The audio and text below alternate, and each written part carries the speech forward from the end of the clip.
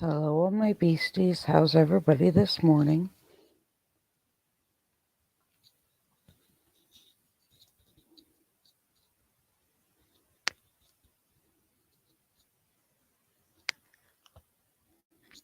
Good morning, Thomas.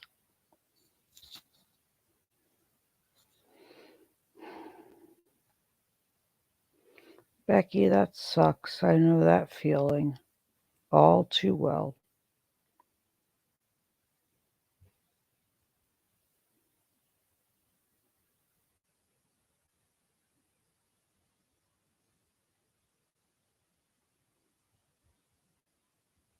Hey, Nick.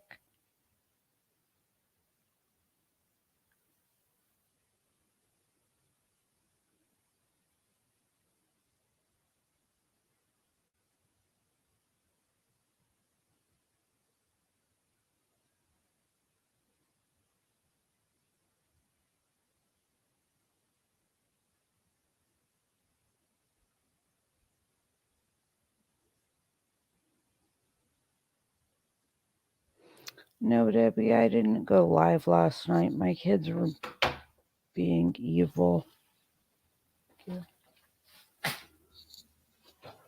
Children were being evil, and it had been a really crap day, and I did not want to put out bad vibes into the universe. It was a long, emotionally and mentally exhausting day. So it is what it is. Let me pull up the feed real quick since it's just me. Talk amongst yourselves.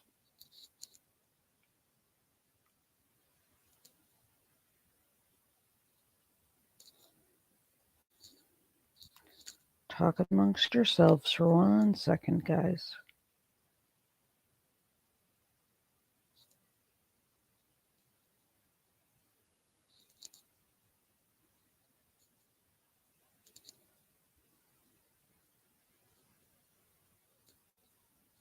Okay. Hide that for now. Yeah, I hope so too. My mom had the surgery for her broken ankle yesterday.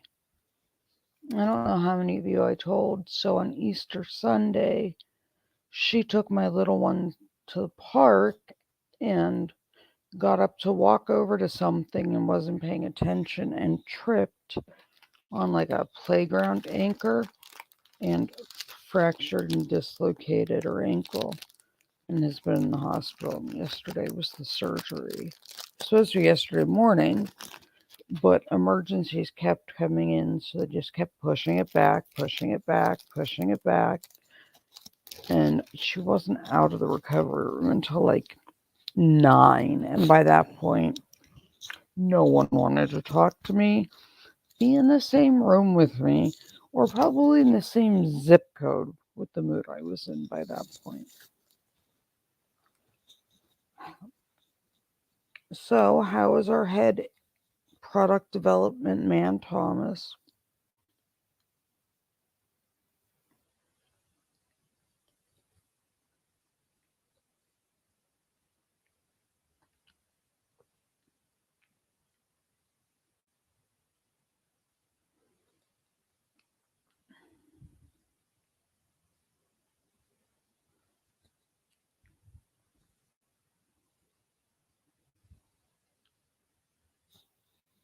So,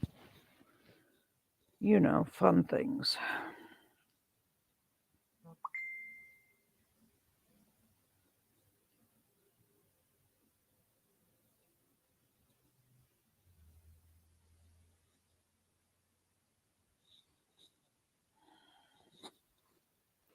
Loves and hugs, Sandy.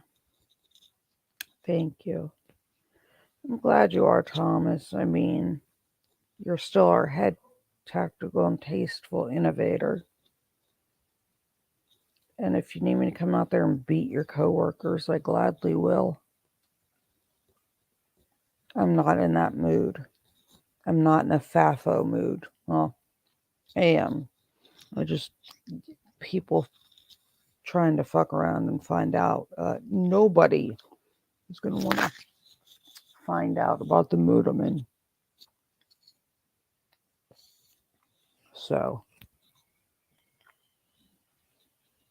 what else is going on, everybody?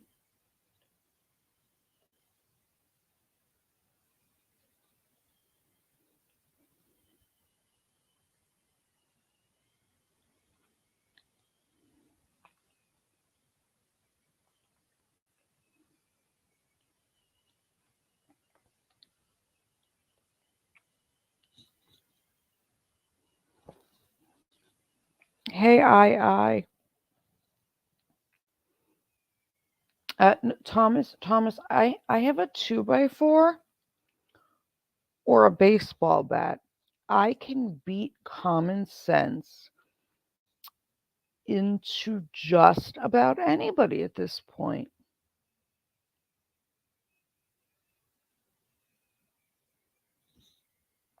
Yeah, I'm fairly confident I can. Nick, you know I'm there to help. If you need help navigating something, you know where you can email me. Hey, Danny, how are you this morning?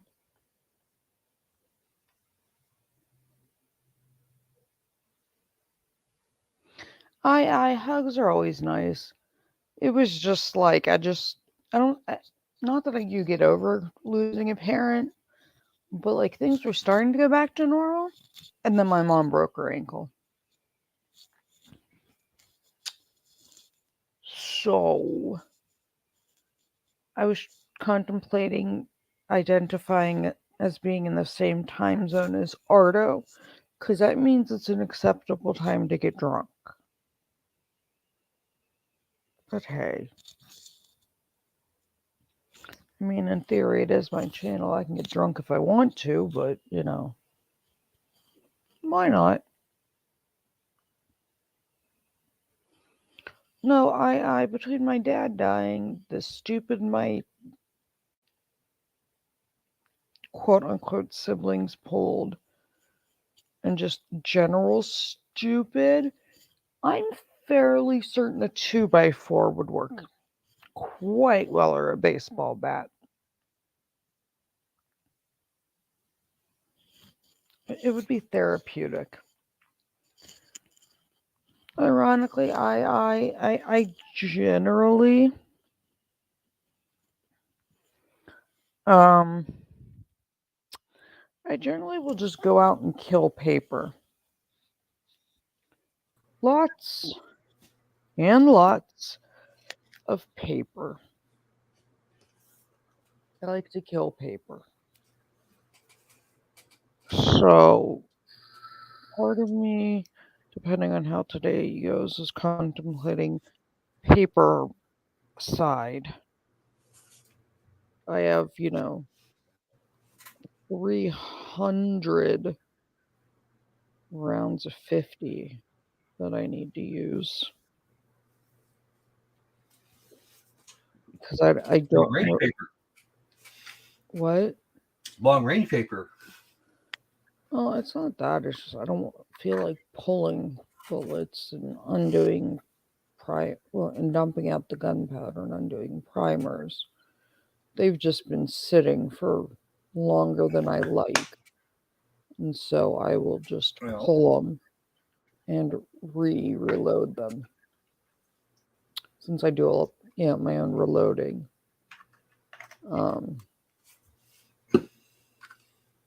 just to be sure, kind of thing, to make sure I'm not, or I'll use my electronic calipers to make sure that I still have the correct headspace. So,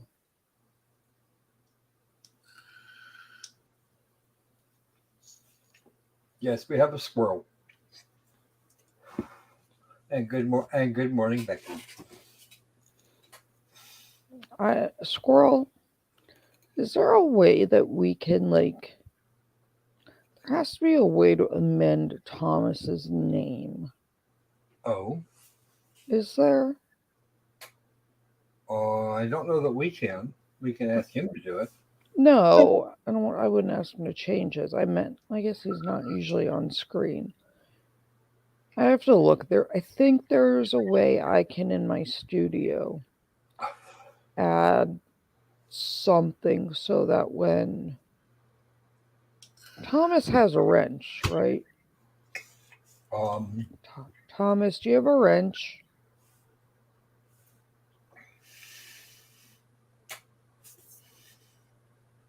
Oh, I can do it with my branding thing. Mhm.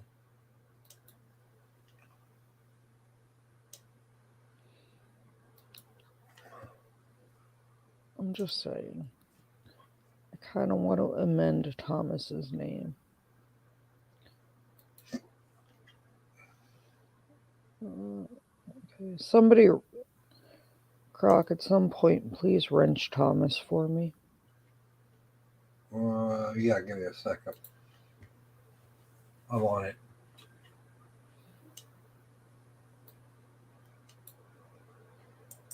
Oh, yeah, Nick, I'm sorry. Like I said, my mom had surgery yesterday and they kept pushing it back. And you can ask Squirrel, I was on the phone with him and it sounded like there were small people committing homicide in the background. Yes, we heard this. Like I had to hang up. I was like, oh crap, and had to hang up on. I literally hung up on Croc to go break up a fist fight. Oh. That explains the rather colorful description of the action a little later. Mm-hmm. Oh. I just think they're at school now. One is.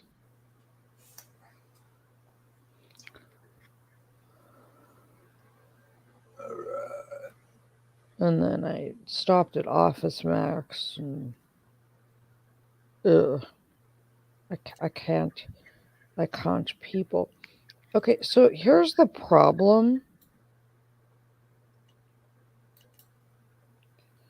Debbie, it doesn't matter. My little one got in trouble for standing on a table at school so she could choke out a fifth grader? Yes. Yeah. Oh. Literally, so she could choke out a fifth grader. My small person will not box. She will armbar and choke out a person. And no, she does not care how big said person is. She will go after anybody most days if the wrong buttons are pushed. Okay. Thomas, say something in the chat. I they couldn't find space for themselves. Oh, last night's issue was a 3,000 square foot house is not big enough for the two of them to coexist.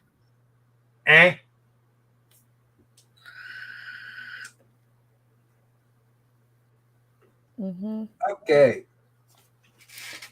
Because we cannot exist in that amount of space without sitting on top of each other, claiming somebody's hogging the couch, claiming somebody's sitting in somebody's seat.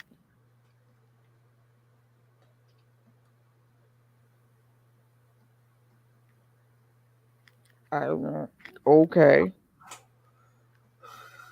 And you have 3,000 square feet. How can you not? Like, why are you occupying the same? Really?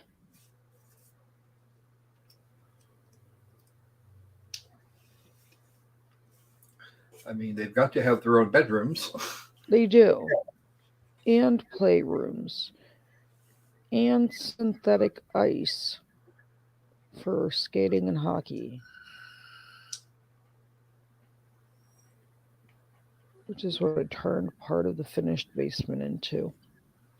I will, Iris. Just give me a minute. Yeah, I mean, I get the work it out of them thing, but the little apples, favorite person, Patty's niece, whatever you'd like to refer to, my mini me, ran a mile yesterday at track club and still had too much energy. You ran a mile with, and I quote, your little legs. Because that's her favorite line. I have little legs. I can't go any faster.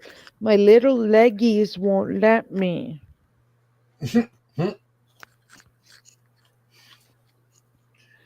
We don't smack people, Thomas. We beat the common sense into them.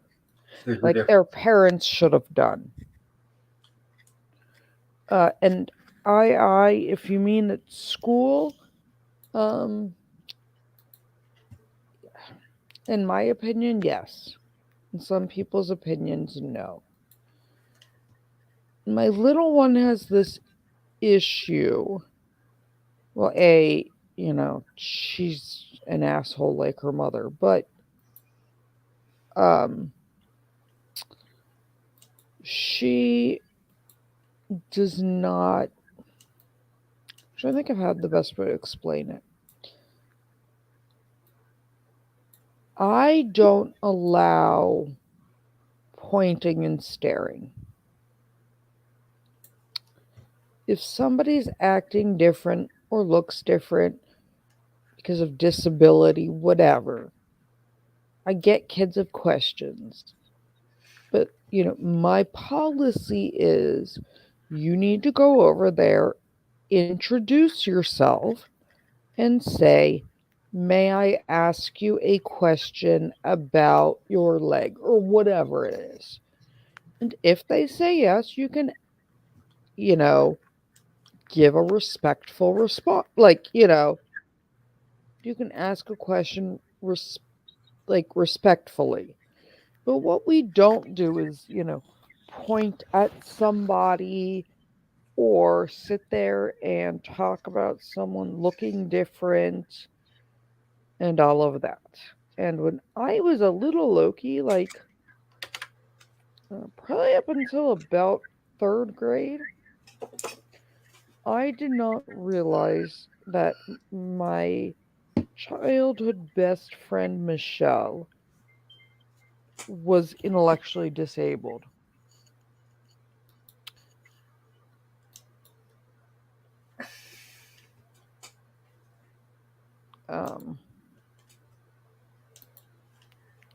You're the best, Iris. Thank you. You are the best, Iris. You may go ask a question, but we're not going to point. And before you go over, you need to say, hi, my name is, can I ask you about X? Because you're not just, what we're not doing is walking up to someone who is, disabled or looks different and just going, what's wrong with you? Because I find it annoying. What's wrong with your arm? No. You need to ask permission. And if they tell you it's okay to ask the question, you may ask it respectfully. But, so like I said, up until 3rd grade, I didn't realize my quote unquote best friend, Michelle, was different. She had suffered an injury at birth that, when I was born, I think she was already 10 or 11. I mean, she's quite a bit older than me. But it wasn't until 2nd or 3rd grade that I realized she wasn't growing up. She wasn't changing because of the brain damage she had suffered. Oh. The cord was wrapped around her neck. I mean, there was nothing to doc. It wasn't anybody's kind of thing. But she was my best friend when I was little, and she loves stickers. And my little one, she loves playing with her because intellectually she's right around 6 or 7. Intellectually and socially. But she stayed one of my best friends, and still to this day. And while she's known me her whole life, she's not dumb. She knows I grew up. She knows I'm, a parent and married, and everything. But I remember being upset as a little kid when people would just point at Michelle and ask what was wrong with her and why does she act like that. Go over and talk to someone. You do not just point at people that are different. And I've always encouraged my little ones, right? And I've always encouraged them to be kind to everybody. And it doesn't cost you anything to be kind. Like at my baby shower, Michelle sat next to me. I invited her, there's no, it doesn't cost you anything to be a good person. I'm sorry. It doesn't. And we don't have enough in the world. So she has befriended a little girl that's 2 or 3, I think she's in 3rd grade, who is very autistic. And one of the older kids was being less than polite and calling her some rude things. So my sour apple, as I put it, that did not fall far from the tree, climbed up on a table to defend her friend against someone like 3 times her size. She don't care.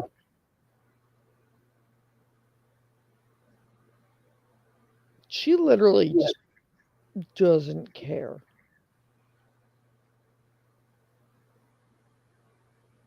And she will be damned if you point at someone. I have seen her. Oh yeah, I. There was no issue with what she We good to go? did, and many days there All right. isn't. It's Court will call just 20 she's CR not- 1358, People versus Letecia Stauch. Record should reflect the jury is not present in the courtroom. Is there anything we need to take up outside the presence of the jury at this point in time? Prosecution? Yes, Your Honor. Thank you. Good morning. Good morning. Last night, counsel filed an SDT with regards to raw data of an MMPI-2 that Dr. Torres may be in possession of. It's my understanding that we already dealt with that issue as far as discovery goes. It was real clear, at least my recollection is, that the court said that information could be transferred to experts for evaluation. And so this time we're asking that that SDT be quashed. I haven't had a chance to talk to Dr. Torres about this, but I'm assuming the state hospital's position has not changed, that they're not going to want to disseminate the raw data from psychological testing. As you know, let me see, but I don't think I can get it yet. I followed it yesterday, and I can tell what exactly. Okay. Tell me what's going on. So, Your Honor, I had requested and Dr. Gray provided, as you remember before, the literature that they were basing some of their diagnoses on, and specifically they had one article, and I can file this over, we can supplement it to the court. They provided one article specifically dealing with the MMP2. That would be the certain scores the on Minnesota that, and the article multi-phasic. says which ones that you're looking at are some. So some. It's now the generally, MMP2. Dissociative identity disorder is hard to score on the MMP2.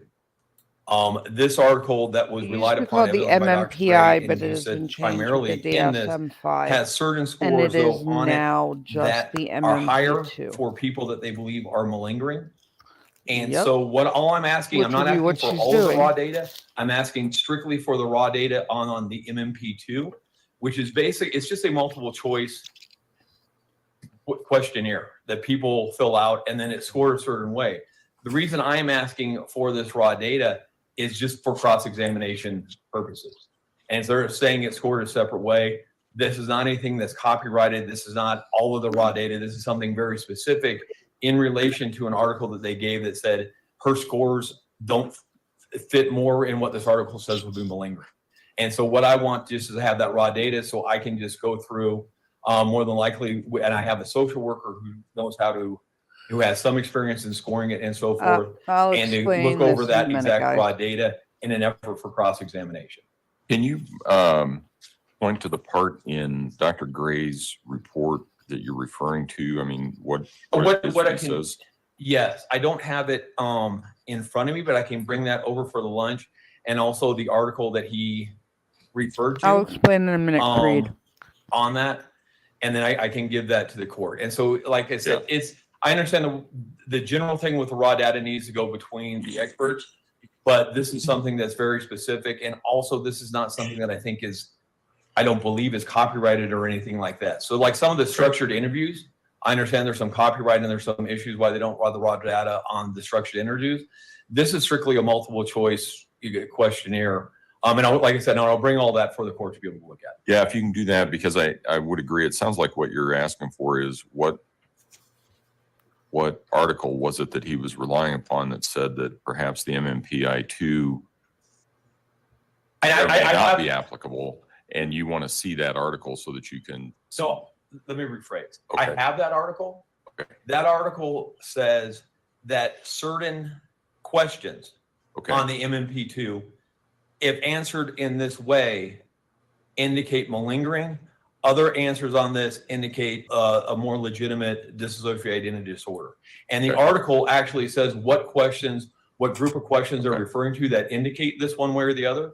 And Dr. Gray said he relied upon that article in scoring the MMP2 to come to his conclusions. And so I'll bring you Dr. Gray's report where he says that. Bring me the report and the article. Yep. And then so Your Honor can see that. Yes, yep. That'll work. Okay. Because we're not getting to Dr. Gray today, so what they're trying. I put the SDT So quickly, what they're I don't trying to do necessarily is need it on the Monday. I just MMP2 is the figured Minnesota might be Minnesota but I'm multiphasic fine. personality And exam. we can move that down once. When they're talking about or once we look malingering, at it over the weekend, malingering make a is the decision. term for I don't someone think that's we're gonna trying get to them fake even a mental next week, and disease so or if I could- defect, even right? like if I can have that stuff by Thursday, if the That's court's fine. appropriate. No. So Creed, Okay. just hear me out here. All right. Is there anything else that we need to address? So Not by people there, thanks. Defense? No, sir. Okay, let's go ahead and bring the jury I'll in. explain a break.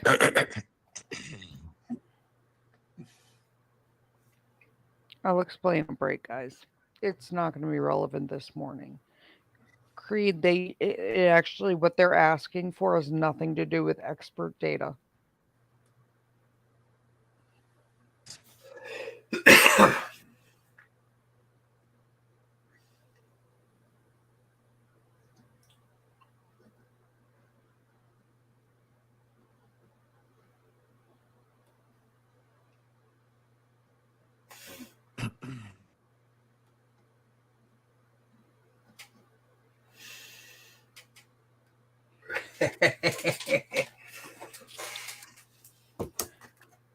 So, okay, while we're waiting for the jury, what they're saying is when you have someone who's malingering, aka they think they're faking it, versus someone who may have a legitimate psychiatric issue, certain answers on the MMP2 give it away. All rise for the jury, please.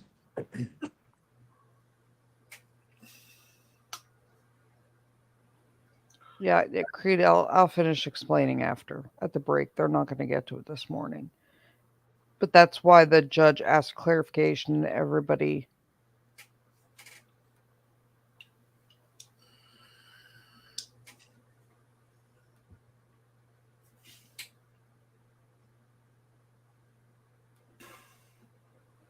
What's your favorite camera angle? May all be Croc? seated. Good morning, ladies and gentlemen. Again, we're going to start the same way that we have every other day, and that is with a question.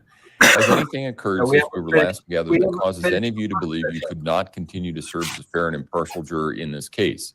If so, Iris, please I'll raise your explain hand. it at the first break because it's not going to No come up response? yet. All right, when we took our break on Wednesday, we were towards the end, but still in the midst of a video deposition, and I think that, or not deposition, I'm sorry, a video interview of the defendant, and I think that's where we're going to resume. Is that right? Why Okay. is the All right, video go ahead. not done? Now I know how Jack Sparrow felt asking why the rum was gone. Oh, no, sorry. My bad.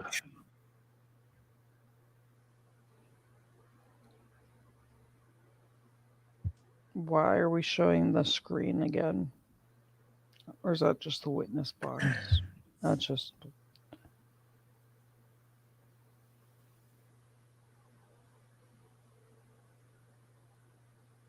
The one camera should be the judge, I believe. Because we're not supposed to be seeing that monitor. There we go. Oh, that's why. Because all we're doing is playing the goddamn video again. Certainly not me. Iris, 1000%.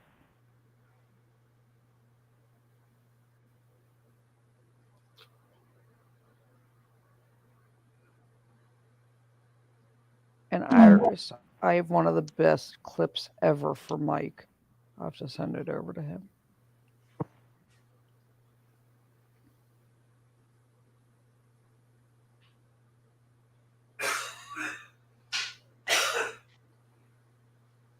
Yeah, Creed, I'm not a big rum drinker, but I have 4, like, areas full of whiskey because I collect them. Like, some people have a wine cellar, I have whiskey. So, like, there's never a chance that I won't have enough whiskey, but...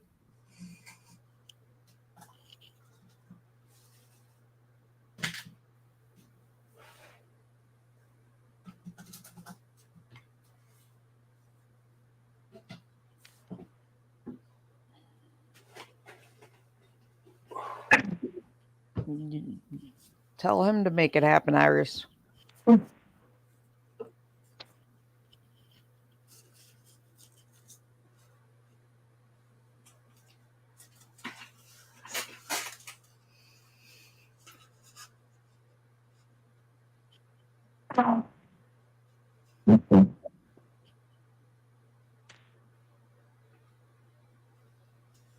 I just accidentally peed. Did you just say I accidentally peed a little?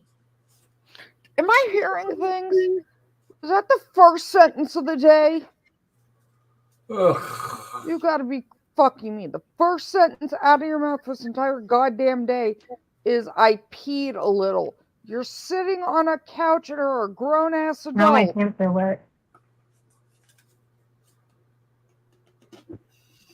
Why is your first sentence I peed on a couch?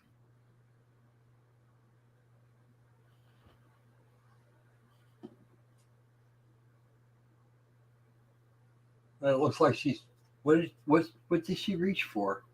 I don't know, but she announced that she just peed herself on the couch. The first words out of this woman's mouth this morning were, I peed. Yeah, that is. No. That is the right of it. Go to the bathroom. Are you a puppy? Are you potty? What in the ever loving hell? She had just been complaining she wanted to go to the bathroom and they wouldn't let her. No, they said they had to accompany her. That's all they said.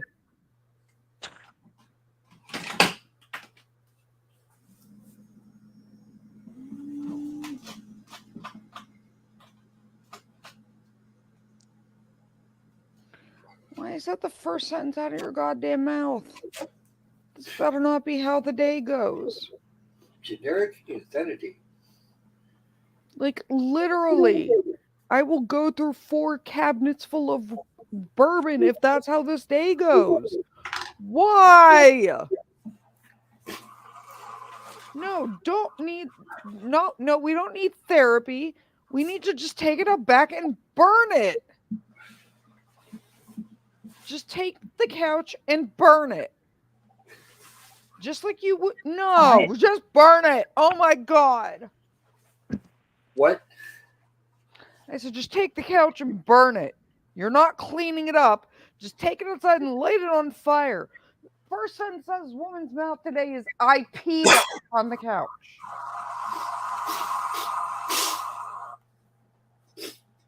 Well, here's the fun part. That couch would have needed therapy to begin with, so just burn it.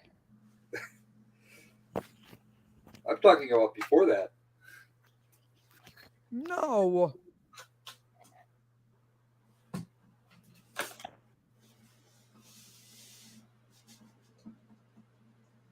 God damn it, woman. Why is it? No. This you are not giving me hope for this day, Captain. Piss yourself. Uh-oh.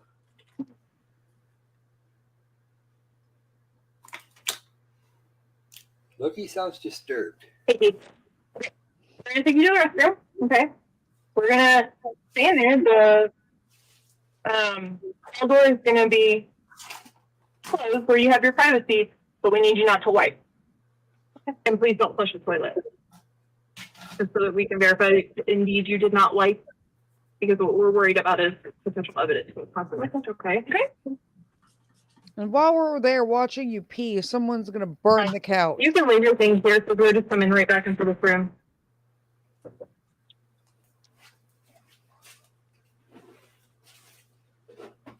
I'm sorry?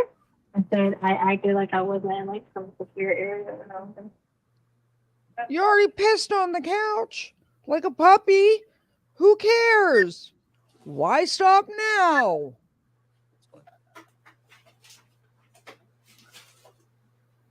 I'm gonna be drunk by noon.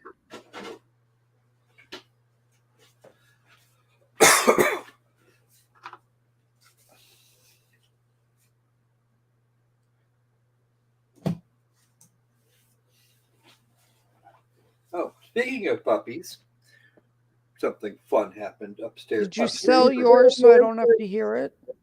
I guess I'll go to sleep. Gotta go to sleep. No. What about Miko? It's not me. This one isn't about Miko. This one's about it's about the folks upstairs.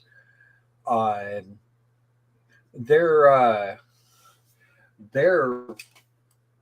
well, let's just say the puppers upstairs had puppers. 13 of them.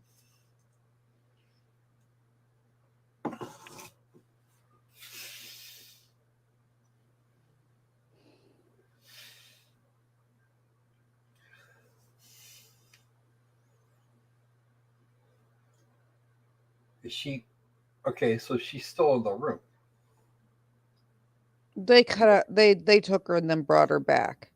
Now she's gonna sleep in the puddle of piss on the couch. This woman is foul. You peed on the couch and now you're like, F it. I know my stepson's missing, and I know that he's not actually missing because I murdered him, put his body in a suitcase, and I've already dumped it one place, and I'm going to drive it across the country. But now I'm going to lay down here on the couch in the puddle of piss and take a nap.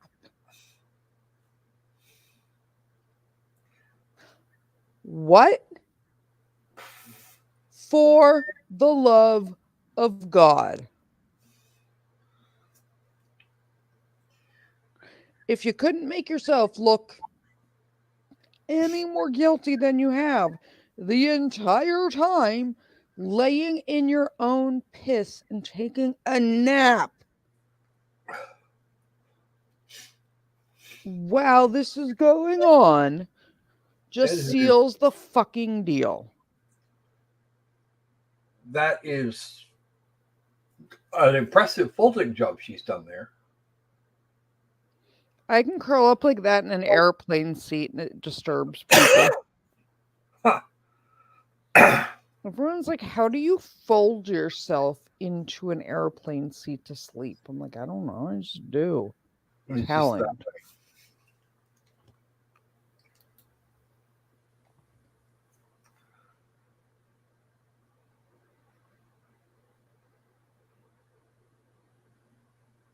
What? Wow. Somebody. This judge, I'm waiting for him to like pop into Quiplash or something. Hey, I heard y'all are playing games. Yeah, go for it, dude.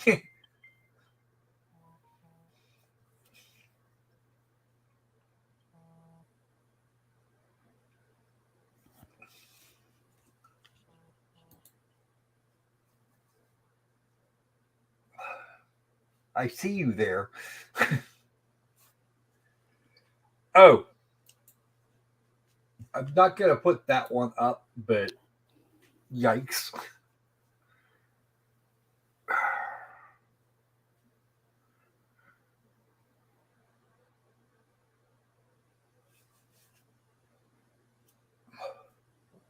What? You could just lay on the floor. You already peed on the couch. What? Don't- Ruin the perfectly good carpet? Burn the whole police station down. It can't be saved.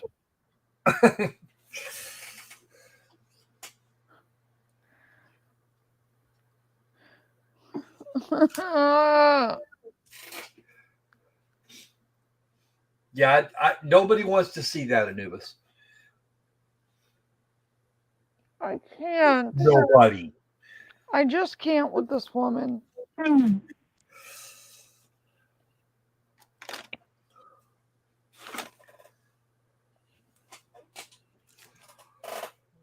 Well, for the poor couch, that's probably the worst thing that could possibly happen to it today has already occurred. It can only look up from here.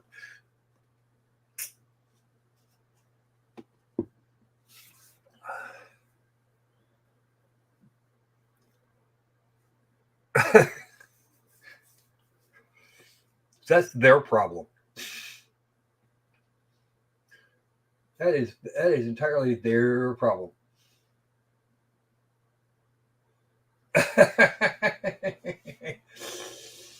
Yeah.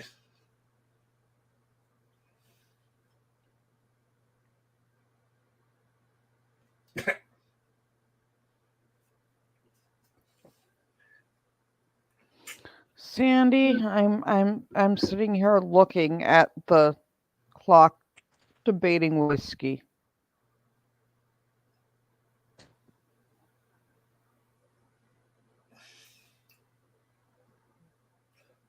I think all I've got here is some Japanese beer.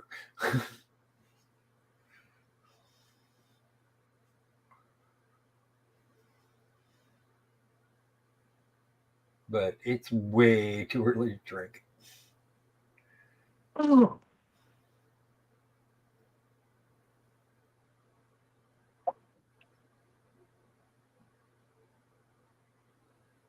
John, it's no different than when people say they should burn a house down because they saw a spider. It's obviously, not literally.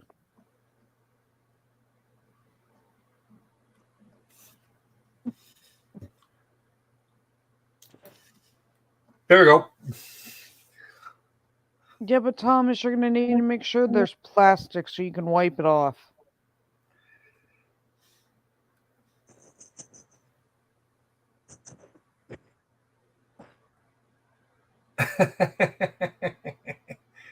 Thomas, we're going to need plastic so we can wipe it off. Antibacterial. You know what, Thomas? I would really love if you can get like one of those couches that like in the Simpsons Treehouse of Horrors, all of a sudden like wakes up and has teeth and eats everybody that's sitting on them. It needs to be one of those. Oh.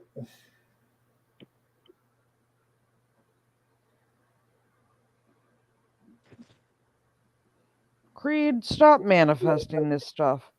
Creed, what I'm going to need is you to not manifest this.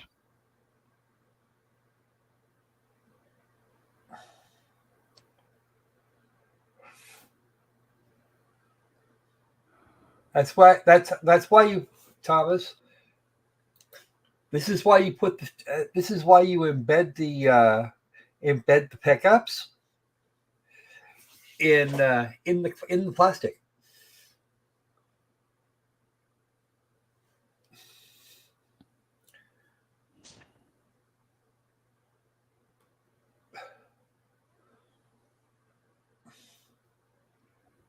Stop manifesting stupid. And now she's up and wandering around the room. That was a short nap. Well, you don't want to lay in a wet spot to nap either, so.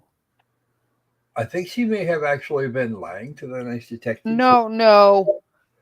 When she had walked out of the room, you could see the wet spot on her pants. Mm.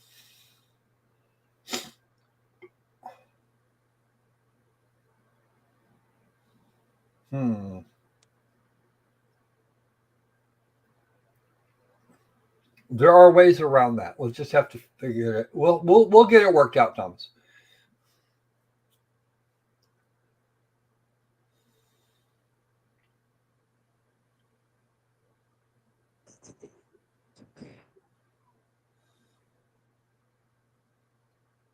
See, I hate the whole sitting still for extended periods of time thing. I just need to stretch. Take a place out of my little person's handbook and run in circles until you're tired. She announced she wasn't tired yesterday. I said, well, then find a way to make yourself tired. So she ran laps around the house. Is there anything I can read or do? No, you can think about the fact that you killed your stepson, you idiot. Sit there and think about what you've done.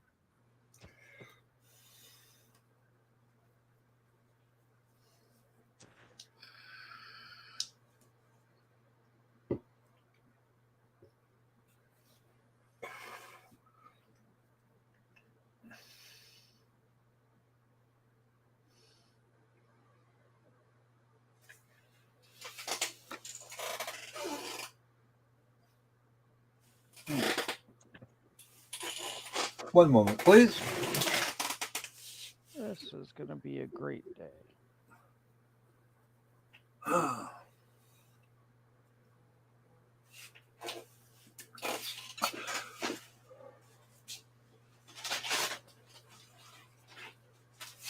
Yeah, she's wiping her wet hand on her shirt. Please, Thomas. And while you're doing that, ask about developing eye bleach.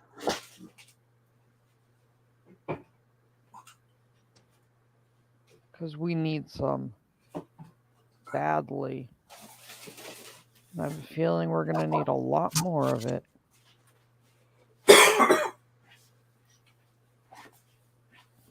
Creed, I swear to God, I will fly to another continent to throw something at you. If you manifest that and it happens.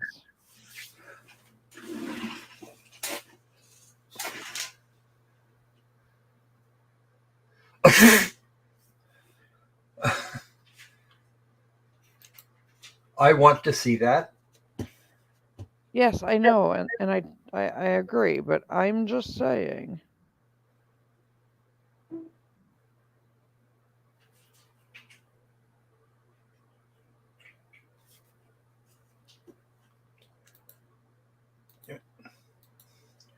You see, I Is she sniffing her dirty hands? Or touching her face? The hell is wrong with you? She's not nearly the germaphobe that some people are. It is not germaphobe. That's things you teach potty training. Like what? No!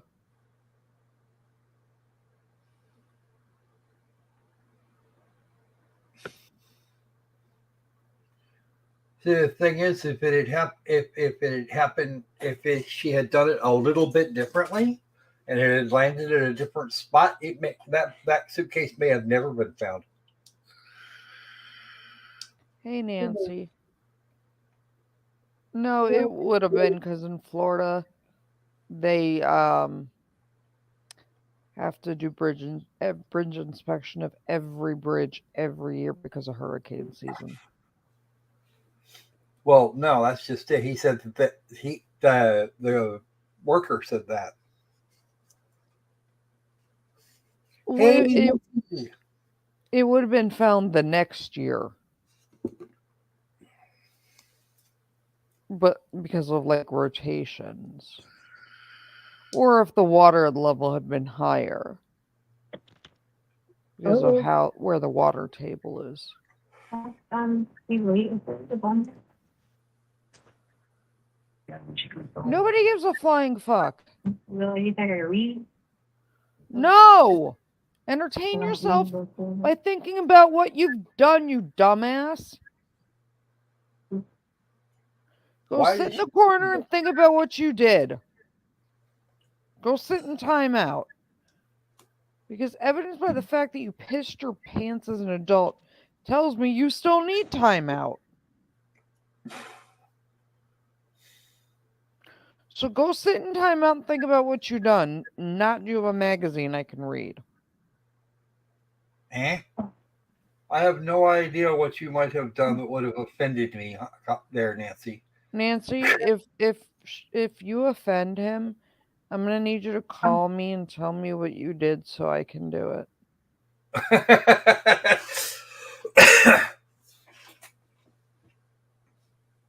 Yeah, you missed Quiplash yesterday. No, she thought that the game in yesterday's live stream was kind of boring, and well, okay, I can see that. And then wandered off. I think that's what she's talking about. Yeah, and not every game is for everybody. I get that. I'm not upset.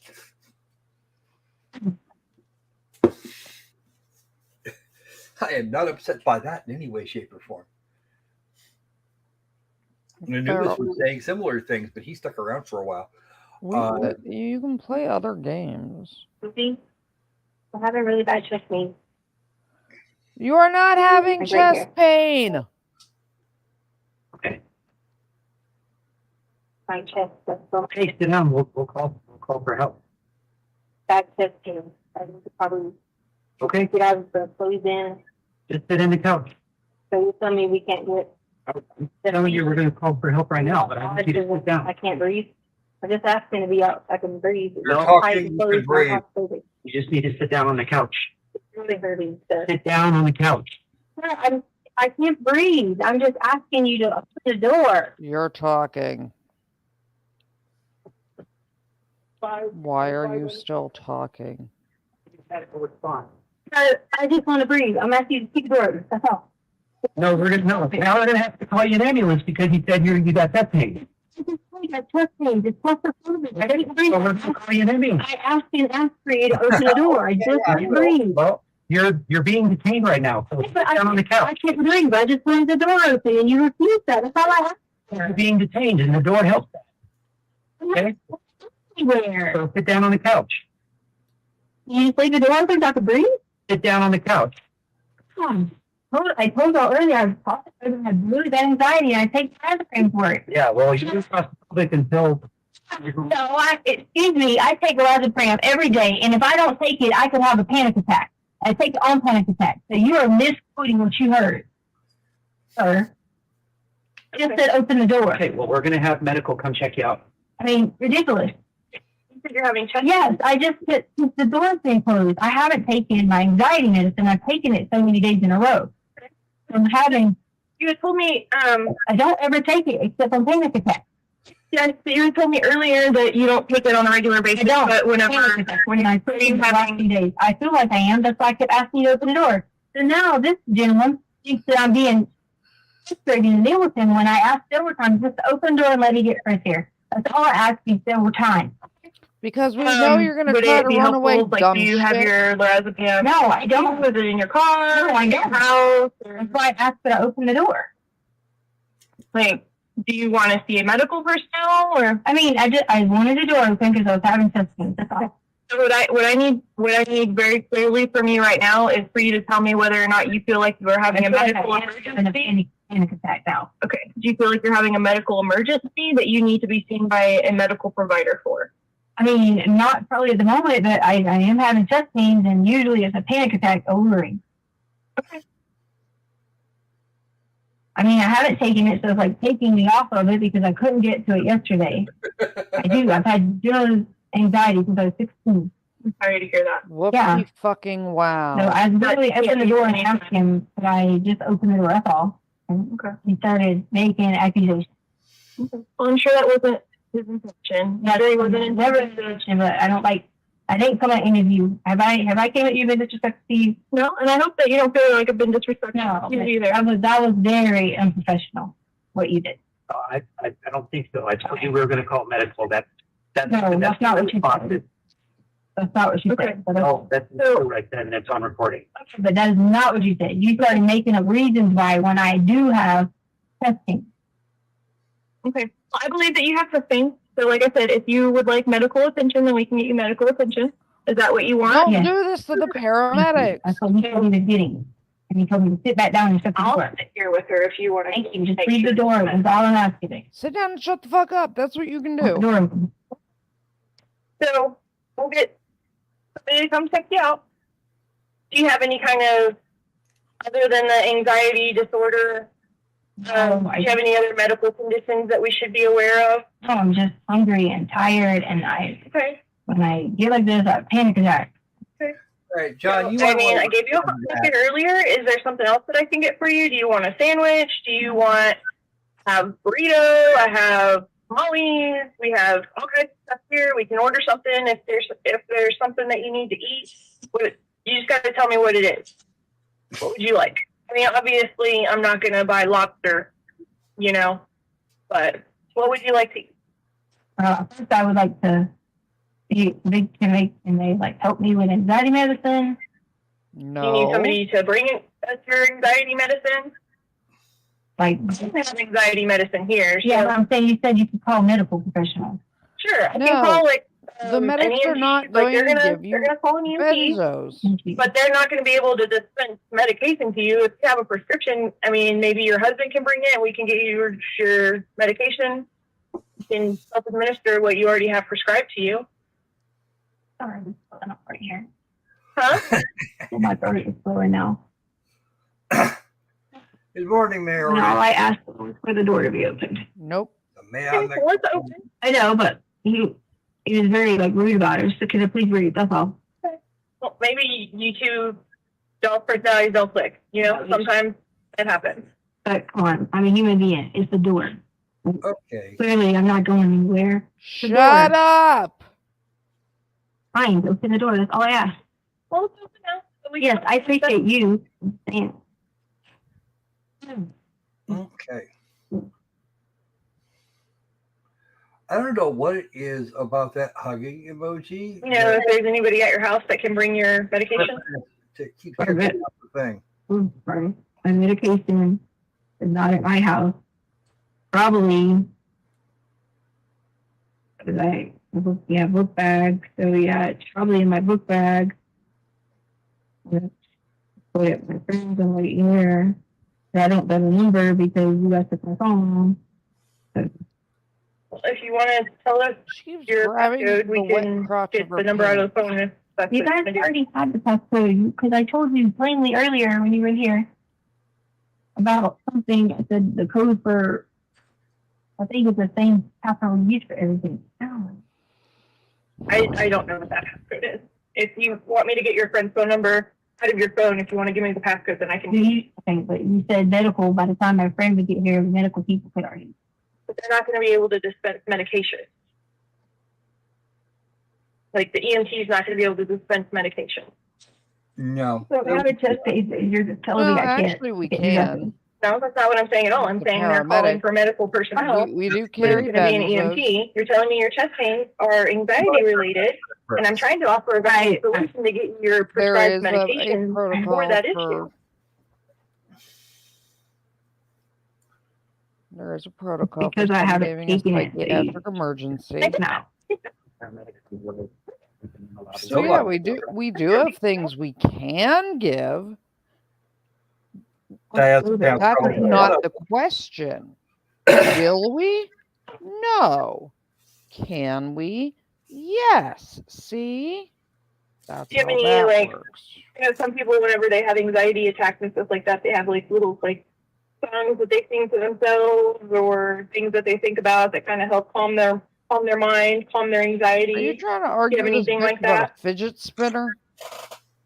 Maybe like a favorite vacation that you've been on.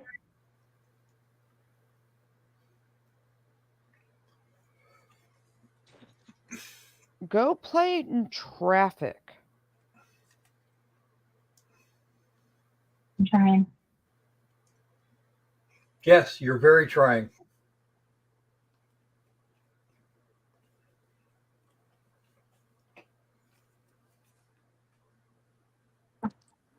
What's your favorite vacation you've ever been on?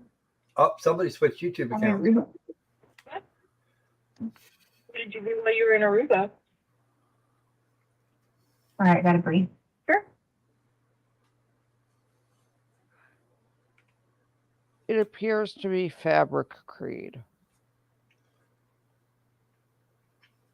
Yeah, I don't see very many pink leather couches. Fighting like right here, you know.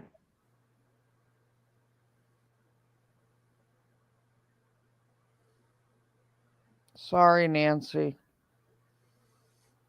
This is what happens when I'm in a bad mood and tired. Thanks, President. I become a complete and total asshole. I mean, I am most of the time anyways, but Do we need more coffee for the Loki? Not kind of spreading there's right not here. enough Are they almost coffee in the here? world right now. I've been standing here with you, so I don't have that answer. Literally not enough on planet Earth for me to be pleasant involving When this was the last woman. time you took your lorazepam? Okay. I'm saying like This is not a take medical drugs like that. emergency. policy. Leave that the now poor you can't paramedics just the not fuck take out the of next it, day. You bitch. have to like. Right. So I'm asking, when was the last time you took it? So I would have taken it yesterday. What's today? What is today? Today It's the is day of the week. Wednesday. Yeah. So I didn't take it Tuesday. Or Nobody cares. She wants an opportunity to get the fuck out of this thing, and she's probably not going to make it. She Even if she won't really- make it with an. No.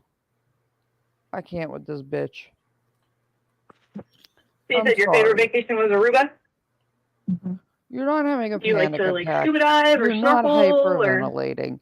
You don't meet clinical criteria for us to medicate. I'm being serious. I'm getting You're dizzy not now. going to get Just lean medicated. back on the couch. You're not. Yeah, like moving that. Lay in your wet So spot activity. Yeah. and enjoy yourself. Because ain't nobody Yep, want feel to free to talk put to your you feet up anyways, if you need bitch. to. I don't care about y'all taking my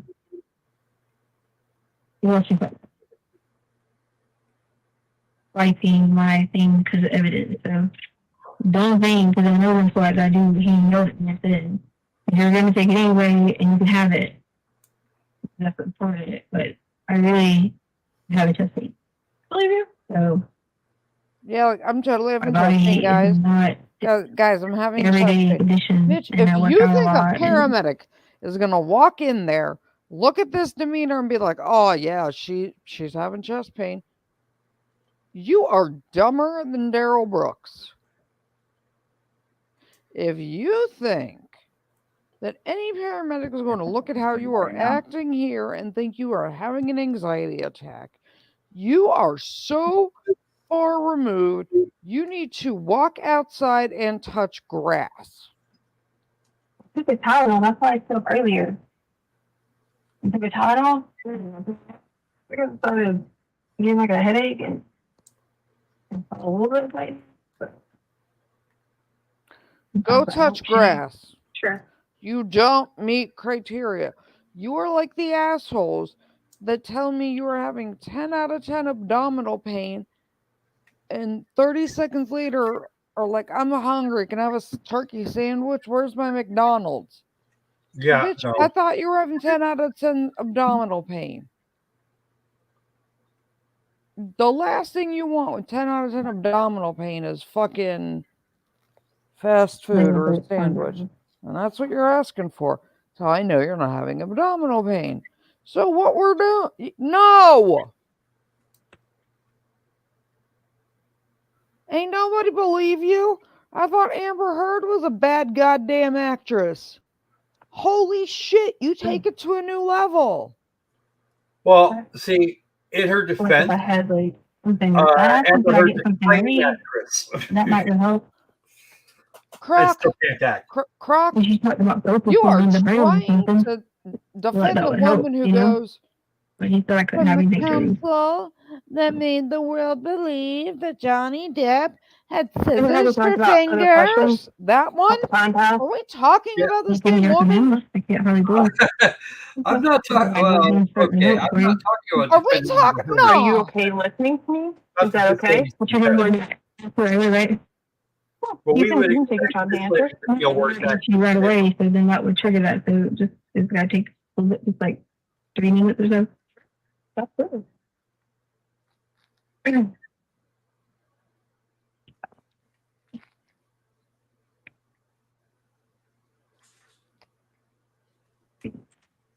Oh. Okay. It's just fading. It's hard to breathe in here. Why does it sound like hard to breathe? Oh my They god, get you stuffy over after dramatic a little ass bit. wipe. They do. It is. Yeah, I mean, we got one. That's fine. Yeah. You know. Please go play in traffic. And not just any traffic. Let's try. Your Let's try own shoes. 5 right before Pattern. rush hour. I want to see if Yeah, we that can get one like a should- world champion Frogger League going. I want to make a free Go that. LARP Frogger. Well, not that same pattern. Maybe People like to stolen it. LARP other games. Go LARP No. Frogger. If it's a 5.0, a different 5.0 than if it's the same one. But I don't remember really what it is. Go LARP It's probably Frogger. like a 2012 model. Something like that. Yeah, I've had my Nikes forever. They last for a while.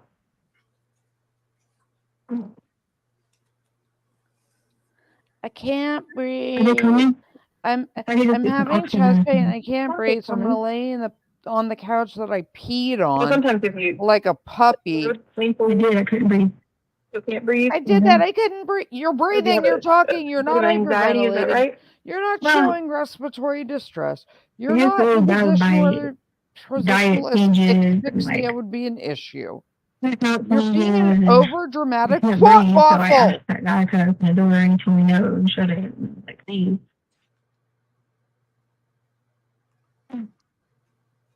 That light blinking. Oh, look, EMS, Yeah, it blinks. who wants to beat your ass Mm. for getting them out of There. bed Mariana? to deal That's with up you. there. Thank you. Sure. Yeah. I am paramedic fire department. What's going on? I have a little bit of chest pain. It's just like right here and now I can't breathe. I just tried to get him to open the door so I could breathe, but Okay. it wouldn't. What did you say? All right.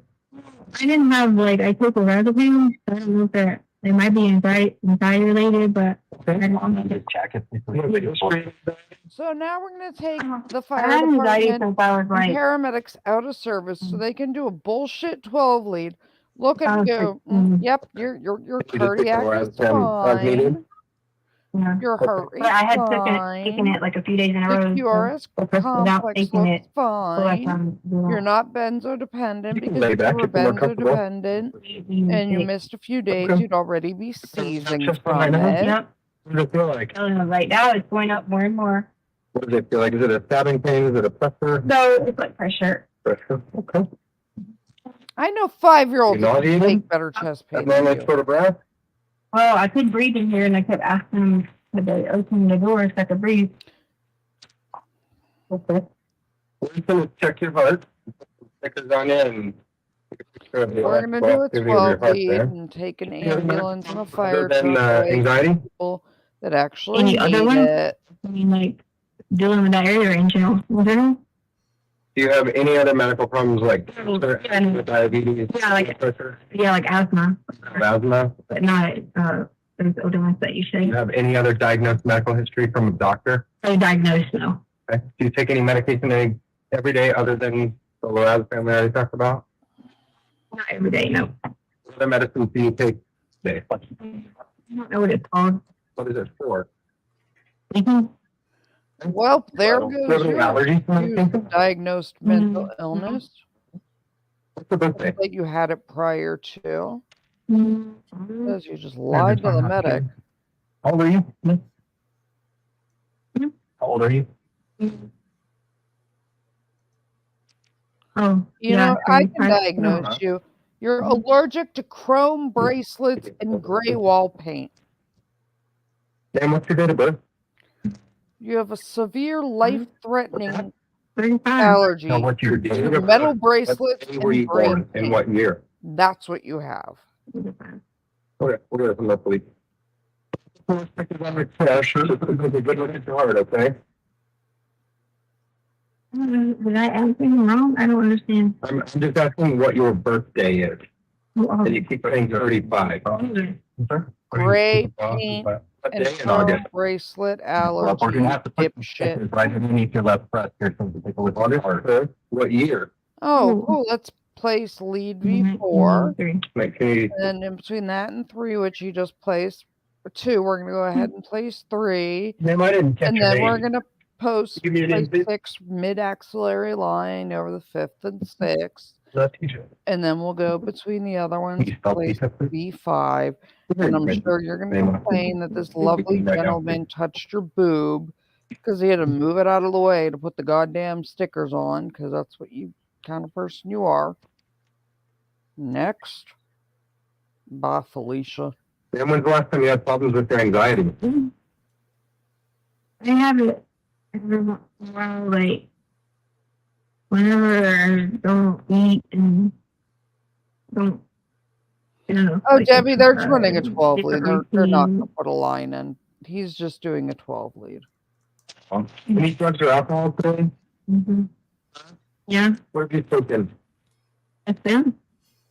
Earlier before we went to the bathroom. Putting her on the monitor. You took That's drugs or an alcohol? NIB Oh, yeah, like cuff, the Tylenol. automatic cuff. He just dialed her age in. That would be a Philips monitor or a Life Pack. He just dialed her age. It's a Philips. He just dialed her age in and pressed record so it can run the 12 lead. I get really dizzy. You're laying Thank you. down. Yep. Shut up. Dizzy. Your vital signs look good. I'm gonna take a look at your heart here, okay? A whole lot of chest pain.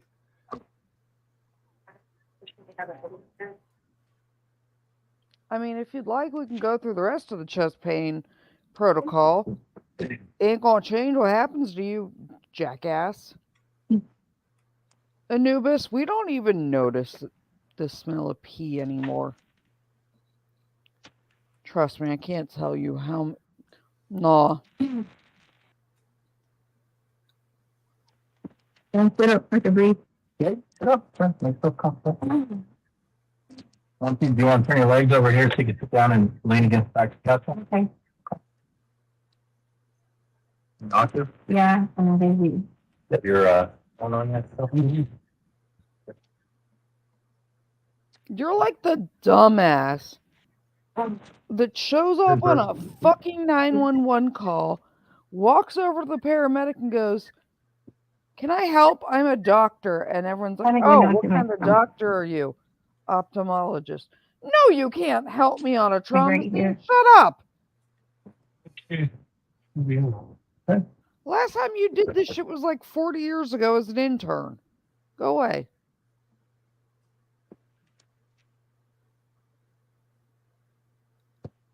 Oh. Oh, please. Now we're going to start the overdramatic whining and malingering fucking senses. Oh, absolutely. I really agree with him. You You're can! getting enough oxygen. I know, Yeah. but I can't really breathe. It's not like, you got, is it like some oxygen, You have air? a Sure, pulse that's what I'm ox saying. on. You're getting enough oxygen. Right now, you need to control your breathing. I'm Not trying. You're breathing now, okay? You know what? Don't.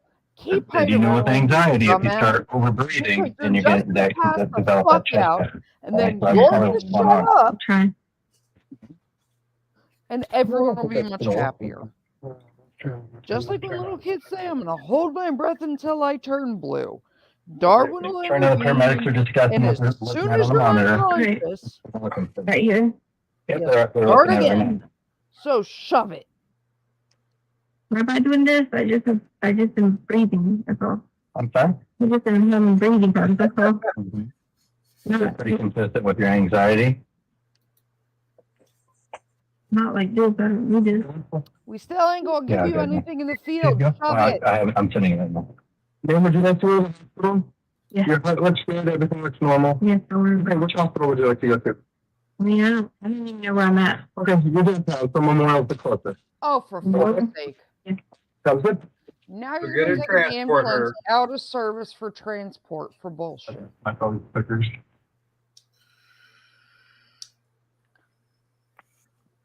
You're fucking kidding me. I think we're gonna have to do it when we get down to the. Someone made monitor Getting cold. spaghetti. Shove everything back in that life pack. No, sorry, it's a Phillips.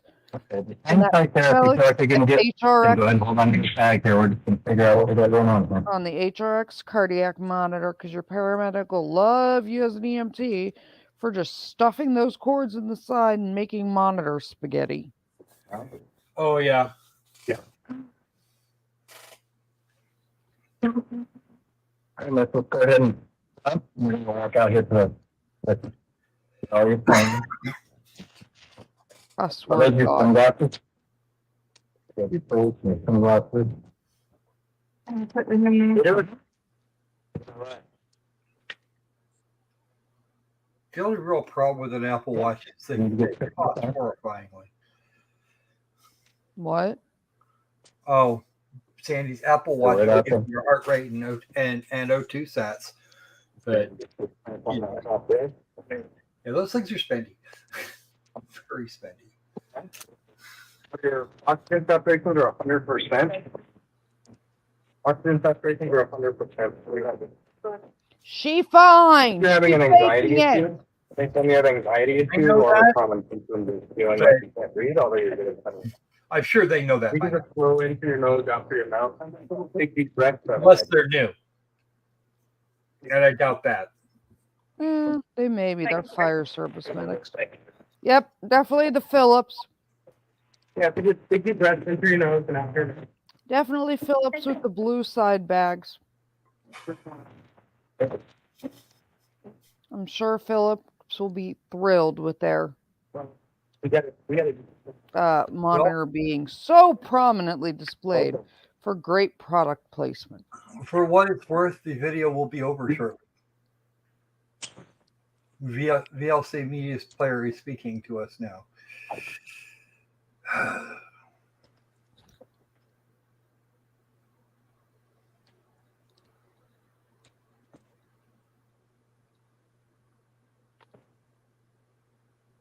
Well, that would work, yes, Andy. We just would bring Jessica Bethel back to the stand, Judge. Ms. Bethel, if you would resume your seat in the witness stand, I remind you, ma'am, that you're still under oath. No more video for a little bit. Good morning, Ms. Bethel. How are you doing? Good morning. I'm well, thank you. Good. You told us on Wednesday when you were here how many homicide investigations you were involved with. Can you remind us again how many that is? Over 100. Is it fairly common in your experience that when people are at the sheriff's office on a murder investigation and detained that they can get very nervous? Yes. Is that what was apparent? I would like to point with out I've already diagnosed the her. She's defendant there at the end allergic of that to video? nickel-plated, chromed out bracelets. Overruled, I and think she grape can offer an paint. opinion She has regarding a fucking grape her paint allergy. experience based on other the responses of other people that she's been in contact with. If this poor paramedic has So to go ahead and take answer a that. stand. Yes.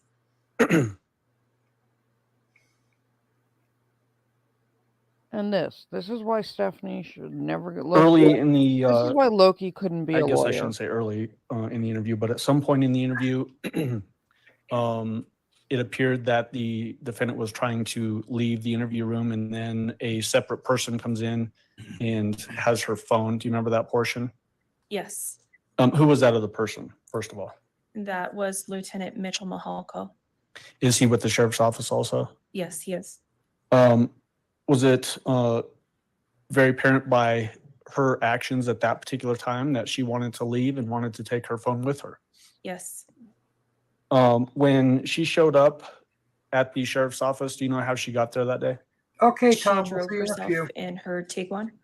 And is that when we had testimony from another detective? Is that when it was observed that it appears to have just been recently washed prior to driving down to the sheriff's office? Yes, that's correct. We see the medical folks come in, the ambulance folks. I'm Where not did an they take, ambulance folk. the Shut defendant up. after leaving the video there? They took her to Memorial Hospital on Boulder. Is this, and we've already had testimony from forensic nurse examiner Amanda Van Nest. Is that interaction with the FNE, the nurse, does that occur as soon as she gets to the hospital when she leaves the sheriff's office here? That interaction did not occur immediately when she got to the hospital, no. I mean, the same day. Yes. That's what I mean. I shouldn't have said the word immediately. But she goes from the sheriff's office by ambulance directly to the hospital, and then at the hospital is where she interacts. Because that's not a waste of resources. Sustained. Rephrase. Sure. Does she leave directly from the sheriff's office in an ambulance? Yes, she did. Did the ambulance that drive her wasn't a directly to waste Memorial of, Hospital? Yes. At Memorial Hospital, is that resources. when she had contact, she being the defendant, had contact with forensic nurse examiner Amanda Van Nest? Yes, that's correct.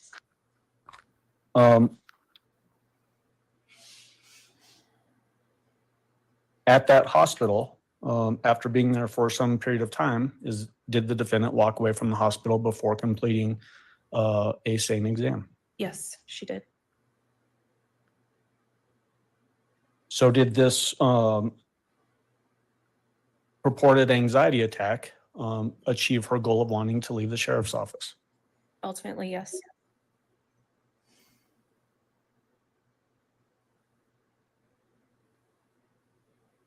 Would committing a murder and being detained in the sheriff's office cause somebody to have nervousness and potentially have a panic attack? She wasn't having a panic attack, and this Sustained. bitch can't tell you if she was or wasn't because she's not a medical professional. So I want to jump ahead in time. After the defendant left the hospital on January 29th, were you aware of where she was? Throughout the investigation, I was aware at certain times, yes. Okay. Were you aware of when she actually moved things out of her house on 6627 Mandan Drive? Yes, What day was that? the 31st of January. So 2 days after your interaction with her at the sheriff's office. Yes. In between those two events, did you have any other personal contact with her face to face? I did not. Did you attempt to have any personal contact with her face to face? I did not. No, I went out of my way to make sure I never had to have contact with her face Once to face ever again. that occurred at the house on January 31st where she moved things out, are you aware that she had a TV interview with Spencer Welcome Wilson back, from Thomas. KKTV? Yes, I observed that. In that interview, and we've had testimony from Spencer Wilson earlier, she complained that in her interaction at the sheriff's office, she was not allowed to eat or drink or take bathroom breaks. Was she allowed to do those things at the sheriff's office? Yes, she was offered those things. Yes, several times.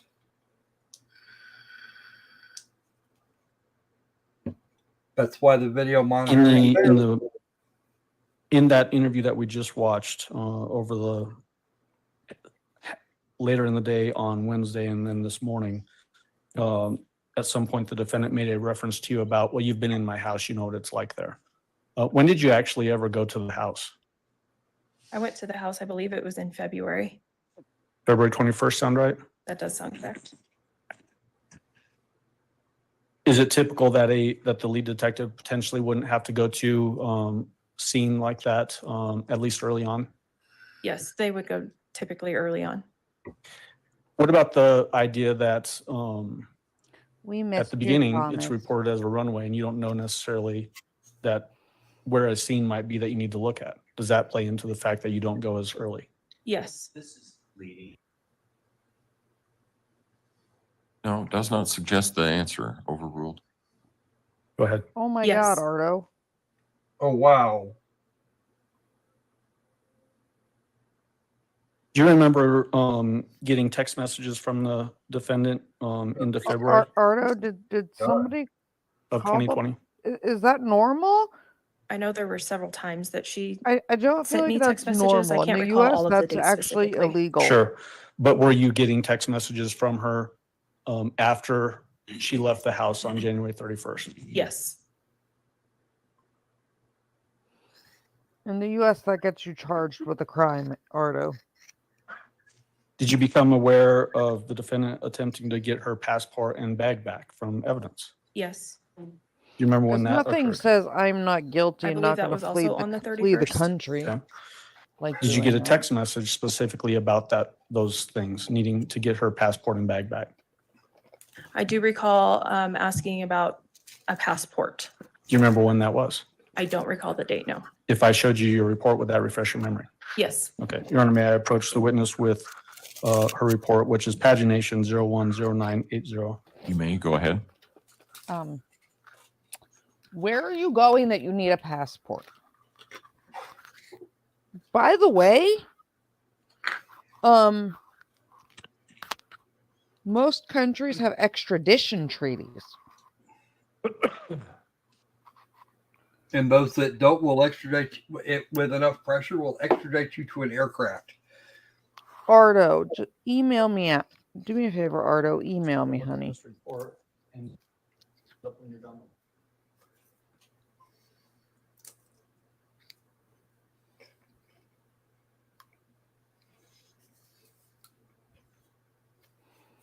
Guys, well, they have this little blank screen and break. Because I'm a bad YouTuber. I'm gonna remind you remember to that text like, message? Yes, I do. like, subscribe. What was, first of all, let me ask you this. Was there anything odd about that text message? all Was of it the coming YouTube from, things. strike that. Was it coming from a phone number that you recognized? I No, almost it said, was was not. it coming from inside the house? Did you, based on context, were you able to determine who it was coming from? Yes. What was that context that gave you that information? No, Debbie, she was in the person process of texting said that they becoming did not do one. anything to Gannon and that there was no negligence She on their hadn't. part. Okay. She wasn't And so one that yet. led you to believe that it was coming from She who? was becoming Letecia. one. I'm going to retrieve that report from you.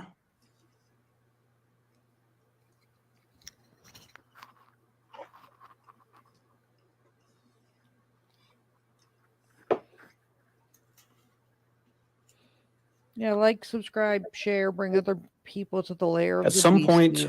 was a decision made to travel to South Carolina? Yes. When was that made? Early March. Why was that decision made? Letecia had fled to South Carolina. And by that time, I had obtained probable cause and authored an arrest warrant for her, which was signed off by a judge at the El Paso County Courthouse. And so we went to Myrtle Beach to arrest her. When you say we, can you tell us who all was involved in that process? It was members from the local FBI, Detective Mark Riley and myself, and also local law enforcement and members of the FBI in Myrtle Beach.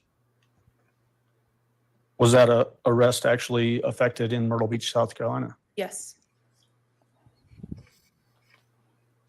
Was the defendant interviewed in South Carolina?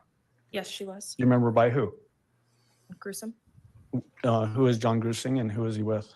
He is with the FBI.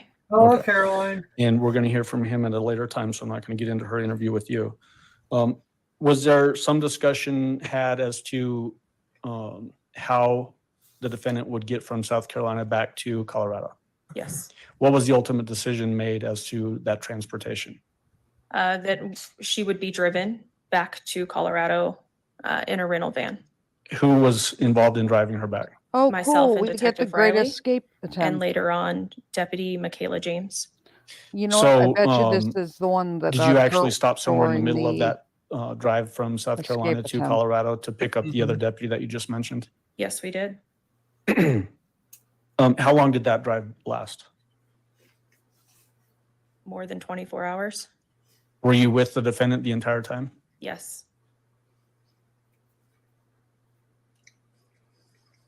What was her demeanor like during that transportation? She was calm. She ate. She sang songs. She played trivia.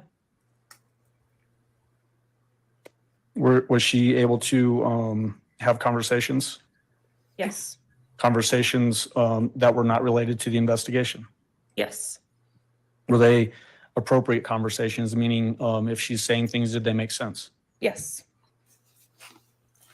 Was she able to eat and drink? Yes. Was she able to use the restroom? Yes, she was. And you mentioned trivia and singing songs. Was that something that all of you were sort of doing in the vehicle? Yes, just to pass the time. And was she participating in that in an appropriate way, meaning nothing seemed out of the ordinary? That's correct, yes.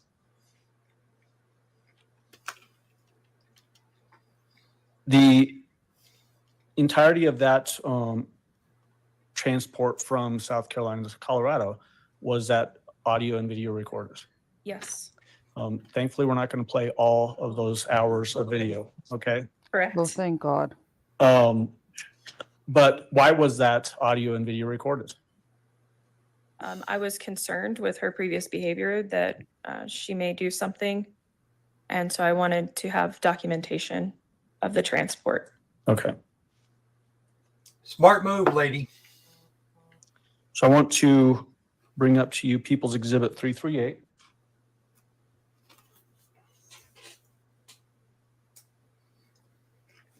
Please take a look at that. And let me know if you recognize it. Yes, I do. How do you recognize it, first off?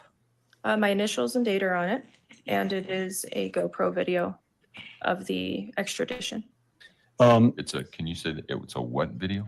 GoPro? Oh, Is it only a portion of that hours-long transportation from South Carolina to Colorado? Yes, just a very small portion. Have you had a chance to review that thumb drive containing that GoPro video? Yes, I have. Is it fair and accurate representation as to the contents in that portion of the transportation? It is. And does that thumb drive actually contain two different clips? So two different files on the thumb drive? It does, yes. Is it a fair and accurate representation of that transportation portion? Yes. At this time, I'd move for admission of People's 338. Mr. Cook, Your Honor, Mr. Allen and I speak very quickly. all right.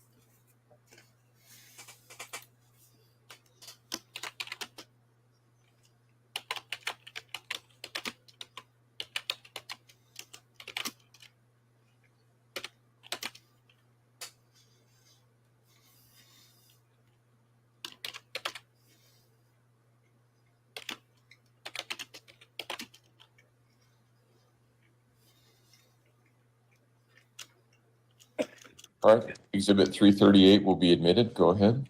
Permission to publish, Your Honor? You may, go ahead. Well, actually, before I get into publishing that, So what are we about to see in People's Exhibit 338, just to give some context? The first clip is That's why you come view watch me, of JMK. Letecia, along with Deputy James in the back seat of the van. They're sitting in captain's seats. And during that portion of the video, you can see Letecia moving around slightly. And that's because her hands are handcuffed to a belly band around her waist. And she is manipulating her hands out of the handcuffs.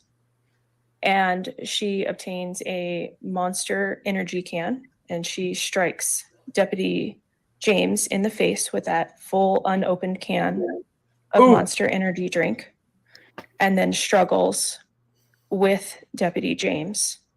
I myself have noted several pre-contact cues Yes. where she is glancing at Deputy James' waist area where her gun was kept.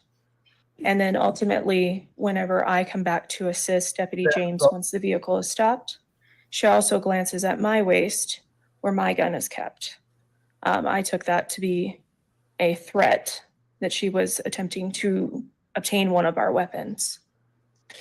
So let's have some context. Where did this occur in that travel from South Carolina to Colorado? This is in Kansas on Interstate 70. What approximate speed were you all traveling when this occurred? About 75 miles an hour. What was the reaction to this action by the defendant to who was driving? Deputy Riley was. What was his reaction to that happening in the backseat of the van? We immediately start giving commands to Letecia to stop. And as we're doing that, Deputy Riley pulled over to the shoulder of the interstate. Thankfully, there was an area clear for us to pull over and he slammed on the brakes, which put her into the back seat of my seat. Was that a highly dangerous situation that was unfolding? Absolutely, yes. What made it highly dangerous? Ms.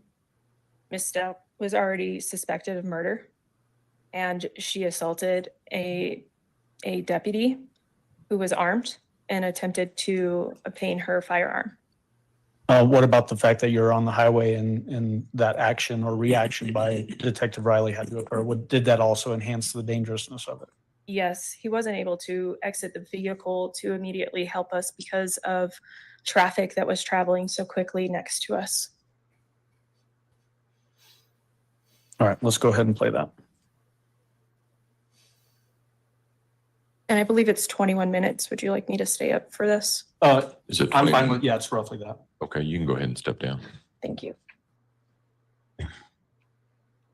I'm going to go hang out in the back because it's more comfy back there.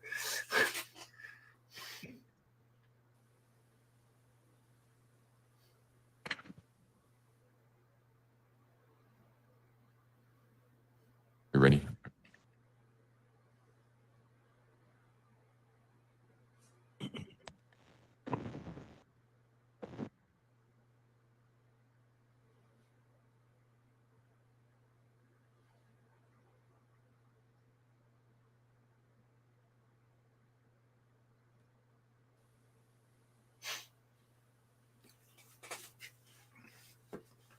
No filter indeed. That's why you like. That's why people come to watch. Mm-hmm. Loki melting down over stupid. Well, yeah, and there was a lot of it in that hour and a little bit. Okay, there is Thomas with the wisecrack. So she's now proving that she is a knockoff Houdini, or a failure of a knockoff Houdini. Yes.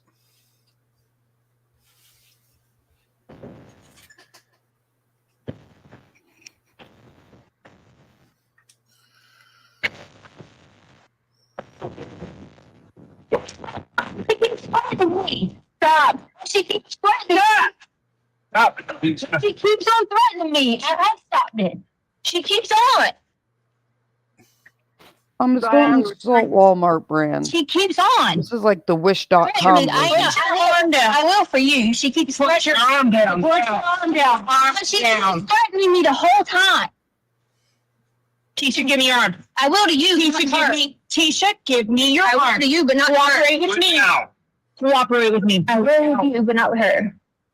Cooperate with me. I will with you, not with her. Should you just clock that lady? Mm-hmm. Keisha?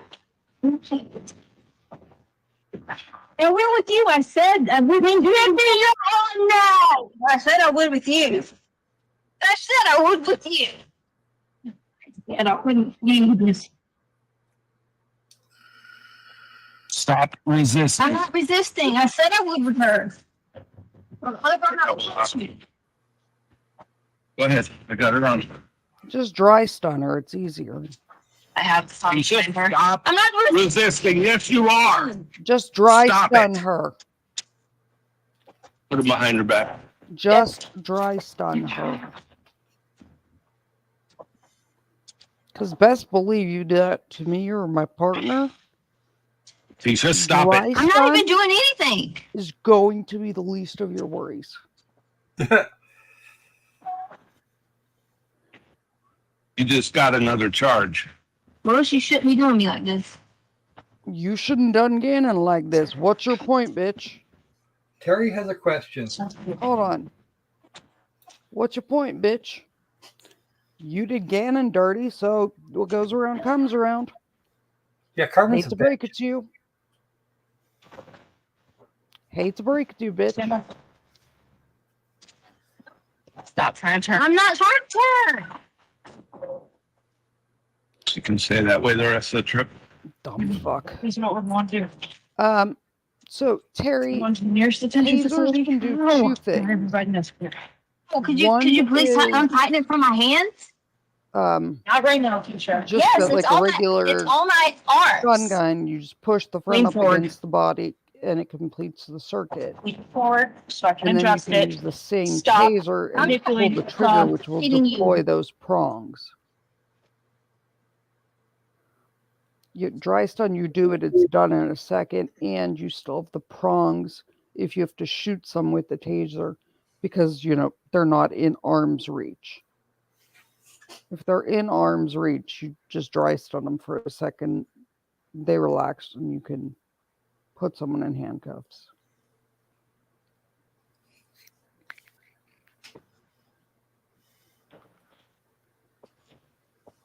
You good? You may call yet? No, I don't know where we're at. Okay, hang on.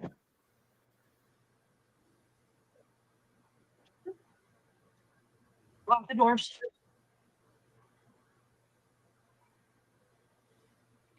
I got her swept. She's not going anywhere at this point.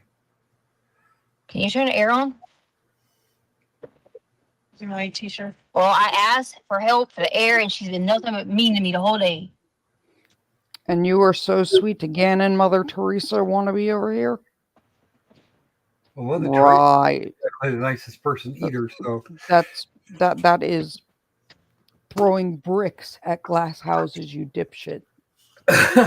yeah, well there is that. She seems like she's I okay. can't breathe. Yes, you can. Stop You're talking. the fucking- to- I can't breathe. breathe. Just open it so I can breathe. That's all I'm asking for is to breathe. Just You're about to get choked I'm out just of what's asking to about to breathe. That's happen, you it. bitch. is to breathe. That's all I want to do is breathe. 2600 Avenue. out in Right out. by Pretty Horses Hard. on 70. I'm not resisting her. Ouch, Debbie. I haven't seen it. You're hurting my arm. My I saw phone's part of it. You're No, hurting my arm. Nobody cares. You're hurting my arm. I just Stop. Yeah, and you it's hurting murdered my an arm. Just innocent let my arm out. child. It's Getting hurting my arm. oh my Well, you press god, against your me, the arm harder I'm gonna press hurting. on the- Really? It's not What the did pressure Gannon point, it's my feel? arm. It's bent backwards and it's hurting. I did see that Bitch, one. they are literally just treating you Can you just take Yes, pressure ma'am. off my arm? 1,000 Detective times Bethel better with the than Paso you County treated your Sheriff's Office. Please, stepson. off my arm. That marks your name I am. to the 2600 block of It's pulling my Interstate It's pulling on 70. my pulling wrist. my How do you think wrist. the kid felt when Please, you can you shot him and I have stabbed him? Keisha Go play in Stauch in traffic. custody. Go. She's just attempted to escape and she's trying resisted. I didn't try Hold to I on. would drag her ass out that You car just if I tried- was No, I there. didn't open the door to Okay. breathe. Yes, ma'am. I'm on I-70 westbound in the 2600 When you block. were calm, we were not doing anything, correct? you please, but as it with my reasons, let me speak first, okay? Okay.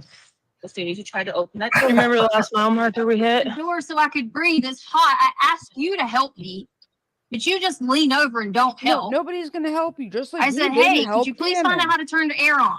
Hey, the You whole time hot you've been meat nothing kettle. but rude to me. Shut up. I'm just putting my Who arm is down because carrying it's your hurt. sweaty sweat sock? We need to. We I didn't need try to informed. escape or anything. I legit opened up the door to breathe. Detective Jessica Bethel with the Castle County Sheriff's Office. You cared Ow, so my arm is much hurting. that I and now am you're in a nah. gray Chrysler I cannot with minivan you. bearing Michigan plates. We have the hazards on and we're on the shoulder of the road. Tell them to pick it up. And we need a code 3 response, please. You said you would help my arm. I appreciate it. Nope. He's I, assaulted. I like that one, Caroline. That's fun. Oh, it's hurting. Boy, Edward Tom Henry Edward Mingan. Hurting my arm. And what's your point? It's hurting. And you were hurting Cannon when you killed is her him. birthday. I did not try to escape. No, man, I I have did two other not. Tell us deputies the with me. story. We have a camera SRT. right here, woman. Could not breathe. I asked you to open the Entire door. Yep. We've got her under Yes, ma'am. control right now. We've got Kansas coming out here now.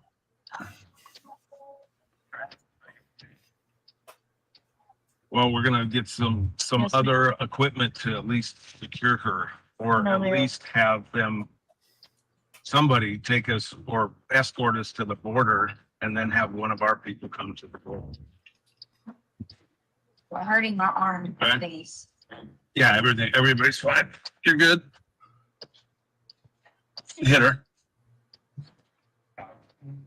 with a fist. She got out of her cuffs. She slipped her cuffs and She hit slipped them. a deputy and tried to escape. I did not try to escape. So that's what our plan is. So if you can, I don't know how far we are from. Nope, But we're all as okay. soon as we get an escort to the. We just need a secure unit to transport further.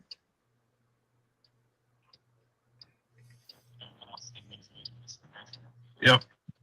We're gonna have, is that for state patrol? We'll have them escort us to the Colorado Are border. you having a state patrol? Well, my arm is hurting. Or who's dispatching out, man? Again, nobody cares. Where are you trying to go? Okay. Okay. No, I just want to get off my arm. It's hurting. Okay. I understand. So if I feel like you're Right. trying to slow against you, those two, you're Okay. trying to If I could get a state patrol officer en route as well to help me escort to the Colorado border. Lift my head off. You look like we're good. Use your time to understand. We'll see what we can do.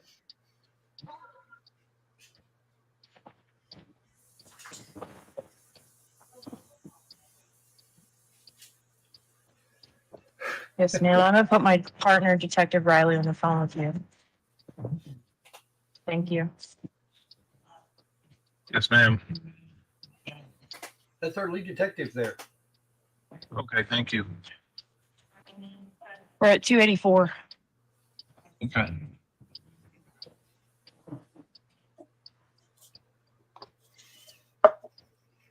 And this is I think the big reason she was denied bail.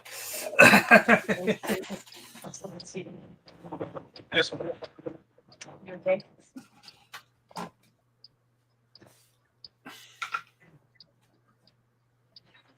Can you please lift up on this? No, not up for that. After what? Once you're. Yes, ma'am. We're doing an expedition. I didn't try to Piece of escape. crap. I opened the door to breathe. Back You know to that. Colorado. She Yes, I slipped her did. cuffs and You know- assaulted a deputy. We have her under control right now. But we would appreciate. I just feel like it's breaking my wrist. And then we'll have our state patrol meetings, if that's possible. Relax. I Or can't. the pressure will get But worse. if it gets worse, then guess what? I have to go to a hospital because she hurts me. What's your number, Jess? On that, 650-719. Should just be able to look it up. That's correct. We're at the 284. 284 westbound.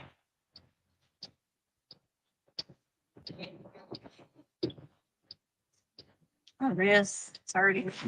It's hurting. Relax. I can't, my wrist is breaking. Your wrist is not. It's hurting. More you wiggle, the more it's going to hurt. Thank you. Relax. I'm trying, but it's hurting. Like things aren't hurting my Stop wrist. moving. No, that's fine. We'll wait here for officers. You're pushing down on Thank you, ma'am. We've got some Bye-bye. right now. They're coming right now. Got 6 en route. Stop trying I'm not trying to resist. Then stop turning. To you. You're holding me for Okay, nothing. stop trying to turn against I'm her. not going to turn against you. You're holding me. Go ahead and buckle her. We're gonna make sure she's not gonna get out of her restraints this time. Let's see if they have a belly belt, a real one. I'm hurting my wrist. This isn't gonna happen again. Hurting my wrist.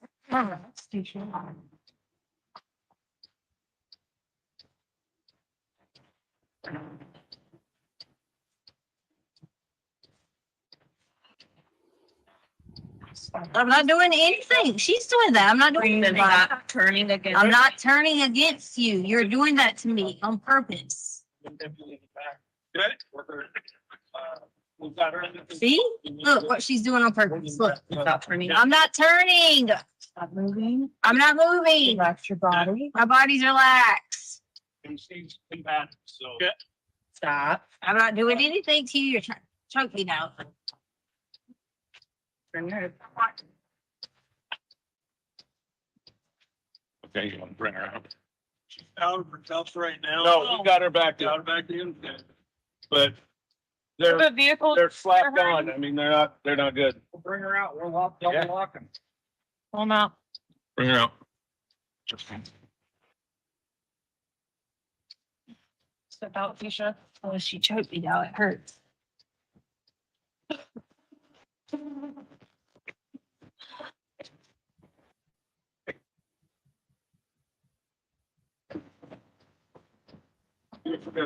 Yeah, redo her. You're not gonna get too far. You're gonna get a dog. You understand? I'm not doing anything. I didn't try to. You better run faster. Well, I didn't try to run away. I opened the door so I could breathe.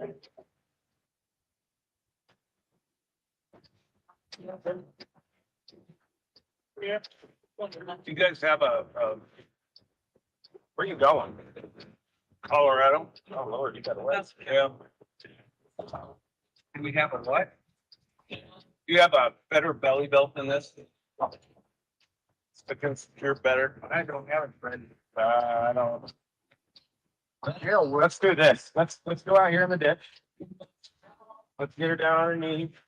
That's whatever you need to do.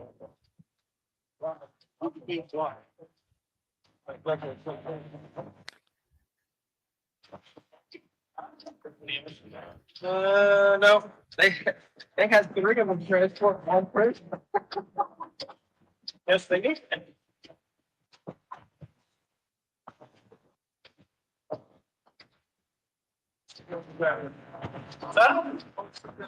They were all, he was outside too, living inside the firm, they got them.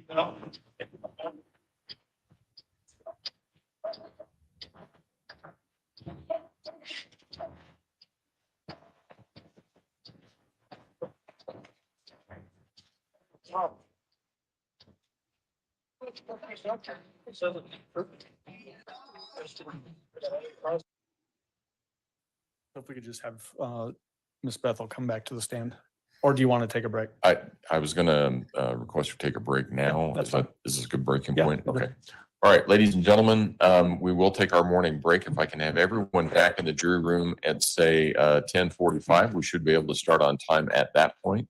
Again, don't discuss the case among yourselves. Don't discuss the case with anyone else. Don't do your own independent research about any aspect of this case. With that, all rise for the jury, please.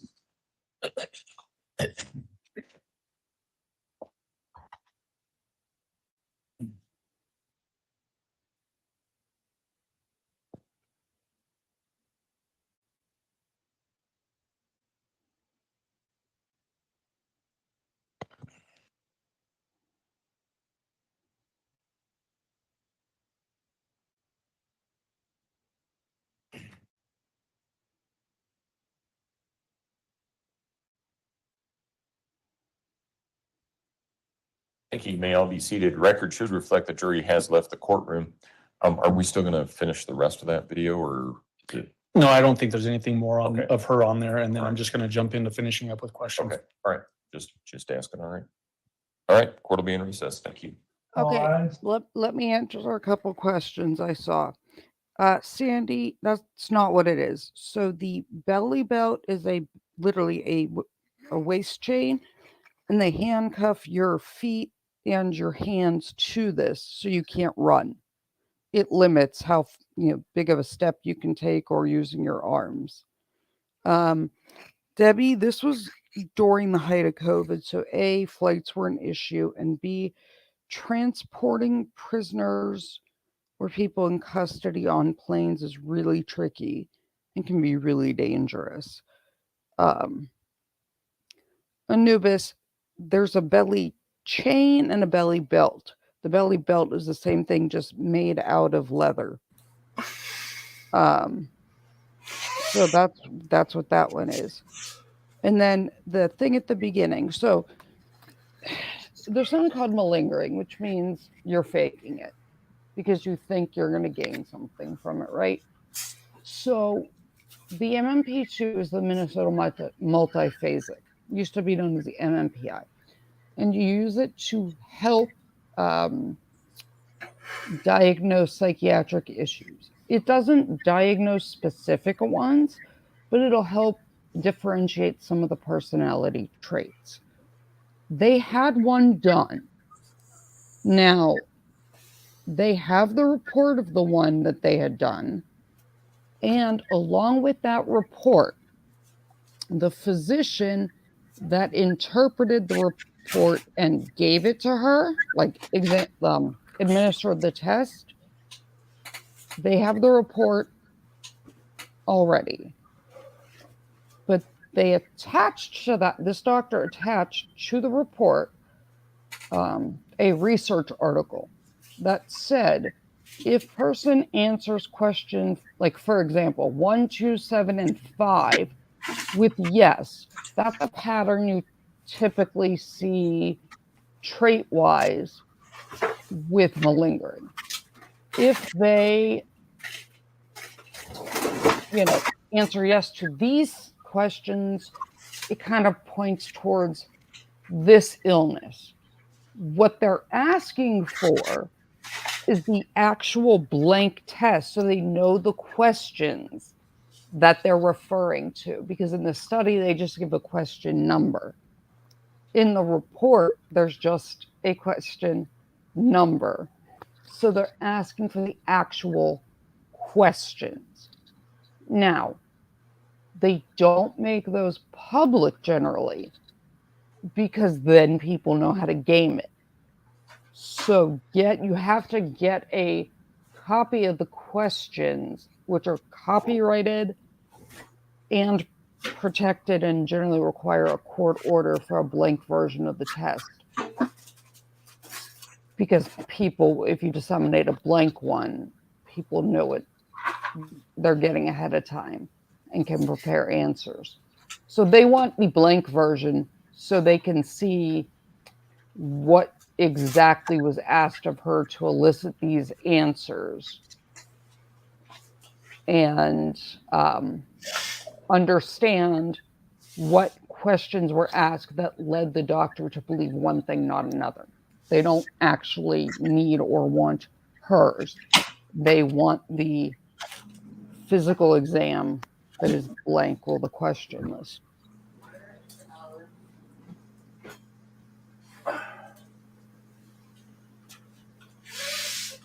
Somebody typed my coffee spoon again. Does that make sense to the people that were asking at the beginning about the discussion with the, the questions and needing the questions and stuff? Does that help? Are they paying you overtime, Mayor McNutt?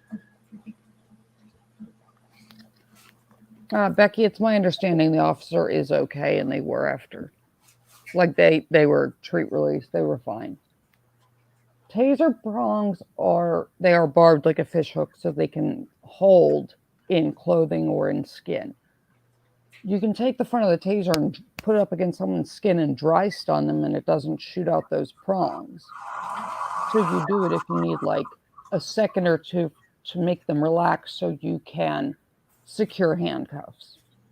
But they're not running, so you don't need to shoot out the taser cartridge that sends out the probes because they're within arm's reach. If that makes any sense.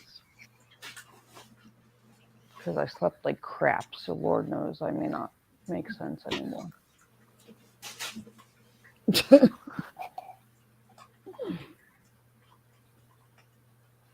On the other hand, a dry stun wouldn't necessarily have looked good on camera, and they'd have to explain it. No, they don't. She's resisting arrest, and she just assaulted an officer and is trying to escape. Hell, they could have shot her for that. Yeah, so that dry stunning would have nothing to do with it. Like it being on camera or any of that. It's completely justified.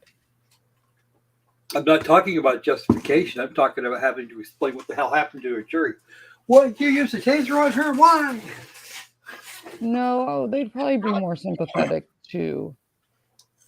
Like it wouldn't look bad against the cops. It would look bad against her. Because she already smacked a deputy with a metal can. You're not going to get anyone sympathizing with the lady that did it. Because if she gets loose and is going for their gun, Everybody runs, else. Yeah. you're not. She's not a sympathy. You're not going to get sympathy for that. It's not going to look bad on the officers. The other thing with tasers is you have to remember that to use a taser, you have to be certified, and you have to redo your certification every couple of years to even be able to carry it. And part of that certification is you get tased yourself. Let me tell you how much fun that is. But you know what? I don't know, and I honestly don't want to. I know a little too much about electricity. Yeah, I don't want to.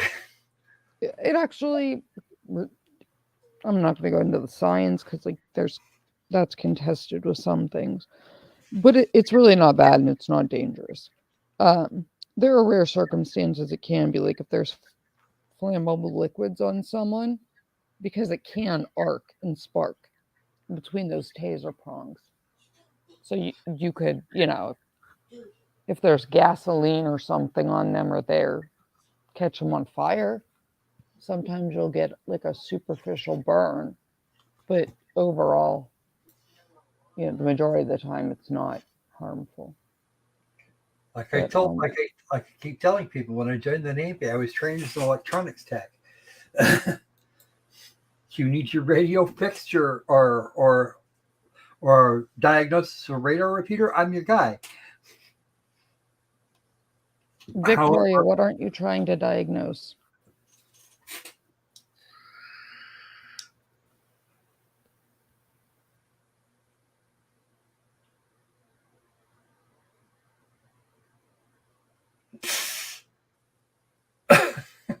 Victoria, I have no issue. Okay. I say this time and time again. This is not a slight against Emily D. Baker at all. I like her. I watch her stuff routinely. I'm a law nerd. I love Emily. But her chat is like, they don't speculate on all of that stuff and things. I am not that level of PC. I'm also not Nick Rekieta. I have no issue with people speculating on what they think her mental health situation might be. But I just don't allow people to impugn mental health in general and stigmatize it. Like, oh yeah, all schizophrenics are murderers. That I don't do. But y'all can speculate all you want about if you think she's narcissistic or whatever. I think she's a dipshit. Well, there's perfectly functional narcissists in the world. Every politician and most CEOs in general. Victoria, she she does, but that's what I'm saying. You know, Victoria, you can try to diagnose. Hi, Boom, her. She shows some traits, but the thing is, you have to remember things like the MMP tests, things like the 5-factor model that we use in mental health.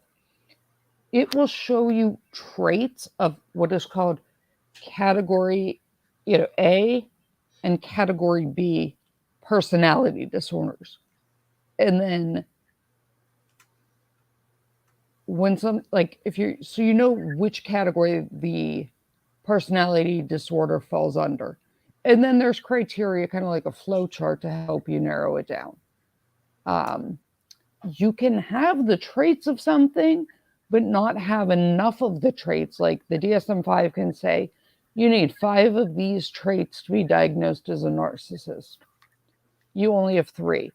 Well, there is a definition, like you can have a definition that says narcissistic, personality traits, but like the actual diagnosis of narcissism, you have to meet the criteria, if that makes any sense. Yeah, a lot of people have narcissistic traits and aren't narcissists. No, you're not alone. She's very narcissistic.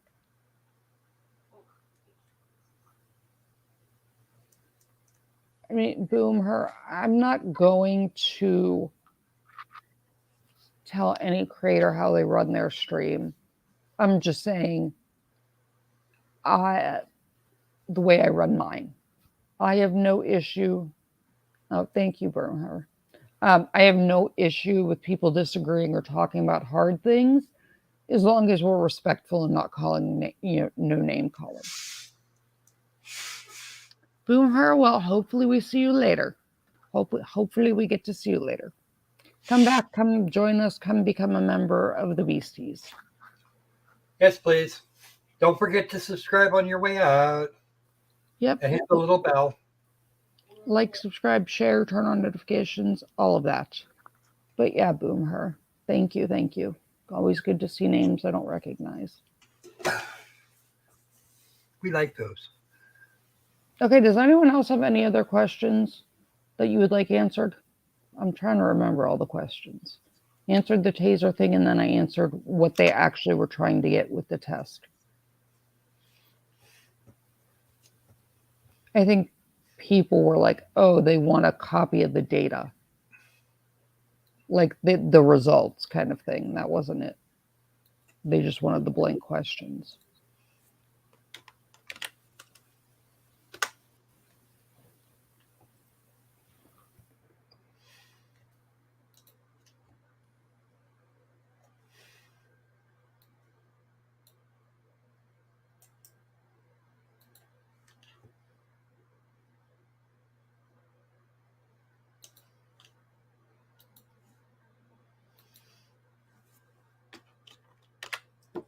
Depends on its acceleration, Thomas.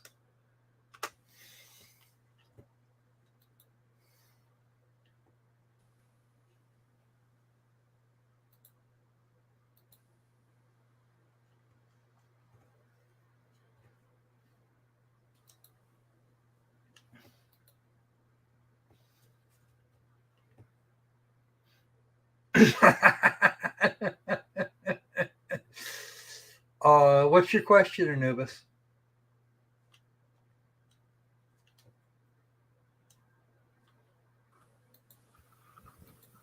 How can you get me to 1,000 subs this year? I'm hoping I don't have to wait the whole year. I'm hoping for that. Like, subscribe, share. Because I do gun content and some of this kind of content, YouTube doesn't promote it as heavily. And on top of it, like some of it's that. A lot of it's probably them not pushing things out. But,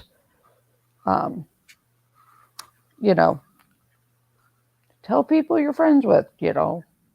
I'm willing to collaborate with people or do whatever. It's just an exposure thing. Hey, Mean John. Mean John. I just sent Iris a copy of like the funniest video I've ever seen. It is somebody who sits there and tells Judge Webster about their sex life in a bond hearing.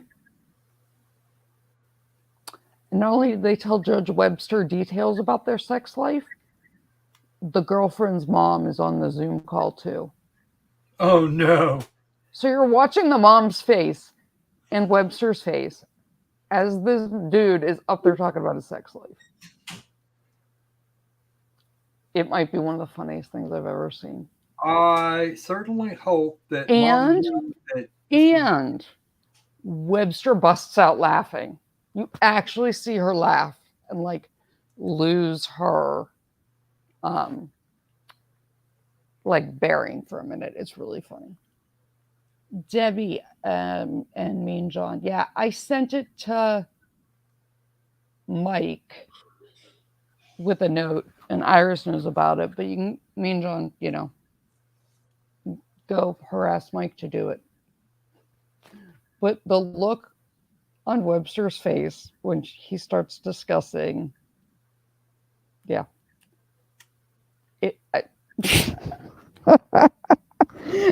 And then somebody tries to tell Judge Simpson they tested positive for drugs because they picked up a plastic bag that had drugs in it.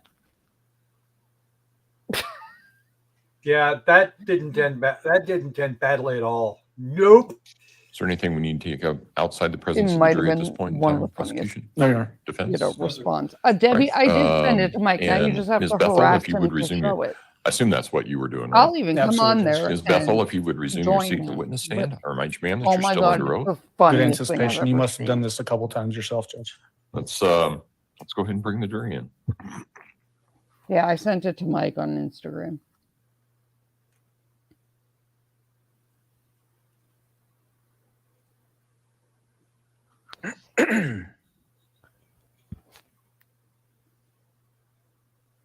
Yeah, Mean John, you thought I had you laughing about tasers the other day.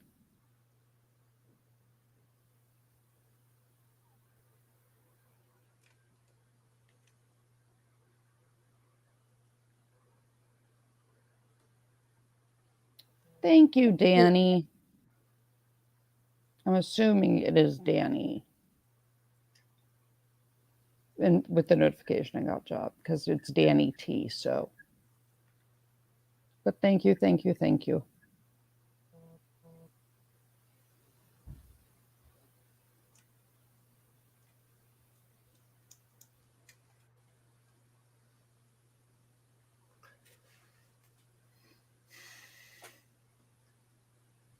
All rise for the jury, please.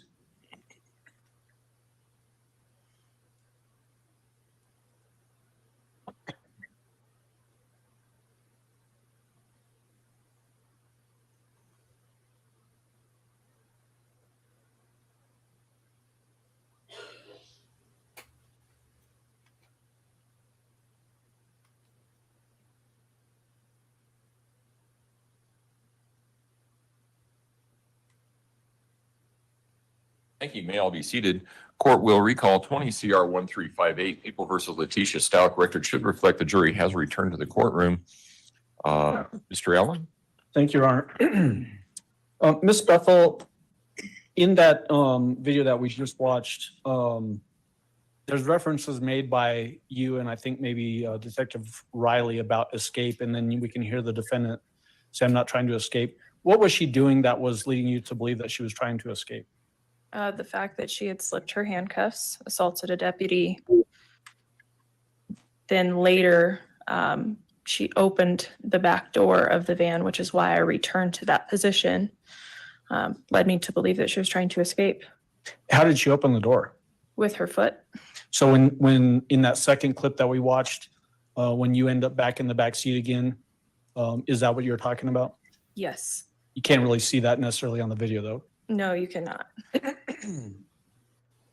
There's comments made in that video about stop resisting and that sort of thing, but maybe can't see what those resisting efforts might have been on the part of the defendant. So can you describe that for the jury, please? She was tensing her body, and she was also using her hands to try and manipulate around in the cuffs. I was afraid she was going to slip out of the handcuffs again. In that second clip of the video, are you actually holding her feet down? I had placed my knee onto her thigh area to hold her leg down. Okay. Were you actually injured during that interaction? Later on, yes. Okay. What happened to you as a result of that? We placed her in a mechanical advantage control hold, or a mock hold, myself and another deputy, to escort her to a patrol car. And when we did, she dropped all of her weight, and I was carrying her or escorting her with my left arm.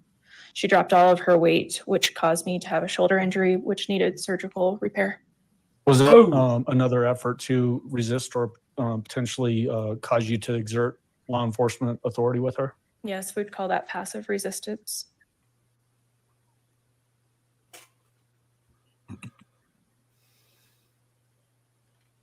I want to go big picture with you for just a moment, Ms. Bethel.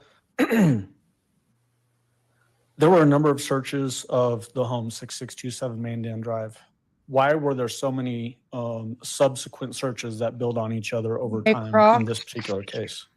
Yes, Croc, Initially, we did not, as I pull said this earlier, we did not up have on a scene your per se computer, where there was a body and evidence line for us to look at. because and- my and power, my lights evaluate. keep dimming, and we're going to get a And rainstorm, so I don't know The if we're gonna information lose that we power. learned was during the So course if of the I lose power, investigation. you'll have it. Letecia was the person that could provide us with that information, yet she had given us Sure. several different I stories. played And Pepsi so for years. as the investigation proceeded, we learned new things, which made us have to go back in and then look for these new developments in the home.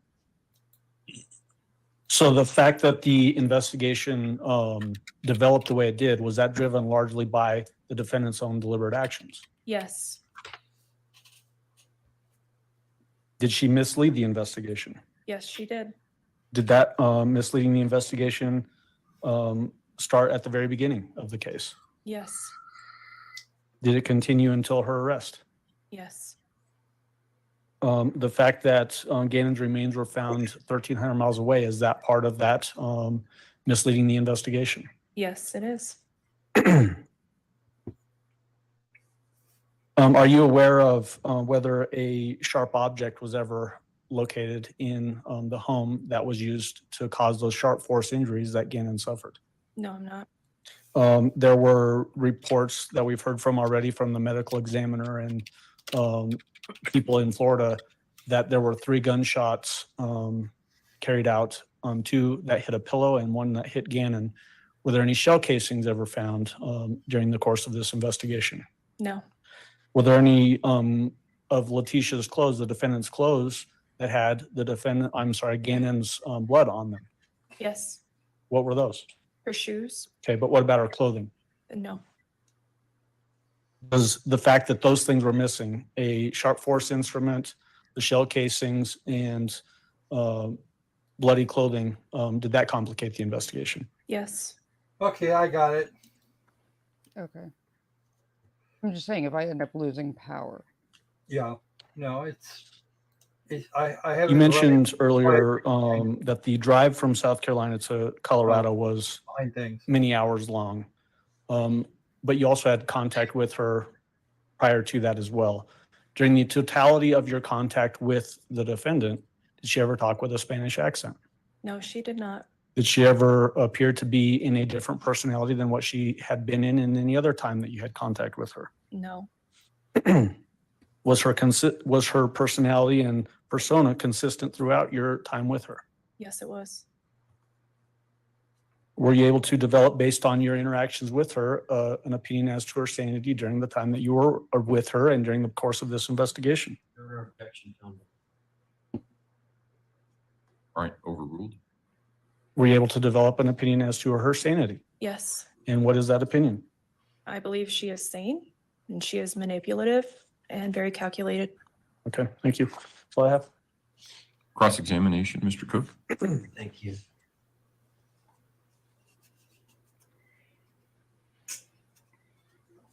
No more bitches for this lady.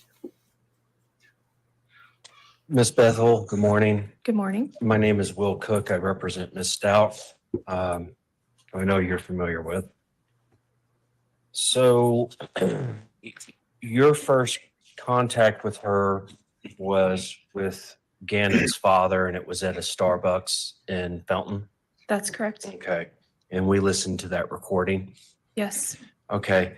And you testified that she seemed to be apprehensive That during was that interview. during the phone call Okay. leading up to the ultimate And in-person meeting with If I was her cracking up and then, Albert. Did you Yes. catch my Okay. rant earlier in this stream? Oh my God.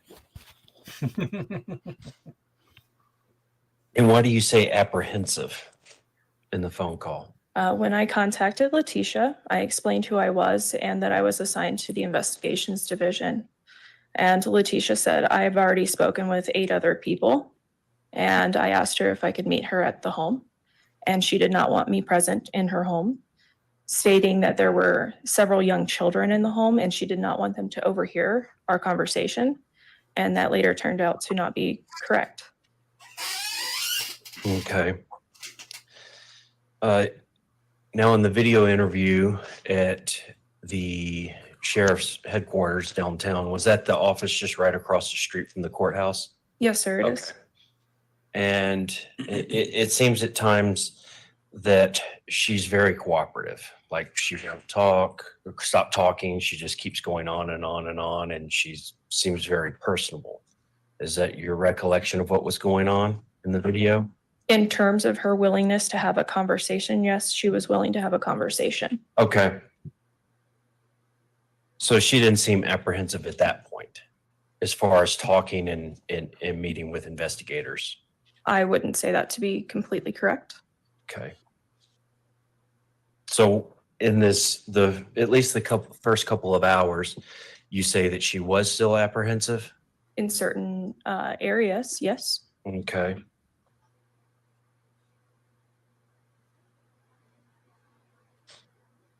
Did during this interview at Starbucks or at the interview room at the El Paso County Sheriff's Office, did she ever try to physically assault you or any of the other deputies?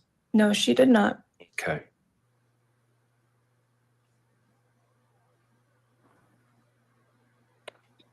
And in one of the interviews at Starbucks, speaking with Gannon's father, do you remember when he said that they had put Gannon into counseling because of custody issues? Yes. Okay. Did Gannon's father ever mention that Gannon was put into custody or put into counseling because of issues between Letecia and Gannon? No.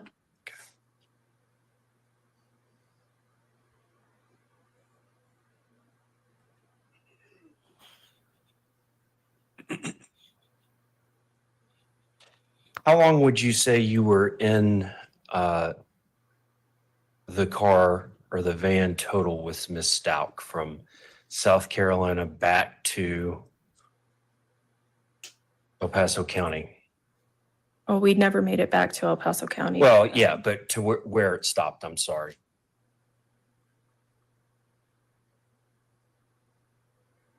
Over 24 hours. 24 I would hours. say close to 24 hours at least. Now, did y'all stop in a hotel at one point, or were y'all just switching off drivers and doing it straight? We were just switching off drivers. Okay. Was this some sort of police van? Was it marked, or was it just a white cargo van that you rented somewhere? It wasn't a cargo van. It was a commercial. It was a passenger van that the sheriff's office had rented for us. Okay.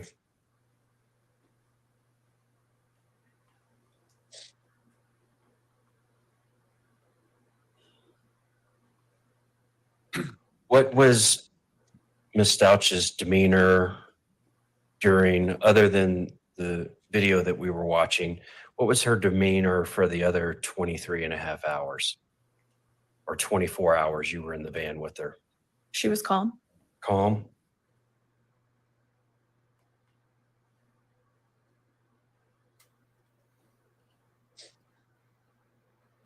And you said y'all were doing trivia, singing, that sort of thing? Yes.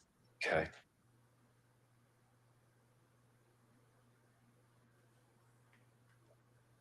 Where was everybody seated in the van when she slipped the cuffs and threw the drink at the other deputy? Who was driving? Detective Riley was driving. Okay, your front passenger seat? That's correct. Okay, where was the other deputies? Deputy Michaela James was seated next to her behind Detective Riley. Okay, and was Miss Stauch seated directly behind you? Yes, she was. Okay.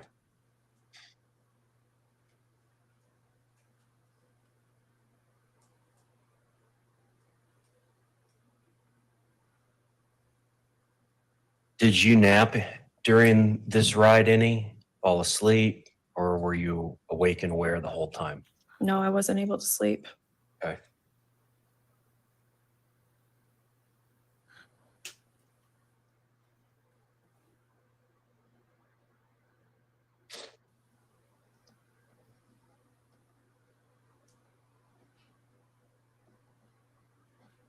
Now, you said that Ms. Stauch and your encounters with her seemed calm and collected. I said she seemed calm, yes. Okay.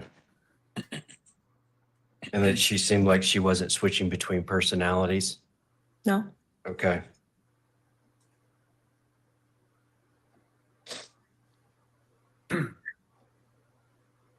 So there was no switch in her personality from when she was calm for 24 hours in the van till she slipped her cuffs and assaulted a deputy? Was there no change in her behavior at that point, in your opinion? There was a change in her behavior, but I don't believe a change in her personality. Okay. May I approach the witness, Your Honor? You may. Ms. Bethel, do you know what this is? It's a diagnostic and statistical manual of mental disorders. Okay. And you see right there, it says DSM-5? Yes. Do you know what this book is? It's a mental disorder book, I assume? Okay. Have you ever seen it before or ever read it? No. Okay. Did you know in the field of psychiatry that this is more or less the Bible for diagnosing psychiatric disorders? No. Okay.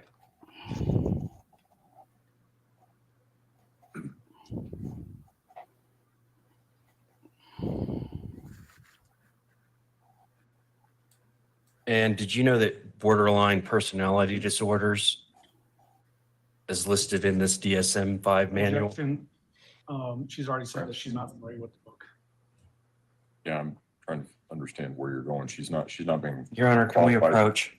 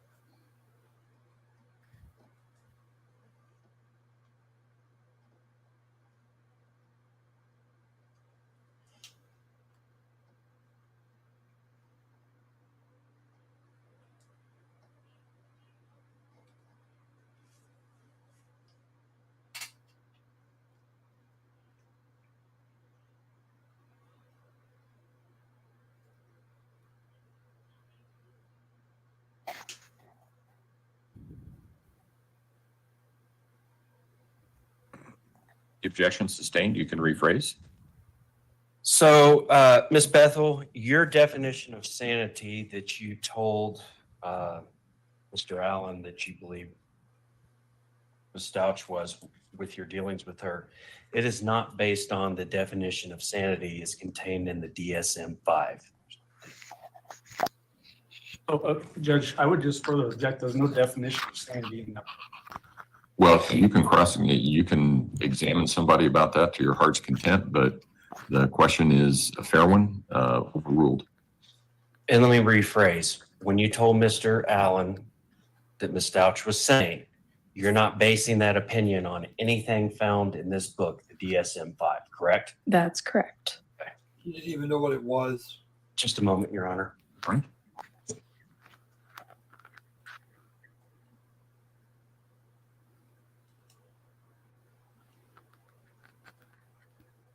That's all I have, Your Honor. Thank you. Redirect. Thank you, Your Honor. How long have you been in law enforcement prior to you leaving the sheriff's office? 14 years. During your time with the sheriff's office, what were your different duties? I began my career as a civilian and I worked with inmates incarcerated at the El Paso County Criminal Justice Center. From there, I became a deputy in 2010 and received my post-training to become a peace officer.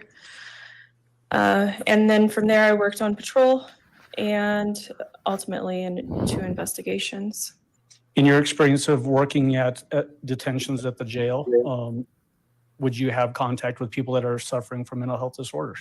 Yes. Would it happen fairly often? Yes. During your time with the sheriff's office, did you also have contact with lots of people in the public? Yes. Did you see people in the public that had mental health disorders? Yes, I did. During your time as a working at the sheriff's office, did you encounter people that had severe mental health disorders? Yes.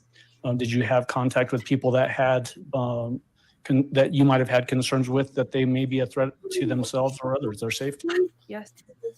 Did this defendant ever get anywhere close to that during your interactions with her? No. Thank you.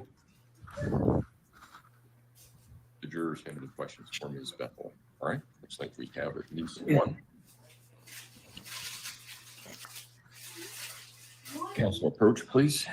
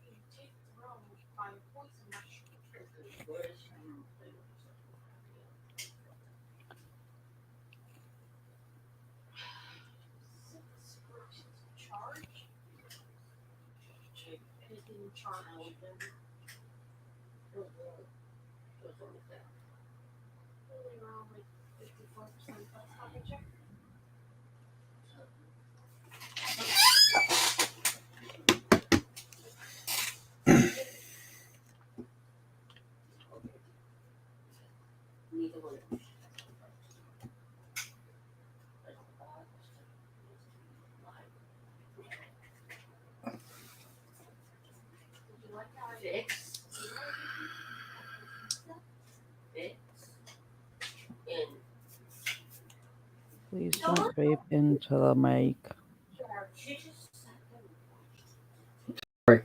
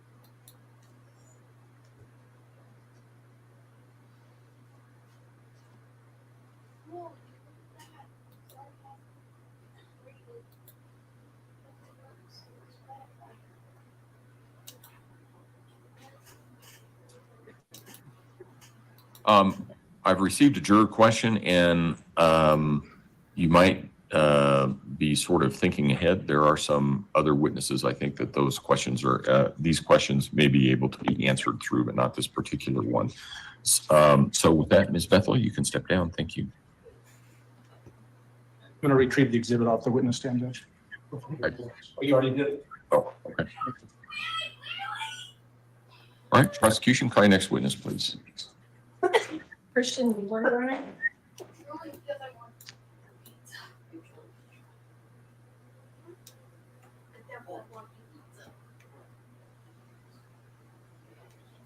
I'm sorry, who was the witness? Christian Lewer.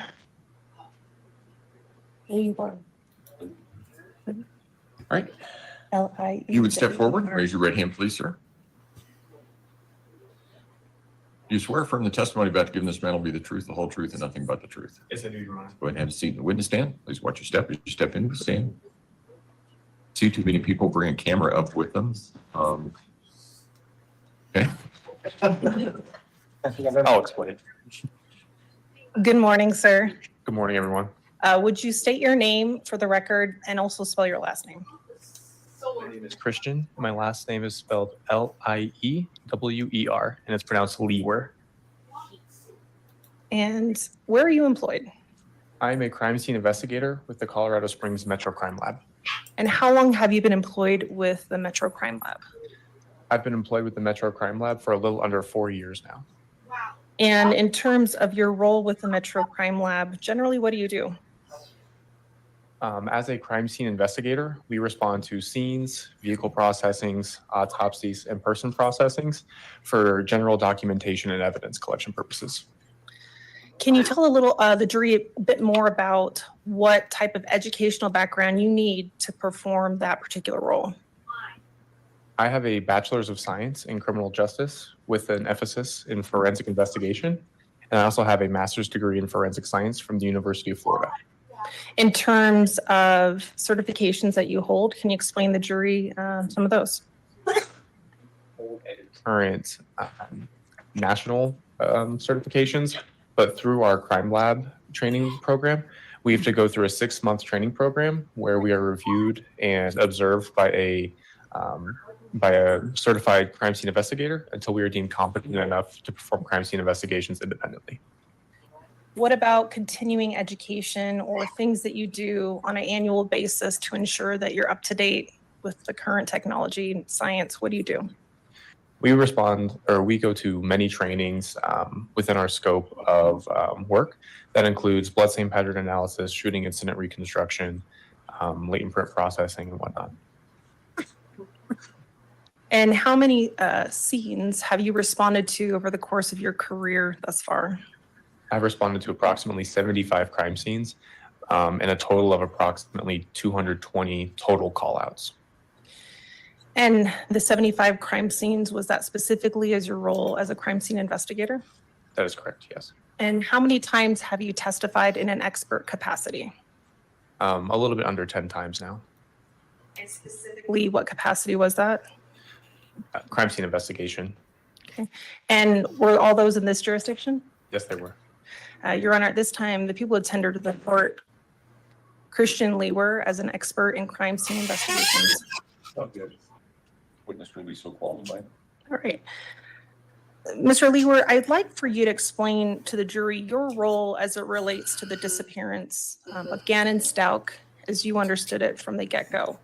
How did your role start? Absolutely. On February 3rd, I was informed that I was requested to respond to 6627 Mandan Drive to complete a search for latent blood stains and or projectile defects within the residence regarding a missing child. And what was the specific address you were tasked with responding to? 6627 Mandan Drive. And is that in the county of El Paso? That is in the county of El Paso. State of Colorado? In the state of Colorado. You mentioned that particular response. How many responses did you ultimately have to that residence? I responded to that residence 3 times. And can you break down for the jury each one of those responses, the dates and the times approximately? Absolutely. As I alluded to before, I responded a little bit before lunchtime on February 3rd. I responded later in the evening around 6 p.m. also on February 3rd. And then I also responded on February 5th around a little bit after lunchtime. In terms of the Metro Crime Lab, how many people were you generally working with for your role in this case? Each of my responses, I had an additional CSI that was in training with me. And then there were 2 other crime scene investigators that also responded on multiple days to the address. So subsequent to your last time at the residence on February 5th, were there additional crime scene investigators that were present that helped process the scene or collect evidence? Yes, there were. Now, you mentioned that you were briefed with some additional information regarding looking for latent blood stains. Can you explain to the jury in very basic terms what you mean by blood and blood stains? So blood, as you all know, is the red fluid that runs through your body that does contain genetic code and carries oxygen. When I refer to latent blood stains in a crime scene, I mean blood stains that are either very dilute or cleaned up to where you cannot see them anymore. So we have to use additional processing to make them visible. And generally, what is contained in blood? Why is it important to you and what you do? In a broad sense, what we're concerned about when it comes to blood is the genetic code or your DNA that we are trying to collect with blood stains. And so in terms of your processing, is your role related to collecting, preserving blood or DNA for additional use by your team? Yes, it is. Our role is to document and collect as much as we can. Okay. Now you mentioned collecting, documenting. What is the specific tool that you may use when you're given information that a scene may involve blood? There are multiple options that we have when it comes to looking at blood stains. However, when we are looking at latent blood stains, we will use a chemical called Blue Star that will assist us in visualizing the blood stains.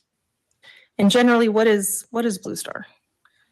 Blue Star is a presumptive test for blood, meaning that it will react with blood, but it can react with multiple other substances. However, with Blue Star, when it reacts with the heme component of blood stains, it will chemiluminesce or glow a bright blue color in the dark. You said heme? Correct. Heme. What do you mean by that? It's a molecule in the blood that specifically is targeted by Blue Star in our presumptive testing. That would be So while iron. Blue Star can presumptively test positive for blood, can it presumptively test positive for other substances? It can. Most of what it will react to is any oxidizing agent, which can include cleaning agents, bleach, even horseradish.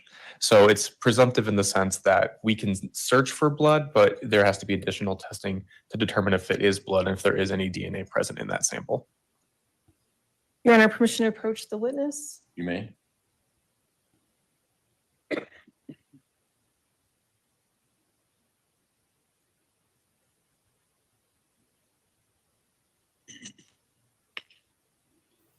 Mr. Leeward, do you generally recognize what I'm holding here, which has been marked as People's Exhibit 442? Yes, I do. How do you recognize it? This is a diagram that I created of the main level and the basement level of 6627 Mandan Drive. And generally, are there various markings on this Exhibit 442? Yes, there are. It has the address, it has what level of the scene it is, and then there are also additional blue, yellow, and purple dots within the diagram that I placed, indicating positive Blue Star reactions on my multiple visits. And is People's Exhibit 442 a fair and accurate representation of what you created with regard to the floor plan? Yes, it is. Your Honor, at this time, we would move to admit People's Exhibit 442. No objection. Exhibit 442 will be admitted. Go ahead.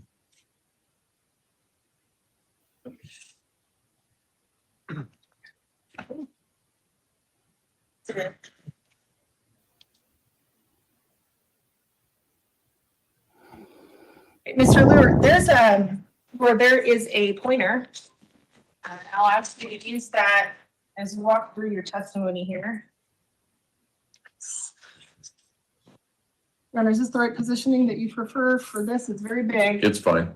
It's most important that the jury be able to see it. I think maybe if you cant it a little bit, turn it the other way. Which way, Your Honor? Like this. Other way. Facing the Sorry. There you go. There you go. We're good now? Yep. That's a follow-up. Okay. Mr. Lever, can you walk the jury through The diagram that appears in People's Exhibit 442, basic layout of the house. Absolutely. Is it okay if I stand up next to the diagram as well? Go ahead. Okay, thank you. But if you're going to do that, you'll need to stand to one side or the other so that the jurors at the far end will still be able to see. So you just need to stand at one side or the other of the diagram. Yes, Your Honor. Yeah. Thank you.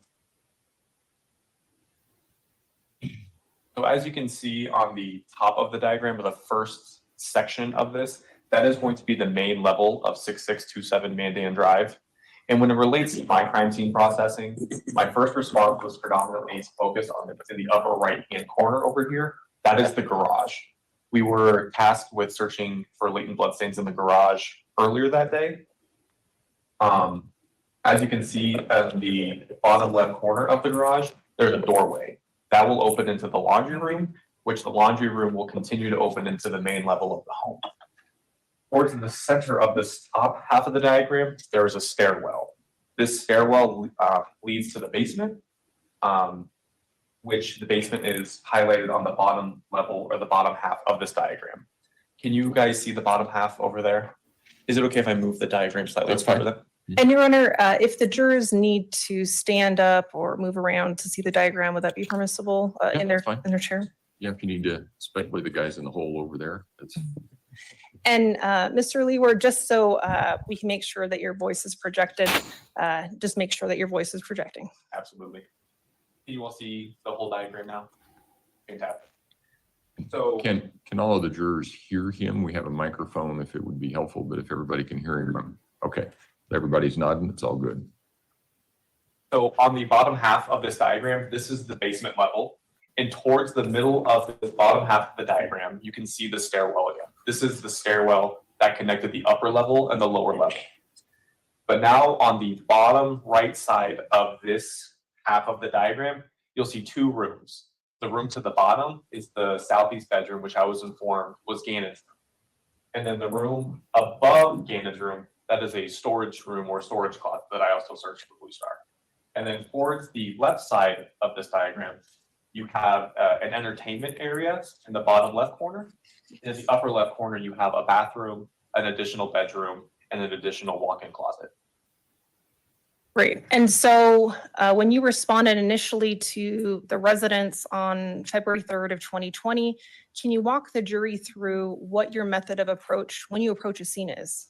Absolutely. When we respond to a scene in any capacity, we will always go at it in the least intrusive measures. That means I will work outside to inside. So in this case, I was tasked with searching for bloodstains within the garage, between the garage and his bedroom. Because I don't want to go to the most intrusive method, I'm not going to go straight to his bedroom. I'm going to start in the garage and work my way down. And that's the same with any crime. Everything okay over We'll there, always Loki? start outside and get closer to what is of interest. Okay. And you can take Yeah, a everything's seat. fine. I'm going to ask you to look at a set of photos. You're under permission to approach the witness with what has been marked previously provided to the defense as People's Exhibits 443 through 450. 450. 443 through 450, Your Honor. Go ahead. Thank you. Mr. Leeward, can you take a moment to familiarize yourself with that set of exhibits? Absolutely.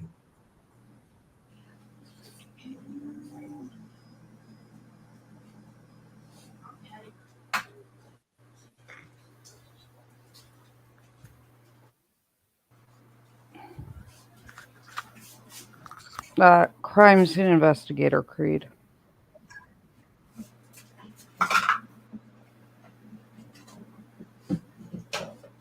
And do you recognize People's Exhibits 443 through 450? Yes, I do. How do you recognize them? These are photographs that I took during my initial visit or my initial processing the morning of February 3rd. And are they a fair and accurate depiction of what you saw during your initial processing on February 3rd of 2020? Yes, they are. Your Honor, at this time, the people would move to admit People's Exhibits 443 through 450 and permission to publish. Exhibits 443 through 450 will be admitted.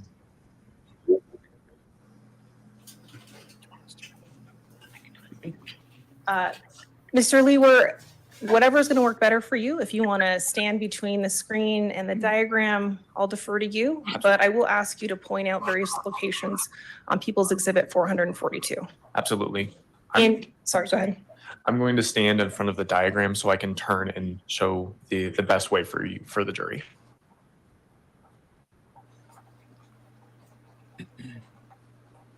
Now, Mr. Lewer, you've explained that you approach a scene from the outside moving inwards. And so what we see in People's Exhibit 443, what are you documenting here? I'm documenting the front side of the residence. So I am facing south towards the garage. And what's important here is during our overall photographs, we want to document what address we are at. So along the right-hand side of this image, you can see 662 and then something covering the bottom part. But this is the overall view of the front of 6627 Mandan Drive. People's Exhibit 444, what are you documenting here? This is an overall photograph of the interior of the garage. I'm standing in the northeast corner, facing southwest towards the laundry room. People's Exhibit 445. Now I'm standing in the southeast corner of the garage. And again, I'm facing west towards the laundry room. People's Exhibit 446. Standing in the southwest corner of the garage, facing east. So I'm standing right in front of the stairway to the laundry room. People's Exhibit 447. This is right at the base of the stairs to the laundry room. And I'm showing that there's a rug there and stairs leading into the laundry room. Now, as you're walking through this garage area, how do you know which areas of the garage to specifically focus on? There are multiple case considerations we have to take into. For example, the question was if there were latent blood stains between the garage and his bedroom. It's not observed in these photographs yet, but there is a woodworking shop in the garage that would have been difficult for a vehicle to be parked or anybody to be present. So what we focused on were the open areas where you could walk or park a vehicle. And in terms of the scope that you're allowed to document and process when you're on a scene, is that dictated by anything? Yes, we have to work within the parameters of a search warrant. If there's something that we want to collect that are outside of the search warrant, we have to apply for another search warrant to be able to collect that. And that goes directly to my first question really should have been, are you just allowed to walk into a house and start processing? No, we are not. We are initially first requested by a law enforcement agency, traditionally the Sheriff's Office or Colorado Springs Police Department. And once they receive a search warrant, we are able to enter a home for our documentation and evidence collection purposes. And so now what we see in People's Exhibit 447 is a piece of carpet. What was important for you to do next when you observed this piece of carpet? For the purposes of what we were doing, again, we were searching for latent blood stains. So our next step was to start spraying the garage with Blue Star to see if we could get a chemiluminescence. And can you explain for the jury the steps in very basic steps of even just beginning to spray Blue Star? Where do you get it? So Blue Star is a proprietary chemical and it comes in 2 vials. We have to put these 2 vials with a certain amount of distilled water and mix that up. Once it is mixed up in a spray bottle, we will lightly spray over wherever we are trying to search for bloodstains. And we lightly spray over it because it will fluoresce or it will chemiluminesce very quickly. And once we see the chemiluminescence, we'll try to photograph it. But what's most important is that we swab it and note it. In terms of timing, is that important when you know that you're going to use Blue Star to when you start spraying it? Sorry, could you repeat the question? Timing, is that important when you're using Blue Star? Can you, mix the reagent and use it for 3 hours later? Is that important? Does it matter? So there is a shelf life to Blue Star, but we are able to use it for, if we mix it when we initially get to a crime scene, we're able to continue using it throughout the duration of the crime scene, whether it be a day or not. Okay. And People's Exhibit 448. Again, what are we seeing here? People's Exhibit 448 is another photograph from that same location. However, now I've slightly moved up to show in relation to where the doorway is, where I was standing. People's 449. This is another photograph of the rug, but it's taking facing southwest now. So it's just an additional angle of the stairwell and the rug itself. And specifically with regard to those stairs, is there a difference how these stairs appear now versus the other photos that we've seen? Absolutely. In the previous images, the stairs were dry and kind of a lighter shade, but now you can see that they're a darker shade. That is because I had sprayed Blue Star on these stairs, resulting in them being saturated. People's Exhibit 450. What are we looking at here? People's Exhibit 450 is a Blue Star photograph showing the chemiluminescence of the positive reaction with Blue Star, predominantly on the rug and slightly west of the rug. And in terms of photographing Blue Star, are there anything that you encountered when you were there on February 3rd of 2020 that morning? When it comes to photographing Blue Star, it is difficult to photograph because you have to manually control many settings on your camera that force a certain amount of light in for a certain period of time. So we Yes, have Reed, it very is high power very cameras that relevant. we can adjust those settings to take photographs like this. And would now be a good time to use your camera? Absolutely. Okay, we did see you walk up to the stand with the camera. Would explaining how Blue Star is photographed and using that camera be helpful for you in demonstrating that to the jury? Your Honor, permission for the witness to use his camera for demonstrative purposes only? Defense, No objection. you may go ahead. Now, Mr. Lewer, you started to explain the fancy settings of your camera. Can you explain that to the jury? Absolutely. Creed, it So what I doesn't have work here that is way. a Nikon D500 camera. And the reason we use these, like I said before, is that we can manually adjust many settings on this camera to take photographs that you normally wouldn't be able to on your cell phone. So we're predominantly concerned with three settings in general. The aperture, which if you look at the front of the lens here, that's the opening in which the light will come in. That's kind of like the pupil of your eye. We're concerned with the ISO setting, which is simply saying how sensitive the camera is to light itself. So if I have a higher ISO, that means the photographs will appear brighter because it's more sensitive to light.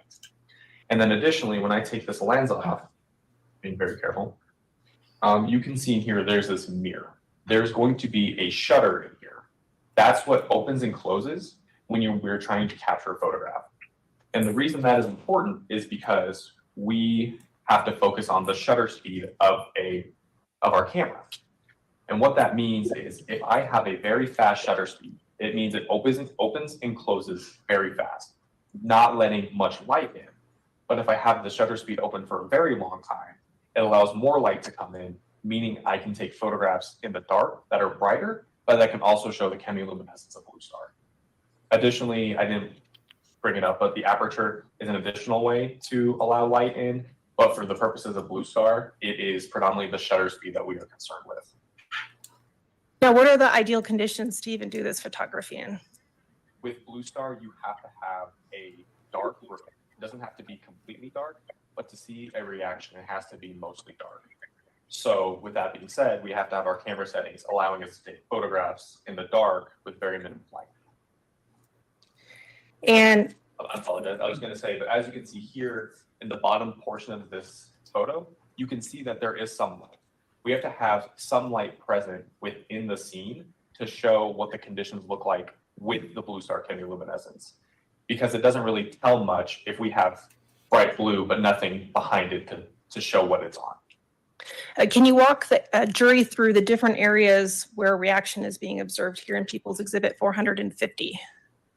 Absolutely. So this is at the base of the stairs leading to the laundry room in the garage. So this is along the south wall of the garage in the southwest corner. And would you point that out on People's Exhibit 442 for the jury as well? Like I said before, the upper half of this diagram is the main level of the residence. In the upper right-hand corner, that is the garage. You can see along the south or the bottom wall of this diagram that there are many blue dots. Each blue dot represents a blue star reaction that I had on my first visit on February 3rd. Going forward, the green dots will be my second visit and the purple dots will be my third visit. But I'm sure we'll get there. So after you see this positive reaction in People's Exhibit 450, what is your next step? When we have a blue star positive reaction, we have to consider the substrate that it's on or what the blue star is reacting with. So in this case, we have a rug that we could easily collect. So we just collect that easily. However, if we have blue star reactions on a wall or floor, we can't collect the wall or the floor. So we'll have to collect a sample of that blue star reaction itself. Your Honor, permission to approach the witness with People's Exhibit 451, and I will show it to the defense as well. All right.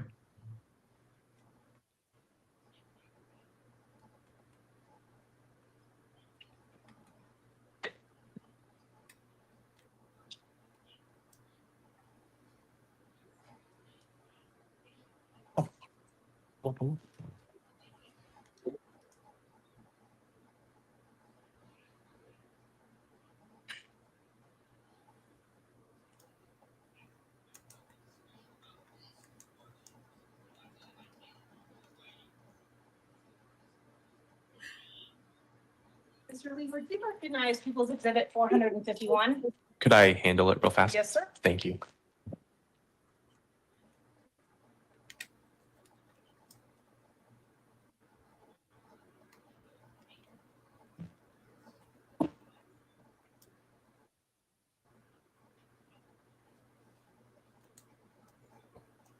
I do recognize this. How do you recognize it? This is the rug that I collected from the base of those stairs. And the reason I recognize it is the label has the description of where it came from. It has my employee ID number as well as the item number. And then there are additional tape seals on the back with my initials and the date that it was sealed up. However, there are additional tape seals and markings on the rug indicating it has been examined by further lab personnel. Aside from those differences that you pointed out, would you say that it is in the same or substantially same condition as when you last observed and collected it? Yes, it is. Your Honor, at this time, we would move for the admission of People's Exhibit 451. Exhibit 451 will be admitted. Go ahead. Now, after you note the reaction in People's Exhibit 450, what do we see now in People's Exhibit 400 and, oh, sorry, whoops. Went ahead myself, Your Honor. Your Honor, permission to approach the witness with what has been marked as People's Exhibits 452 through 458. Exhibit 452 through 458 will be admitted. Thank you. No, no objection to those. I'll lay the exhibits. foundation, Your Honor. Mr. Lewer, would you take a moment, familiarize yourself with People's Exhibit 452 through 458? Absolutely.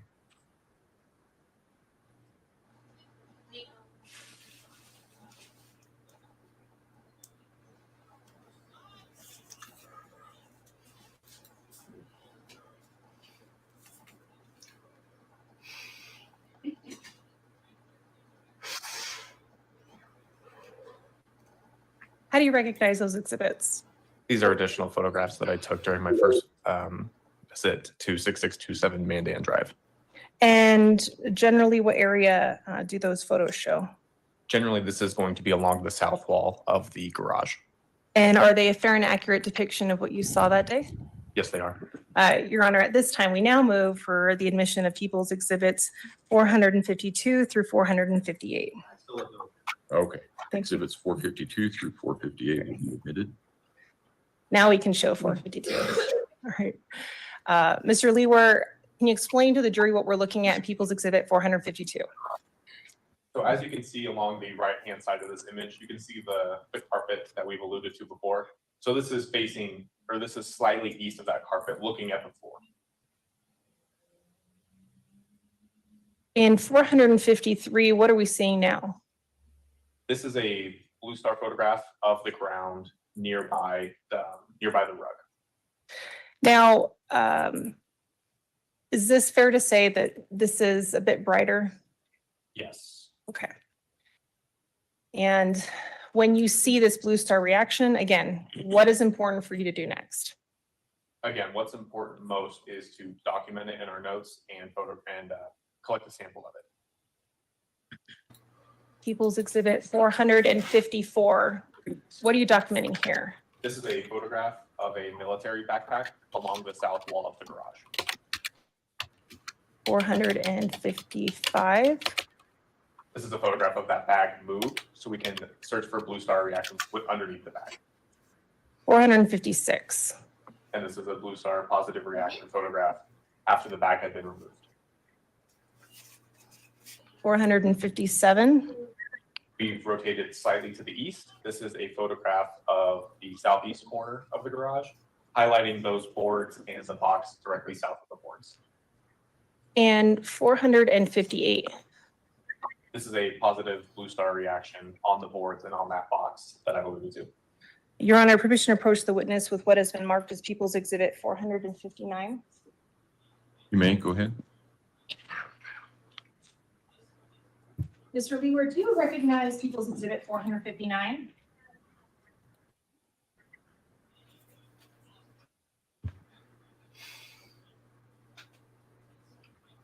Yes, I do. How do you recognize it? This is an envelope with swabs that I collected of the positive blue star reactions within the garage.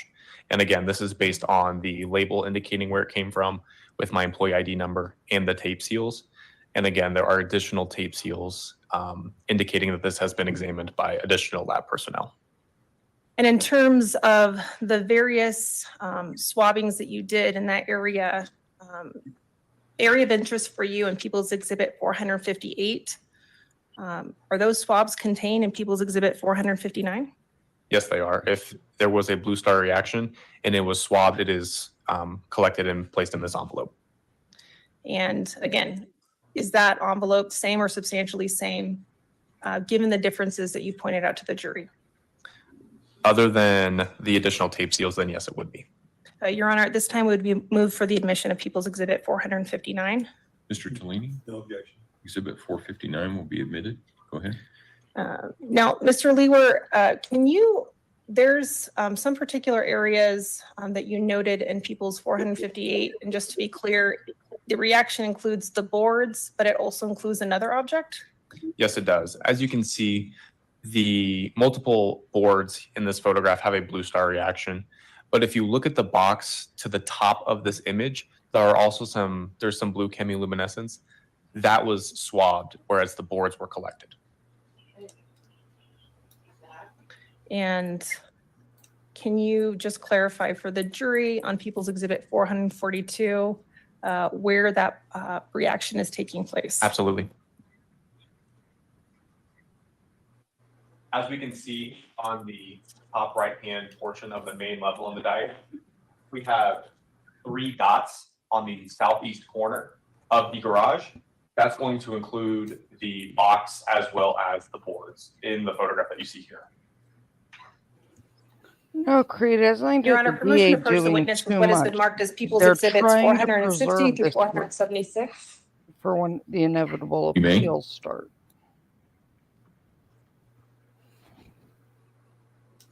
Thank you.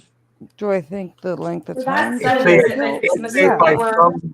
Do you recognize those? Miscarriage Let me take a look. acquittal, there will be no appeal.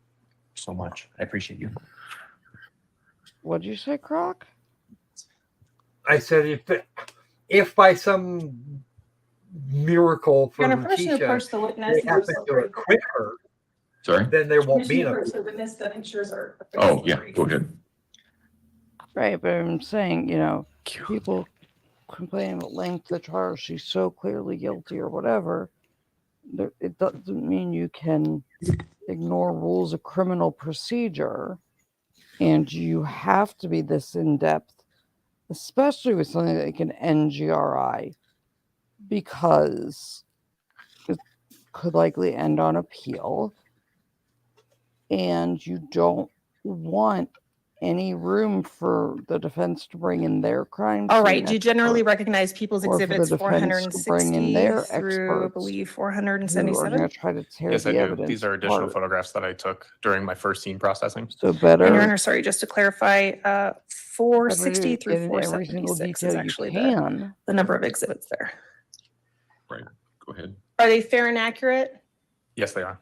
Your Honor, at this time, we would move for the admission of People's Exhibits 460 through 476. Prosecutor too, way too much. Exhibits 460 through 476 will be admitted. I'll give you that one. Now, Mr. Leeward, behind you is People's Exhibit They do have 460. to put You pretty much mentioned everything they have some on. presumptive positive reactions that you noticed with the I mean, boards. look at like What are Scott you documenting in Peterson. People's Exhibit 5 or 460? 6 years, 10 What I'm years down documenting the here road, is that there was if this initially comes an back additional for black appeal, bag, you may not be able to right in the find center this of the kid. photograph to If the this goes right up or on the east appeal of in the last board. 15 And I years, moved that bag, and that's what I'm photographing in for this, some in this reason, depiction right here. you know, evidence In degrades. 461, So what are yeah, we seeing you do here? need to This put is a every blue star piece of positive evidence reaction you have photograph onto the record. slightly east of those boards Right. and on the boards as well. Well, and I'm glad I'm not the only one. that said 462. this guy is so green, This he is a needs photograph mowing. directly of the boards at their He south just seems end. painfully young, and it would have been worse. 463. Again, a blue star positive reaction photograph. It's difficult to see, but it's on the farthest bottom board or the farthest Agreed. east board in this photograph. And Mr. Leeward, What you're would not you use getting the is, pointer yeah, just to point that this out to the defense jury? conceded it. But if something happens or comes out, So using the pointer, right, it's going to be Scott slightly in the Peterson, middle of this something came image, out about but the it's going jury, to be what, the board almost that we are 20 going to years refer to later, as, I believe, 4. and it went back And it's to this trial. blue chemiluminescence towards the center on So the yes, screen right here. which has nothing to do with the defense People's experts. It has to 464. do with This is another photograph of the boards. looking But as down you the can road and see saying, in towards the 20 bottom of years, the image now, I've labeled the boards.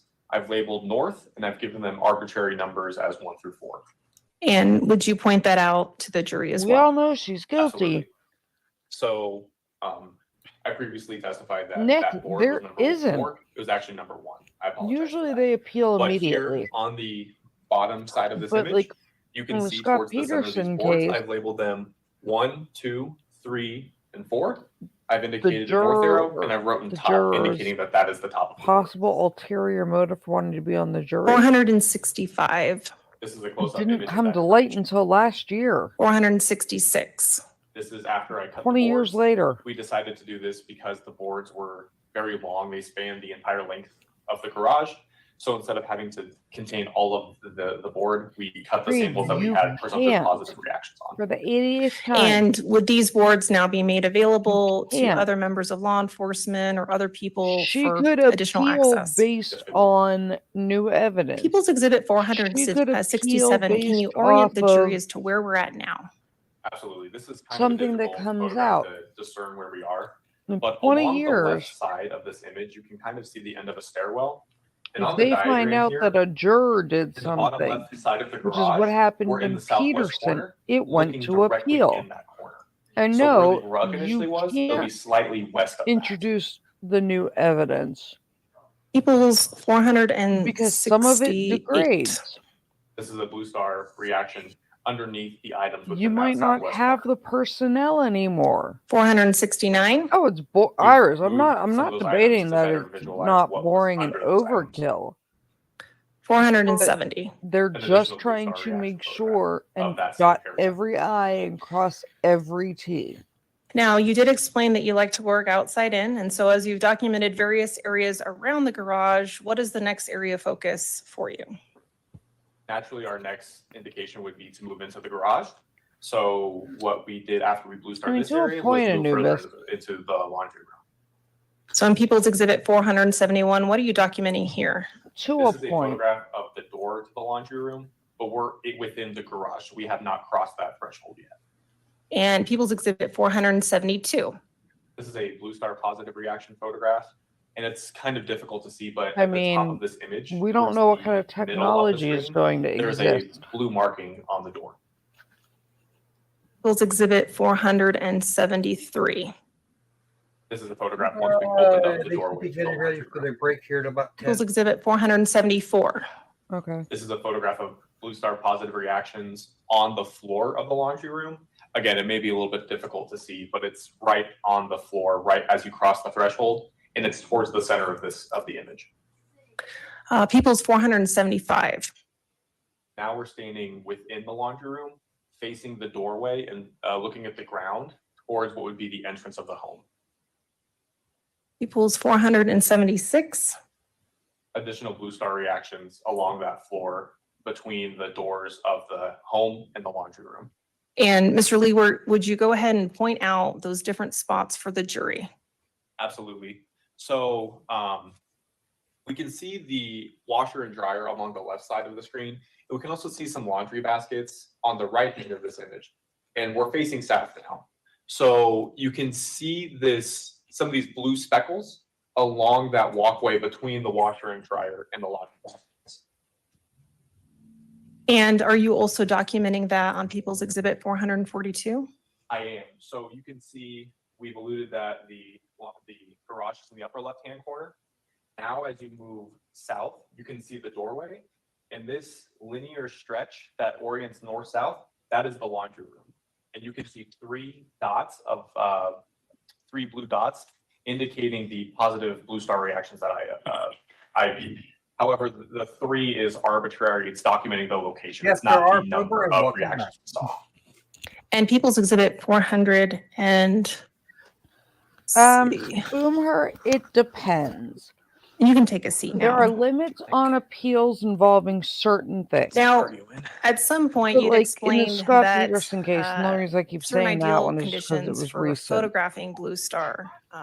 Something at what came point out, in the day are you know, now almost coming 20 back? Can years you explain that later again to the jury? that a So as I mentioned juror before, we are there lied. around noon, the noon time, so very and that bright a outside. juror, there You was can see that jury, in this you know, image there was depicted that there's light misconduct. coming in underneath the doorway, So yes, which there are can limits be on appeal. troublesome when we're trying to take it very dark is, photographs for Blue um, Star. So at this point, we decided with the amount of you Blue know, Star reactions that were There's observed, time that it limits would on be appeals beneficial for to respond to certain the things. address in the evening hours to But search for Blue those Star. limits don't So because exist we could if make it's the house dark. not And did you actually evidence respond was later in the known, evening hours if on the February 3rd of scientific 2020? technique that Yes, can I did. I produce responded that around evidence 6 p.m. gets And did you respond with invented anybody else from your team? if CSI Robert Zaleski responded with me in a training capacity. okay, Creed, And I'm Your not Honor, arguing permission to with you. approach. You may. You. Oh. The state not presenting all the evidence does have a connection. The juror lied, the conviction was thrown out, it went back to trial.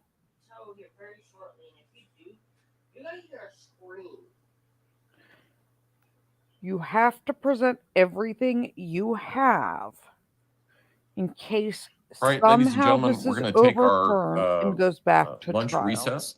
If I can have everyone back in the jury room, say 1:20, we should be able to start on time at that point. Again, don't discuss the case among yourself. Don't discuss the case with anyone else, and have a good lunch. We'll see you back at 1:20. All right. Like years and years and years and years and years, depending on the conditions.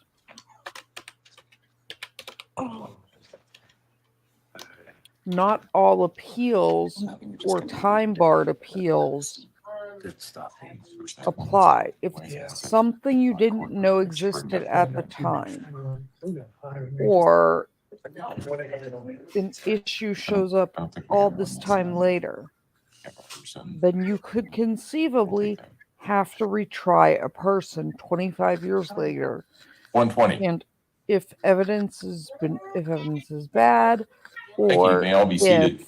Record should reflect the jury has or left the die, courtroom. Is you there can't anything find that we need to take up outside the presence of the jury at this point in time? Nothing for the then people, you Your Honor. need to have all the evidence on the Thank you. record. All rise. Court will be in recess then. Thank you. Okay. I'm gonna go grab some lunch, and then I'll come play games. Okay. We can start. Okay. You want me to start games now, or do you want us to wait for you to come back with your No, lunch? you can start. It's fine. Okay. It's just 2:00 here, so I need to eat real quick. I know that feeling. Okay.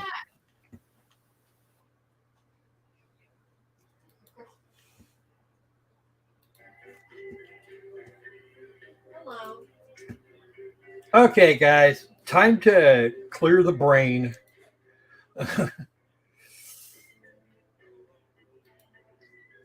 We've got an hour. We got almost an hour and a half, and let's have a look at this. Let's have a look at this poll over here.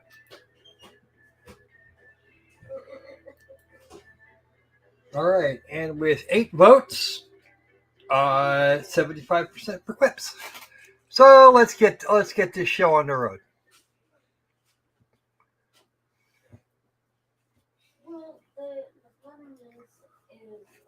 This is true, Anubis. There are all sorts of ways you can find blood in various places, but generally speaking, you can at least look at it and see if it's related. All right, here is your room code, folks.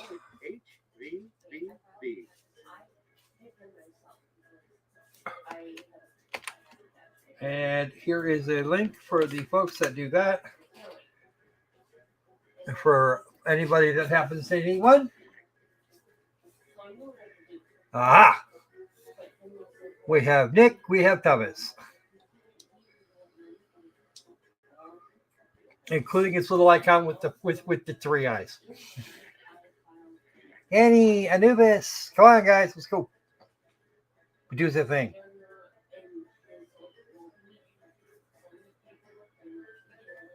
Come on, we need some more.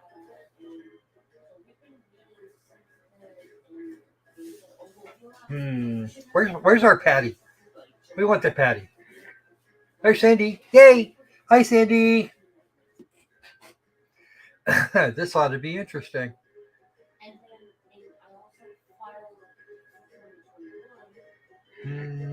Ooh. Come in, dude. Hey! We see Happy P. All right. I think that's good. Anybody else? Oh, I don't see Nancy. Is Nancy still here? I think she may have wandered off. I hope she hasn't wandered off. Iris, maybe?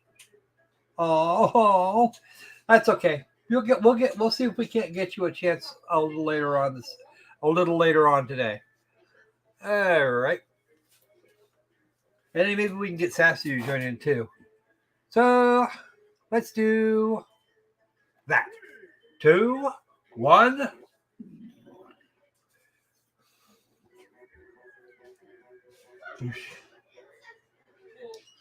Lucky you, it's Quiplash 3. Quips on Parade. I'm your host, Schmitty. Cash tips are appreciated. Didn't make it in the game and want to be heard? Put in that room code and vote in the audience. I won't disagree with that statement. It's a prequel to round 2, round 1. I'm going to flash 2 prompts on your device. Type something ingenious that will stand We haven't against seen another we haven't player's seen response. Mama we Then haven't seen everyone will Mama vote Bear for your yet though. fave, and one of you will get an ego boost. You get points based on the percentage of people who choose your answer. Off we go.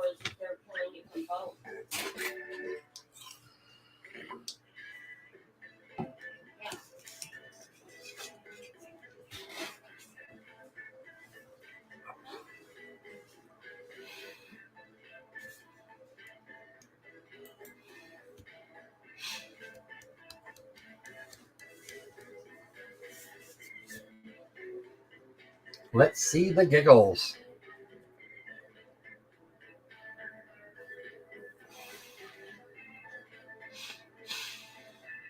$60 seconds.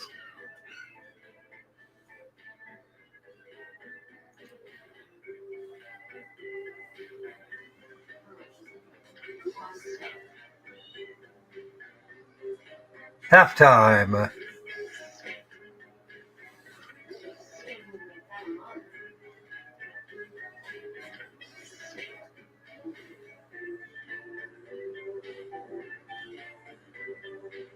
30 seconds. Come on, folks. Guy Man Dude? Uh-oh. I don't know who that is yet. I'm sure I'll find out eventually. It's quip time. Leading off, avoid any restaurant with a sign that says, as seen on blank. Oh, as seen on Dirty Jobs.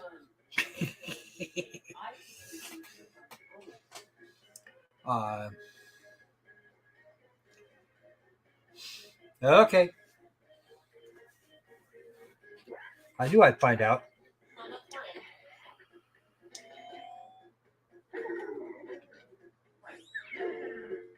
That one was good though, Sandy. I liked If we it. named all the constellations today, one would definitely be called blank. Decisions. Choose your favorite. I would have gone with Fafo.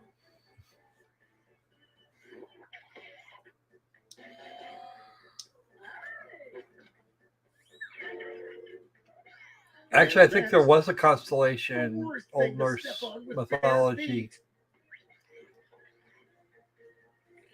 The scary ancient crocodile. Oh! Oh, damn. That is hilarious in context, but yeesh.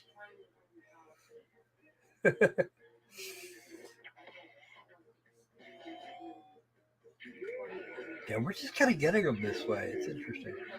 And here we have, after a massive downsizing, the store unfortunately had to be renamed Bed Bath and Blank. Broken down. Pick your favorite quip.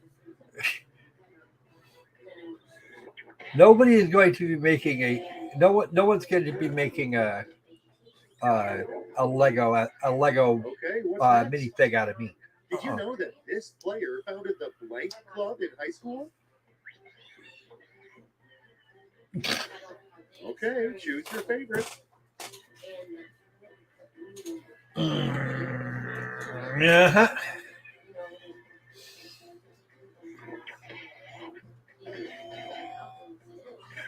Okay.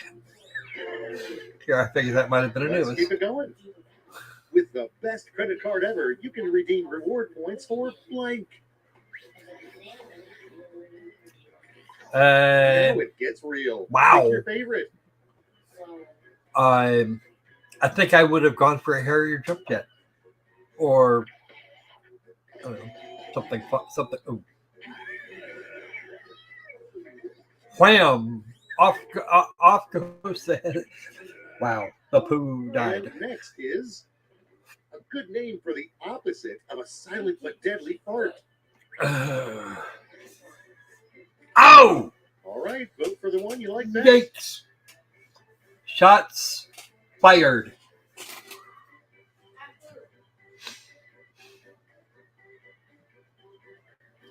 Wouldn't that be loud but pleasant? Oof.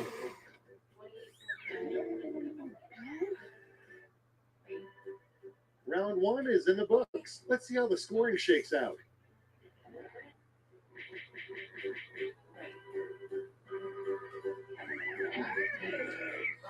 Ooh, poor Nick.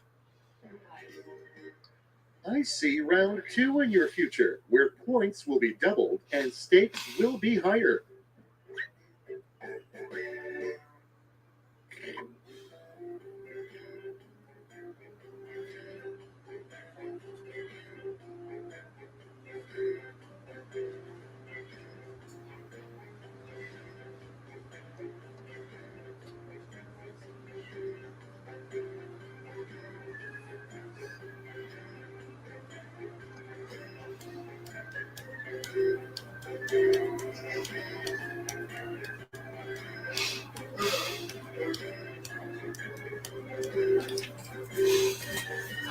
Actually, I was at the grocery store yesterday, and we looked to see what kind of what kind of business that they were doing in Bud Light. We saw a lot less of it than we usually do, and what there was actually mostly full.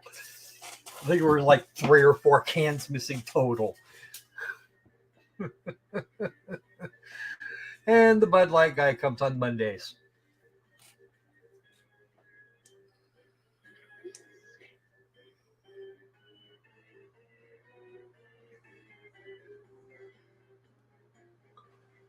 You're running out of time. Don't be afraid to use a safety quip.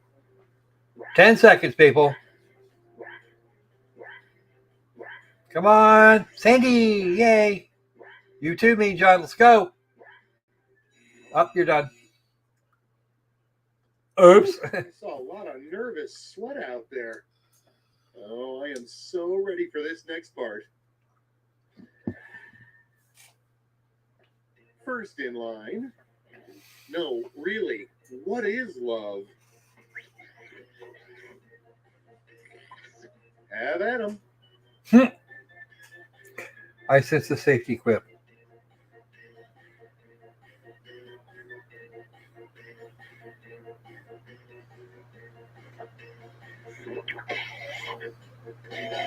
Oh no. Dumbass. Come on, Without seriously. further ado, people would pay good money to see historical footage of blank. All right, choose your favorite.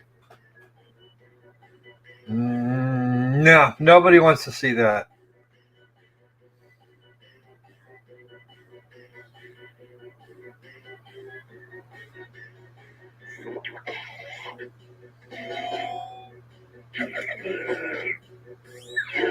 Okay, you guys, I have Next questions. on the docket, the only thing preventing this player from being a globe-trotting secret agent.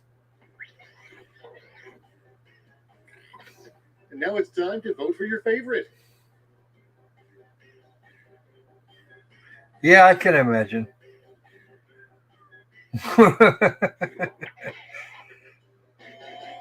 Yup.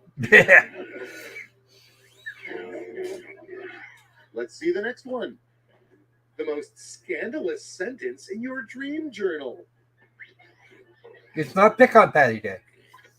All right, people, it's voting time.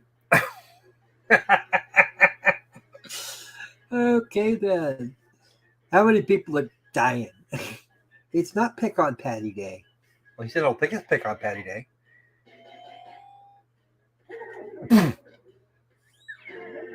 Ooh. Next, what do you get the woman who has everything? Time to pick the one you like best.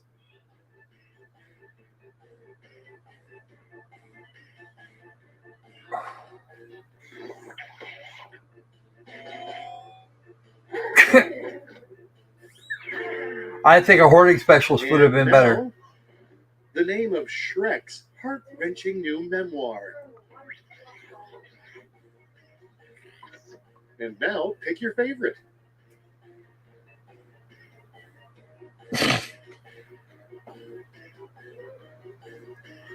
Yeah, if it's pick on Patty Day, I didn't get the memo. Yes.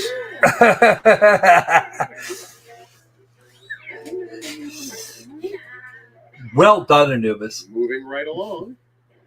Want to know what gets rid of a headache fast? Try blank. Orgasms.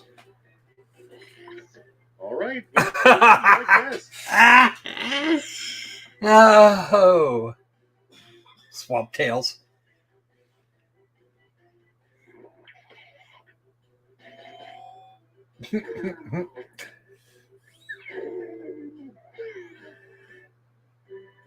Actually, what you want to go for is the. You actually want to go for the tempestular arch. That's those bones are usually the most fragile. Step right up to Ripple Flash. A final round stuffed to the gills with points.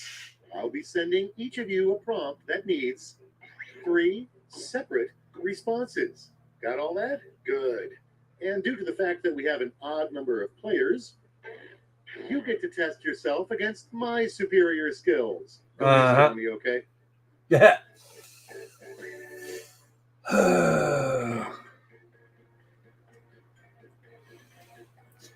Yes, you do.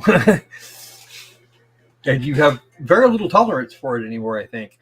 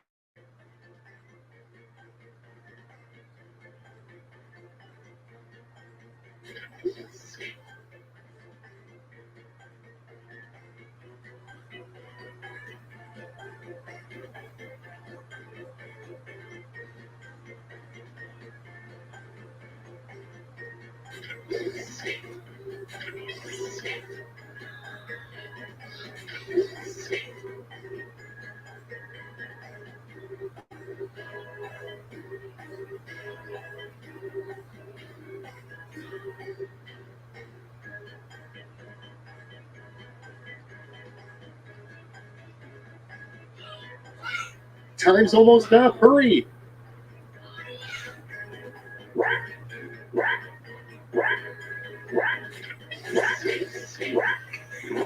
Yay! We'll get this over with. Everybody made it.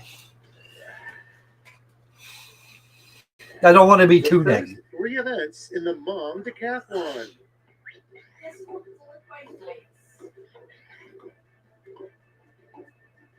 Okay, choose your favorite. Bend over, okay.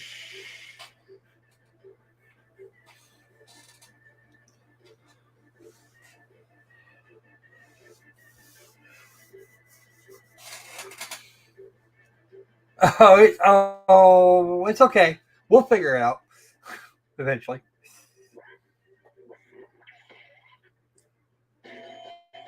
Oh, ow.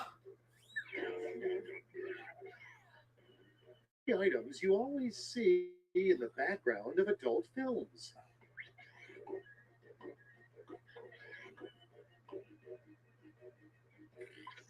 Now it gets real. Pick your favorite.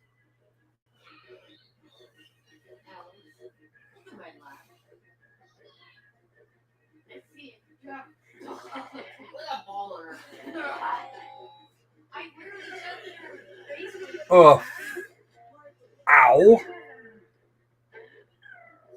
Oh. The 3 steps to having a successful makeout session.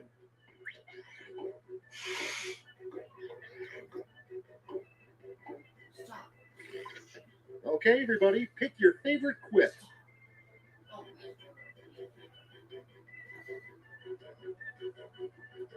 Wow.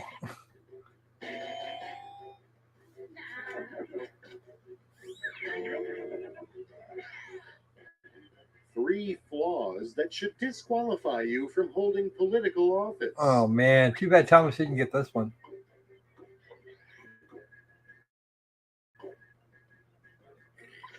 Here's the fun part. Pick your favorite quip. One of those is seemingly is.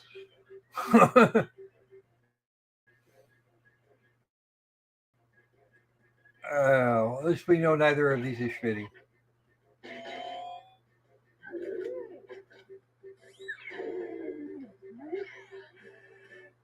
Great job. Now let's see what that did to the final scores. Oh, boy.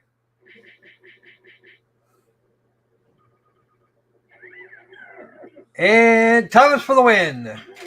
Where did Patty wind up? I forget. I didn't see.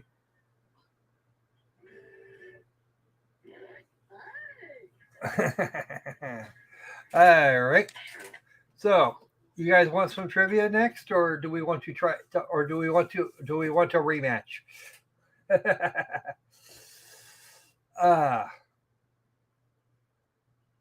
Sandwich between peoples. Okay.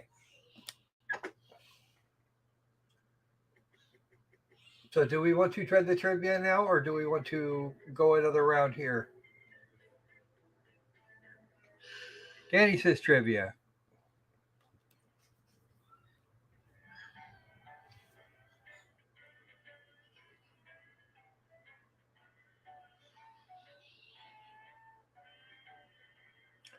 Okay, Thomas. Don't admit to any. Okay, Mean John. Trivia.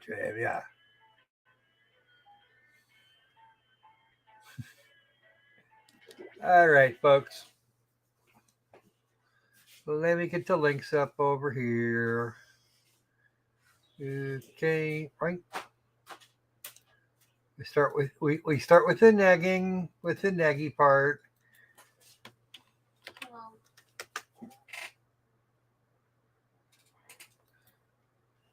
It's okay, I don't want a second trivia to murder party.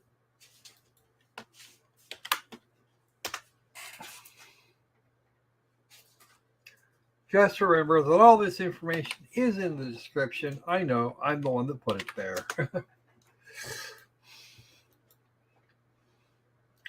Okay, we're done with the neggies.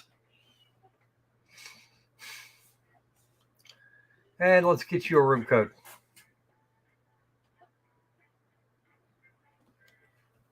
Your room code is WTGN.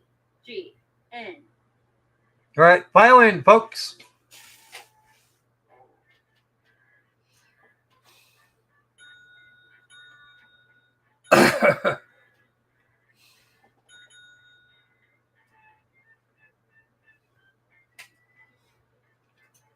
Come on, I know we got one or two more.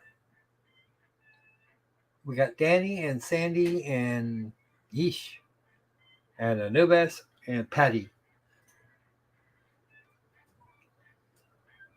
Mean John has to sit out this round. So who's left? All right, one more, folks. Let's make this interesting.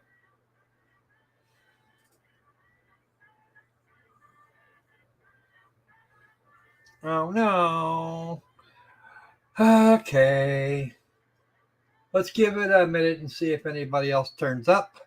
Maybe Loki will come back here in the next 5.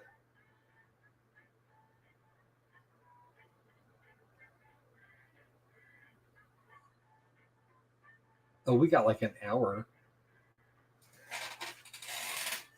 5 will make for a short trip, though.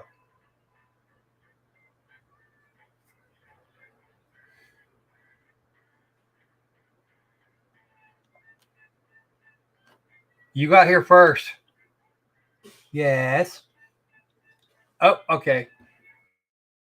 Can I help you? What can I help you with, Sandy?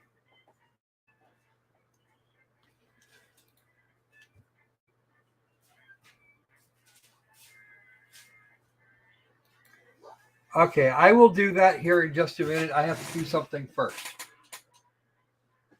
I'll be right with you. Assuming we haven't got another one in the meantime.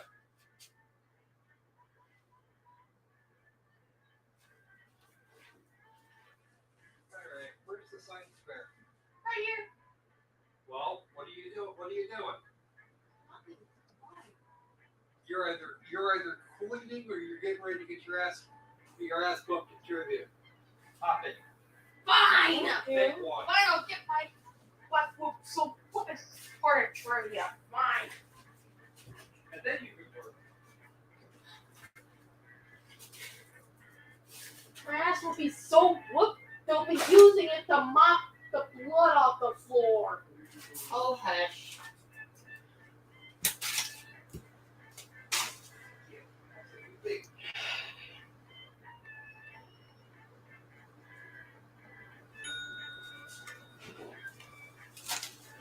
Wow.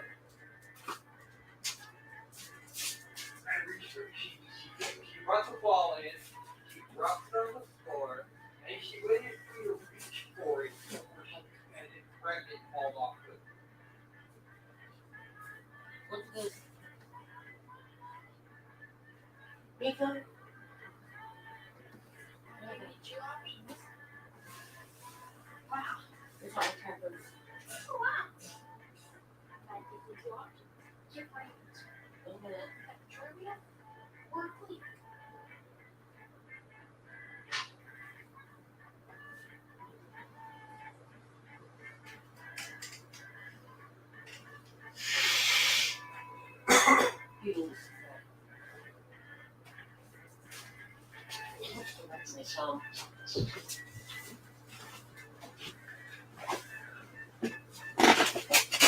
Okay, give me a second.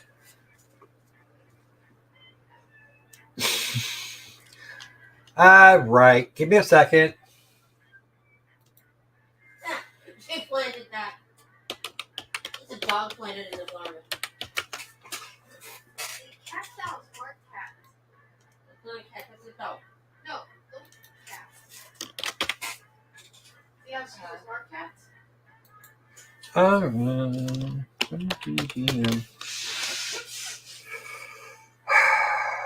Fine. All right. We don't have a Loki, but well, that's okay. Yes, I'm rounding up chipmunks. At least the ones that have phones. 2, 1.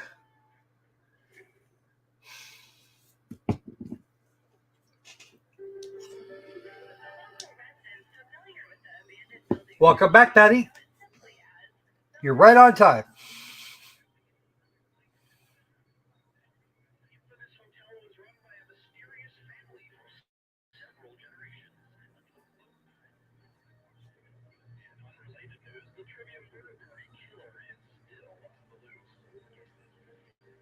Yeah. Clickety clack, clickety clack. We all know the Crocker Squirrel's back. Hey, someone's a poet and didn't know it. Yeah, no, there's nothing to be done for this keyboard. Welcome to Trivia Murder Party. You're going to die here, but I'll leave up on the tutorials just for you. First question. Who is Freaky Rectangular Peoples? Use your device to answer the question.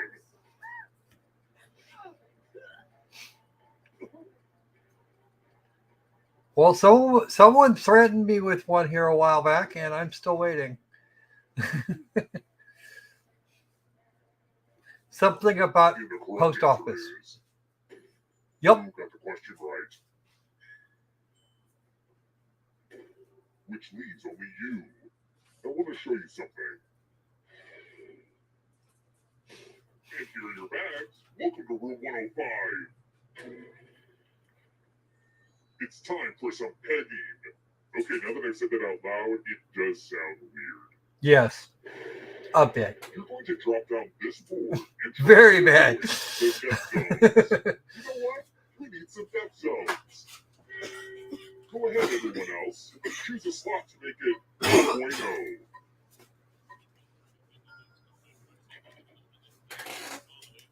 Okay.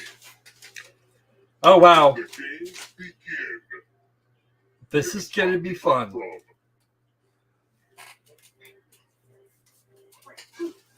Audience is to place their bets. It's like you don't know if they're going right or left, but you know they're going down. Yup. I gotcha. Don't blame me, blame gravity. I picked that one.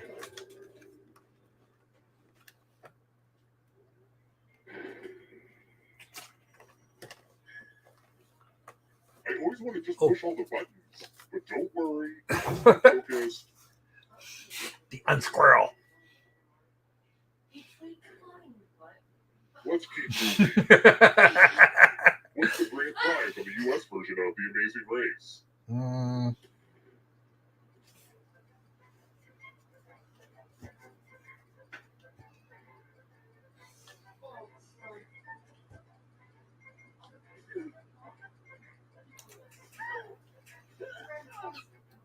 I'm pretty sure that's it.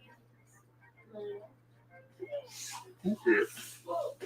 Yes. Ah, yes. The rest of you who are still alive, come with me. Somebody wanted the Jeep Wranglers. Welcome to room 227. This one should be easy. Follow as many rules as you can before time runs out. Everyone else is playing too. If any of them correctly follow more rules than you, I will kill you. The rules are already on your device. Go!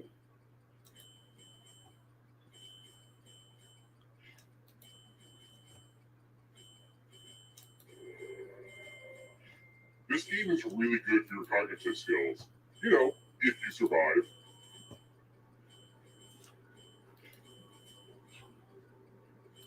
Rule time is coming to an end.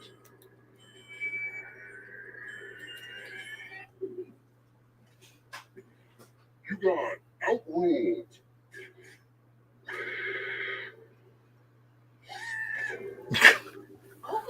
Both of them slit, not the slut. That's, yeah.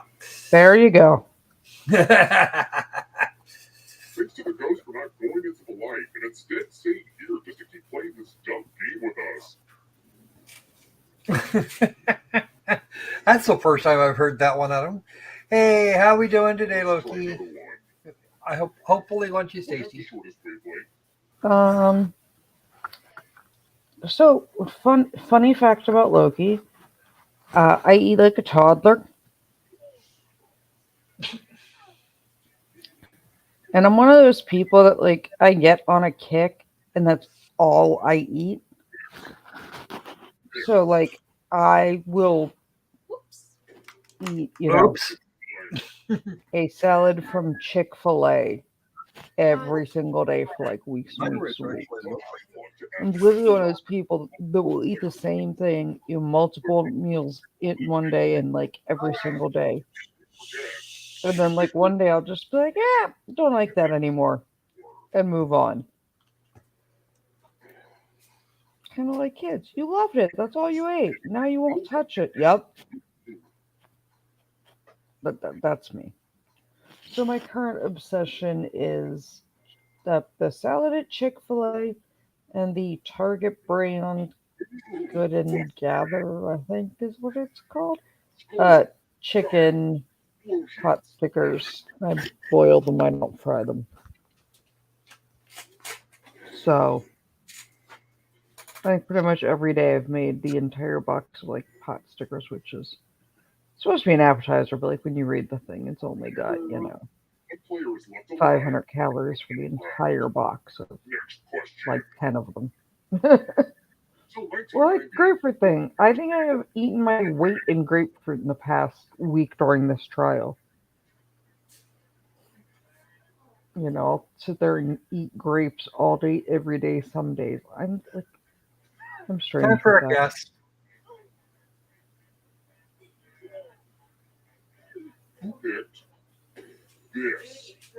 So I guess correctly. Well, today is the Good and Gather chicken pot stickers with the sauce. Mm-hmm. Terrible. What? No chicken pot stickers. Why? The chicken pot stickers are tasty. I thought you said ew. If you didn't like them. No. It's you that they didn't have them. Oh. Yeah, so we're going with the chicken pot stickers with the sauce and the grapefruit. Since I've eaten a salad from Chick-fil-A almost every other day. Or it doesn't have to be a salad from Chick-fil-A. Like, I'll just toss regular chicken nuggets on, lettuce and add, salad-y stuff. But I go on weird, food kicks. I think some of it's from, this doesn't make me nauseous with, chemo infusions kind of thing. So it's safe. And then, one day it'll make me sick and I won't be able to pick it up again or eat it again for months and months and months. If ever. That's a weird mistake. Let me show you what's behind the looking glass.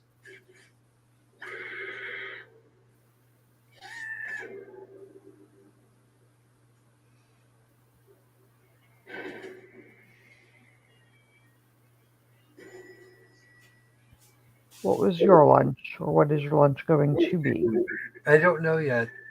How many sides does a tetragon have?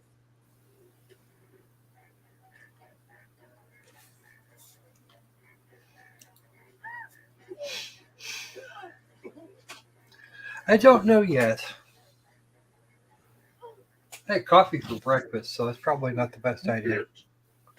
Yes. I'm living on energy drinks, grapefruit, and chicken pot stickers, and a salad from Chick-fil-A. That's any better? Well, and like when I said that, everyone's like, "Oh, no, that really sounds bad." I'm like, "No, no, no. One box pot stickers, one salad, and grapefruit. Like for the entire day. Like I'm one of those people that, I think I say it, and someone's like, "Oh, that sounds like a decent meal." I'm like, "No." I judge meat as a whole meal. There was a period of time where all I ate was, dried Cheerios. I think what my other food habits have been. Scrambled eggs for a while. I literally would just eat the same thing over and over every day. Here's your first category. Stuff in Missouri. Tap each answer that fits the category and then press submit.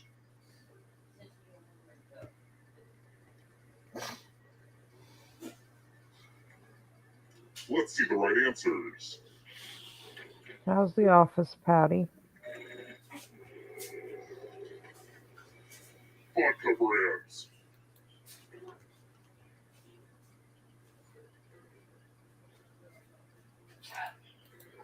Time is almost up. I don't remember if Hanger one is vodka or gin. It's vodka. I mean, Thomas, you could, but no. Yeah,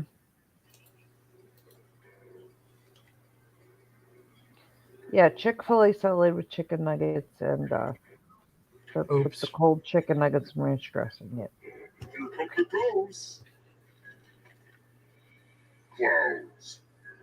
There was a period of time where all I ate for like probably 2 weeks every day was Jack Daniel's pulled pork tacos with spicy coleslaw.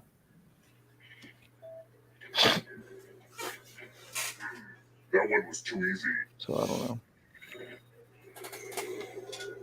Don't fall behind.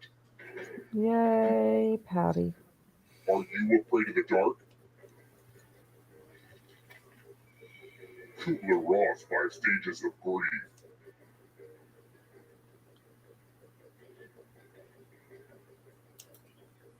Time is almost up. Patty, somebody threatened to mail themselves to Apple. Yep. Uh-oh, this might be over soon. Lights out for you. Squash.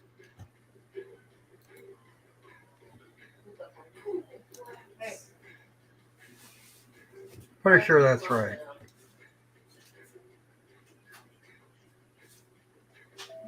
I don't think so. Oops.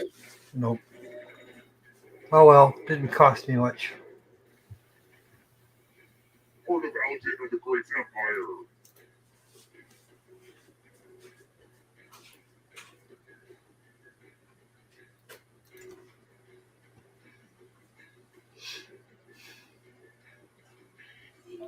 And the weather is changing here. It's like 82 today. It's going to be 50 tomorrow. Danny's gonna get me. Not so Go, fast. Danny. Go, Dan. Oh, wait, sorry. I'm not supposed to do it. Gee, love you too. Girl power. It's usually me and Patty against you and Opal and the rest of the snark I'm assholes. not getting out of here. I don't have the foggiest idea. Time is almost up. Wow. Probably could ask Wrong completely. Patty, who likes, You stole horses. some yummy life force. Danny's gonna get me. Courage and hearts.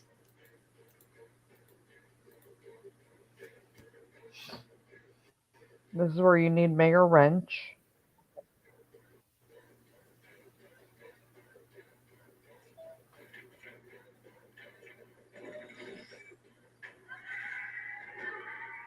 Yep. Thing is, Jenny and I both had that one all perfect and correct. Is the live one gets to run first because it's still live. My dad was a mechanic. I like to rebuild That's engines cool. because it's fun, and it was something my dad used to do and taught me to do.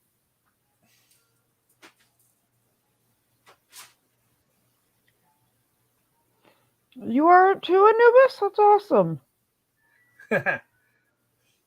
There's actually there was, well, it was up until the end of January, this mechanic in our area. It was a really small family-run shop, and Harry, the guy that was the head mechanic and who did, it was his family's whatever.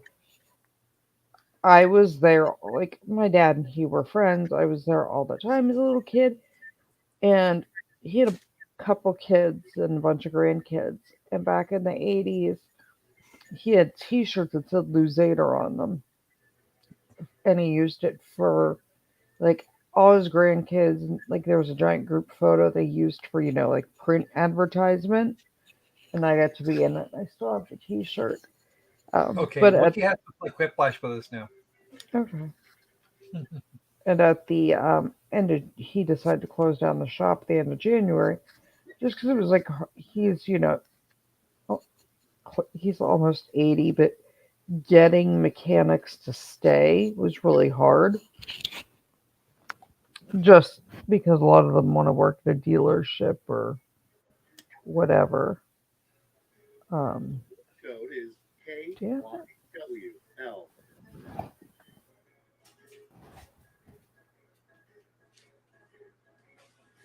Come on, folks. Pile in.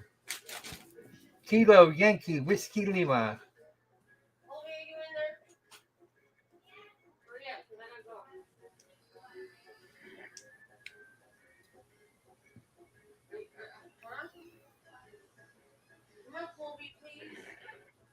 What did I mess up?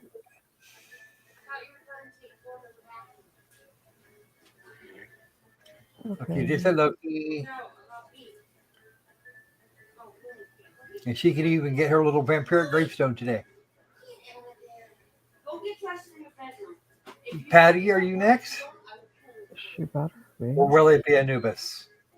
Danny, what are you guys? Come on. So we got Subdeck. Oh, the one we need here is Amanda, because that would be hilarious. Mm-hmm. Come on, people. Let's go. But yeah, that drastic pressure change, that foot, Yep, it was Anubis. like my foot and ankle that were killing me. Okay, Patty will be back as soon as she can be, because stupid is stupid.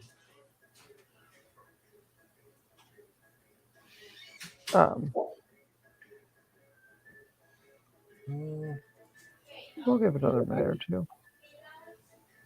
But Danny and Sandy. I used to always hang out at like Luzader shop. He closed down. Just picked up my car this morning from him because I needed new brakes and I just wasn't feeling up to doing So them. Nancy wandered off a little while ago. Yeah, I generally do my own brakes and stuff, but I just wasn't feeling it this month with everything going on. Well, he closed the shop and he does some things out of. He has a shop next to his house he built, so it's just easier to take some things to him. Okay. We'll give it another minute or so. Although I can say, I don't see Thomas. Where is Thomas? Where is Thomas? Where is our Thomas? We must have the Thomas.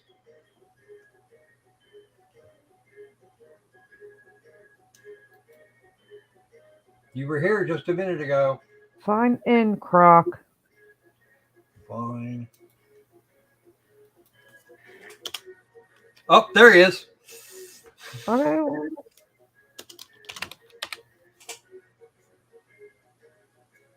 Hold on.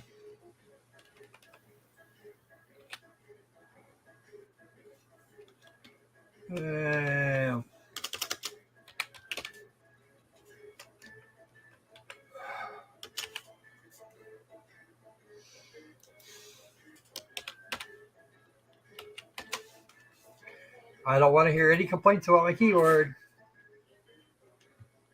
You're still gonna hear complaints. Get over it. Huh?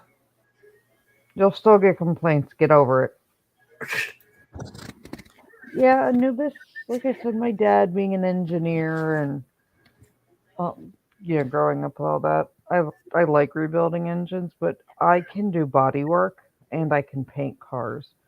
So every once in a while, Luzader would call me and be like, hey, I can fix this, this, and this. Can you help this person paint? Yeah, Welcome to whatever. Quiplash 3, Midnight Train to Funtown. I'm Schmitty, and Yeah, being able to do body work and paint, best side hustle you'll ever have. put in that room Especially in code. like college or high school. Because when people fuck their cars up, they don't want their parents to know. Round 1. 2 prompts will show up on your device. Answer them however the mood strikes. You'll go head to head against someone else's clever answer. And being able to like pop dents and do little stuff saves you Rate so your much points money. based on the percentage of people who I dig have a your paint booth I can set up outside.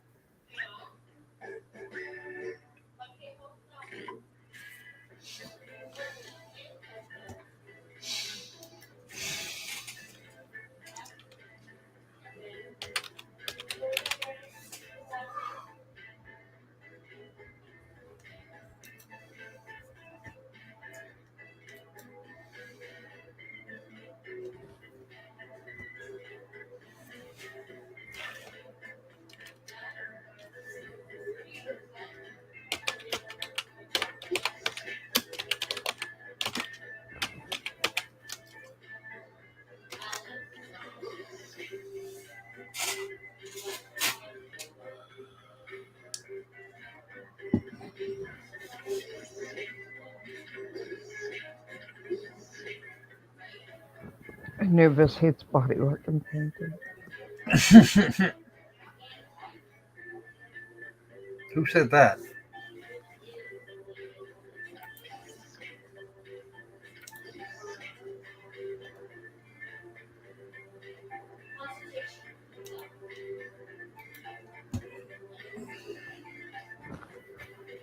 "17 seconds. Don't let me down. First in line, a request you'd make on your dating profile. Must love blank. Okay, shower someone with points.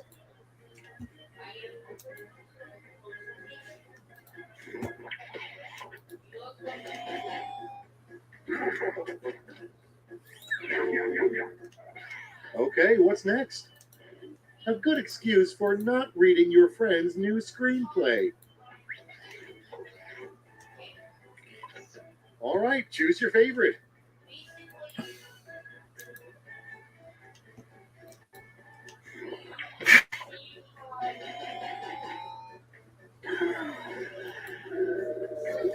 Yeah, I had a feeling that was going to happen. Let's keep it going. Honestly, blank might as well be a curse word. And now, pick your favorite.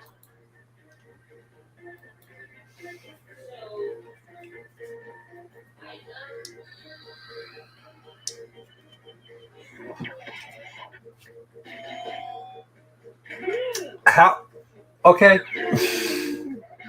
Next on the docket, I see how it is. name of an award show that celebrates the most mediocre movies of the year. And now it's time to vote for your favorite. The memes. Oh, jeez.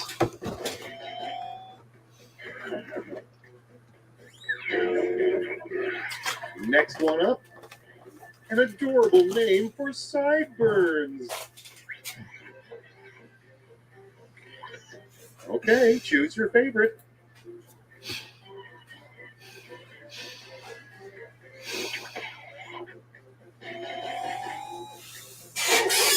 Yes, you are under there. Wow. Let's see the next one. You It is bad luck if you break a mirror, but good luck if you you need to break not blank. you need to not come over here to do your bartending dog. Yeesh. Now it gets real. Pick your favorite. Monkey mullets works as well.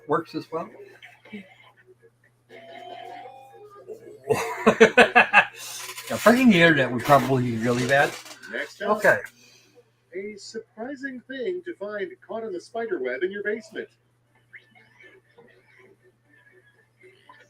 All right, people, it's voting time. I'm not sure if you should be surprised or disturbed.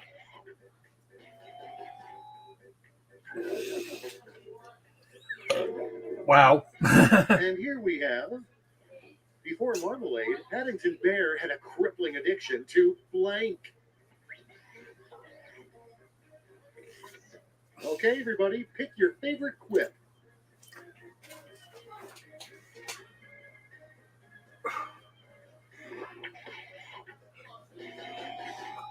Oh, damn. Thought that one might have actually been a safety quip. We made it through round one in one piece. Sorry, Let's see what your Danny. score did.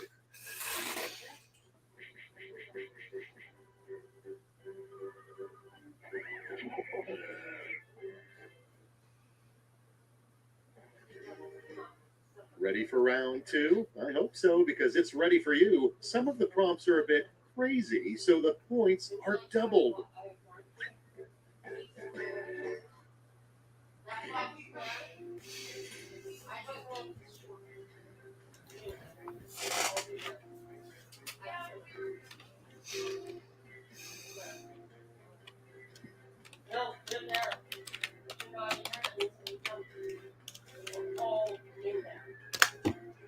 Every one of them.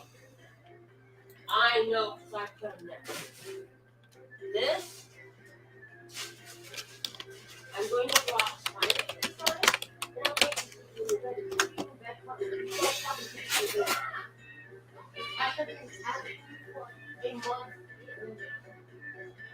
Please, keep the blanket back.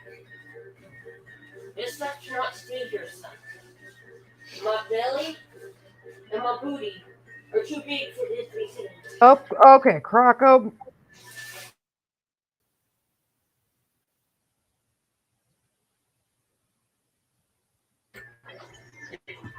Huh? I had to mute you because of what's being said in the background. Right, got it. Sorry.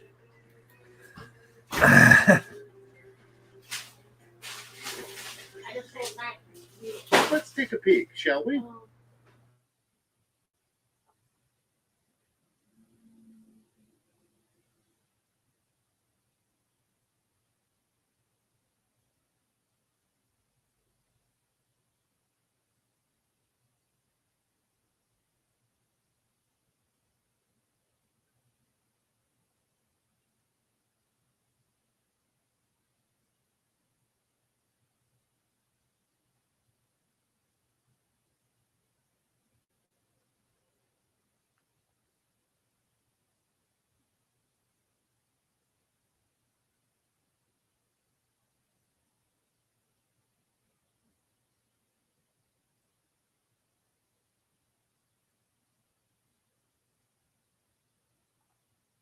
Stakeout. Time to pick the one you like best.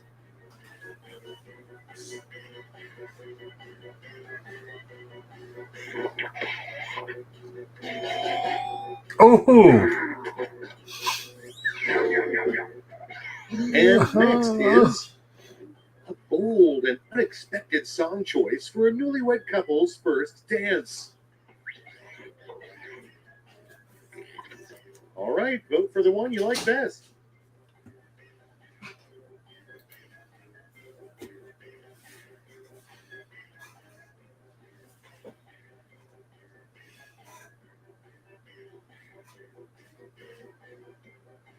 Oh, there's an audience one now too.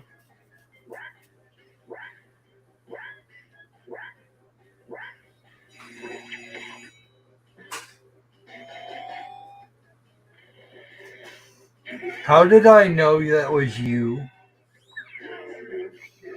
Nick? Let's see how they handle. You can expect tragedy when the tarot reader turns the card depicting blank. Decisions, decisions. Choose your favorite.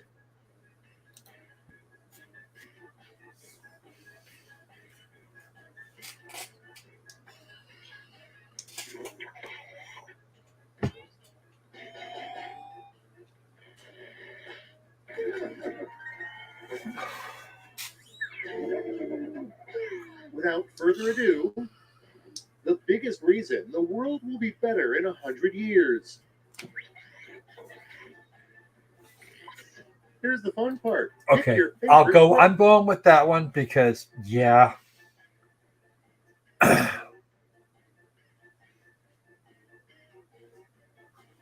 Both.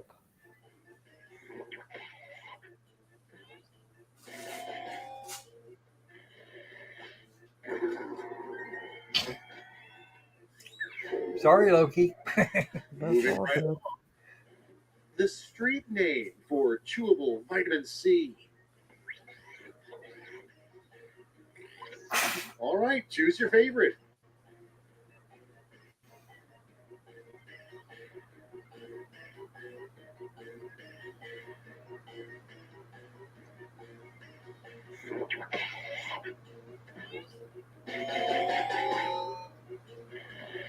Ouch. I was expecting it.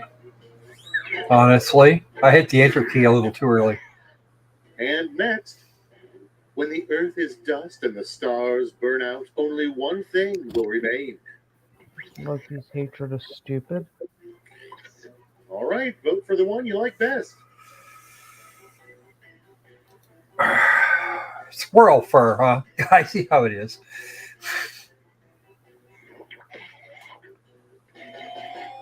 I know, it gets into everything, doesn't it, Sandy? And now, the name of a mermaid's stand-up comedy Netflix special. Oh, dear. All right, people, it's voting time.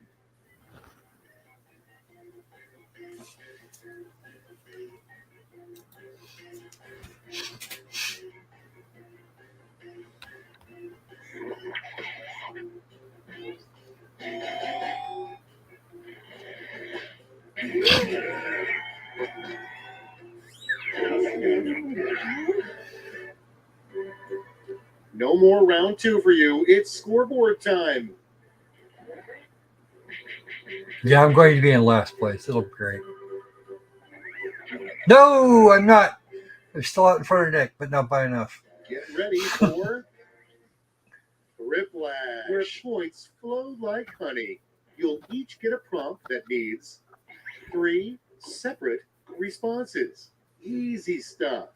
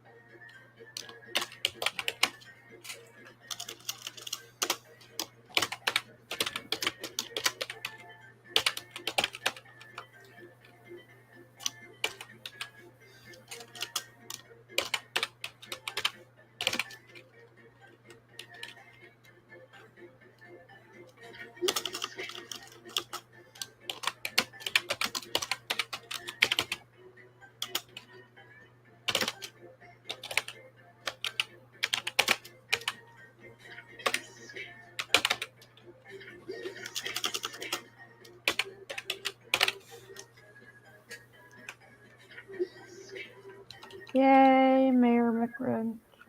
Mayor Wrench McNown. I call you Mayor McWrench for some reason. I don't know why.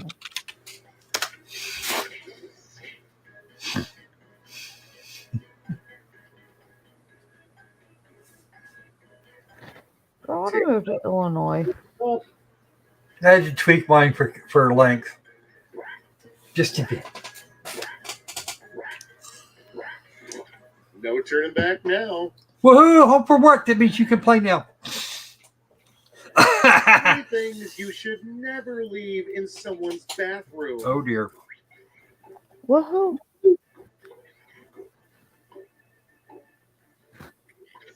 Time to pick the one you like best.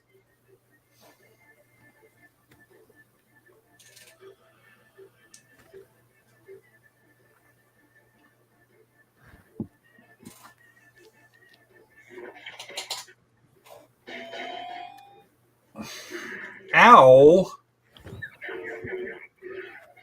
Rude. The three things that would concern you if they showed up in your dreams.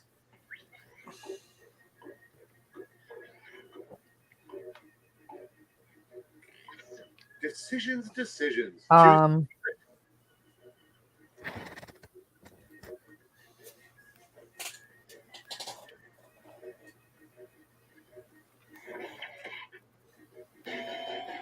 I promise you, Loki, you wouldn't get that last one. I'd take your hand off for that.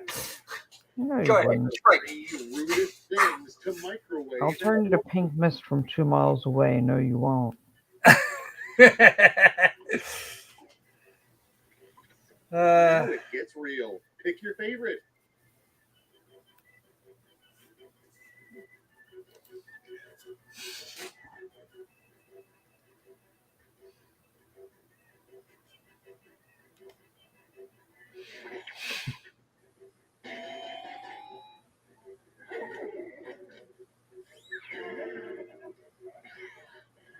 Three crappy excuses. I know, to give right? Kids a bike they wanted for their birthday.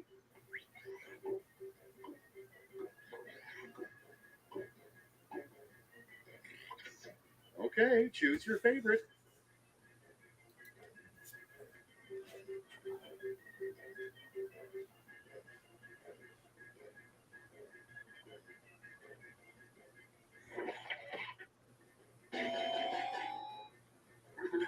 Those wouldn't be crappy excuses, though. Give me those final scores. Those final scores say I suck. At least I haven't been clip-lashed this round. But I'm still in last place. Cool. And Patty wins. Yee. All right. How long have we got left here? Let's see. We got enough time for one more game. Which will it be? Well, I'm going to sit it out and answer an email and watch you Okay. guys play. I'll play from the audience. Oh, Danny, what's the Wheel of Enormous Proportions? We're actually we might be short on time for that.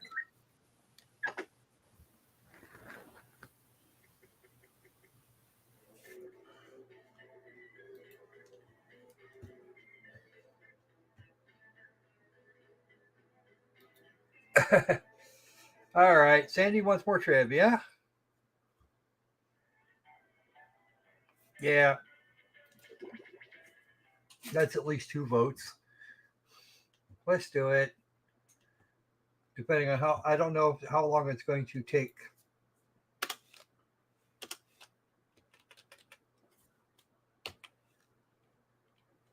Okay. TKO is a drawing on t-shirts game.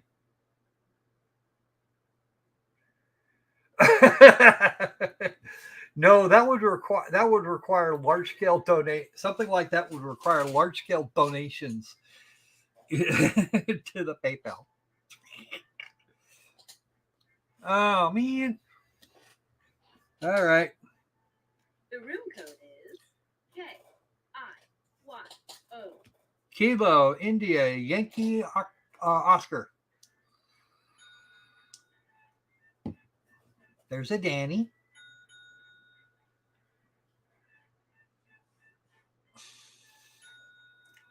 Sandy. And we got Danny, and I'm waiting for him. Are you joining us, Mr. McNubb?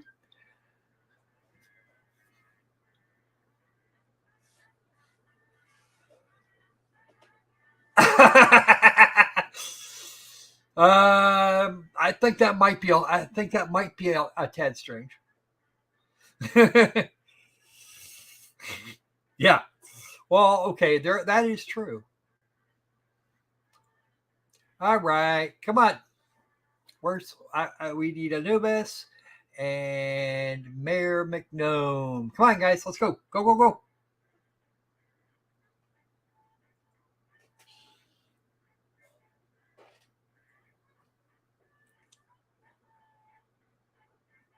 Oh, jeez. Wow. I think you want your... Oh, man.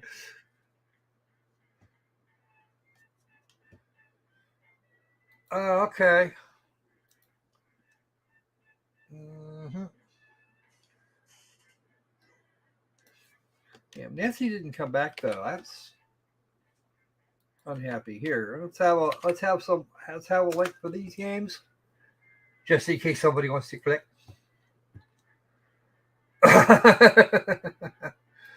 All right, and I'll give it a minute to do some naggy bits because we have to nag a little. They're coming up in no particular order. I like this one.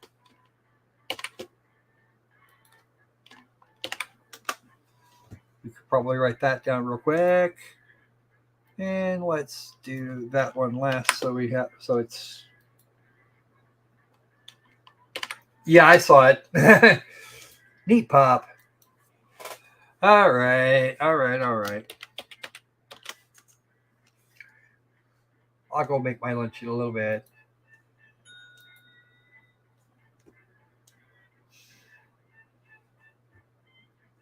All right. Anybody else? Come on, folks.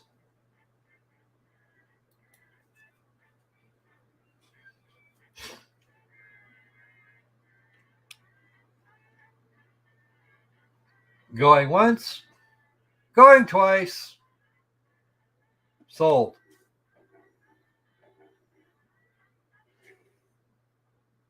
Probably could have gotten Mayor McNome there with the other one, but that's okay. More clips. We'll get some clips in at the next break, maybe. Welcome to my game that I won't bother telling you the name of because you turned tutorials off. Of course. First question. Trivia Murder Party. According to NASA, what are raindrops actually shaped like? Use your device to answer the question.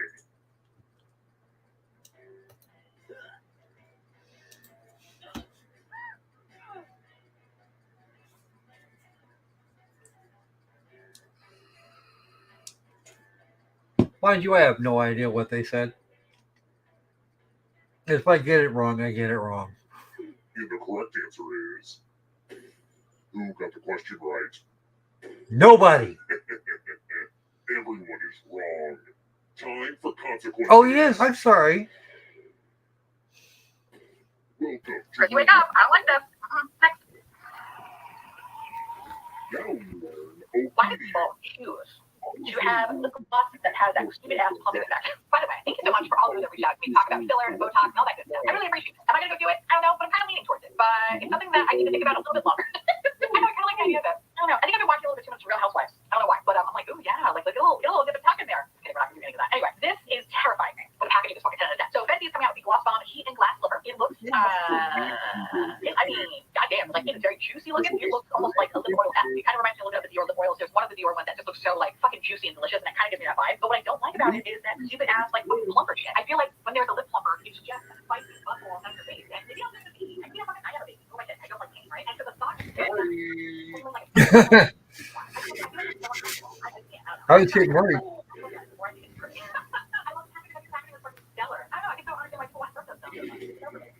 You guys see a lot of this elevator, so just get used to it. I am getting to the point where I literally like this. I gotta reboot. Can we reboot for a second here? Let's reboot. Let's keep moving. Hey, what muscles in your leg again? Oh, Daddy Color Pop. Ooh, my voice is dead. Okay, so here is the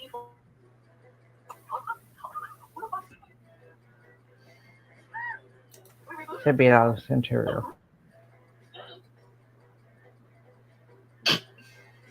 Who picked? No, actually, I don't know what's in the background. The rest of you, it's time.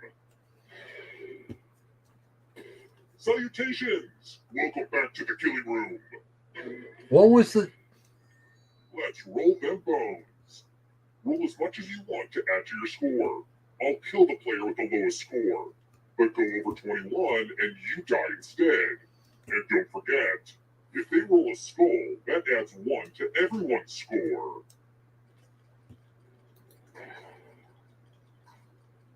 This is a game for people who like blackjack but hate using cards.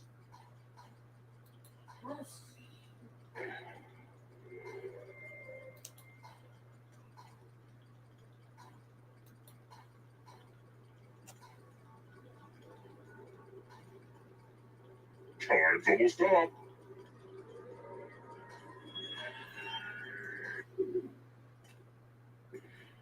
You busted. How did I pick up 6 points? You gave me 6 extra points somehow because I stopped at 18. Growing up, I always told myself I wouldn't get into the family business of killing people in this hotel. But you probably never expected to be killed in this hotel either. Huh, life's just funny, you know. Wait, what? What the hell just happened? Oh, that wasn't... Oh. Let's try another one. What's the real first name of Guns N' Roses guitarist, Slash? Mm-hmm. I have no idea. Try that. We'll just pick something. Who picked this? The rest of you who are still alive, follow me. Congrats! All of you are entered in my scratch ticket giveaway. Just scratch and find 3 dollar signs and you get to live. But if you scratch off even 1 skull, you die. Happy scratching! Oh yeah, and if you keep scratching, we know what a losing ticket means. We both died. That's what that means. It means there's only one left alive.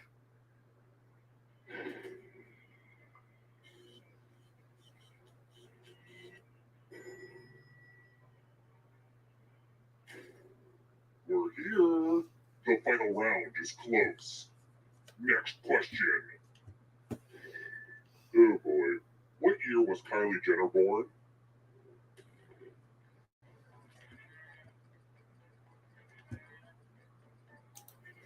I think. Not that it matters. Happened to me too. This. Oh, cool. Come with me.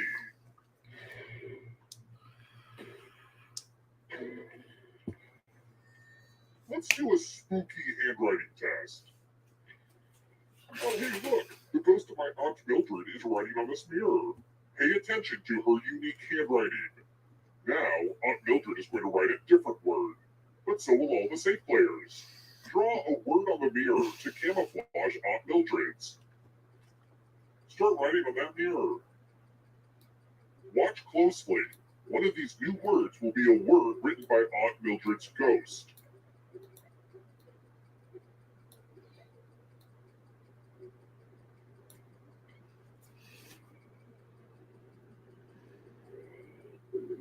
So many convincing words to choose from. Now, type the word that Aunt Mildred wrote, or you die. Would the real Aunt Mildred please stand up? Sorry, Danny. I got you. Aunt Mildred would never say that. It's time for you to join my Aunt Mildred.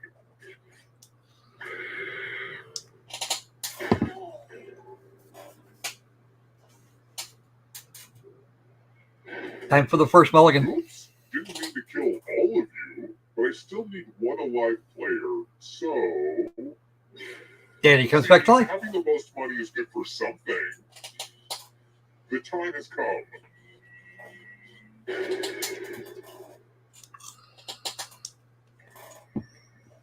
Glad to see you're the one to make it here alive. But will you be the one to escape? Not if I can help it. Here's your first category. Animals and Animal Farm. Tap each answer that fits the category and then press submit.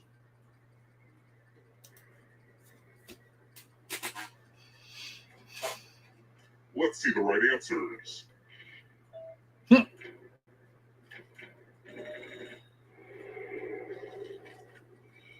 Cruciferous vegetables.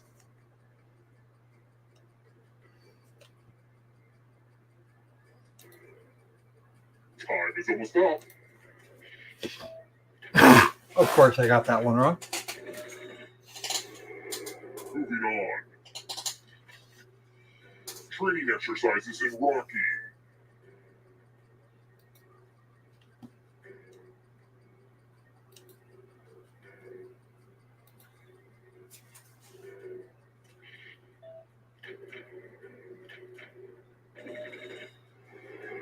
It's not too late to close this gap. Walking Dead characters.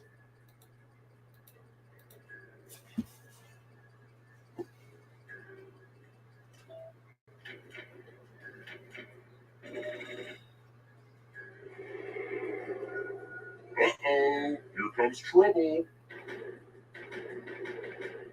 It's only darkness. Danny's gonna get me again. Oh well. Dog food brands.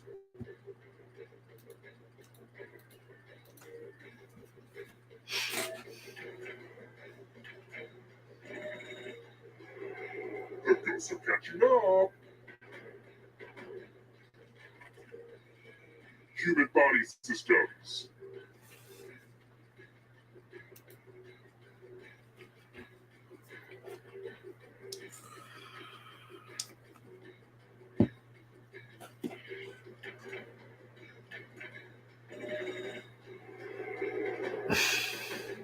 Next question. Canadian national holidays.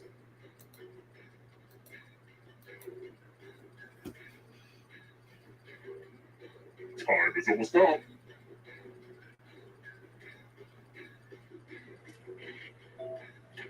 Oops. The end is near, but in a good way. Where do you think you're going? You need a perfect answer for your final escape. And that includes the third answer choice now, too.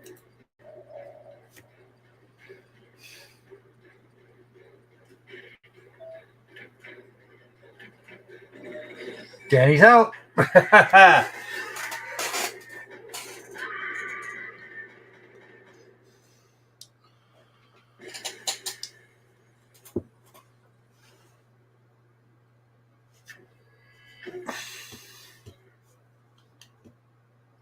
Bystander says, here we go again. All right.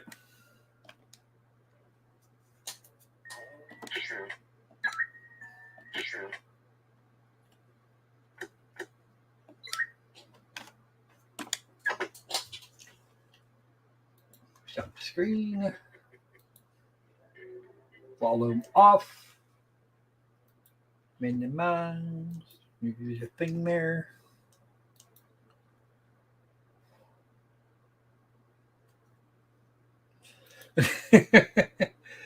I should have said she got. If I remember right, you got me the last time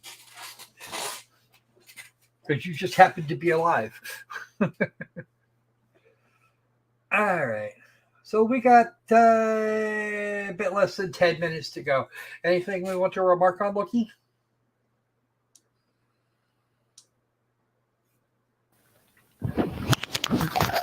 This woman. I still don't believe that the entire morning started with I peed on the couch. I know, right? Ma'am. No, ma'am. And then you tried to take a nap in it. No. Just no. Yeah, a little nap aside. You're trying to nap and pee. Okay.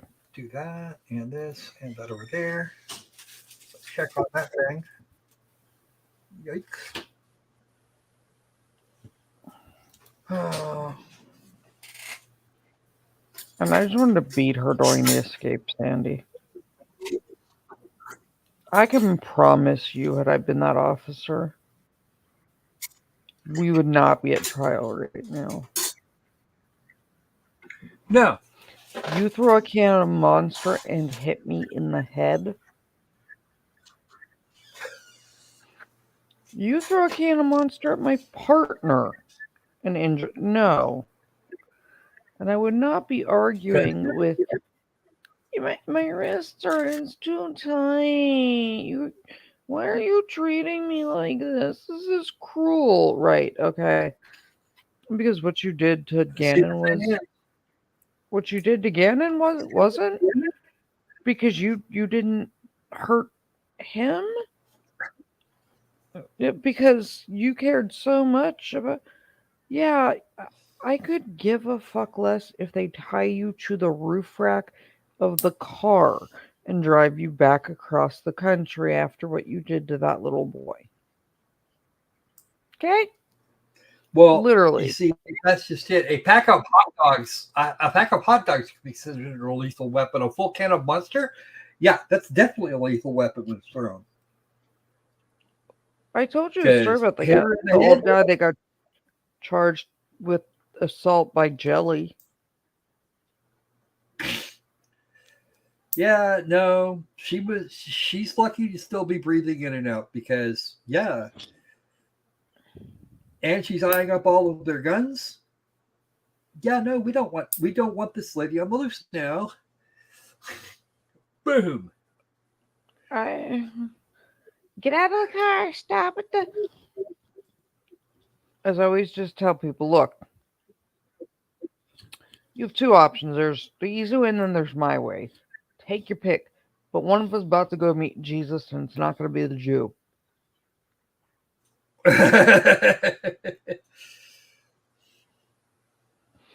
After what she did, I'd have tied her to the roof rack. You can sit up there for the ride home.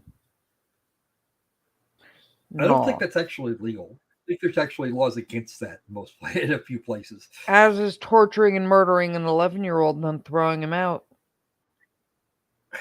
Well, that's a different. Yeah, well, I agree.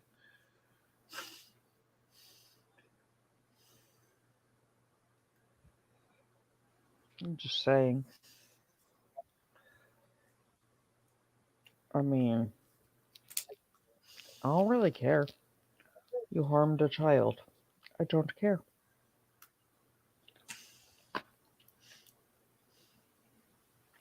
How long do you figure before the inmates figure out, get word that what she's in for?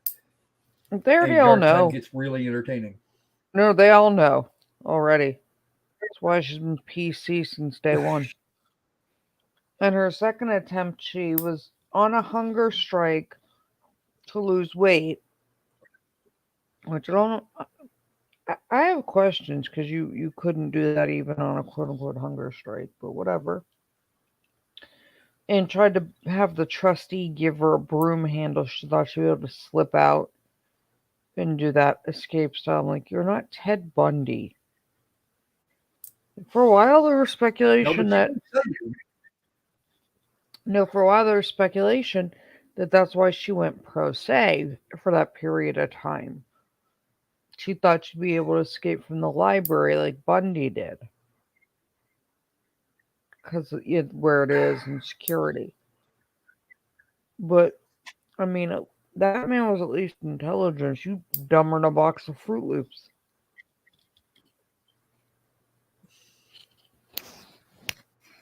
Bargain ass wannabe. Okay. There's that thing done. I was just like, yeah, no, don't care.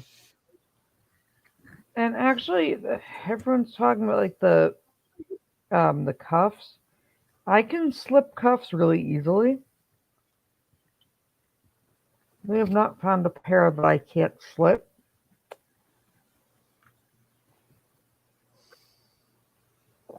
Which was a very interesting day at work. Oh yeah, Sandy, she shows that she's sociopathic. My arm hurts. I You're think being even mean to Albert me. might be offended by Bitch, that. you peed on a couch and are laying in it. I don't care. My wrist hurts. You're being mean. Bitch, you brutally murdered your. No.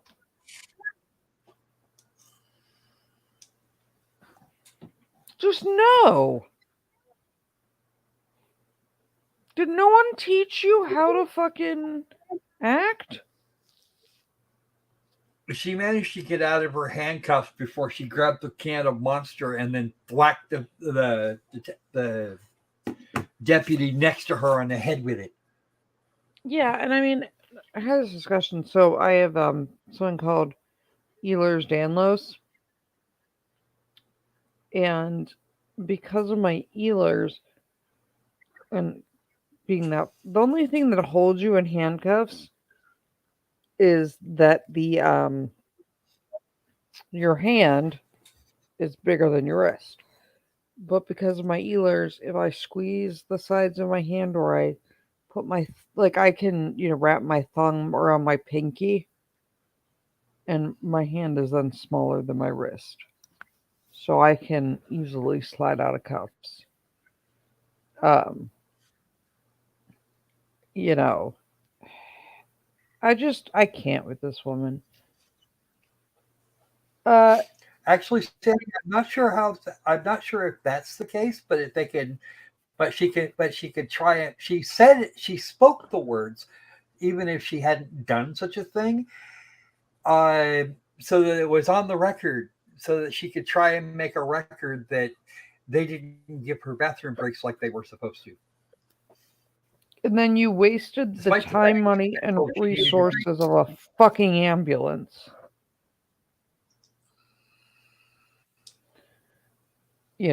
Literally. You wasted money and resources when that paramedic could have been saving a valuable life. Bye, Felicia. Go LARP Frogger. Creed, if you mean hypermobility, that is one of the components of Ehlers. Ehlers-Danlos is a genetic disorder that affects how your body produces collagen and things. So, I guess you could call them floppy joints. I mean, they're hypermobile. If I, hold my hands out flat, my fingers are all well past 90 degrees, my elbows, all of that. But everyone just thinks of hypermobility. Yes, hypermobility is seen in Ehlers, and there's an entire type of Ehlers that has to do with hypermobility. But there are other things like hypermobility syndrome. With my type of Ehlers, my veins are even super floppy. So, at the groin, my femoral artery sits on top of the femoral vein, and it actually crushes the femoral vein if I'm not careful, because the vessel walls are very flexible. It means that my skin feels like velvet. It's another weird trait of it. You've velvet skin. My skin's really stretchy. Blood vessels and things you can have organ rupture for some people, but anything that your body uses collagen for is screwed up. Yeah, Creed, what you're thinking of is the hypermobility aspect of Ehlers, but there are many, many things, including just plain hypermobility syndrome. So, yeah, some of the more extreme contortion stuff you see is Ehlers. All right. Or someone has a Call 20 CR hypermobility 1358, thing, People but- versus Letecia Stauch. Record should reflect the jury is not present. in the Yeah, courtroom. Is there anything Creed, we need not to pick up only are outside they the a presence pain of the to jury at this hit, point in time? Not from the people, Your Honor. but No, no, they no, no. are Okay. extremely All right, let's go ahead fragile, and bring the jury as in. is my skin. And Ms. Gratiano, you So, can move you know, that once the IVs jury will gets in and whenever blow. you're ready. Yes, Your Honor, I'll do that. Scars become super, super thin. And, you know, yeah, it's my skin is, yeah, veins are floppy.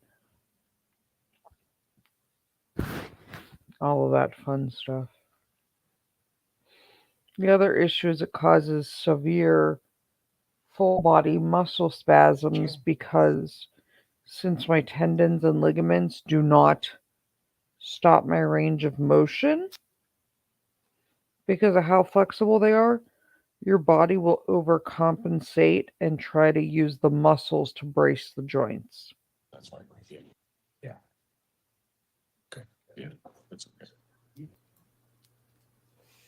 But like if I hold my arm out straight with my hand facing up and my wrist bent at 90 degrees, I can turn my whole arm 360 degrees. All the way back to the 12 o'clock. All rise for the jury, please. They're bringing in the jury now, Becky. Yeah, court's back. They're just bringing the jury out. They have to ask first if anything needs to be handled off the record that came up at lunch. Well, not off the record, but outside the presence of the jury.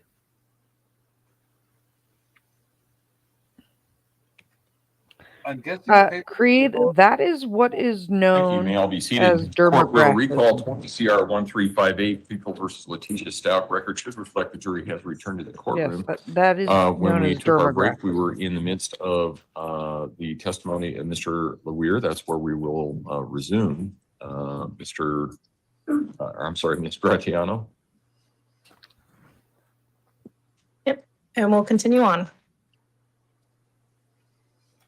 Well, good afternoon now. Everyone. Your Honor, permission to approach to move the easel? You may go ahead.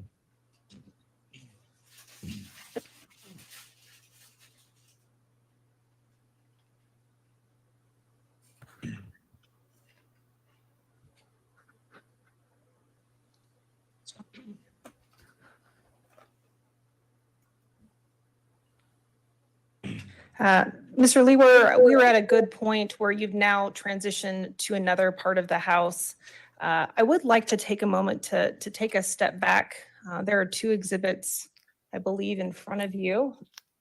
I just have the one. Sorry? I just have one photograph. One photograph. And what photograph exhibit is that previously admitted? This is People's Exhibit 446. I have to check that.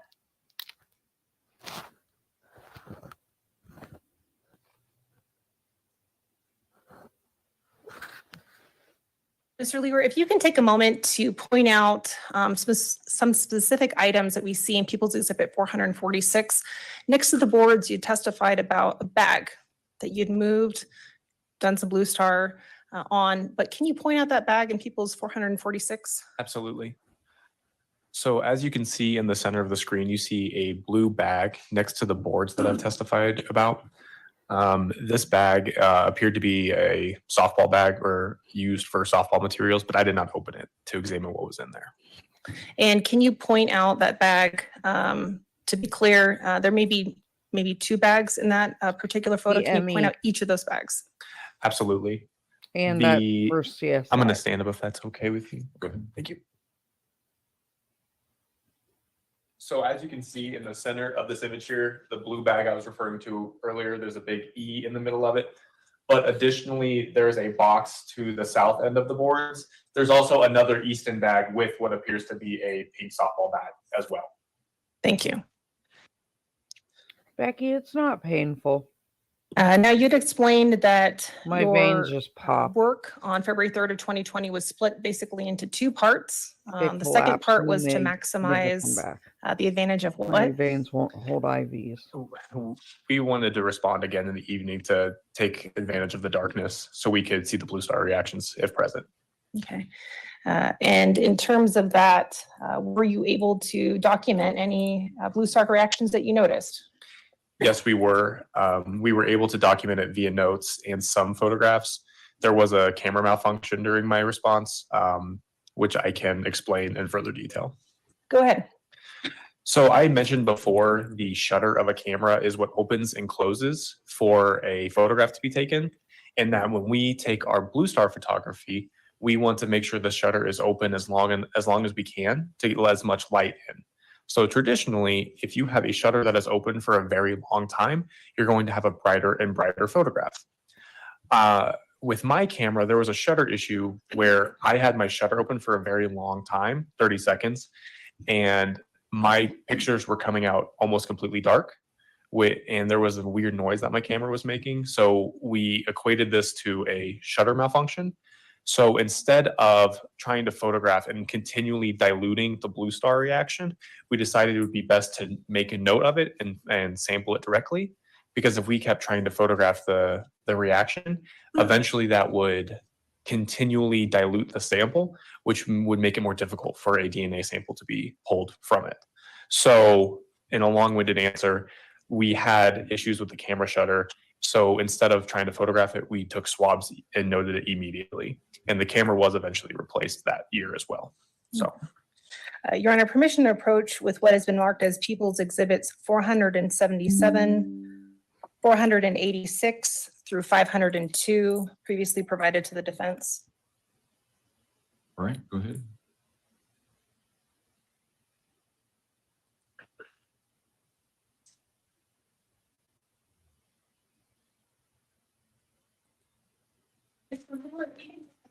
To familiarize yourself with the exhibits that I've handed you. absolutely.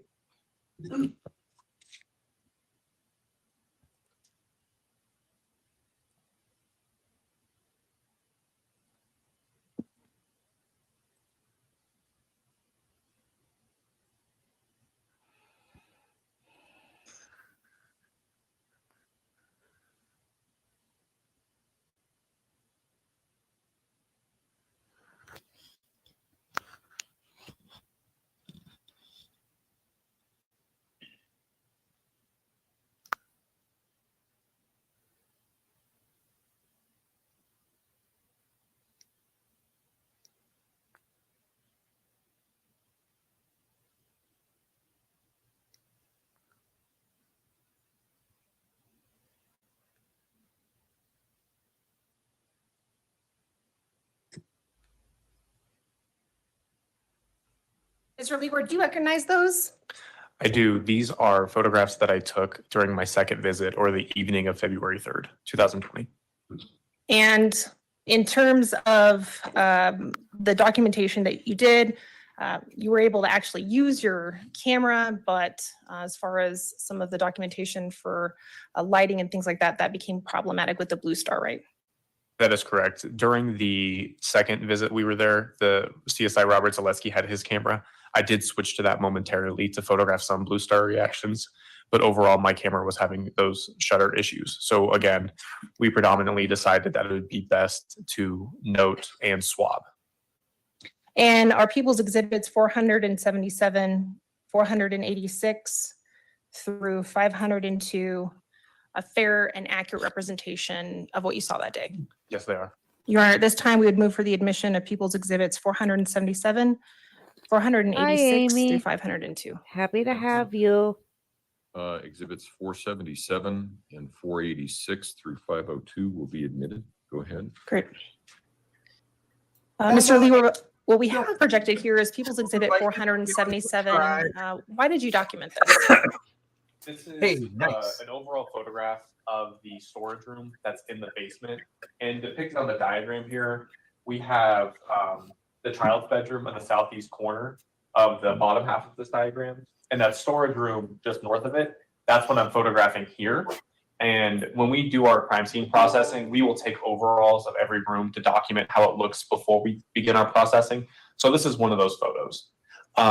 In relation to where this location is at, it's in the northeast corner of this room facing east. So when you walk in, it's the wall on the farthest.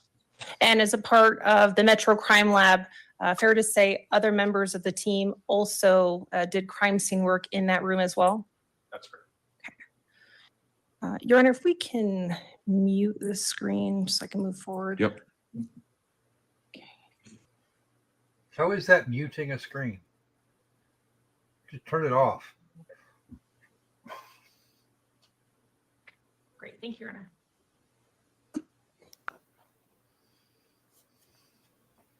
You can go ahead and unmute it. Appreciate it, Your Honor. Right. Oh, lost it. Thank you. And now as you move forward throughout the house, continuing your documentation with specific areas of the house, what are we seeing in People's Exhibit 486? This is a difficult photograph to recognize because we don't have any labels for it. Traditionally, when we see visible possible bloodstains, we will label them. But with how small what I observed here was, I didn't want to lose it. So what we're looking at here is that first landing. And when I refer to the landings, the first one, we're referring to going downstairs. So the first landing is the first one you hit when you're going down the stairs. The second one is the second landing when you're going down the stairs. So in this diagram, in the center of the top level, it's going to be this north wall of the first landing. And it's kind of, you can't see it, but there's a zoomed in photograph. Okay. The zoomed in photograph that you're referring to, would that be People's 487? Yes, it is. That there was a red possible biological sample on that north wall that we've thought it would be probative to take a sample of. People's 488. Can you orient the jury as to where we are now? So now we are in the southeast bedroom, or Gannon's bedroom. And this is the location. This is right when you're standing in the doorway. So we're standing in the doorway at the top left side of his room on this diagram, facing the southeast corner. People's 489. This is another photograph of that corner. However, now we're standing in the northeast corner facing southeast.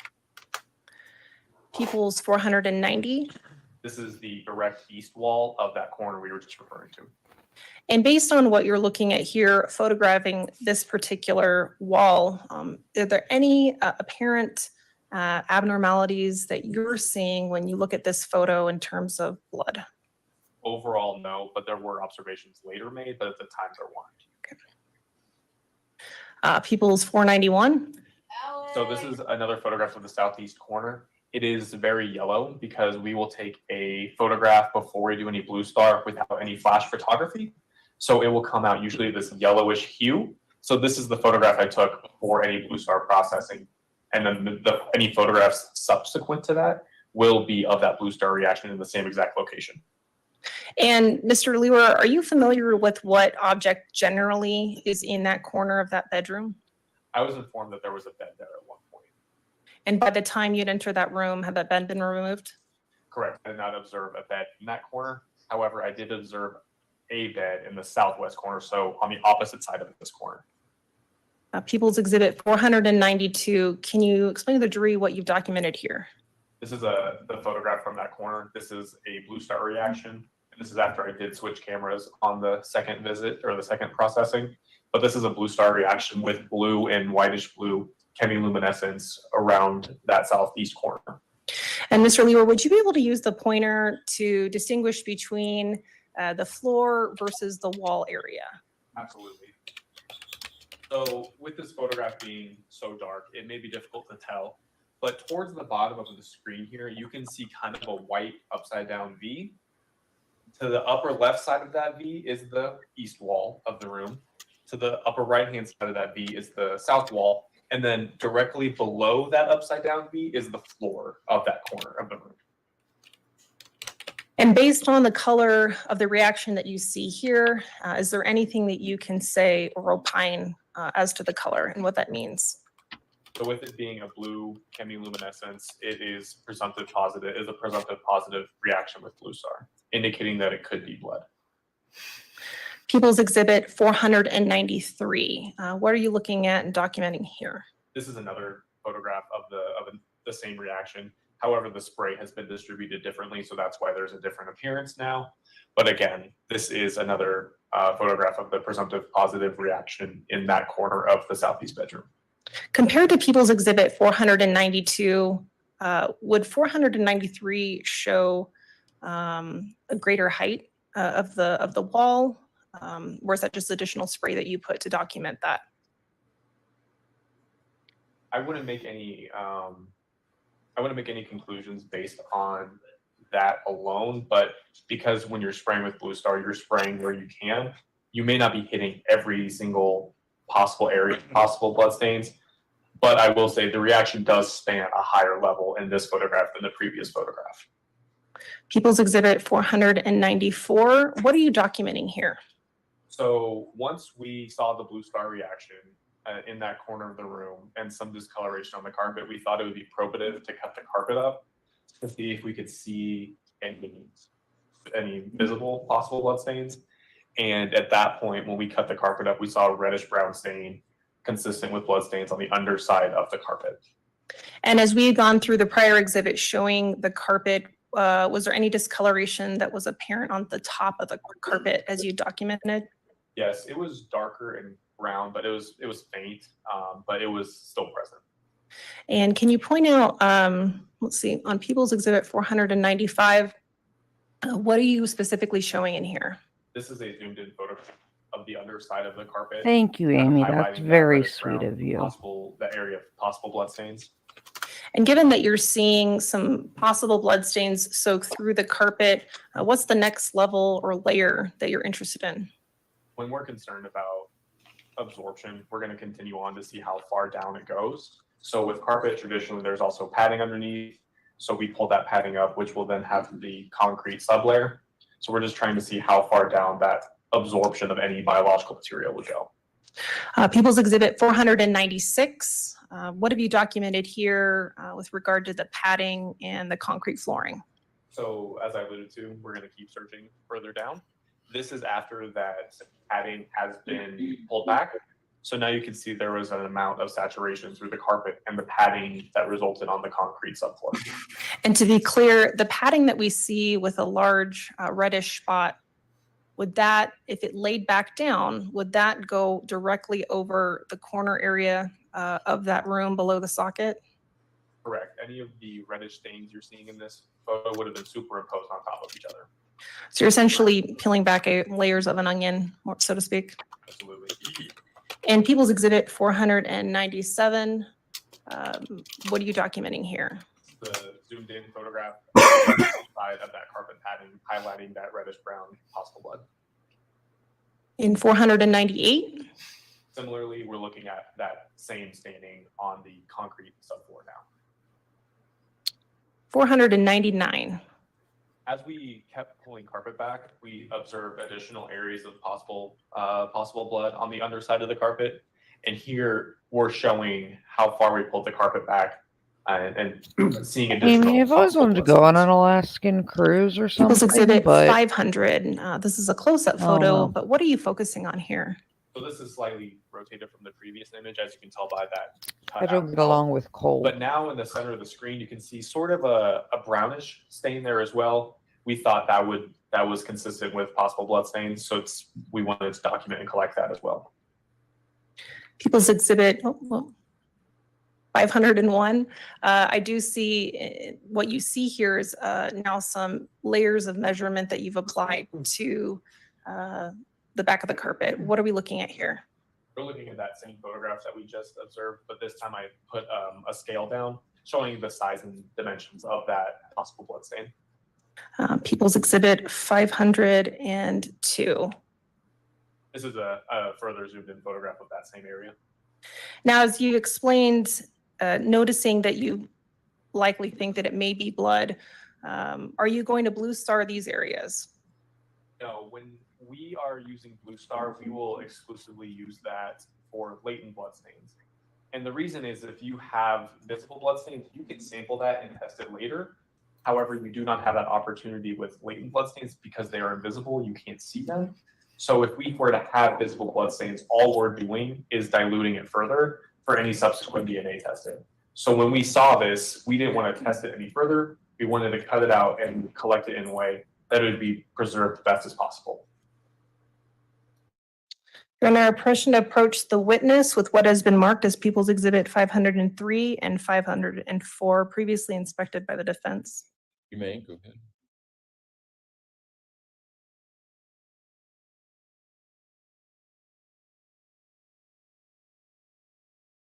Now, Mr. Lewer, I'm going to ask you to look at what's been marked as People's Exhibit 504 and first here, Oh, boy. 503. Perfect. You recognize it? I do. Could I look at the seals real fast?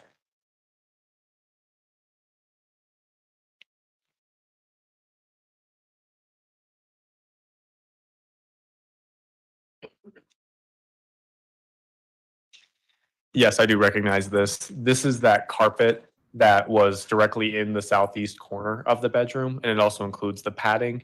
And again, I recognize this based on the label indicating where it was at, having my employee It's number, wrapped in and then the plastic, tape seals you know. on it having my initials. However, with it being having the package been open, there were additional analyses done by additional forensic personnel. No, and that's specific to People's Exhibit 504. I think just below that is 503. Can you also take a moment to inspect People's Exhibit 503 as well? Absolutely.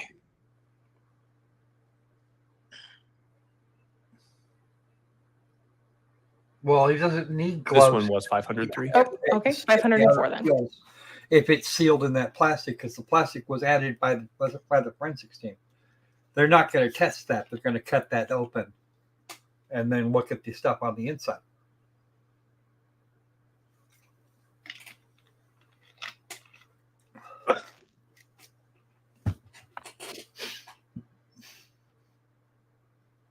And in terms of People's Exhibit 504, you recognize it as well in the same way? Yes, this is the carpet sample from that second area of possible blood stains we observed. I separated them out because there was enough of a delineation between the one blood stain pattern, possible blood stain pattern, and the second one. So this is that carpet and that padding, again, with the label and the additional tape seals that it is the same item. And would you say that's in the substantially same condition as when you last collected it? Yes. Your Honor, at this time we would move for the admission of People's Exhibits 503 and 504. No objection. Exhibits 503 and 504 will be admitted. Go ahead. Mr. Lewer, as you move forward in the room, you're continuing to document the different stains, et cetera, that you see in the room. Come back soon. What else, in addition to blood, were you also tasked with looking for? In terms of defects, projectiles, that sort of thing. So when we were initially called, we were told to look for bloodstains and defects, or latent bloodstains and possible projectile defects.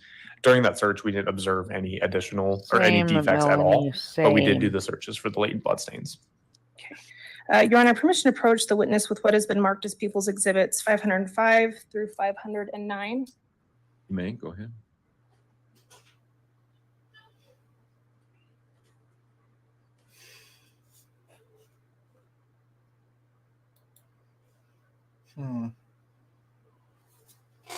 Amy, I don't camp.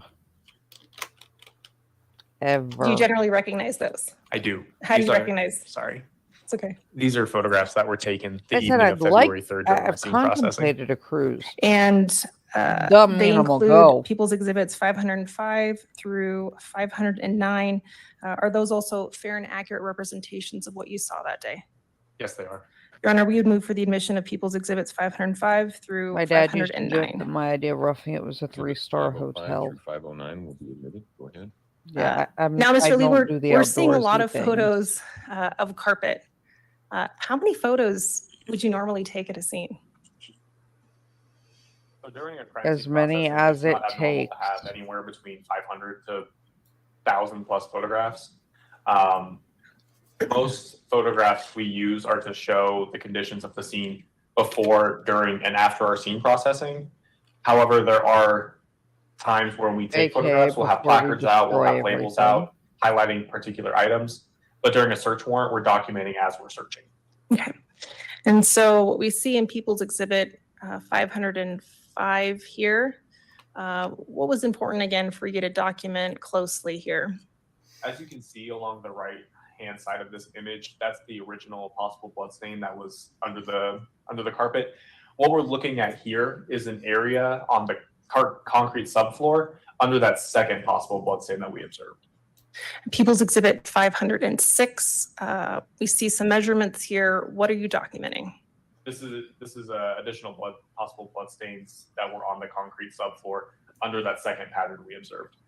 And is the idea behind putting this sort of measurement indicator to give you a sense of scope, some sort of frame Scale. of reference? Sense of People's scale. Exhibit 507. I know Again, this words is a are hard. photograph of that first area of possible bloodstains, but now a scale is included to show the overall dimensions of that possible stain. And Your Honor, permission for the witness to publish People's Exhibits first 503 and then 504 to the jury, walking past the jury box. Oh, yes, you may, go ahead. Mr. Lewer, if you would go ahead and walk 503 past the jury slowly so that they can review it. Okay, Vanna White.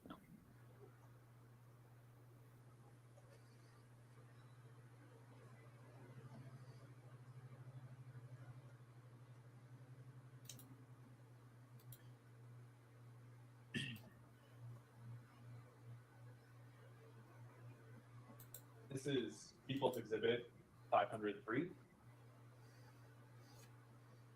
And you can see in my left hand is the carpet, in the middle is the carpet padding, and in the right hand is the original packaging that I placed the padding and the carpet into.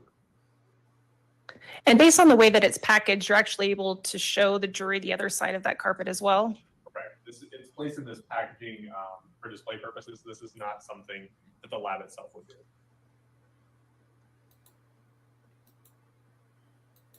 This is the underside of the carpet padding and the underside of the carpet itself. Now that it's flipped, in my right hand I is said the underside same, of the Melody, carpet. same In the middle about is the the animal. underside I of mean, the about carpet her. padding, and in my left hand is the underside of my padding. Yeah, Amy, when I was still working as a paramedic, they asked if I wanted to come work for the Alaska State Troopers. Thank you, sir. And, all that And if stuff. you would I do the was like, same yeah, no, I don't with do, People's Exhibit I don't do 504 nature, as so well. no.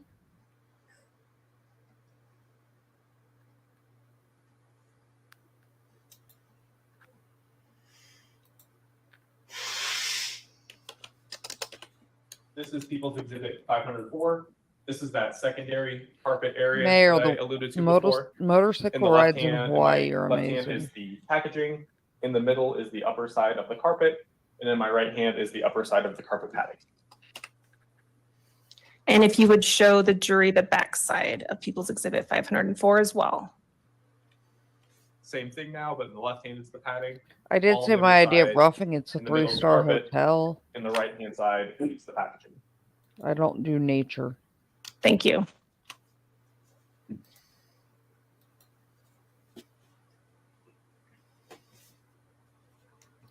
I don't get along with nature. You talked and about various outdoors. abnormalities that you would be interested in I am documenting. And so allergic what we to see in People's cold Exhibit and 508, sunlight. is there anything that's of note for you and why you photographed this? Yes, I photographed this highlighting a chip in what looks like the windowsill. Towards the center of this image, you can see a white windowsill with kind of what appears to be missing paint. This was consistent with being in the area of where the bed originally was. So I thought if an incident did occur there, based on the blue star reaction and the amount of possible bloodstains, this may be noteworthy. And what we see in People's Exhibit 509, would this be the close-up of that defect that you observed? Correct. I can't determine what that came from. Again, I'm sure we all have nicks like that somewhere in our home, but I thought it would be of interest to photograph just in case.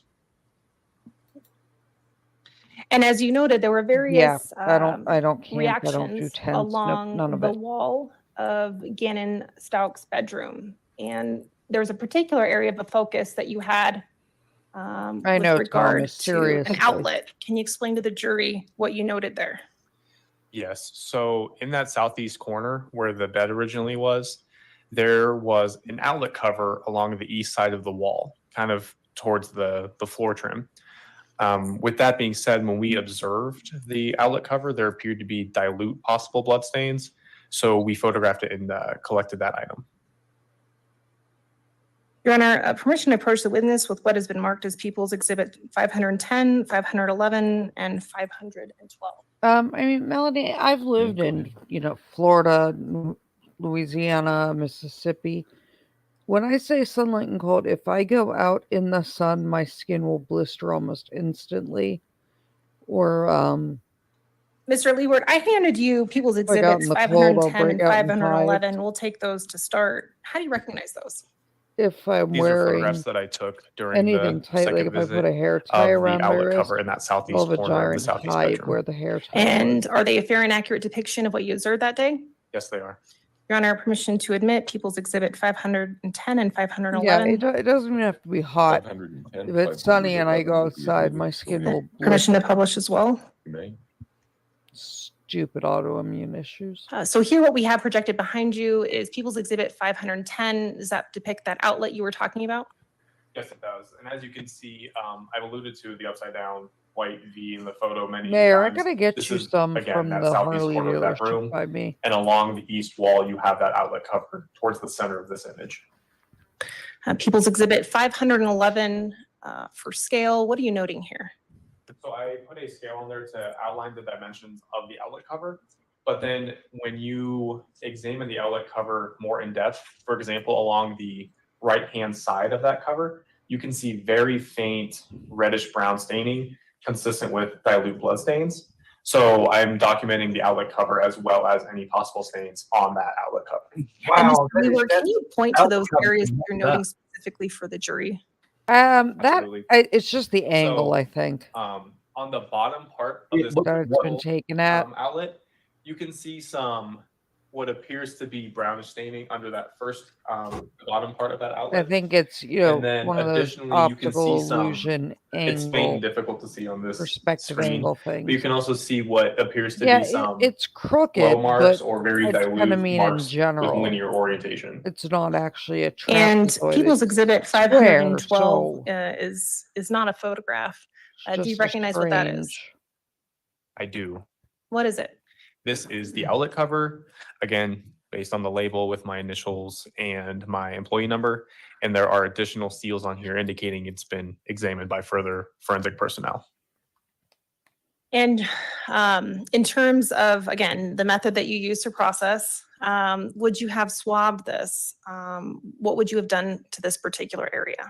Again, I would not have swabbed this because I want to make sure the sample is unsaturated as possible. With that being said, we did blue star this corner of the room.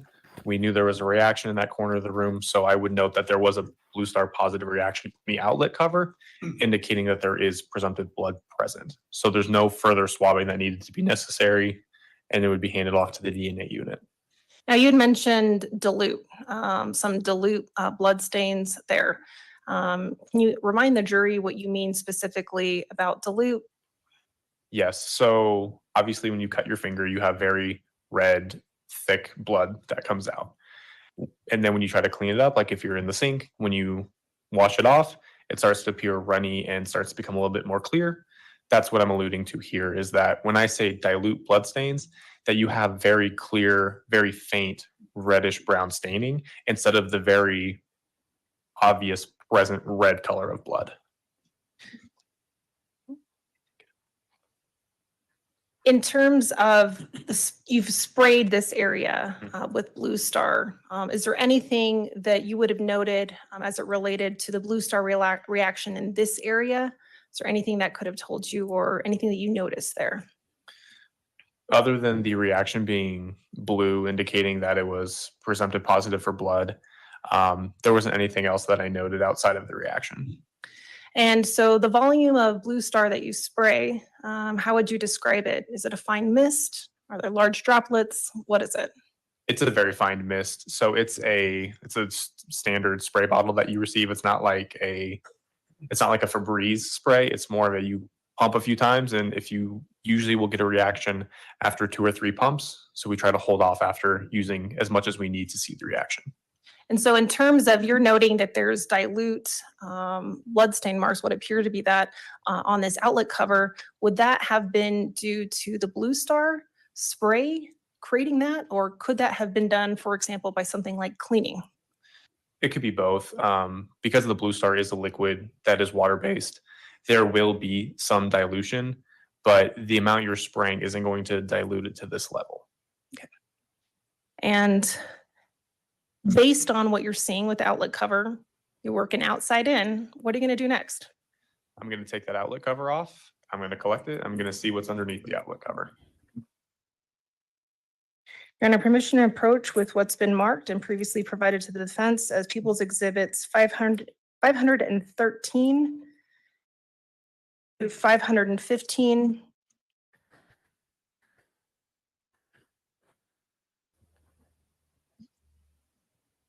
$516 and $517 as well. Go ahead.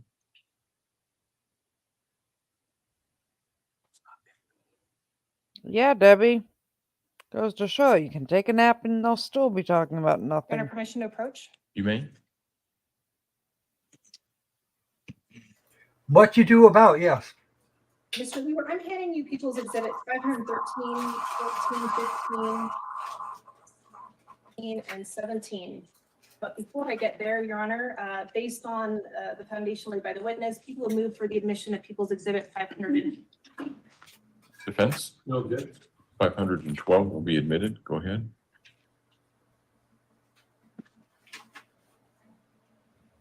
Mr. Lewer, can you take a, can you take a moment to review that? Absolutely.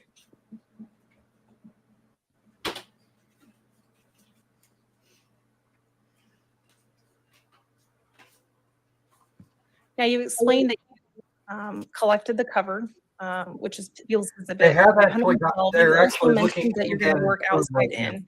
And so, Your Honor, if I haven't already asked, permission to publish as well, People's Exhibits 513 through 515. You may go ahead. Thank you. Oh. Actually, I thought I you asked to admit those. I thought I did without objection, but Your Honor, permission to formally admit People's Exhibits 513 through 515 through 517. I just thought I would take them in kind of different chunks or different items. Mr. Talini? No. Exhibits 513 through 517 will be admitted. Great. Now, what we have projected behind you is People's Exhibit 513. Explain what you did now in terms of processing this area. This is a photograph of the electrical outlet itself with the cover removed, highlighting what could appear to be on the outlet itself. People's Exhibit 514. This is a photograph from a different angle, slightly askew and up to the right of the outlet cover, because we observed dilute possible bloodstains. And this is a good example of that reddish brown color. Instead of a very strong solid red, it appears that there's a clear middle with some of that coloration on the outside. So this would be a good example of possible dilute blood. People's Exhibit 515. Another photograph just from a slightly different angle. Great.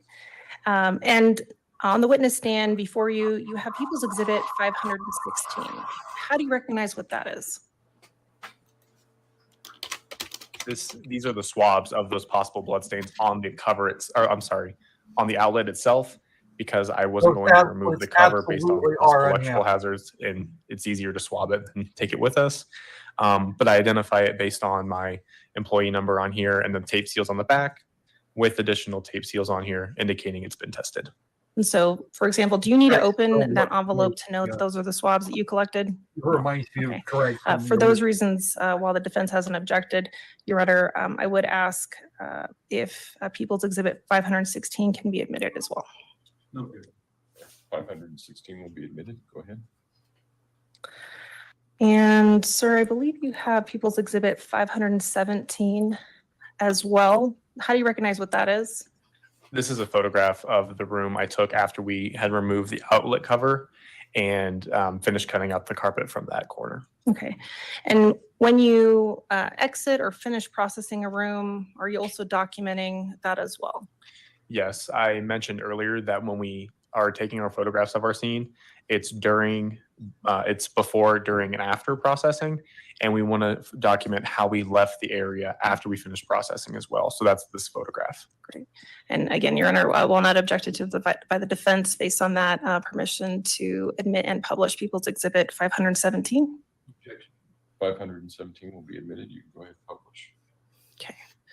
And so here, this is the last documentation of the work that you did in Gannon Stauch's bedroom. Correct. Based on the overall observations that you observed specifically related to that corner, what was the next step in terms of processing the scene at Gannon Stauch's residence where he lived? So now that we had observed what appeared to be a larger amount of possible blood stains, indicating that there was a potential bloodshedding event, there was going to be it was going to come down to trying to find what could have caused that. So whether it be a blunt force instrument that's an or interesting way a to firearm or phrase it. whatnot, it would have to be trying to narrow down and collecting anything that we could regarding a possible injuring item. And where were you directed to document and search? During my overalls, I said I photographed the entirety of the house. There was a firearm, a pistol located in the upstairs master bedroom on a chest of drawers that was of interest now because of the possible bloodshedding event. And Your Honor, permission to approach the witness with what has been marked as People's Exhibits 478 through 483. You may go ahead.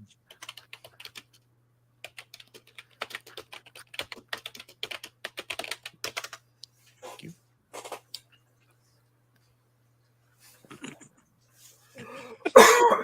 Do you recognize those? I'll take a look real fast. Go ahead.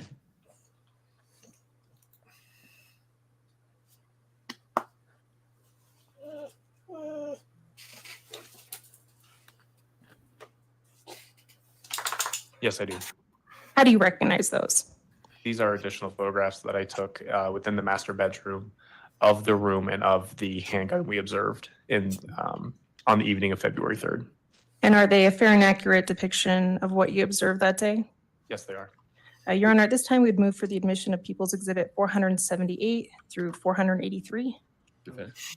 478 through 483 will be admitted.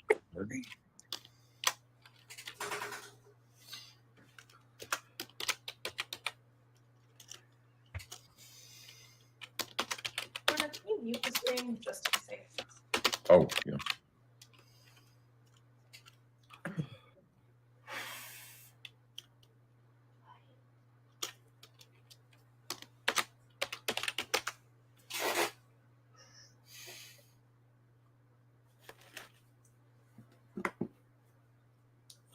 Can I unmute it, Your Honor? Thank you. Mr. Leeward, can you explain what we're looking at in People's Exhibit 478? This is a photograph of the master bedroom on the main level of at 6627 Mandan Drive. We've alluded a lot to the southeast bedroom in the basement, but referring to the diagram, you can see at the top right hand of the main level, when you walk through the laundry room, if you keep walking south, that is the main, that's the master bedroom on the main level with the doorway at the northwest corner. All right, and just for the purposes of the record, you're pointing to the diagram on People's Exhibit 442? That's correct. Great. Projected behind you, 479. Again, what are you moving forward in the room for? This is another photograph of the room, but now we're standing in the northeast corner, facing the southwest corner. People's Exhibit 480. We're facing the chest of drawers that was in the southeast corner of the bedroom. And in the center of the image, you can see a black rectangle. That is the firearm that we collected. People's Exhibit 481. Oh, geez. 481. This is a mid-range photograph showing the firearm itself now. And 482. This is a close-up of the firearm before I've rendered it safe.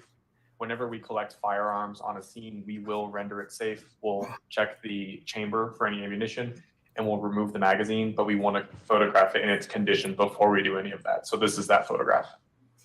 And again, did you collect this particular firearm? Yes, we collected this one. Okay. People's Exhibit 483. What are we looking at here? Where is this taken?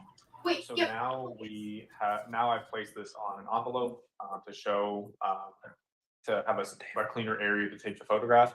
But as you can see now, the slide is locked back. There is no round or cartridge in the chamber, and there's a scale above the gun helping indicate size. Now, you had indicated that based on what appeared to be some sort of bloodletting event that occurred in Gannon Stauch's bedroom, is this what allowed you to then seize and take this particular firearm? Yes. You're under What do I permission to think approach with about what's what? been I'm marked as just- People's I'm- Exhibit I'm 484 and Look, I gotta see the whole 485. handgun thing before I Go ahead. comment.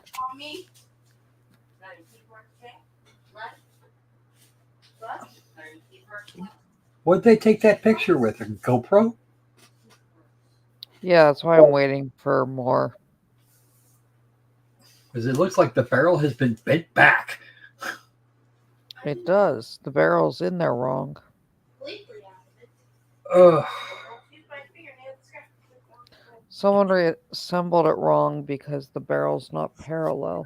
Yes, I recognize Yeah, these. I thought How do that's. you recognize those? I don't see it, man. So the box that I was holding, that contains the firearm that we collected here. I recognize that with the label and my employee number, as well as the tape I don't seals. think it was. It's And not then the safe to envelope fire that in I that was holding, which is People's Exhibit 485. That is the magazine from within the firearm, Maybe. containing approximately 16 cartridges. Now, at this time, I'll direct your attention to People's Exhibit 484. What can you tell based on the markings on that box? I can tell that it's been processed for fingerprints as well as DNA sampling, and that it appears that there have been additional exams done by the firearms unit as well as the DNA unit. And at this time, would you use the scissors that are next to you to open that box? Absolutely. Now And to be clear, while you're doing that, Sometimes when when you you lock a slide receive back a like firearm and that, you take it into evidence, what have you done it'll actually specifically flare with this up like that just particular firearm because that we it's see photographed in resting on the People's back. Exhibit 583? And the angle So can when we give you a collect a weird firearm, perspective when I say render distortion. it safe, what that means is I will lock the slide back. That will disengage the firearm. And when that occurs, a chambered round, if there is a round within the chamber, that will also be expelled. So now there's no cartridge in the chamber that can be fired. And I will also remove the God, magazine, don't. meaning that there's no Shut ammunition in up. the gun and that is Please not just able to be shut fired up. with the slide lock back. And when Please you checked the just chamber shut of this up. particular firearm, was there a round in the chamber? There Firearms was no round in the chamber. Fortunately. Do you recognize after you've opened the box? Like I said, People's Mayor, Exhibit yeah. 584. That's what I said. When you before have you. the slide locked back like that. May I handle it to observe Oh, the look, serial we can number? see Fat Ass's face. Your Honor, just to confirm, that particular item has it still been in the state that it's been rendered safe? Yes, it is safe. Your Honor, permission for the witness to further inspect?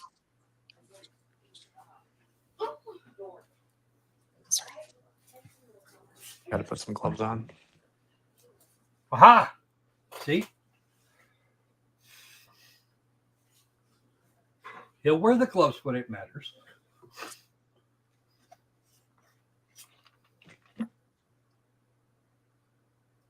I'm just pointing it in a safe direction. And Mr. Lewer, why are you least he's taking a smart moment enough to to not point it look at at the someone. firearm more That's closely? good.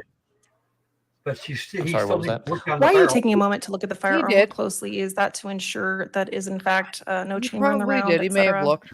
Correct. I'm ensuring that there is no chamber in the round. That it is a safe firearm. There's no round That in has the the same chamber. serial number as If what is there's a labeled on chamber the in the label. round, we I guess I need should to say talk. round in the chamber. Yeah. Correct. Then that would be problems. Yeah. If there's a chamber in the round, I have questions. I'm guessing he actually just misspoke. I'm aware. I'm just saying. So I remember with looks this fucking firearm, there is psychotic a sitting there particular like grip cover that is covering the serial Like, number. look at So, her how she's looking to up. preserve Like, the evidence, how I'm not she's going to looking up. remove that cover, but it is consistent with the firearm that I observe here, especially with that grip cover being there. It's giving me a Creepy friendly AF reminder. over there.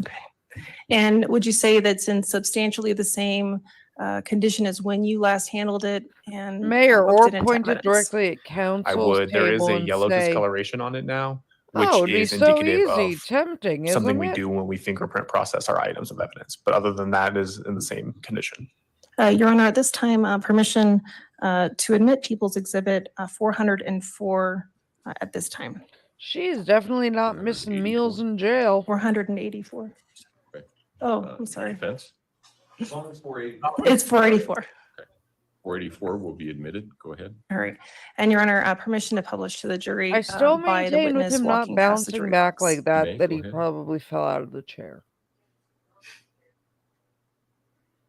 Well, he's leaned back. He's just not bouncing like he was. the No, first but I'm just saying that first day when he was trusting that chair with his life.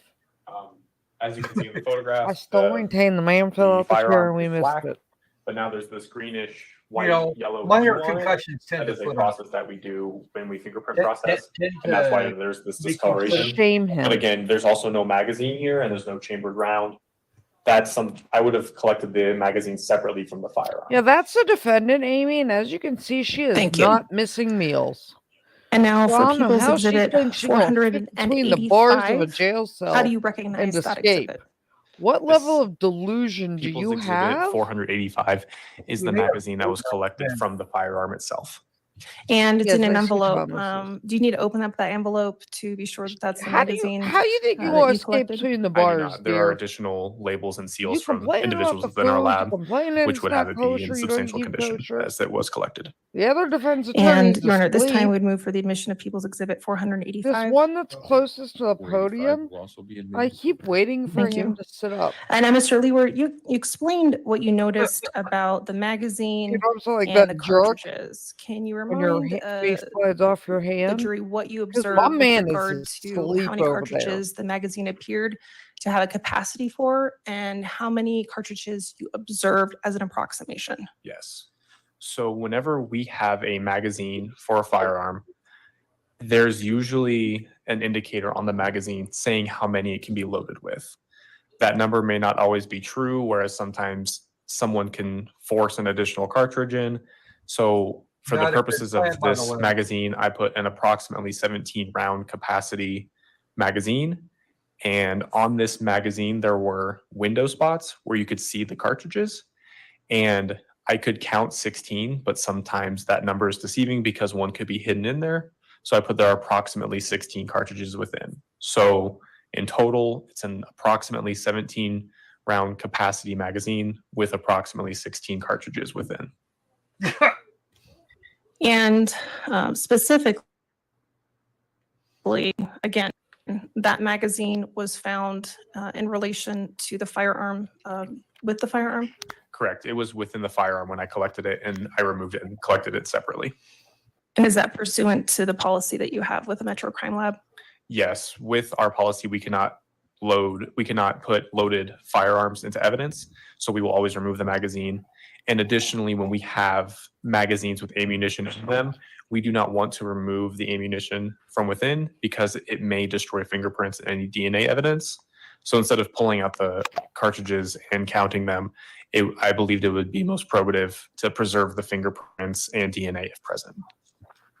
And Yeah, based on how you make that item of evidence, that firearm specifically available, is it now available to other members of the Metro Crime Lab for additional processing, Yes. testing? Correct, yes.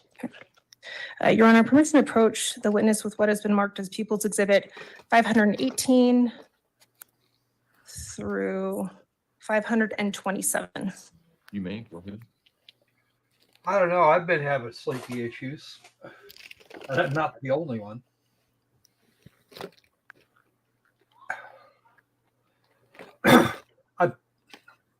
Debbie, to answer your question, it's probably just because it's this particular female. Mr. Lewer, I'll first take 518 and 519 separately. Do you recognize each of those?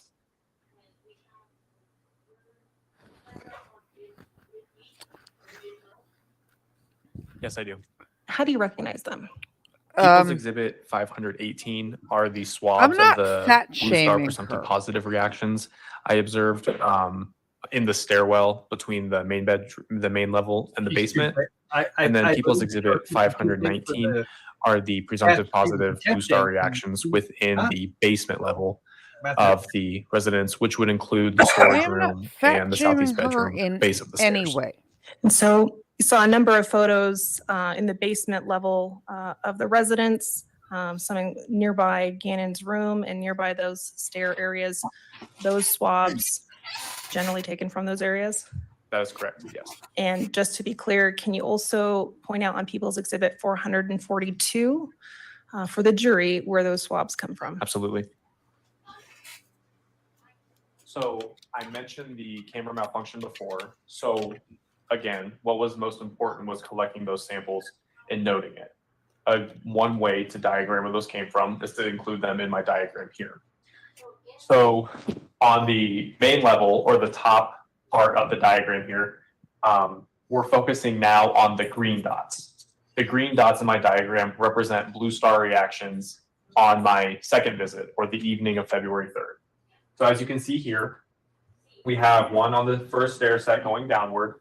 Again, we have one that looks like it's outside of the stairwell. Anybody. That was an error on my part. That one was within the first landing of the stairwell. I placed that incorrectly. That is my fault. We have a Blue Star reaction on the second landing, the second set of stairs going downward, and then on the bottom half of this diagram, now that we're in the basement level, we have one right at the base of the stairs, the floor right in front of the storage room and Gannon's bedroom, and then we have a green dot within the storage room and within the southeast corner of his bedroom. So essentially, we have Blue Star reactions along the stairwell and then at the storage room and his room as well. And what would have been the path of travel if someone were to travel from the basement area to Gannon's room? Can you point out on People's Exhibit 442 what that path of travel would have been? Actually, the most direct path of travel between Gannon's room to go upstairs into the garage would be out his room, up the stairwell, and then directly to the garage. And as you can see here, we have Blue Star reactions in that general pathway. Thank you.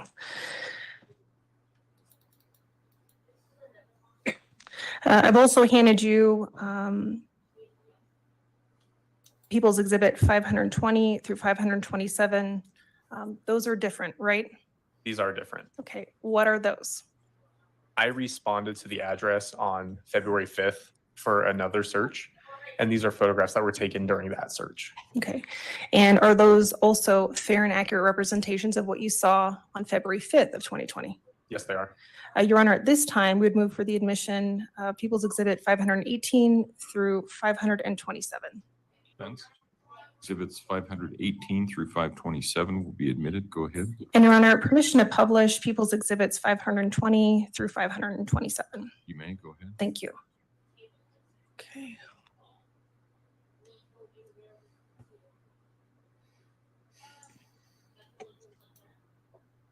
Mr. Lewer, behind you is going to be People's Exhibit 520. Can you point out to the jury what you've documented here? Yes, so there isn't a mid-range photograph showing what this is, but at the bottom of the screen, you can see the red washer and dryer we've mentioned before. So what we're looking at here is the top of that washer and dryer in the laundry room. And what's of interest, or what was of interest for us in this photograph, was a bottle of vinegar on top of one of those appliances. And based on seeing, again, the bloodletting event, or at least what had occurred, the remnants of something in Gannon Stauch's bedroom, what was the specific scope of what you were looking for on February 5th of 2020 now? We wanted to document and search for any cleaning products because now that we had a blood shedding event with dilute possible blood stains, there was evidence that there may have been possible cleanup. So we wanted to search for any possible cleaning materials that would have been used in that action. Okay. People's Exhibit 521, what is this a close-up of?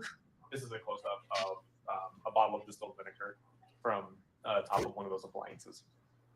People's Exhibit 522, where are we at? Can you orient the jury now what we see and what room we're in? Yes, now we are in the kitchen, which is on the main level of the home. And now we are looking under the sink because we wanted to pull out any cleaning supplies that would have been for carpet or upholstery, not specifically for any dishes. But this is a photograph of the under sink doors open with some products pulled out. People's Exhibit 523. Okay, Melanie, I'll go look what in are a you minute. close-up documenting here? This is just a close-up photograph of the contents that have not been pulled out from under the sink. People's Exhibit 524, what are you documenting here? This is a zoomed-in I photograph. don't know what's of making all the smoke noise. and, I don't think it's odor here. eliminator, a bottle of it under the I do have some background noise going on. And in People's Exhibit not me, I'm 525, what are some muted. other cleaning products that you noticed below the cabinet? Again, this is the other side of that sink cabinet now, where there's a box of Arm & Hammer cleaner under the sink, or baking soda, I believe. I literally have to People's take Exhibit myself off mute to 526, say is that a anything. close-up of that box you were referring to? Baking soda. People's Exhibit 527, is this the overall shot of the various substances that you found under the kitchen sink in that cabinet area? Correct. This is with some of the contents pulled out. And you can take a seat.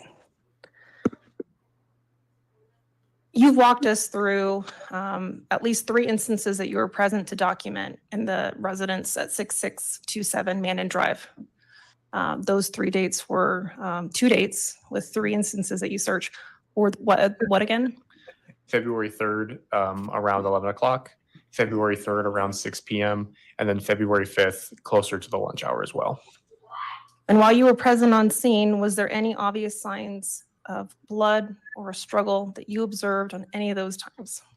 So when we responded on February 5th, it was much more lit in Gannon's bedroom, and we had many individuals focusing on the walls, and we observed very, very tiny non-diluted blood stains or possible blood stains. So we called in one of our crime scene investigators to help document those blood stains. And another member of the Metro Crime Lab team would have done an in-depth review of those smaller, very clear blood stains. Correct. They would have done a documentation of those stains, which would have allowed them to do any blood stain pattern analysis going forward. That's not your area of expertise, right? That's not my area of expertise. To be clear, the 2 times that you were present on February 2nd of 2020 and February 5th of 2020, at any point, did you see any shell casings? I did not see any cartridge casings during any of my visits.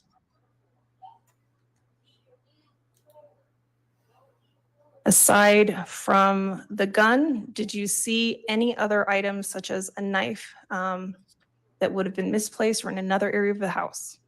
I did not see any knives in any odd places in the house. Okay.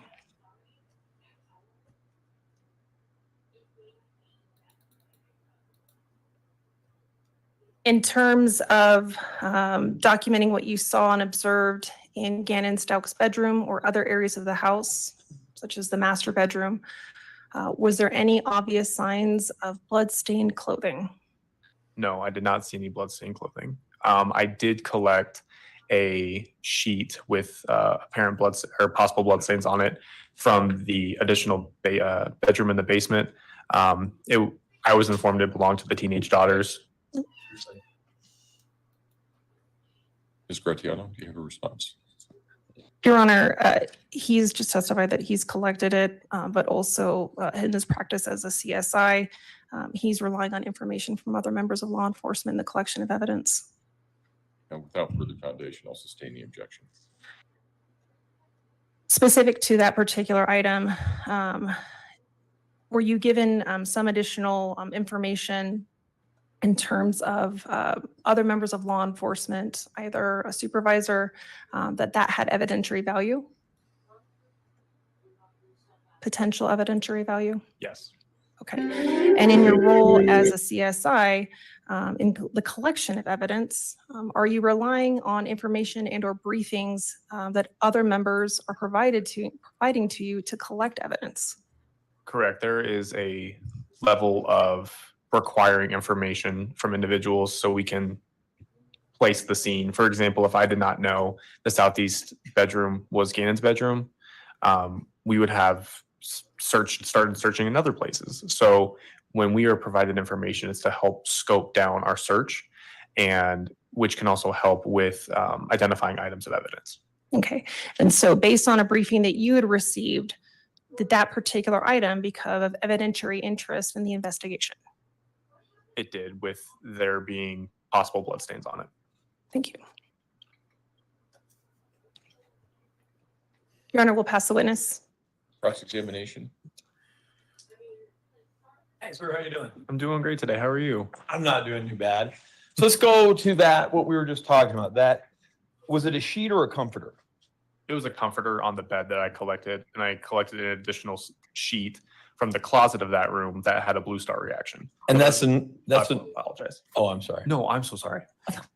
And that's from, it's from the northwest bedroom. Correct. That's the basement northwest bedroom. And based upon everybody that was there, and also based upon what was in that bedroom as far as color schemes, clothing, so forth, that appeared to be the bedroom of a teenage girl. Correct. You're aware that Miss Stauch has a 17-year-old teenage girl by the name of Harley Hunt. I did not know the name, but I knew that a teenage female resided in the home. What you did And there. there was actually there was a blood stain on that mattress, and that mattress was collected. We did not collect the mattress, but we collected the comforter because the comforter was superimposed on the mattress. You could say that the possible bloodstains were transferred or transferred onto the mattress. So we collected the comforter in lieu of the mattress. Okay, because it looked like there would have been whatever that blood stain was, would have been the same source of blood, both for the comforter and both for the mattress. In your opinion, it appeared consistent with that. Yes. And so you don't necessarily have to collect the mattress. You can just collect the comforter, and that will be enough to tell you whose blood that was. Correct. And then there was also stuffed in the laundry basket of that same teenage girl's room, a sheet. Correct. That sheet looked like it had blood on it. It had a blue star reaction that we documented. Okay, and a blue star reaction would indicate that there may be blood on that sheet. Correct. It would indicate that there is possibly blood present on that sheet. So in the teenage girl's bedroom on that February 5th search, you found 2 items that appeared to have blood on them, correct? Correct. That's further impressive, questions. Mayor Rich. Redirect. Mayor McNoom I am thoroughly impressed. Walking Do around any of the Walmart- jurors have any questions for Mr. Lair? All right, looks like we have one. All right, council approach, please. They're going to try and figure out how long this is going to take and whether or not we get our break now or in, an hour.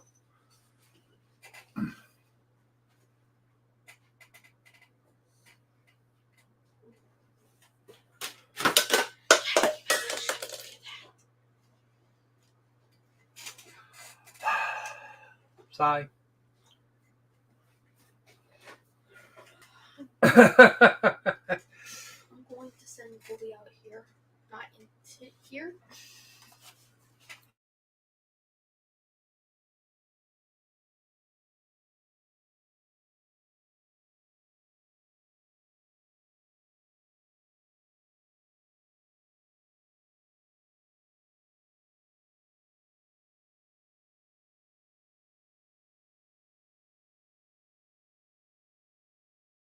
Mr. Lewer, if Blue Star is a presumptive test for blood, how is testing accomplished to separate Blue Star from an actual blood sample?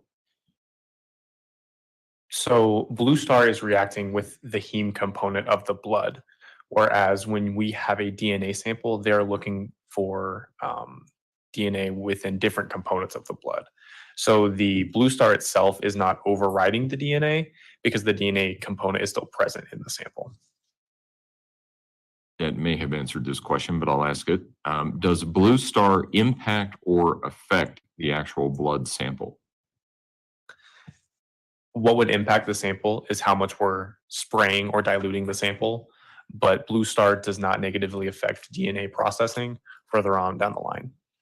All right. I will allow reasonable follow-up as to that question or those questions only. Prosecution.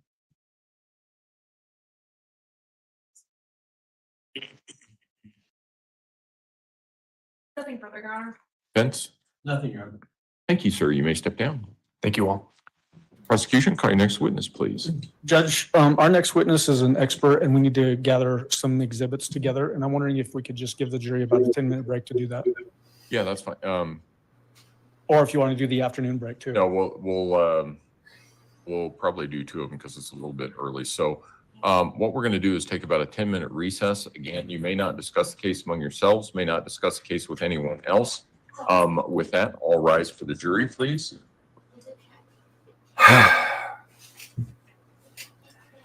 Okay. What do you want to do for 10 minutes, Loki?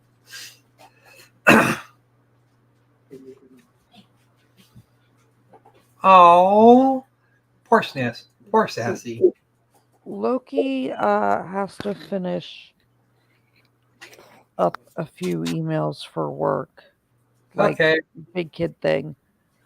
And I will watch him play from the audience. Well, we've only got 10 minutes. We don't have time for a game. Thank you. May all be seated. The record should reflect the jury has left the courtroom. Who is the next Okay, one? well. Stephanie, My thought would be that we go with her until like 4 o'clock, then take about another 10-minute recess or so, something like that. Otherwise, they're going to be sitting there for like 2.5 hours. So, Yes. Okay. All right. Okay, maybe we are going to get 20 minutes. It says 10. I don't. Okay. Yep. Apparently it's 10 minutes. So we'll see.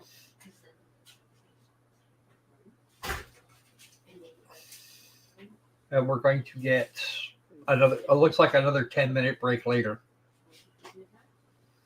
Okay. Hey, Sod.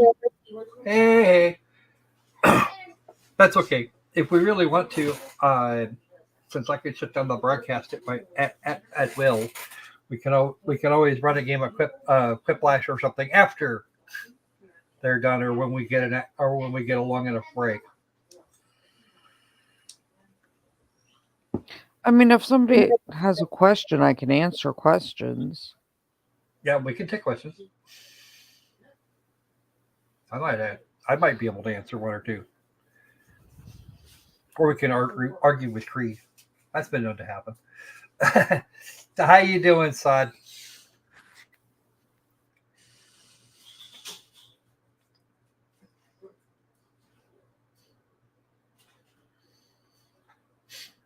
Actually, it just the reason it doesn't interfere with DNA is because red blood cells don't have nuclei.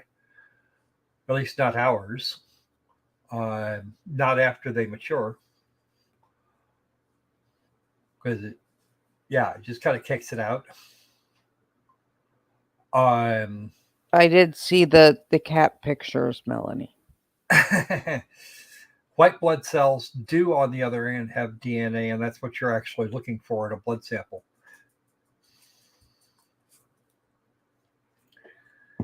Oh, what do you want, Popley Mutt?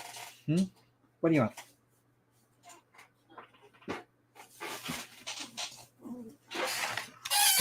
Oh, yep, I know what you want.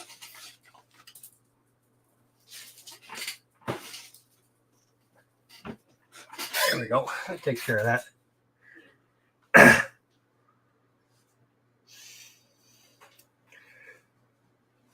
Just leave, in that case, Amy, just leave the stream running. And when he's done, when it is done, you can always come back to it.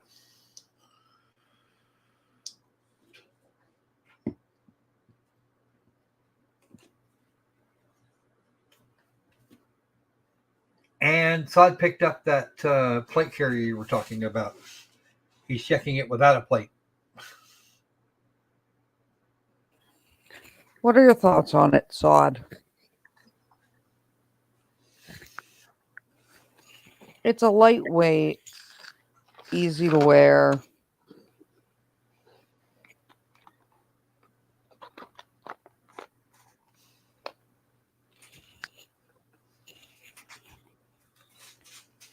Like I said, it's one that's easier, that you can take the entire front off of it essentially and put the back of it behind you, between you and the back of the wheelchair or your scooter. And then if you need the front piece, you can just pick it up, hold it up, and reattach the Velcro. You don't have to worry with your shoulders about trying to pull it over your head.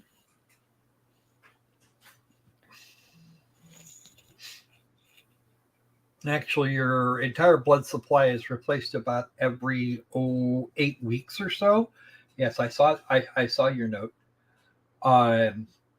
Yeah, red blood cells don't have the nucleus, and actually, most of your blood cells are replaced every 6 to 8 weeks.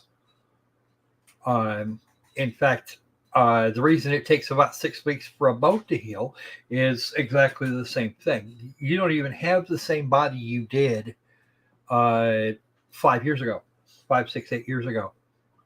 Nothing in there, nothing in your body was there that existed then. Debbie, I'm not ignoring you. I'm not looking up at the chat right now. As I said when we first went to the break, I have to finish an email for something. So if I hear somebody ask me a question, I can answer it. But I am not currently looking up. I am in the middle of finishing an email for my big kid job. I think there was some attempt to 120 days, is it?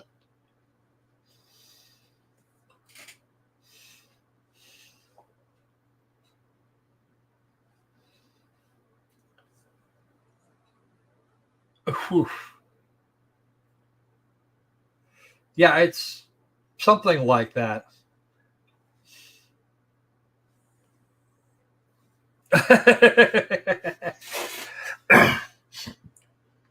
Well, you spend your first, I think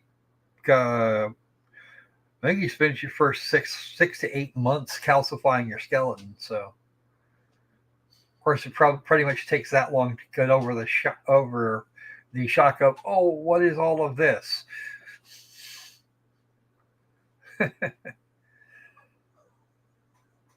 I don't know. I saw that you apologized earlier, Debbie, but I don't know what for.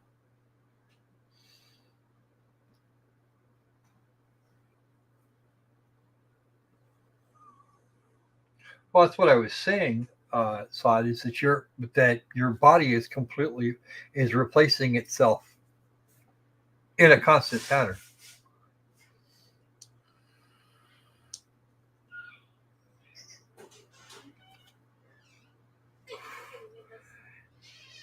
Yeah, I kind of figured. I don't remember the exact numbers, but I know by a year old you should be mostly calcified.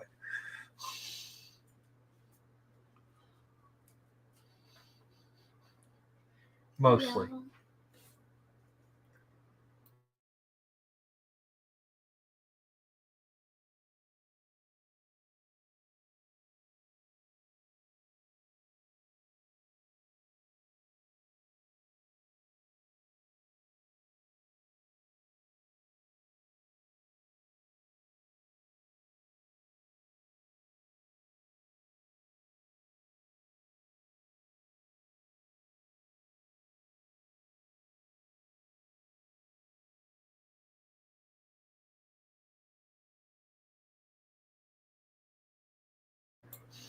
Yeah, decalcification is not good.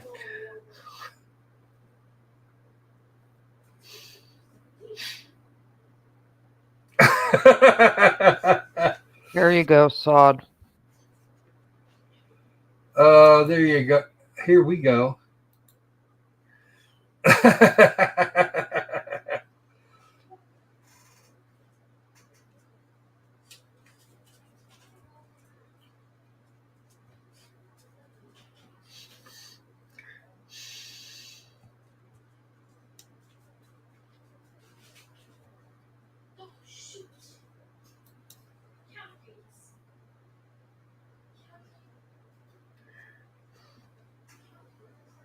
Well, technically it's not new, but still.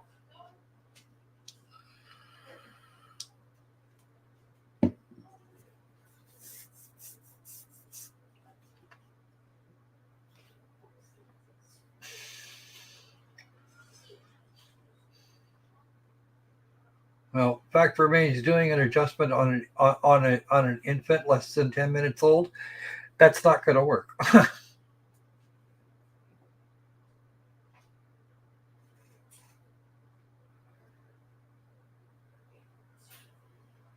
You gotta finish a few before you gotta finish a few laps before that's worth it. And we seem to have lost the Loki completely. All right. Oh, let me grab the correct feed. Clicky there. Oh, you're back. Cool. Yeah, but you might as well pull the video up on yours. Powered. That's fine. You warned me about that a while ago, and I'm working on it right now.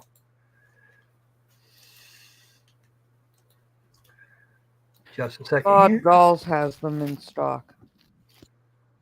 That one. Yes, that's the one. And with 10 seconds to spare. Yay.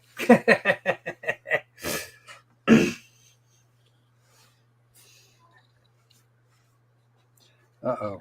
Just remembered something. I need that one too. Where'd it go?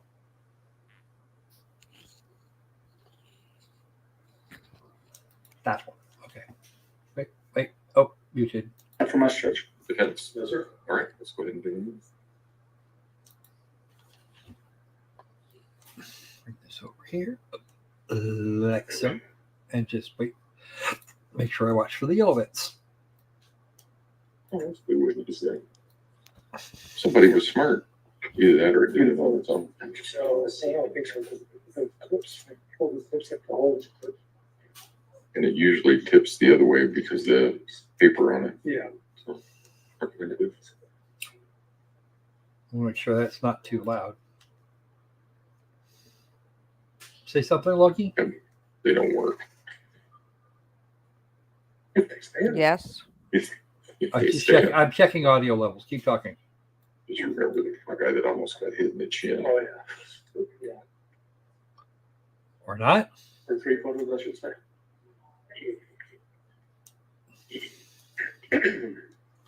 All rise for the jury, please.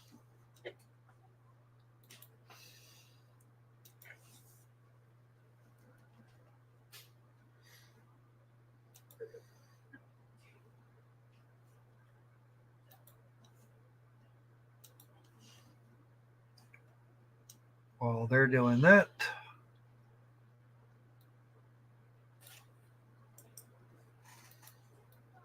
let's get some links going here. Or at least some necking, because it's been a while. Heated court will recall 20 CR 1358, People versus Letecia Stauch. Record should reflect the jury has returned to the courtroom. Prosecution, find next witness, please. Thank you, Your Honor. We would call Stephanie Happ. If you would step forward and raise your right hand. You have an echo. I shouldn't. Oh, I do know why. You swear part of the testimony about giving this man will be the truth, the whole truth, and nothing but the truth. Go ahead and have a seat in the witness stand. Please watch your step as you step into the stand. Because I can't kill the audio here. And if I... Yeah. Telemeters indeed. Thank you, Your Honor. Good afternoon, ma'am. How are you? Good afternoon. Good. And you? Good, thank you. Will you please introduce yourself to our jury and then spell your first and last name for our court reporter? Yes. My name is Stephanie Happ. HAPPSTEF. Which part is that going? I am the senior firearms examiner with the Colorado Springs Metro Crime Lab. So what education do you have that allows you to do that job? My education consists of a Bachelor of Science in Chemistry with an emphasis in criminalistics. I received that from the Metropolitan State College of Denver. During my degree program, I was required to complete an internship, and I did so with the Jefferson County Sheriff's Department's Crime Lab for a period of about 2 years. While I was with them, I had the opportunity to work in all the different areas of their laboratories, so I got a good understanding of a variety of different forensic analyses. I have training in latent print processing and examination, crime scene Croc, you investigation. Yeah, I have a wife and children in the background. Analysis. After my time with them, I But I spent a can't short mute. period of time with I the don't Colorado think. Bureau of Investigation. No, And then I was hired in my current capacity in October of 2007 as a firearms examiner. And that's okay, where my Croc, firearms you training need began. to mute That first year was the very much open like YouTube window. where I simply shadowed the senior so that I could get an understanding.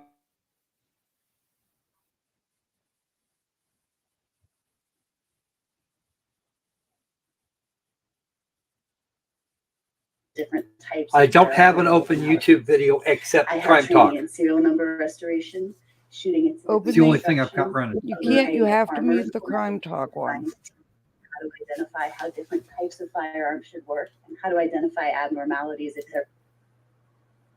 I mute that and I can still hear it. then we go. You can still hear it? Right now, yeah. I can't hear it. I can. I'm hearing nothing. Hold on, let me try something. Try that. Unmute it now. Much for covering all that. Easiest question I've ever asked. Have you been qualified Is that as an better? expert witness? Yeah, I How many did it times? in the back end of StreamYard.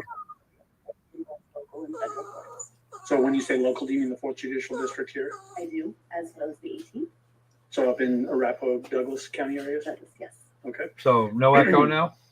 No echo. Your Honor, based on her excellent answer on her qualifications, I would move to have her qualified as an expert witness as a firearms examiner. No, those are my children. They're being loud. And So I'm let's going to get go solve some that here groundwork momentarily. stuff out of the way, just so that we're all talking the same language. You mentioned tool marks. Tell the jury what we mean when we talk about tool marks as it relates to firearms. Tool marks as it relates to firearms. In this particular instance, we would be talking about the firearm acting as the tool. And that firearm has a series of components, like the barrel, for example, that impart different markings on the surfaces of the fired ammunition components, like the cartridge cases and bullets. So the tool marks are produced by the firearm on the surface of the bullets and cartridge cases. And then when we're talking about a cartridge or a bullet, tell the jury what we are talking about there. I'd be happy to. Would it be all right to use the demonstrative piece? Yes, did you bring your demonstrative? So yeah, go ahead and bring that. It's just a demonstrative of a bullet components.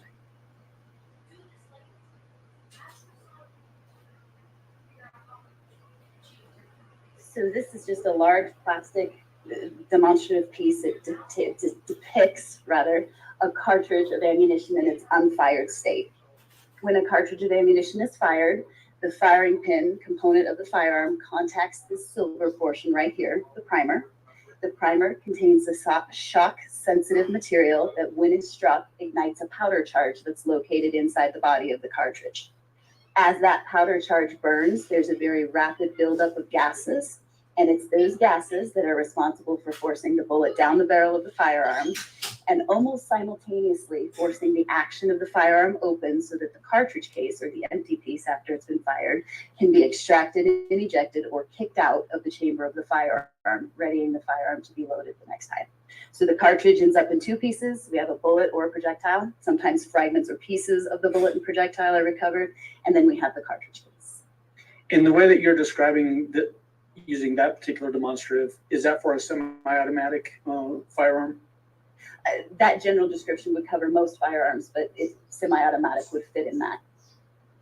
And then as far as handguns go, tell the jury the difference between a revolver and a semi-automatic. So with a semi-automatic handgun, and to be clear, when we're speaking in those terms, semi-automatic means one cartridge of ammunition is fired. So far, each pull of she's the one of the trigger. best With a gun semi-automatic experts we've firearm, heard. primarily different from the way it looks, but in terms of its function, is the cartridge case is extracted and ejected and often found left behind. With respect to a revolver, the cartridges of ammunition are loaded into a cylinder, and those fired cartridge cases remain in that cylinder until the operator chooses to manually remove them. As it relates to this particular case, did you have a chance to review items that were recovered from autopsy? I did. Your Honor, may I approach? You may.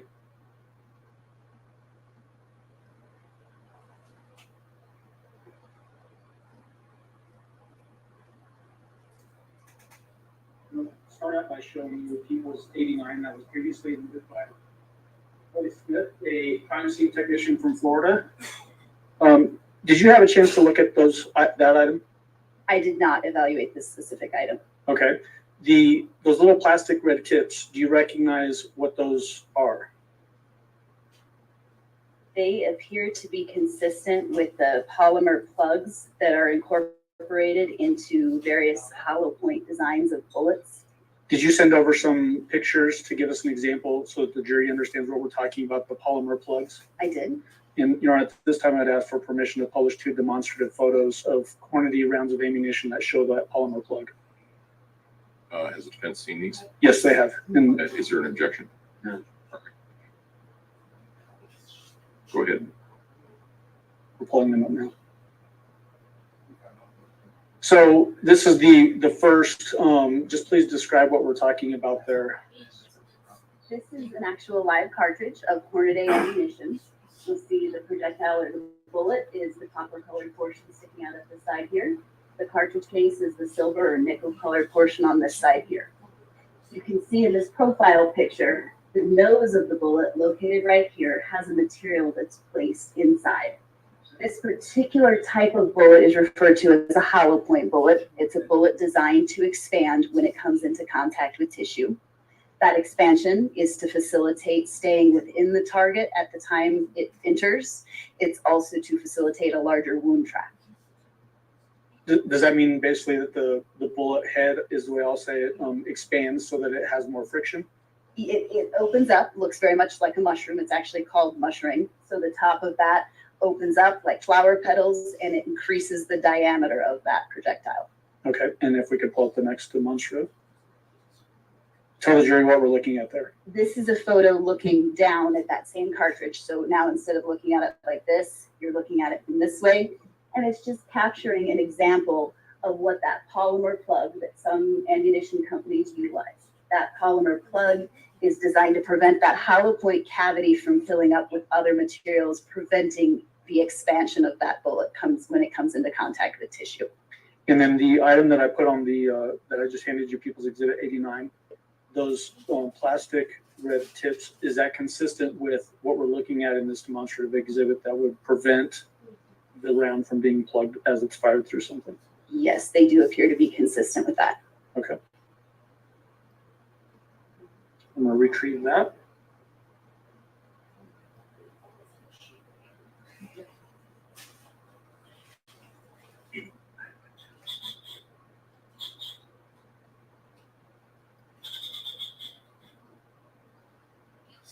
With your job as a firearms examiner, were you asked to examine some firearms in this particular case? I was. What exactly were you asked to examine for this case? I was asked to look at 3 different firearms, complete mechanical functioning examinations on those firearms. So an examination to determine whether or not they work and whether or not they work the way the manufacturer intended. And then to evaluate those firearms for comparison to recovered bullets. So tell the jury which types of firearms you were asked to examine. The first firearm that I have listed was a FMK Model 9 C1G2 9mm pistol. The second firearm, and this is really in no particular order, the second firearm was a Smith & Wesson M&P Bodyguard caliber .380 auto pistol. And the third pistol was a Smith & Wesson M&P 9C 9mm Luger pistol. So when we're talking about those 3 different firearms, are 2 of those 9mm and then one is a .380 caliber? That's correct. Tell the jury the difference between 9mm and .380. The primary difference is going to be the size of the cartridge that those fire. The .380 auto is going to be a lower velocity, smaller cartridge. Okay.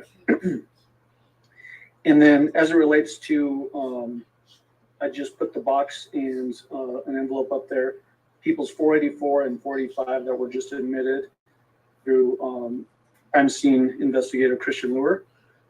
Did you have a chance to look at those items? Yes, I did. Is that the same as what you just described as the Smith & Wesson M&P? I'm sorry, not the Smith & Wesson M&P, the Smith & Wesson model M&P 9C 9mm? Yes, it is. Is that one of the, so that's one of the weapons that you tested? It is. What did you determine as relates to whether that was a functioning firearm? I was able to determine that this was an operable firearm capable of causing serious injury or death, and I did not note any abnormalities in its function. Okay. So when you test that, do you actually test fire that weapon? Yes, I do. Or may I approach with people 713? Okay.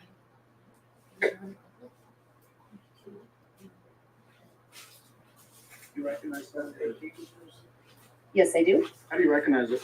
I recognize it from the label that I created when I created these items, as well as my dates and initials on the seal. Is it in the same or substantially the same condition today as when you packaged this up? It is. And I move for admission of people 713. Defense. Exhibit 713 will be admitted. Go ahead. So when you do a test fire, what do you do? How do you do that to compare maybe rounds or projectiles that are found in an investigation to what you're test firing? Once I have documented all of the identifying characteristics of the firearm, like the make, the model, the serial number, and the caliber of ammunition it's designed to fire, the final step in confirming function is to load that with the appropriate caliber ammunition and actually fire it. Okay. And then once you have an expelled round from your test fires, what do you do with that expelled round? I recover those cartridge cases and the bullets. The bullets are fired into a giant steel tank full of water. That water serves to slow those bullets down gently and without imparting any additional markings or details on the surface of those bullets. So when I recover them from the water and I look at them, I know that any marks produced on the surface of those bullets are solely produced from the barrel of the firearm that I just fired them through. I recover those bullets from the water tank as well as the cartridge cases, and those now become an item of evidence in the case. And is that what we have in 713? It is both the test fired bullets, the test fired cartridge cases, and a silicone cast of this barrel. So tell us about a silicone cast of the barrel. What does that mean? The barrel of firearms, when we do comparison and evaluation, has to be looked at for the types of markings that are present inside the barrel, the types of tool markings that were produced when it was manufactured. It's those different markings inside the barrel that are then transferred to the surfaces of the bullet when it's pushed through the barrel of the firearm. And it forms more or less a signature of a particular firearm. I cast the barrel of these firearms after I complete my test firing so that I can evaluate those markings and determine if they're going to be suitable for comparison and identification purposes. Does this process projectile that kills somebody to your test fire to see if the gun that you test fired is the same gun that was used to kill the person? It certainly could be done for that purpose. It's also very often done for the purpose of eliminating a gun as a possibility. So let's talk about eliminating. You mentioned those other two firearms that you tested, that 380 caliber handgun, the Smith & Wesson Bodyguard, and then the FMK model 9C1G2. Did you test fire those weapons? I did. Were they functional weapons? Excuse me. Yes, they did operate as they were intended. And were those capable of causing serious bodily injury or death? They were. Did you test or compare the test fired rounds from those two guns to projectiles that were recovered in this investigation? I did perform that evaluation. Were you able to determine whether those were used to fire those projectiles, or did you eliminate those weapons from being used in this case? I was able to eliminate both of those firearms as potential sources of those bullets. Okay, I'm going to approach and show you people's exhibits 103 and 88.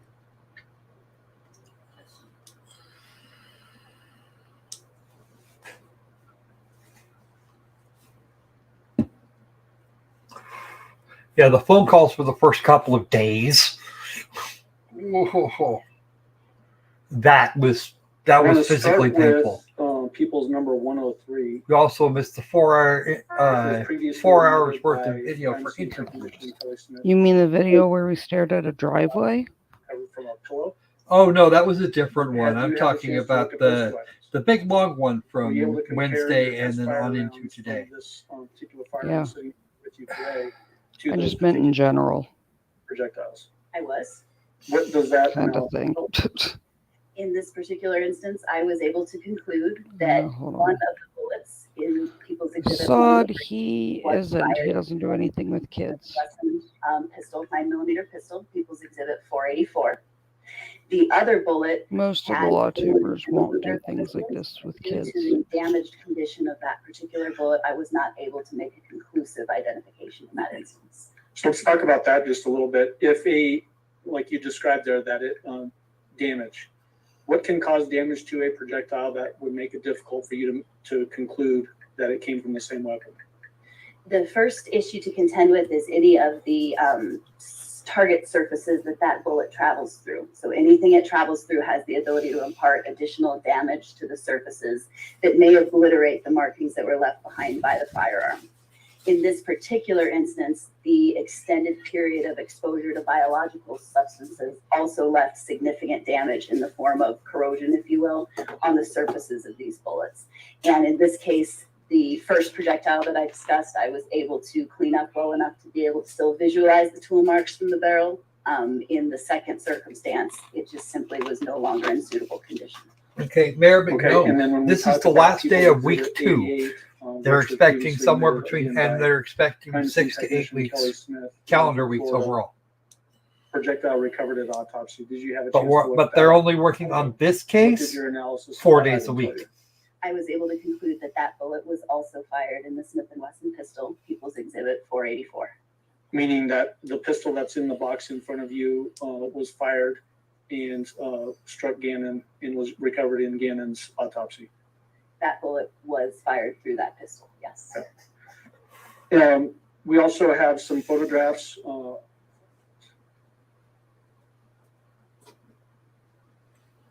How do you pronounce that last word there, Sod? I don't.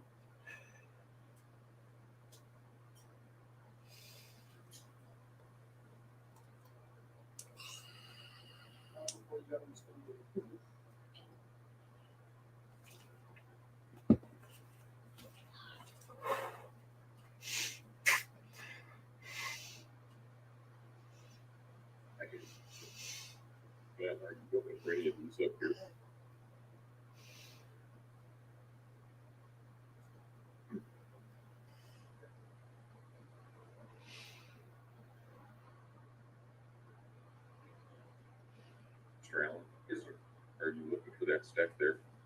Oh, okay.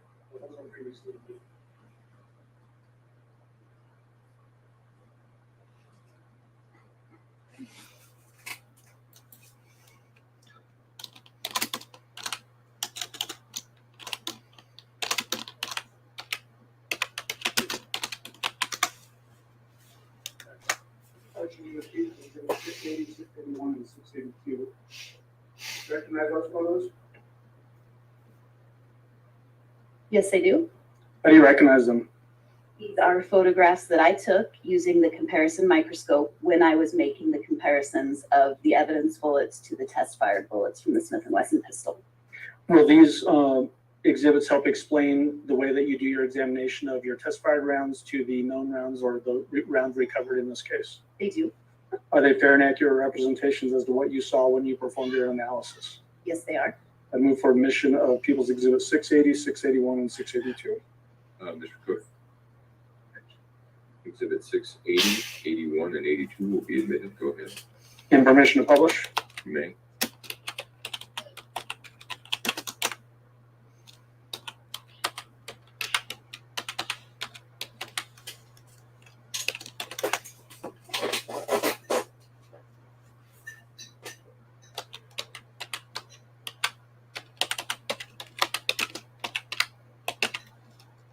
I think you just turned the screen off, Chip. I did. Okay. Let me know when you're there.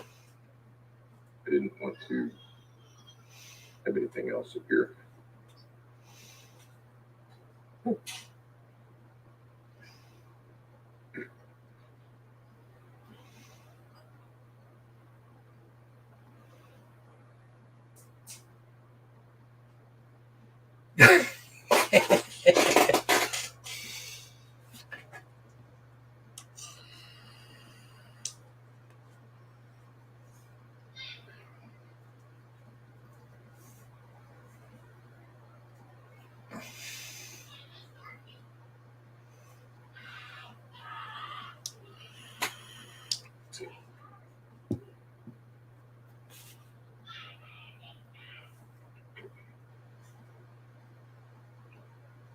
So you've got presenter mode.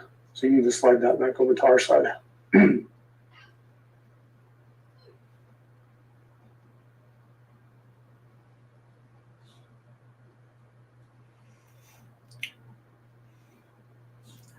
Okay, Loki, what are we looking at here?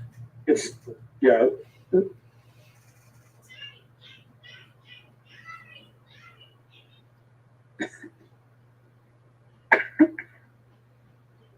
We'll just work through this. So we've got 6, go back, please.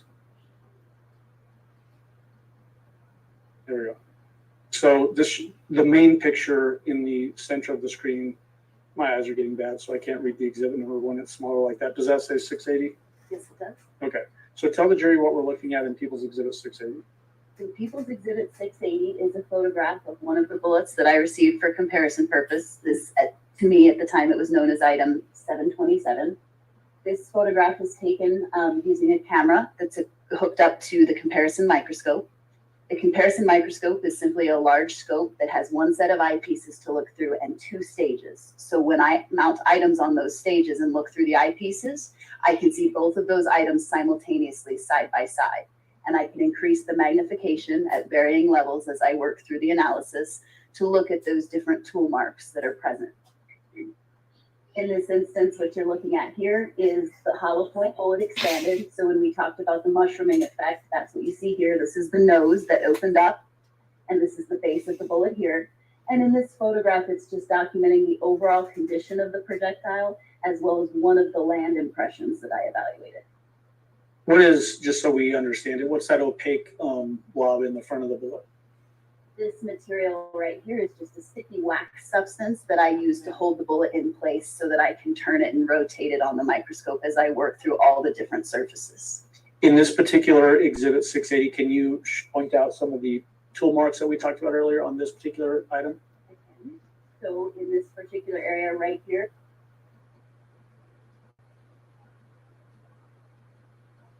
Okay, we're getting swirlies because, yeah, that's happening here.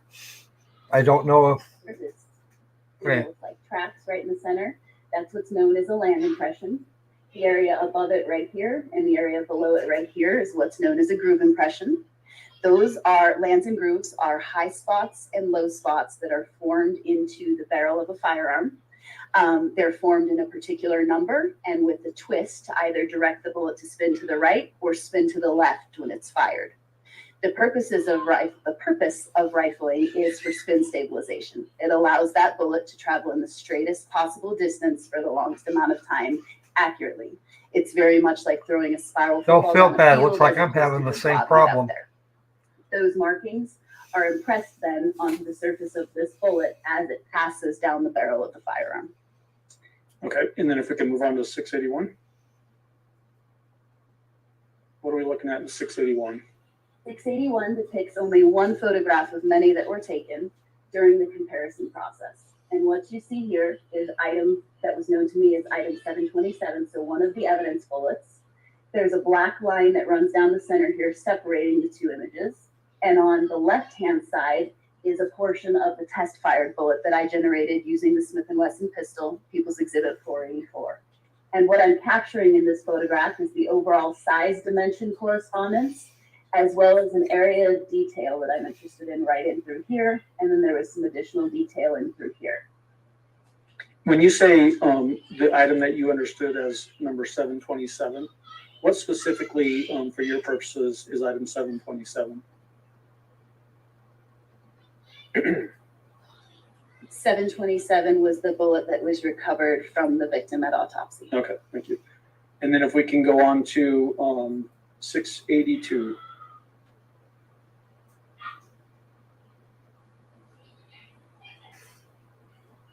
Tell the jury what we're looking at in 682. People's Exhibit 682 is essentially the exact same photograph that you just saw previously. Test fire on the left, evidence bullet on the right, only now it's a much higher magnification of this area of the projectile here. And I'm looking at these lines that run through the center line and correspond to one another. As I work through my comparison, I look at all of those different surfaces of the bullet, either observing the agreement or disagreement that's present so that I can render my conclusion. Was there agreement or disagreement in these two images? In these two images, there was agreement not only here, but additional agreement that was captured up here and in other areas. As you evaluate those photographs for yourself, keep in mind that this photograph is taken of a curved surface and the camera sits right above the curved surface. So there's only a small area that's in focus when I'm completing this evaluation. So the stuff that you see that starts to phase out of focus is not necessarily in misalignment. It's simply not the area being focused on for the photograph. Again, does this photo show that the item recovered from autopsy came from the same gun? This is one of many photos taken that depict that, yes. Okay. You can go ahead and take the photos down now. What I would like to have you do at this point is using People's Exhibit number 484, if you could just open that up and show the jury. When this particular type of firearm is fired, just explain the mechanism and what happens with a shell casing. Gloves, lady. So I'll first point out that People's Exhibit 40 is secured not only into the box, but it has a gun lock running through the action of the firearm. So in its current state, I can see the chamber is open. If she's not actually touching the gun, she doesn't need gloves. Okay, I didn't know whether she's going to pull it out or not. What you're looking at is a pistol that is not. I'm guessing not. She's actually a decent. When this firearm is loaded for use, the magazine is inserted into the grip, located right here. It's the piece that the lock is running through. The slide, which is this top portion up here, is pulled to the rearward position and allowed to move forward again. And when that occurs, the slide pushes a cartridge of ammunition from the top of the magazine into the chamber of the firearm, or this rearmost portion of the barrel. That action also cocks this firearm and it's ready for firing. To actuate firing, the operator would pull the trigger of the firearm and that would send the firing pin into the primer component of the cartridge and detonate that primer component so that firing can occur. The bullet will travel down the barrel of the firearm and the action or the slide will be forced rearward so that that cartridge case can be extracted and ejected and the next round can be placed in the chamber of the pistol. So when that particular type of firearm is fired, it kicks the shell casing out like in your demonstrative exhibit of your bullet? It does if it's operating properly and if nothing is impeding movement of that slide. When a shell casing is kicked out of a firearm like that, do they pile up in a nice, neat little pile? Oh, hell no. Not necessarily. It very much depends on what surfaces those cartridge cases may hit as they exit the firearm. For example, if you're in a room and there's furniture or walls or ceilings present, those cartridge cases may hit those surfaces and they can bounce all over the place. Conversely, if you're outdoors and you're standing on a nice fluffy bed of grass, as that cartridge case exits the firearm and lands in the grass, it may rest where it lays. So its terminal point may be very consistent. Is there any such thing as a disintegrating shell casing? Meaning that if a firearm is fired like this, that a shell casing doesn't come out or it just disappears? I'm not aware of one just disappearing. I'm aware of them perhaps not coming out of the firearm, but not disappearing. Okay. So that's all I have. Thank you. Cross-examination. Good afternoon. How are you? Good afternoon. I'm well. Thank you. So can you look at the exhibit with the pistol in the cardboard box again? Of course. Are firearms or handguns, semi-automatic handguns, are they like a shotgun that's a semi-automatic where they're left-handed and right-handed shotguns? Are there left-handed and right-handed pistols? Are we speaking in terms of the direction it ejects? Yes. Yes, there are. Examining that one there, would that be a pistol that is shot by a left-handed or a right-handed person? I should say that it could be fired by either a left-handed or a right-handed person, but I will state that it ejects the cartridge case if it's being held in its conventional proper manner. It ejects the cartridge case to the right. Okay. So more than likely, this would be a pistol that was shot by somebody that was right-handed. Cartridge goes off, is ejected to the right, so it's not going across the shooter's field of vision. Okay. I would object this to speculation. He's asking to speculate as to the handedness of the shooter. Well, I will allow him to rephrase the question because at one point he was talking about if it's in your left hand, the shell is going to be ejected over your field of vision. So I will allow that. What do you base your opinion on as far as that's a left or right-handed pistol? So I would not refer to it as either a left or right-handed pistol. I would simply address it in terms of what direction it ejects the cartridge case. And handedness, as far as shooters go, is one element to consider with respect to whether or not they want it ejecting to the right or left. But the other factor to consider is whether they're using their right or their left eye predominantly. By far the best firearms expert I've seen in all the trials we've covered. Say again? That pistol there is going to eject the shells in a right direction. That is correct. Okay. She is by far the best firearms expert we have seen out of all the trials. I would agree. If I'm right-handed, holding my pistol on the right hand, the shells. This expert is firearms, going to Creed. eject out away She's from doing my a very body. good job. That's correct. They will come this direction, so they will not cross over you. Okay. If I have a semi-automatic pistol that is associated with more of a left-hand favorable shooter's ejection, if I'm holding that with the right hand, it's going to eject to the left. She's far better than the That's a rest of them we've semi-automatic seen. Pistol, so you can shoot Creed. more than one time, correct? That's correct. I'm going to have cartridges ejecting across my line of sight. That is correct. If this ejected from the left side of the pistol and I'm right eye focused, it's going to eject this direction. And having spit shell casings, if I'm shooting more than one time going across my line of sight, might not be optimal optimal shooting and aiming conditions to have stuff going right across my face. No, Caroline, purposes, yes. that's Okay. not going to happen. So if you had somebody that was left eye dominant and That would shooter freak that out was the entire courthouse. left-handed, it would probably be better to have a semi-automatic pistol that ejects to the left. If I were that shooter, that is how I would prefer the design. Okay. So did you say that is a pistol that ejects to the right? Yes, it is. And so that would be a pistol that would favor a right-handed shooter, right eye dominant. That's how I would prefer it if I were the shooter. Okay. Now, may I approach the witness? You can put that back. Thank you. May I approach?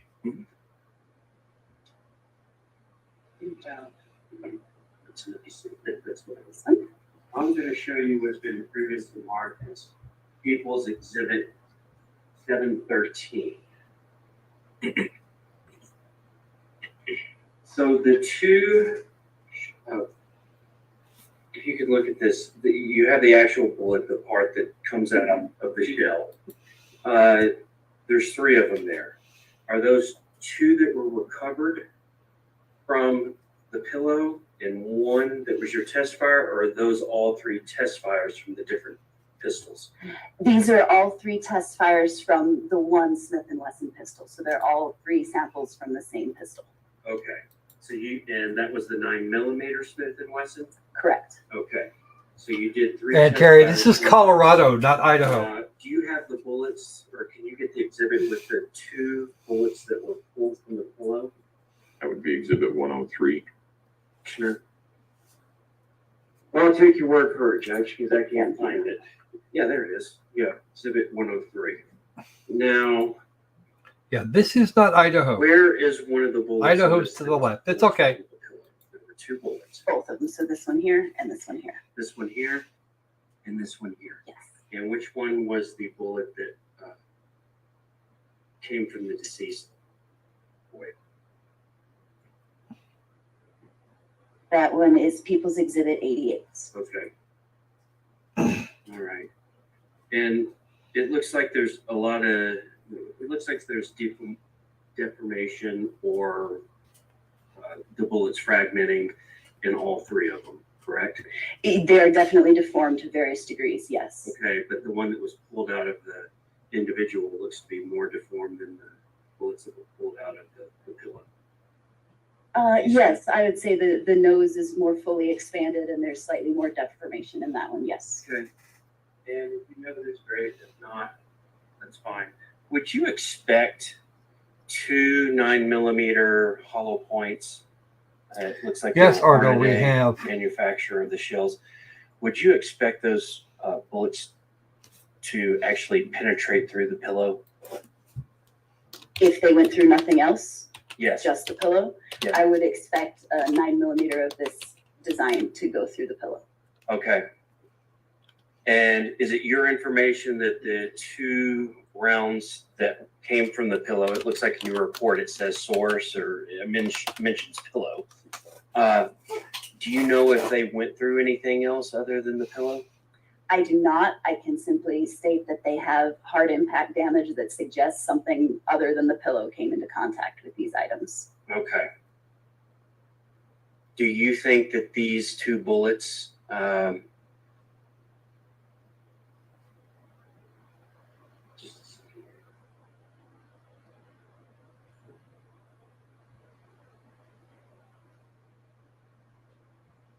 do you have any idea what that could have been?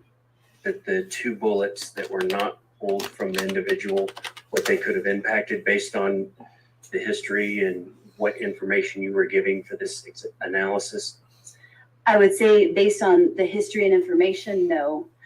Based on some of the trace evidence that I observed present on the bullet and stuck in the bullet, there was evidence of it having passed through biological substances. So there was evidence of possible bone and possible hairs present on the surfaces of those bullets. Okay. So can you tell the distance that the 2 bullets that were recovered from the pillow, how far away those bullets were when they were, or how far the shooter was away when those bullets were fired? I cannot, in this instance, I did not have the opportunity to evaluate the pillow and there was no distance testing performed. Okay. And were you aware that the pillow was actually taken into evidence and recovered? I was aware of very little more than these were recovered from a pillow. Okay. Would it have been a benefit to you and your analyses to have had the pillow where the bullets came from, to examine it and possibly do separate test fires into that pillow? The only time that would have come into play for me is if there had been testing requested to determine how far away those surfaces were when they were shot into. Was any of this biological material from the 2 bullets that were recovered from the pillow, was any of this biological material tested or collected to be submitted for DNA analysis or any type of work like that? It was most certainly collected by me when I evaluated the bullets. I preserved that evidence in case additional testing was warranted on them. I am not aware that further testing was undertaken after I collected it. Okay, but you felt it was important enough to at least collect it. Well, call. You can call your leasing office or file a noise complaint if it's late at night. Obstructed it and destroyed it during my process. So it was important to And preserve the whole that trying to burn in place case it down. became necessary for testing down the line. Okay.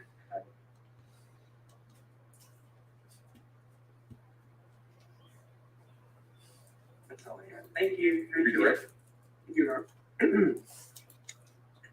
Ms. Happ, when you were talking about shell casings ejecting out of the right or left, would you say that, would you tell us, are most guns manufactured to kick to the right? The large majority are manufactured with a right-hand ejection, yes. Does it require some special hunting to find a gun that will kick off to the left? Sometimes special hunting, there are a few manufacturers, if you want your firearm in that configuration, that you might seek out specifically, or you can consider purchasing a different slide for that firearm to allow that function. In your opinion as an expert, is it common for a weapon like this that the shell casings kick to the right can be handled equally as effectively by either a right or left-handed person? Yes, it can. Or a right eye or left eye dominant person? It can. Were you aware that the shell casings recovered from that pillow were in a suitcase with a decomposing body? I became aware of that later, yes. Could that have been contributing to some of the biological substances that you found on those two projectiles? That certainly contributed to some of it, yes. And then as it relates to other types of scientific testing, is it very common or not very common to find fingerprints on bullets? On fired bullets? Yeah. It would be very uncommon to find that after a bullet passes through the barrel. Theoretically, the way that would work is the fingerprint would be deposited before it was fired. Then that bullet is going to pass down the barrel of the firearm. And as that happens, the action of the bullet rubbing in the inside of the barrel would obliterate the fingerprint. Further, if anything should sustain the firing process, as it goes into that target surface, again, that bullet will be wiped clean of whatever was present on it, fingerprint-wise. Amy, hollow point does not mean special hunting. Shell casings, there's a greater likelihood that fingerprints can be recovered on shell casings. In Creed, they were trying to get at the deformation of the bullet itself was from the skull bones. Body of the cartridge case inside the chamber of the firearm that may obliterate that. There's also a heat buildup that occurs when firing happens. I didn't hear much unnecessary fluff. So She's typically, head and shoulders above most firearms experts. Cartridge cases, it's because they've been picked up I remember afterwards. that and demonstrator. What about, can you find Apparently fingerprints those on things shell are common. casings that are never found in an investigation? No, that would be a definite no. That's all I have. Thank you. Do any of the jurors have any questions for us? Pass it forward. And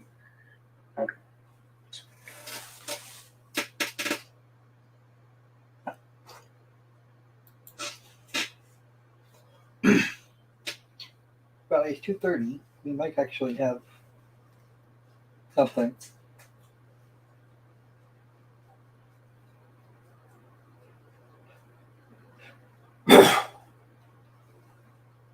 Get 3:30, give you a 20-minute break and be back for an hour or so. That might work. What?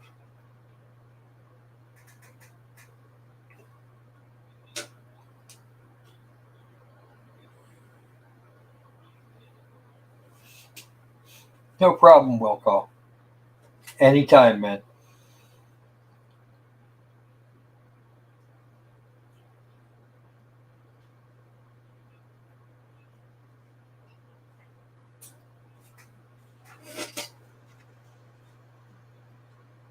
Ms. Happ, did any of the three pistols you examined eject from the left?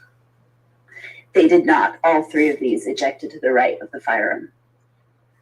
I'm going to ask this question. Let me know if you think it's outside your area of expertise. If someone is left eye dominant and a shell ejects across your field of vision, would that cause someone to miss? It could. If they were firing another round. Unlikely. So in that regard, I would say there's a couple things to consider. This The must first thing be is one that of the. first shot that's fired, Oh my God. that thing will be Some of obstructing these vision. We would be talking about subsequent shot fired after that. And we would be talking about subsequent shots fired in rapid succession, meaning not a shot. That cartridge case ejection is quick. So the shot is fired, the cartridge case ejects and falls, often much faster than the shooter And can it would recognize. have absolutely. Where that becomes a more serious consideration, firing of multiple cartridges, those shells are constantly running in front of the shooter. Field of vision would have zero effect. You've already fired the bullet if the casing's ejecting. This is stupid. Prosecution? Are there a lot of factors that can go into accuracy of a shooter? Oh, absolutely. Can you list off some of those? The firearm is one. Whether or not that shooter is practiced is a primary. It's probably the biggest. Can left eye dominant shooters with a gun that kicks off to the right be very accurate in their shots? Eye dominance has virtually zero impact. You may step down. Thank you. Thank you. I'm going to clean up the witness stand, Judge, before the next witness speaks. All right.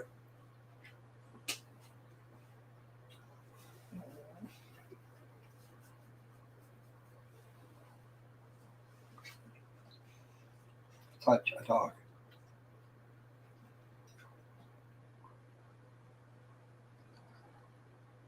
Why did they let you out of the bedroom? They weren't supposed to. Call your next witness, please. Thanks, Judge. We'd call Brooke Bell to the stand.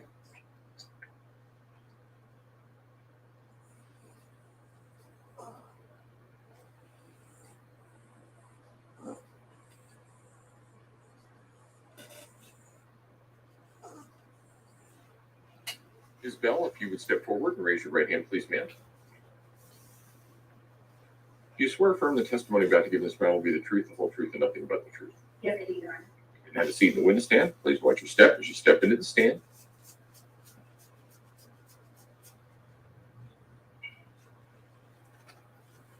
Young. Good afternoon. Good afternoon. Could you please introduce yourself to the jury and spell your last name for the record? My name is Brooke Bell, and my last name is spelled Bell. What's your occupation? I am a senior crime scene investigator with the Colorado Springs Metro Crime Lab. And how long have you been a senior crime scene investigator?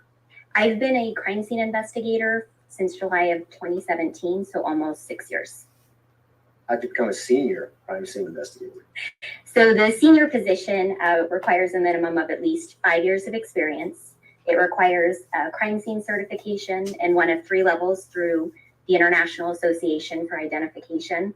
And it also requires a certain number of training hours towards specializing in an additional forensic discipline. Yeah, So hello, other than your hello, experience, Iris. you Welcome also have back. Training and We educational had experience lunchtime in regards a to lot. your occupation. I do. In terms of education, I graduated magna cum laude with a Bachelor of Arts degree in biology and a Master of Science degree in forensic science, both from the University of Colorado at Colorado Springs. And in terms of training, I did participate in an internal training program through the Metro Crime Lab. I was on call 24/7 for a period of 6 months, so a lot of exposure to various types of Hi, crime Iris. and techniques during that time. I was required to complete relevant readings, perform practical exercises, and I worked with a qualified crime scene investigator until it was determined that I could process crime scenes independently and any of the related tasks. So in addition to completing that internal training program throughout my career, I've also had the opportunity to participate in ongoing formal training and education. So I've received training courses in crime scene investigation, crime scene reconstruction, trajectory documentation, shooting incident reconstruction, blood stain pattern analysis, chemical enhancement of blood, photography, latent print processing, just to name some of those more specific areas related to crime scene processing. And have you been qualified to give expert testimony as a crime scene investigator in El Paso County? Yes, I have. Any other jurisdictions? I have also testified as an expert witness in federal court. Ask me how many times you've been qualified. I've testified 34 times and been qualified as an expert 22 times. At this time, we'd ask that the court allow Ms. Bell to testify as an expert in the field of crime scene investigation. Hence, the witness will be so qualified. Go ahead. Tell us about crime scene investigation. What does that mean? I mean, we've seen CSI on TV. Is that the kind of thing we're talking about? And then we'll talk about whether or not that actually happens once we get into your testimony. So as a crime scene investigator, my primary responsibility is to document and process crime scenes, and ultimately I'm responsible for the identification, collection, and preservation of the evidence for any type of future testing and to assist with investigative leads. It certainly may look very different than what you see on TV and typically takes a lot longer. So you just can walk in a room and then all of a sudden know exactly what happens in that room? Not necessarily, no. As part of as a crime scene investigator, do you attend meetings with detectives and police officers and other members of a particular investigation to get an idea of what you're looking for when you go to a crime scene? So the most common situation is the information we receive is what we refer to as a briefing. So we just receive preliminary information that detectives or the sergeants, law enforcement personnel have regarding the case up to the point that we become involved with the case. And I would imagine that it's beneficial to have some idea of what you're going to when you go to a crime scene before you start that investigation. Is that fair? That is the most common situation. We tend to have an idea of what type of investigation or what type of crime has occurred when we respond. That is not always the case, though. I'm going to talk about this case and this investigation. On January 29th of 2020, were you asked to go to 6727? 6627. 6627. You think I had it memorized by now. 6627 Mandan Drive to search an evidence. Yes, it was. What kind of information did you have prior to that and prior to that search on January 29th, 2020? So the initial information that I received prior to responding to the residents was that an 11-year-old child had gone missing 2 days prior to my request to respond and document or search the residence where he lived. And the only information I was provided at that time was that the investigators had reason to believe that he may be the victim of a homicide. I didn't receive any additional information until I responded to the residents, where I received that case briefing that I mentioned previously. And that was just kind of more of a timeline of events in terms of what the detectives knew up to that point. And what was that? What was the briefing that you received when you arrived at the residence? So I responded, it was Wednesday, January 29th. So at that point, the 11-year-old child who was identified to me as Gannon Stauch had been missing for 2 days. I had received information that he had reportedly gone to a friend's house and didn't return home and was reported missing that Monday around 7 p.m. and that sheriffs with the El Paso County Sheriff's Office had responded around 10 p.m. that evening. I was also informed that the following day, so Tuesday the 28th, the Sheriff's Office had sent investigative personnel to do a search of the residence. Part of the information that they had and that they passed on to me was that an incident, as it was called, had occurred on the 26th, in which Gannon was playing video games in the basement living room. And a candle was knocked over, damaged the carpet and the couch in the basement. They had informed me there was a section of carpet down in the basement that had been burned and cut away down to the padding. And so that it was suspicious in nature. It had been covered with carpet and an area rug. Did you receive any information about a potential sexual assault or kidnapping on the 29th of January? So I did a little bit further once I'd been on scene for a little bit longer. I believe it was possibly during our walkthrough.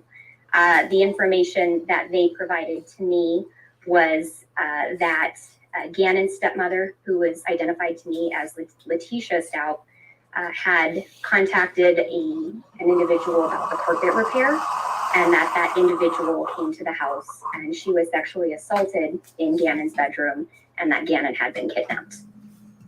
And so did that change at least your game plan on how you're going to process that crime scene based on this new information that comes in? So with the information I had on this very first response, the areas that I'm focused on is the downstairs living room, where this area of carpet has been burned down to the padding or basically down to the subfloor, which is unusual and had been cut out and removed. And then with this possible sexual assault information, so that was some new information, and having a location, that told me that I was going to search for evidence that might be potentially related to that in that bedroom. And so what kind of evidence would you be looking for based on that? So when we're, in the case of a sexual assault, we use what's called an alternate light source and filtered goggles. And so we actually will check the room for possible biological fluids.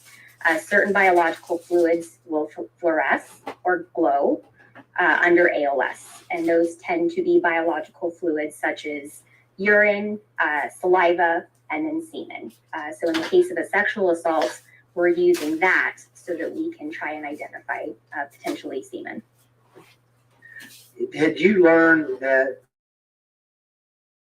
at least initially been searched the night before on January 28th, 2020 by some El Paso County detectives? Yes, I had been informed that they had conducted a separate search prior to the involvement of the Metro Crime Lab, and that there were some evidence items collected during that search.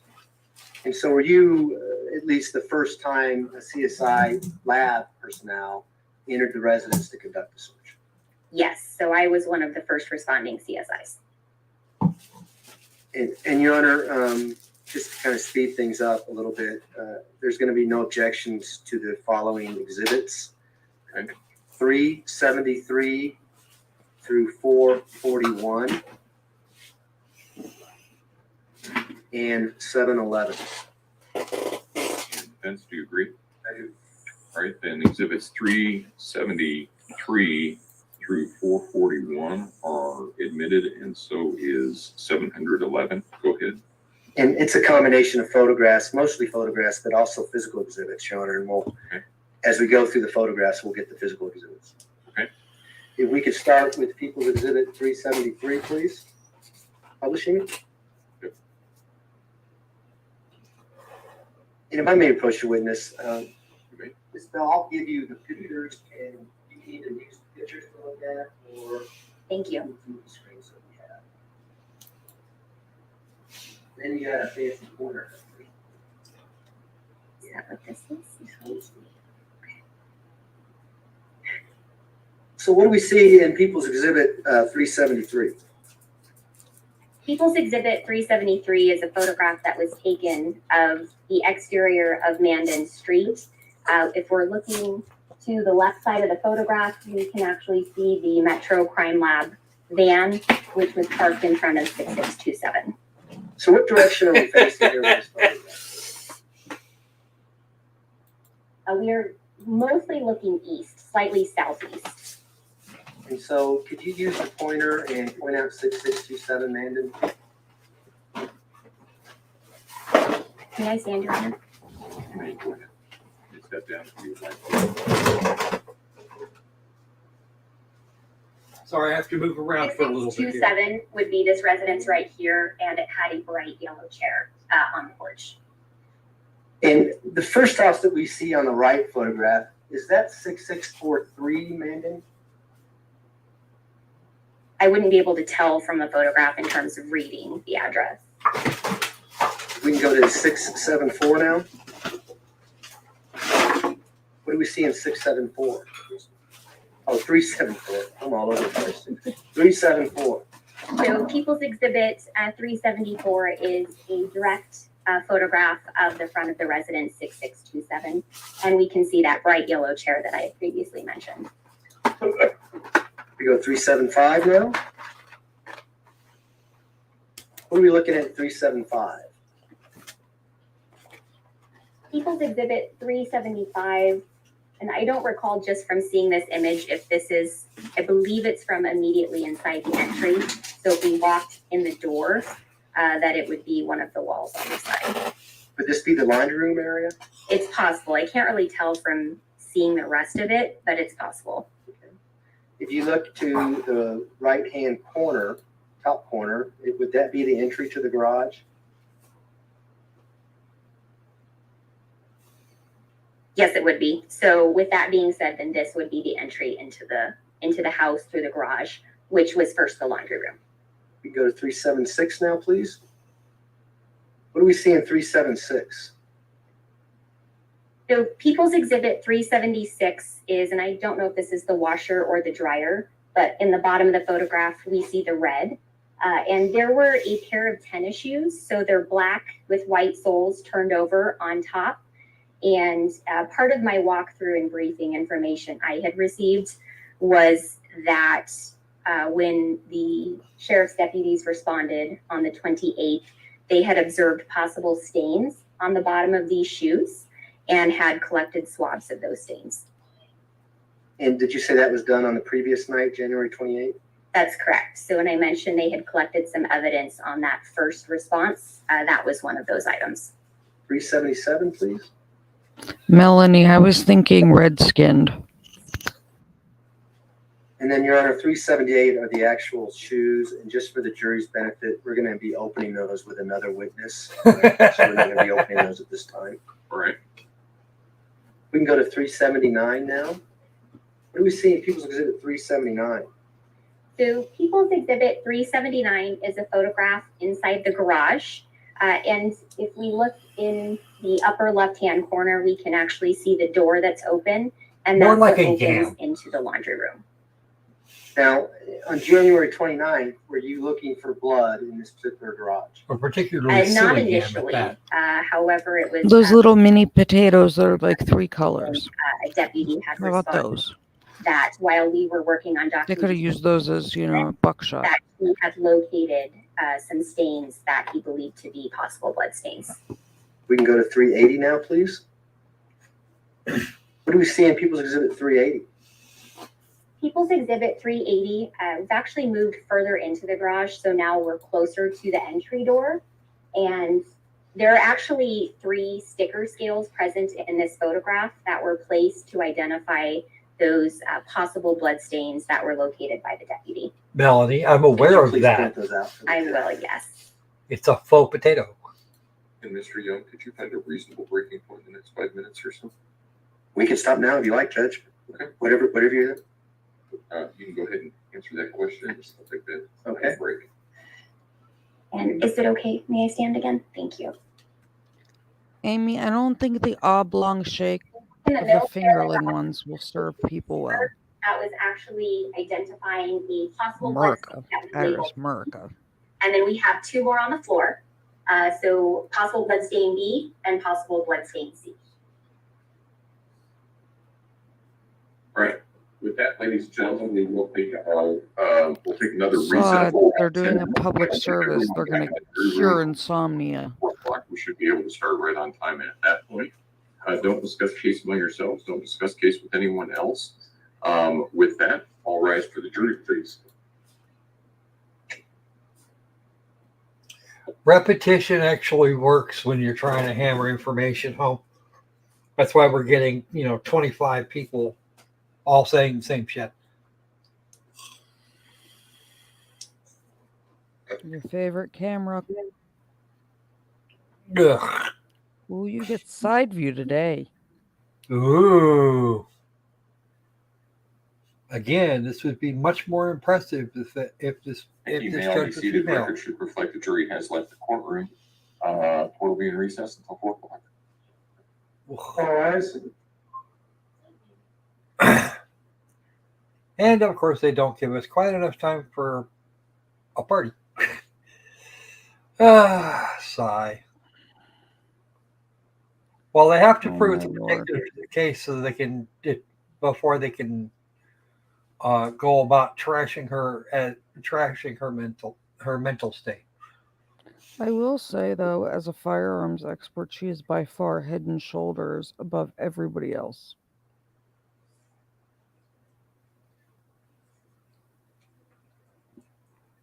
Yeah, this firearms expert witness was really good, especially compared to what we've seen. This recess is the other half of the afternoon break. This recess is him trying to prolong the agony. And I'm sorry, you're violating my constitutional rights over here with, cruel and unusual punishment.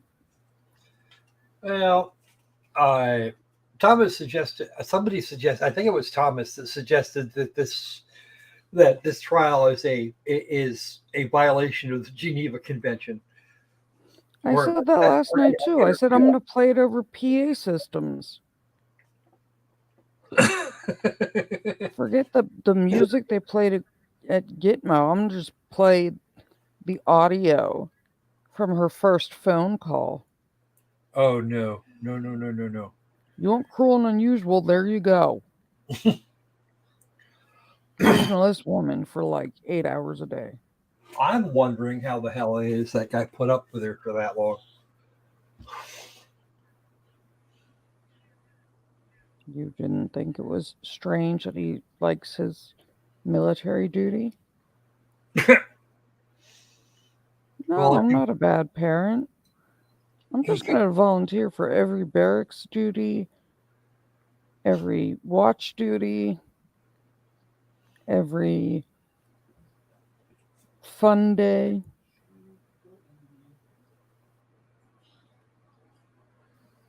Who cares if I have to be voluntold?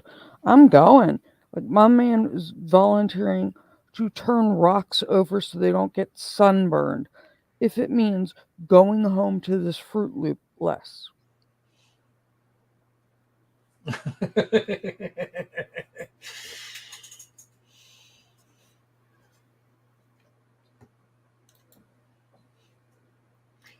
Thomas not only said it, but he stands by that.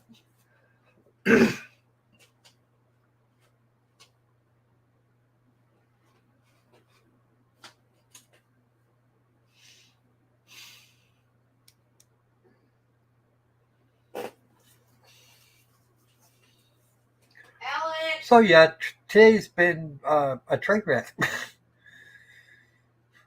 Except the firearms expert. I like her. Don't know why. Oh, right. It's this thing called competence. A nice, simple explanation of how things happen.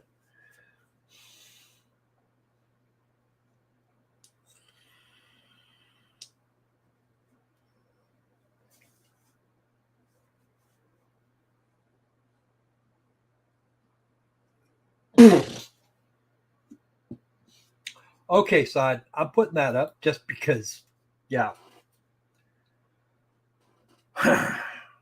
Wow. I had to step off for more coffee here a minute ago.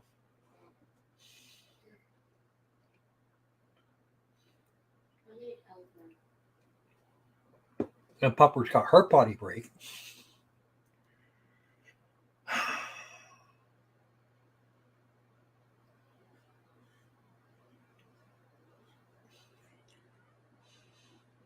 I'm still thinking she may have actually faked that.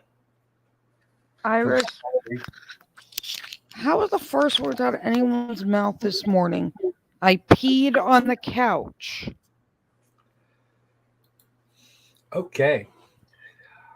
E.E. Caroline has a really good question. And tried to take a nap in it. I'm looking. Hold on. On screen. Yeah. E.E. Caroline, yeah. How you go lay in the pee on the couch? Oh my God.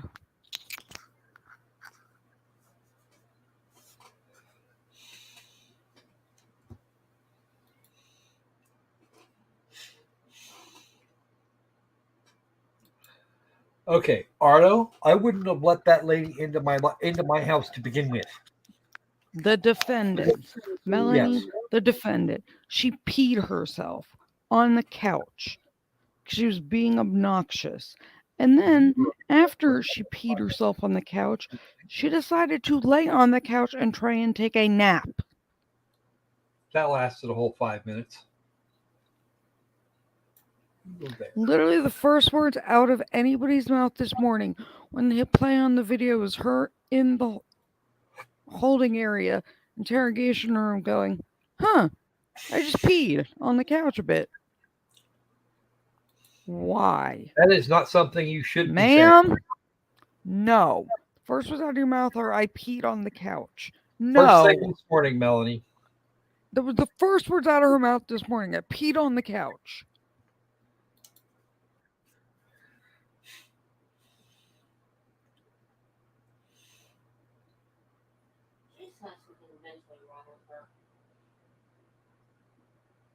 Oh, you say.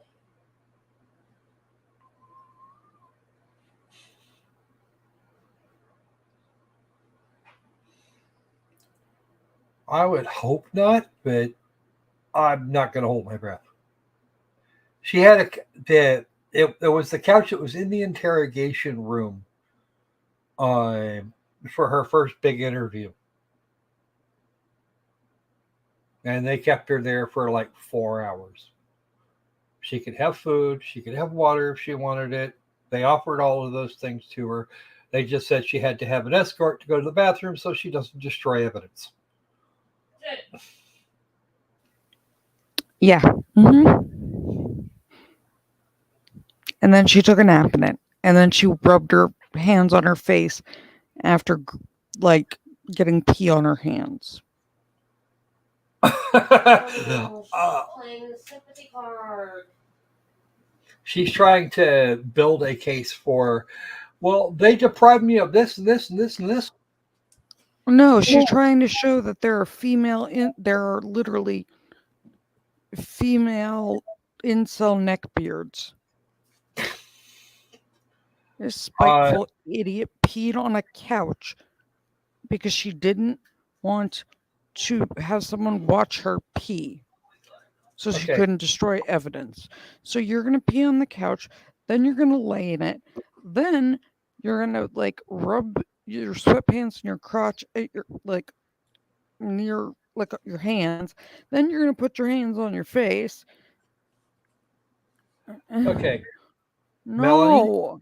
she wasn't arrested. She walked into that police station voluntarily to talk to detectives. Yes, That is Melanie, it was the bullshit. first thing that came out of her mouth this morning. I peed on it.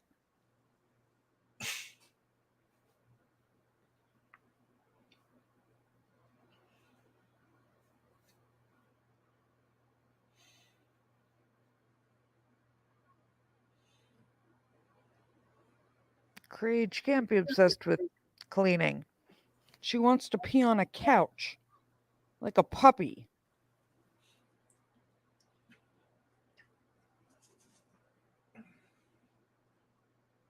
One minute and 15. I'm not, but nobody wants to lay in the wet spot. Melanie, no one wants to lay in the wet spot for one, and for two, your hands have pee on them, and now you're touching your face.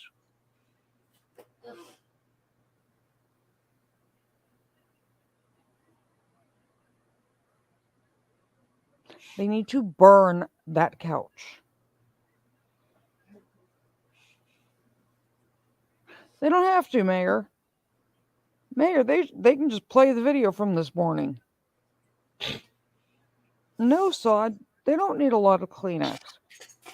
It was a fabric couch.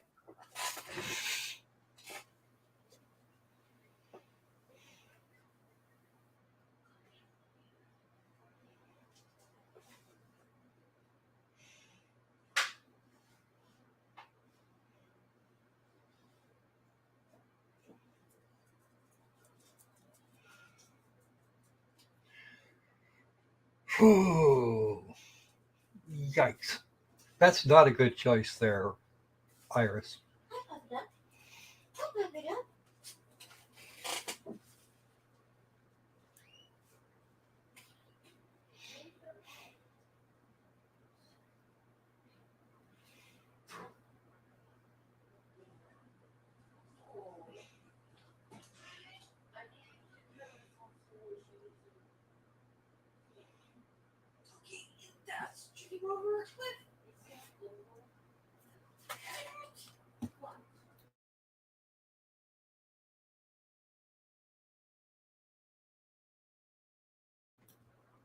All right, Kurt will be back anytime.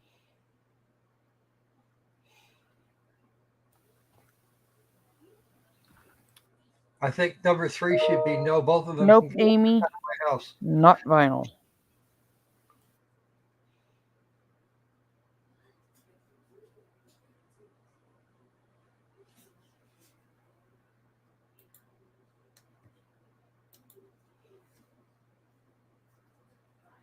No, Debbie, but she did put her head in her hands and her face in her hands.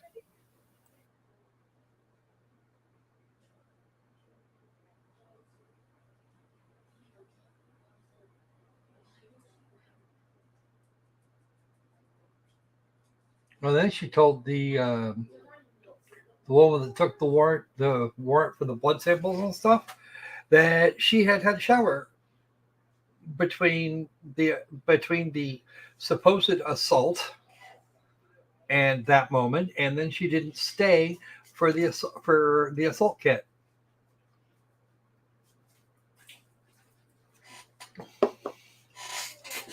They were getting what's called a body warrant, which means a warrant for evidence on your body that can force you to take a SANE exam. Well, she managed to get out of there before taking it. No, they did the SANE exam at the hospital. Mm-mm. Oh, yeah, I guess she did AMA. Yep, she AMA'd it. So the blood samples, that kind of thing, that was all taken. But she walked out of there before the SANE exam.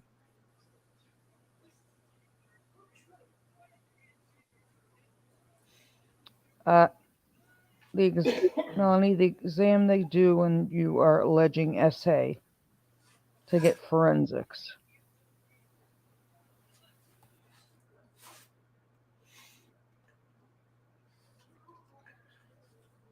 Yeah, Danny, that was a good one. Funk. She could have been shot right there and nobody would have said anything. No, Debbie. I think rubbing your face in pee on a couch in a police station is about as gross as you get.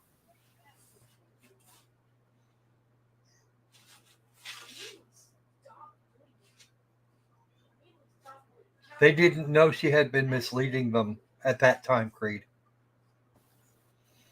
Caroline means advance against medical advice. It means you sign something saying you don't want to go with the doctor's medical advice and are refusing a procedure or refusing something, or you just get up and walk out without a doctor saying it's okay. The juror has alerted me that it wasn't until Ms. Happ was on the stand that she realized she knew her. She did not recognize the name as she was looking through the witness list. So I don't know anything about how she knows her or anything like that. My thought was I would bring her in, ask her a couple of questions, and then Jesus, now we're going to disqualify a juror. whether or not want to make a challenge, or we go from there. We could either do that before this witness continues her testimony. We can wait until we get closer to the end of the day. What do you want to do? I think it'd be good to do that towards the end of the day, Jeff. Maybe save a little bit of time at the end of the day. That's fine. All right. So let's stop at like 10 till.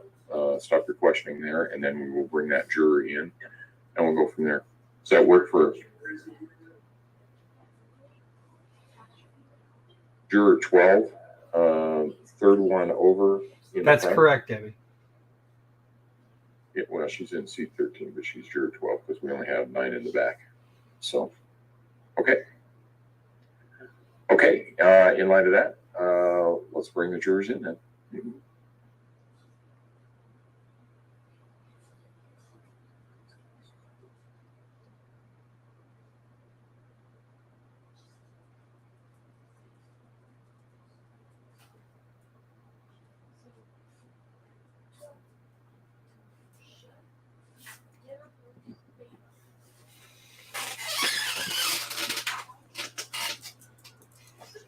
One of the jurors knows one of the witnesses.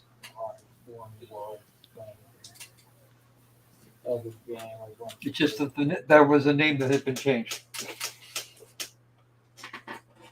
Probably from high school or college or something. All rise for the jury, please.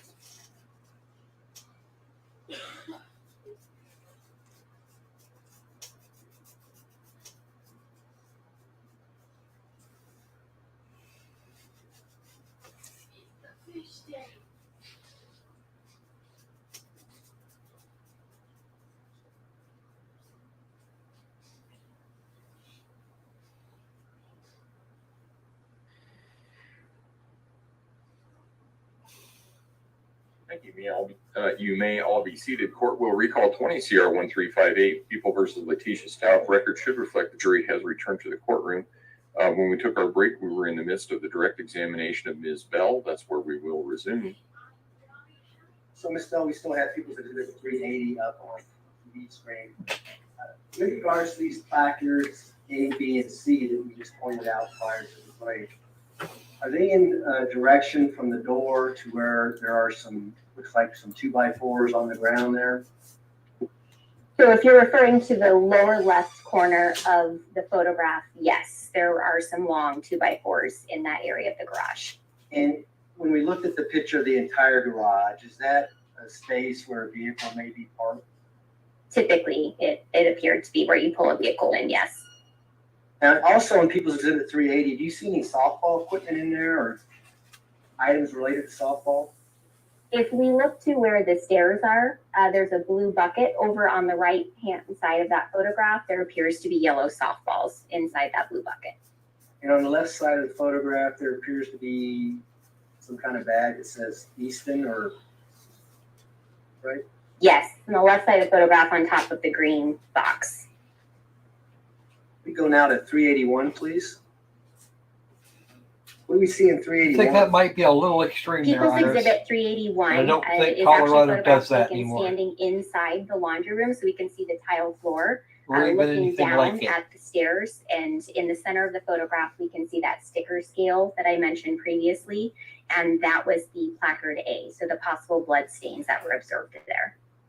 And just so Christian Lure just testified, he processed this garage on February 3rd. Obviously, you did this on January 29th.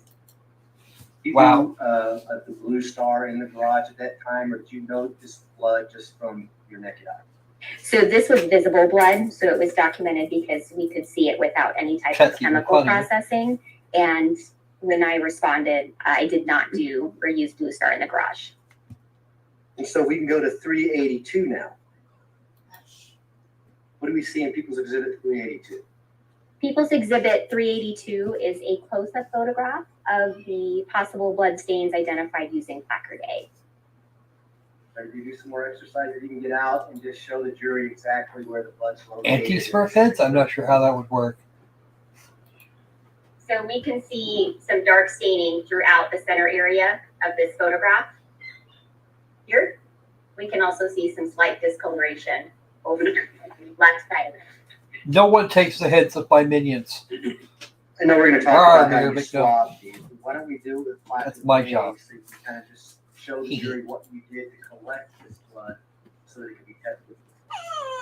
So at a later time. So to collect a sample of any biological fluid, we have a package that is sealed of 2 sterile cotton tip swabs. So that's opened at the time that we're ready to collect the sample. We open a new package of distilled water and then just dampen the 2 cotton tip swabs. And then those are both rubbed at the same time over the stains and then placed back into that packaging and sealed into something we call a plain envelope. So it's a smaller red versus envelope. blue. And did you use 3 separate swabs for both A, B, and C placards? Yes, I did. And they're separated when you package them? Correct. So when we place them in those individual coin envelopes, those are sealed separately from each other. And then the big envelope is sealed, and then whoever gets into that envelope would have to sign something to know that someone's been in there. Is that how it works? Correct. So when we create an evidence barcode label, and I believe in this case, all 3 of those swabs were placed in a larger envelope under the same evidence barcode and sealed by the crime scene investigator. And then any subsequent testing that occurs on evidence within that package, the evidence item or the packaging is noted, and then additional tape seals are added and signed by that analyst when the analysis is completed. And yet, for the record, the swabs from placards A, B, and C is People's Exhibit 386. All right. We can go down to 383, please. What do we see in People's Exhibit 383? People's Exhibit 383, it's a little bit of a different perspective, a little closer, where we can see, again, the 2 sticker scales that were on the garage floor. We're close to those 2x4s that were previously mentioned. 384? People's Exhibit 384 is now a close-up photograph of the possible blood stains identified using placard B. Could you point those out with the pointer, please? Yes. So in this photograph, it's really concentrated toward the center, but the discoloration is in this general area and then extended into the upper left portion of the photograph. And is that the area you swabbed that we talked about earlier? Yes, that would be the area that represents the samples collected. 385, you could probably stay there for this one. What do we see in 385? People's Exhibit 385 is now a close-up of the stains that were identified using placard C. And I will point those out again, just directly above the actual sticker scale and then a little higher toward the center of the photograph. Now, are these particular more visible? These blood, are they droplets or what are they? So these appear to be more consistent with possible transfer stains to me. But these are a little bit more visible in this particular photograph than what we saw in B. If we look at the photograph, there's different photographs at different angles of B and C, and B is a little more visible in a different angle, and that just has more to do with the flash that occurred when that photograph was taken. What's a transfer stain? So a transfer stain is when blood is deposited on a surface from another surface. Kind of speaks for itself, right? It's just transferred onto an object. You can resume your seat, thank you. If we can have 387 now, please. What do we see in People's Exhibit 387? Backyard. People's Exhibit 387 is a photograph that was taken in the backyard on the east side of the house. And of significance in the backyard is the trash dumpster, so we can see the green in the center of the photograph. And were you made aware that these trash cans were searched on January 28th, Yes, I was. 2020? Yes.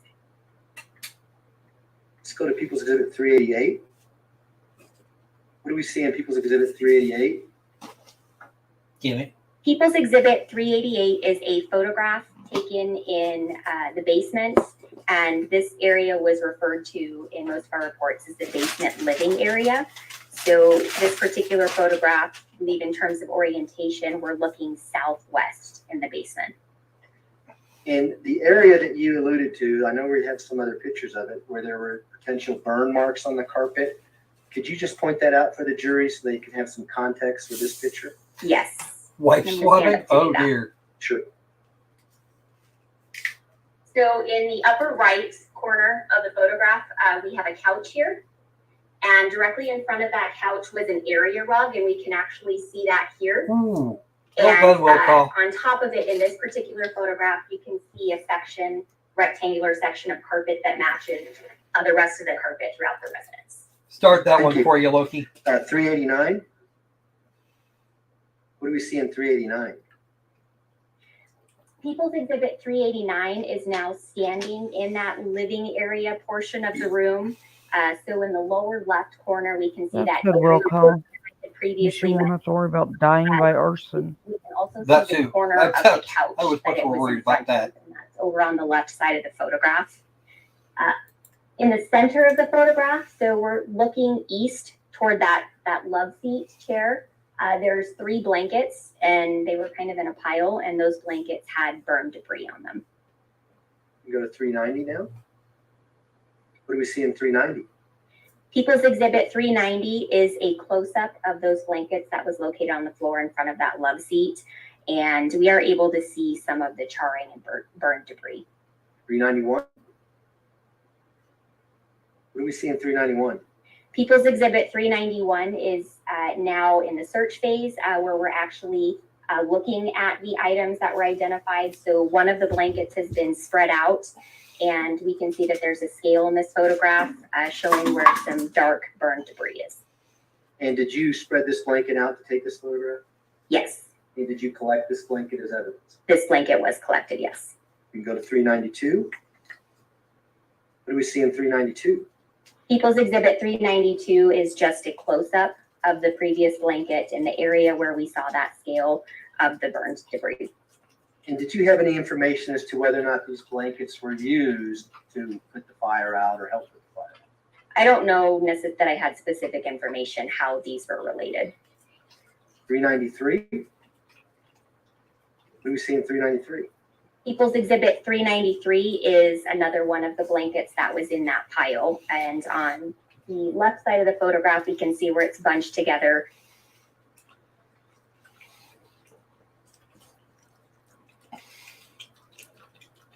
And the discoloration, so where there were some black char marks.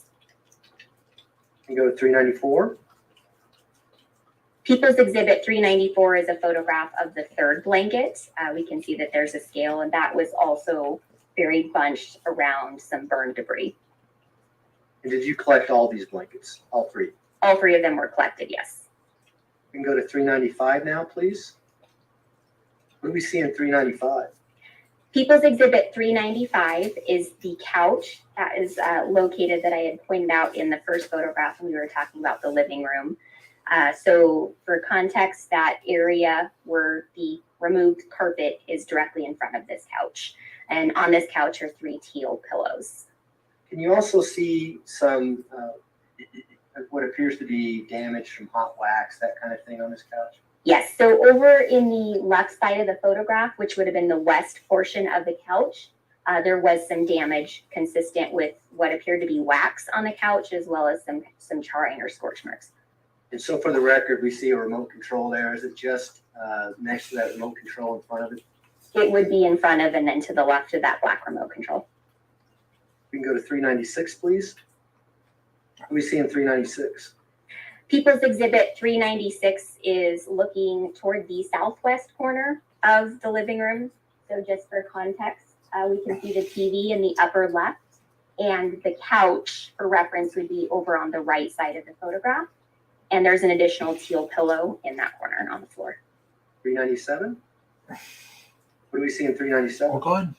People's Exhibit 397 is more of a mid-range photograph, but we've actually turned that pillow over. And in the center of the photograph, it's actually going to be in the right corner of the pillow. There was more of that kind of burned, charred material. We can go to 398 now.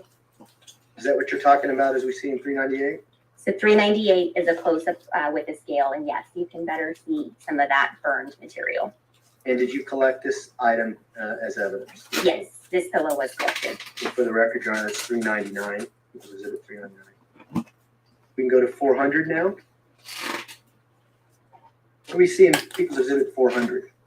People's Exhibit 400 is actually being positioned against the west wall in the living room. So the couch, for reference, is what's on the left, and that love seat is over on the right. In the lower right-hand corner, we can see some of those blankets we talked about previously. But in the back center of this photograph, we can see an open door where we see boxes and bins, and that was a basement storage unit. And can we see the staircase there to the left of that photo, or in the center of the picture, but it would go off to the left to go upstairs to them? Yes, you can slightly see the banister or the hand railing, and that would be the staircase that leads to the upper level. So as you look at that storage room, if you go to the right, would that be where Gannon's room was? Yes, so there is a hallway behind that wall, and his door was over to the right and actually shared a wall with the storage room. We can go to People's Exhibit 401. What do we see in People's Exhibit 401? People's Exhibit 401, we've now moved close to the entry to the storage room. So again, we can see the boxes and bins and then the concrete floor. And then as mentioned previously, there's a short hallway on the right side. So the door to Gannon's bedroom would be over on the right.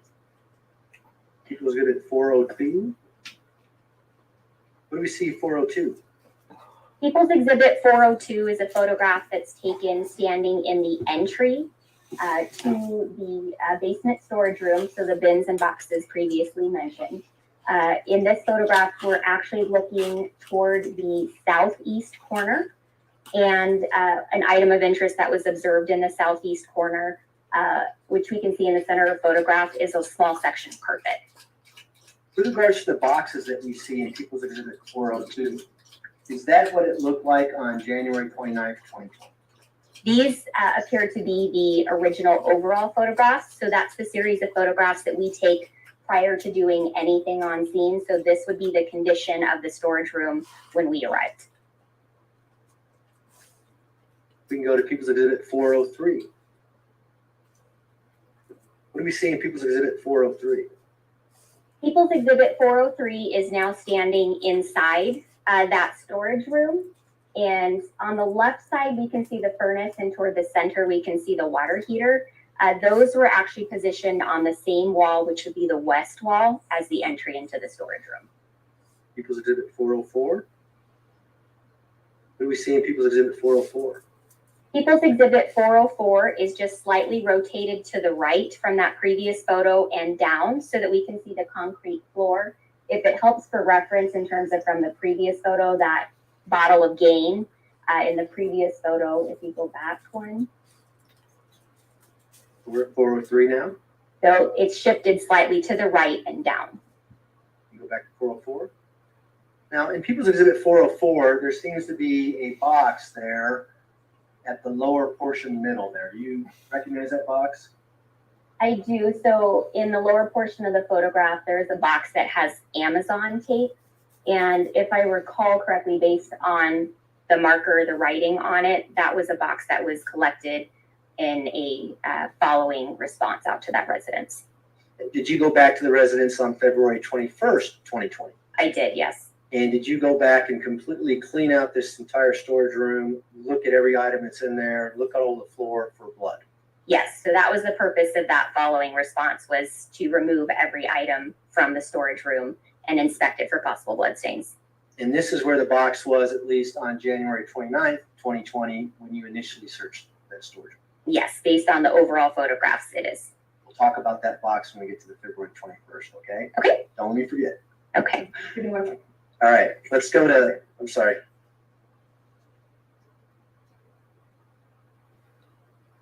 Ready? Okay, if we can go to 405 now, please. What do we see in People's Exhibit 405? People's Exhibit 405, we're actually looking at the north wall of the storage room. So for orientation, based on where I'm standing, the entry would actually be back and to my right. And of interest in this particular photograph on the left side is a gun box, the M&P bodyguard. And then also of interest in this photograph, kind of toward the northeast corner, we can see the corner of a red suitcase underneath a box. And then just to the right of that, we can see a small section of carpet again. Did you do the best you could to take pictures of all the suitcases in this storage room? So in this series of overall photographs, these are the photographs of all of the items in their position when we arrived. So nothing was moved in order to be able to take better photographs of them at this point. You may not, I don't know if you recall this or not, but the pink suitcase that we see in the center of the photograph, was that suitcase there on February 21st, 2020, when you went back and searched the entire storage room? I don't recall offhand without going through those photos and looking closer. Don't let me forget about that one either. Okay. There's another item. I want to refer to a tub there that appears to have cables in it that's on the right-hand side of the photograph in the center there. Do you see that? I do. So all the way along the right edge, we can see a clear tub that has a purple handle. You can see just the edge of it. So that was another item of interest that was located and collected on a following response on the 21st. And at least on January 29th, 2020, that's where that tub is when you're out there processing the storage room. That's correct. And did that tub later have blood on it? It had what appeared to be possible blood stains on it when I observed it. You don't like it when I say blood. Unfortunately, we're not allowed to say that because we can't confirm it. But based on our training and experience, that was the reason it was collected. It appeared consistent with blood stains. Is that why we talked about that Amazon box earlier?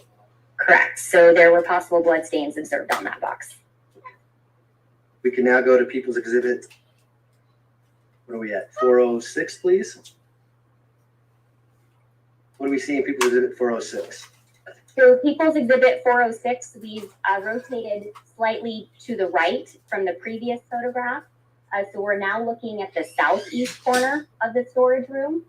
For reference again, in the lower left-hand corner, we see that red suitcase that I mentioned previously. It's very difficult to see, but just a tiny piece of the carpet in the lower left corner. And the previously mentioned clear tub with the purple handle. And if it helps again with reference, the wall over on the right side is actually the wall that would be shared with Gannon's bedroom. We go to 407 now. What do we see in People's Exhibit 407? So People's Exhibit 407 is at the point where we started removing some objects from the basement storage room. So we can now see that red suitcase a little bit more clearly, and there are some carpet fibers sitting on top. And then directly behind it, slightly to the right, we can see a larger section of carpet that I had mentioned that was mostly covered in some of those previous overall photographs. And as you're searching the storage room on January 29th, 2020, as well as February 21st, 2020, did you ever see a large olive green suitcase in the storage room? I don't recall seeing one. Did you ever see the suitcase that Gannon's body was recovered? No, I did not. Have you ever seen it under the bridge or at any time? I've not seen it at all. If you would have saw that in that time, would you have photographed it as you photographed these suitcases here?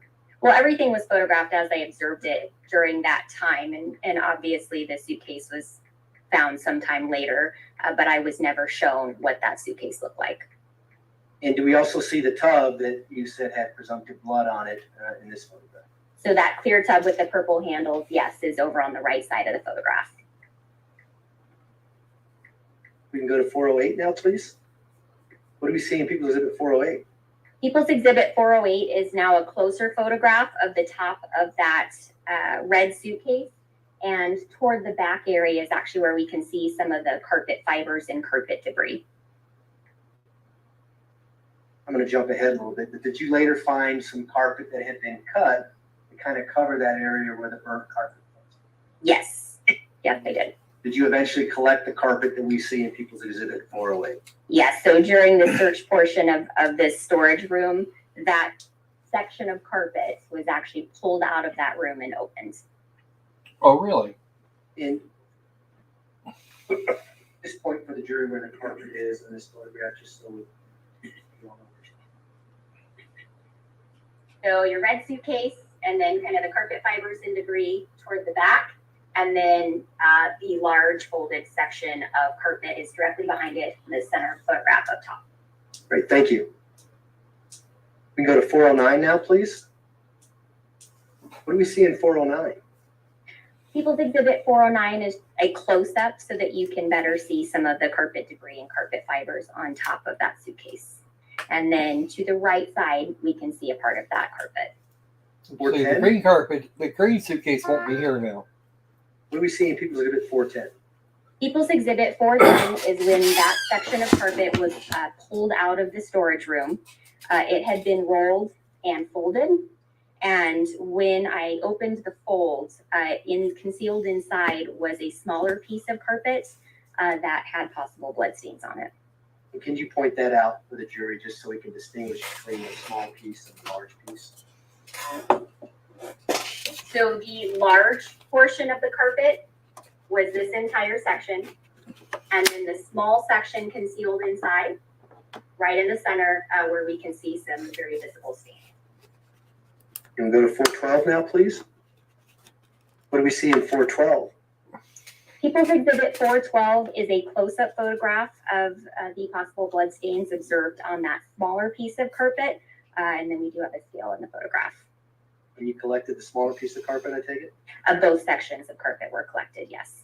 In the small piece of carpet, Your Honor, would be People's Exhibit 413. The large piece is People's Exhibit 711. All right. We can go to 414 now. What do we see in 414? People's Exhibit 412? 412, right. Helpful to have these photos up here. People's Exhibit 412 is that smaller section of carpet that we just saw the photographs of with the visible stains. It's now been turned over. And oh, Nancy's back. Yay. Hi, Nancy. Is that we can see some additional stains on the How is our top favorite surface Nancy? in the lower right corner and in the center. And that the actual entire section of carpet is discolored in comparison to the rest of the carpet underneath. And could you tell whether or not looking at these stains on either side, what kind of stain it is? You alluded to transfer stains when you were in the garage. Not necessarily, at least on the upper side of the carpet, due to the texture of the carpet. Looking on the other side, the fact that it's gone through, typically we might call something like that a saturation stain, where it has actually gone through the carpet. So is that what we're talking about as we see in 411? Yes. So that's more of a saturated stain? Potentially. It's difficult to say, but it is consistent with some type of transfer or saturation stain. Now we can jump ahead to 414. What do we see in 414? People's Exhibit 414. So this large section of carpet that I removed that had the smaller one with the visible stains. When I opened that entire section of carpet, there were two corners that had been cut off and were missing. This People's Exhibit 414 shows a section of carpet. So when we go back into the living room, and I had mentioned that there was a section of carpet placed over the area that had been cut out. This is showing that section of carpet that had been in the living room and showing the visible seams appearing to match as if that section of carpet had been cut off this larger one. You missed the lunch break there, Nancy. Carpet fibers on it. The carpet's found right next to that. Yes, so that's that very big folded one. That's that piece of carpet. Would it be consistent with someone cutting the carpet over the suitcase in the storage room? I don't know where it would have been cut, but having the carpet fibers on top of the suitcase just indicates to me that that carpet had been moved or manipulated. We can go to 415 now. What do we see in People's Exhibit 415? So People's Exhibit 415, we are now seeing that area in the basement living room in front of the couch. So for reference, the couch is in the upper right-hand corner. You can see the remote and those burn marks on the couch that we had talked about previously. We can see a patch of carpet has been cut out in a square rectangle. And then we can You see know the what? black pattern You know what, underneath. Nancy? It's all good. And it might be difficult to tell in this photograph, but the shape and characteristics were Sometimes you just pretty have to do those consistent and appeared things. to be burn and char marks in that padding. 416? People's Exhibit 416 shows a patch of carpet covering that. In the right side of the photograph, we can see that area rug we talked about previously as well that's been pulled back.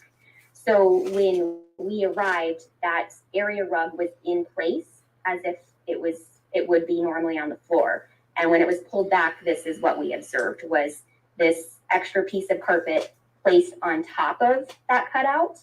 And that previous one showing the cutout corner that was matched with the seams is this piece of carpet. We can go back to 416, please. 415.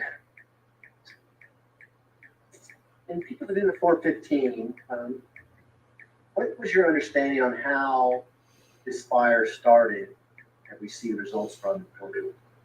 The information that I was provided was that while Gannon was playing video games on the 26th, he knocked over a candle and somehow that caused a fire. Is that consistent with your training, your everyday knowledge? Oh, they're here. Carpet burning right through the carpet, through the pad, all the way to the concrete. They're mostly That's not what I would being expect to see, quiet. no. Why is that? I wouldn't expect. A lot of carpet and materials are made to be more burn resistant. So you could hold a lighter to carpet and it's not instantaneously going to burst into flames. And we've also had training with our local fire department where we've actually done that exercise. Made carpet out, Wall. hold a lighter, Oh, or a torch, jeez. trying to set it on fire. Some of it, Croc, is that we're down to like 12 viewers because it's 6:30 and dinner time. How long Yeah. does it take to actually set and burst into flame? Would it take a significant amount of 13? heat to create that char mark? It would, and it would have to be a sustained heat. So not just a quick without some type of ignitable source. Now, with regards to this area, did you, the Yeesh. jury's heard about Blue Star, so we don't need to get in that. Did you Blue Star this area? to Did see someone whether set up there's a new areas- account, or is this somebody Yes, that redeemed so, themselves on that just to first be freaking response, silly? because this is the area of the primary disturbance and things out of the ordinary. That's Yes, the you room they can. requested You I can do ignite Blue Star wax, in, although it takes a and little it bit. was Of, done in I this think area, yes. some of them Did take you more effort swab than that others. area based on the results of your Blue Star? There were swabs collected from a few areas in the living room, yes, based on a presumptive positive. Can you point out the general area where you swabbed? I remember correctly, the area on the carpet that I had a presumptive positive reaction was in this section, which would be the lower left portion of that cutout square. And same process as you did in the garage, sealed. so Yes, others yes, can it test is. That swab at a later time. That's correct, yes. Now, before we leave the January 29th search, did you also go into Gannon's room on the 29th? Yes, we did. Did you smell anything when you Only went into about Gannon's? another 10 minutes or so of As this. a part of the walkthrough with one of the detectives who had been there the previous day on the 28th, he had mentioned an unusual After we break for the night, bedroom near the center I'll and unusual odor near the light switch. message you later. We may skip tonight. We'll see how I feel. In the room, What? but it wasn't one necessarily that I could place. I could characterize it as Because we don't have We don't have court additional tomorrow. Bleach or No, I said we'll see how I feel about. also I don't know right, about doing yeah. it at 10 o'clock. there was odor Right, of okay. urine, so pet urine throughout the basement, including in there. I'm inclined to agree with Nancy And at this did you know point. they had a couple dogs that lived If in you the need house? the rest, take it. I did. I don't know if it showed the photographs, but in the area next to the basement living room along the south wall, there were 2 dog crates and there were actually dogs in them. At the I'm time gonna I was remember there. that one, Lou. Okay, And so that between one's January that one 29th is that one's and being February swiped to 21st, news. had other members of your lab, the Metro Crime Lab, gone out to search this residence? Because I don't have a Have you cousin gone named out Karen. there I on could do different that. occasions as well? I had been out there a total of 3 times, but I wasn't with each of the CSIs for each time the Metro Crime Well, Lab that's responded. you, Ardo. And so on the January 29th and That's- February that would 21st, be- you did a report based on what you did at that residence. That's correct. And others would do reports based on what they did, for instance, on February 3rd or February 5th. Okay. That kind of thing. Yes, so I Some did respond on restiness. February 3rd, but I did not complete a report. Another request for CSI some Weaver was restiness. the primary CSI who responded, and I came. I'll see how I'm feeling. Based on I'll probably end up doing it.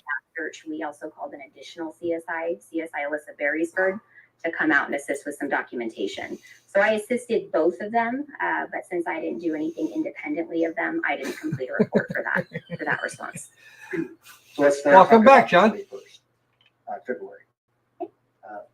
What new information did you get with regards to why you needed to go back and search the residence again? The basic information that I was provided was from Sergeant Hubble with the El Paso County Sheriff's Office that he wanted to remove and search all of the Nancy, it objects. isn't about resting. If I storage do room. do something, it'll be nothing And I don't trial know related. the It won't be specifics to quiplash why, stuff. but I know that a It'll be meeting like, had you know, prior to my going out there normal today between the Loki Sheriff's Office and content. the FBI, and there There's a was some couple funny interest things in I some wanted to saws in react the to. garage. Had there been a board found that may have had some blood on it out in the Palmer Lake area? Yes, so right before responding, I had also been informed that a particle board had been recovered near Larkspur off Highway 105, I believe it was. And that Do there we were want to possible run blood it? Did stains we on want to it, spin up and a I was quick flash shown a before photograph we sign what off for was the night? recovered by one of our DNA No. analysts. And we observed that a corner or a No. small section of No, that Melanie, was if I do missing. one, it'll be like We also went reacting to to search the something funny, garage to or see I'll if do that something gun related. There's Can you nothing to do find with a this possible dippity corner for do. that particular board? No, we did I not. know, Nancy. We all Before you know. I move on know to you're all just caring 17 about me. It's very is sweet of all saws of that you. were taken from the basement carpet. that, If it's CSI if Brooke it's any testified to. help, I'm inclined So to we can now agree go to with Nancy 418. and Iris. Now we're on February 21st, 2020. What do you see people's visit 418? So People's Exhibit 418 is a similar photograph to one we've seen before, just at a later date of the entry to the basement storage room. And we can see it looks significantly different. It's more organized. I can see more of the floor in this photograph. So someone went through and stacked all the boxes neatly, it looks like, and there were items moved around differently than what they looked like on January 20th. It certainly appears far more organized than when I saw it the first time, yes. We can go to 419 now. What do we see in 419? Yeah, we People's don't. Exhibit 419 I is can't. an I can't additional be a grass photograph eater. inside that basement storage I room. really You can see can't. again part of the floor and see that the boxes are a little more And organized. it's not just that green You is what see a food tub eats. there that appears to have tables in it on the top left corner of that photograph. That's correct. So that is that tub we've discussed previously, the clear one with the purple handles on top. 420. What do we see in People's Exhibit 420? People's Exhibit 420 is same angle as the previous shot, just rotated up. So now we can actually see the top portion of that tub that we had mentioned before on the left side of the photograph. 421. Now what do we see in 421? People's Exhibit 421 is when the tub has been removed and placed in the basement living room so that we can inspect it better with flashlights to search for possible blood stains. And did you do that? I did do that, yes. 422. What do we see in 422? People's Exhibit 422 is a photograph that I actually took during the evidence processing portion. So this was taken, I believe, a few days later in the lab with the evidence barcode label, and it's an overall photograph of the item. For the record, People's Exhibit 423 is this plastic tub that we see in People's Exhibit 422. All right. 424. What do we see in People's Exhibit 424? People's Exhibit 424 is photograph. These are photographs taken in the lab. And what I've done in these is added the adhesive sticker scales that were used for those blood stains on the garage floor just to highlight them. And these are going to be close-up photographs showing stains that were visible on this tub. So just to the left of this marker, we see what? So between the purple handle and the sticker scale, we can see some visible stains consistent with possible blood stains. 425. What do we see in 425?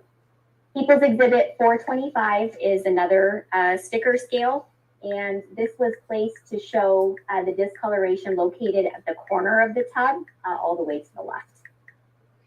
426.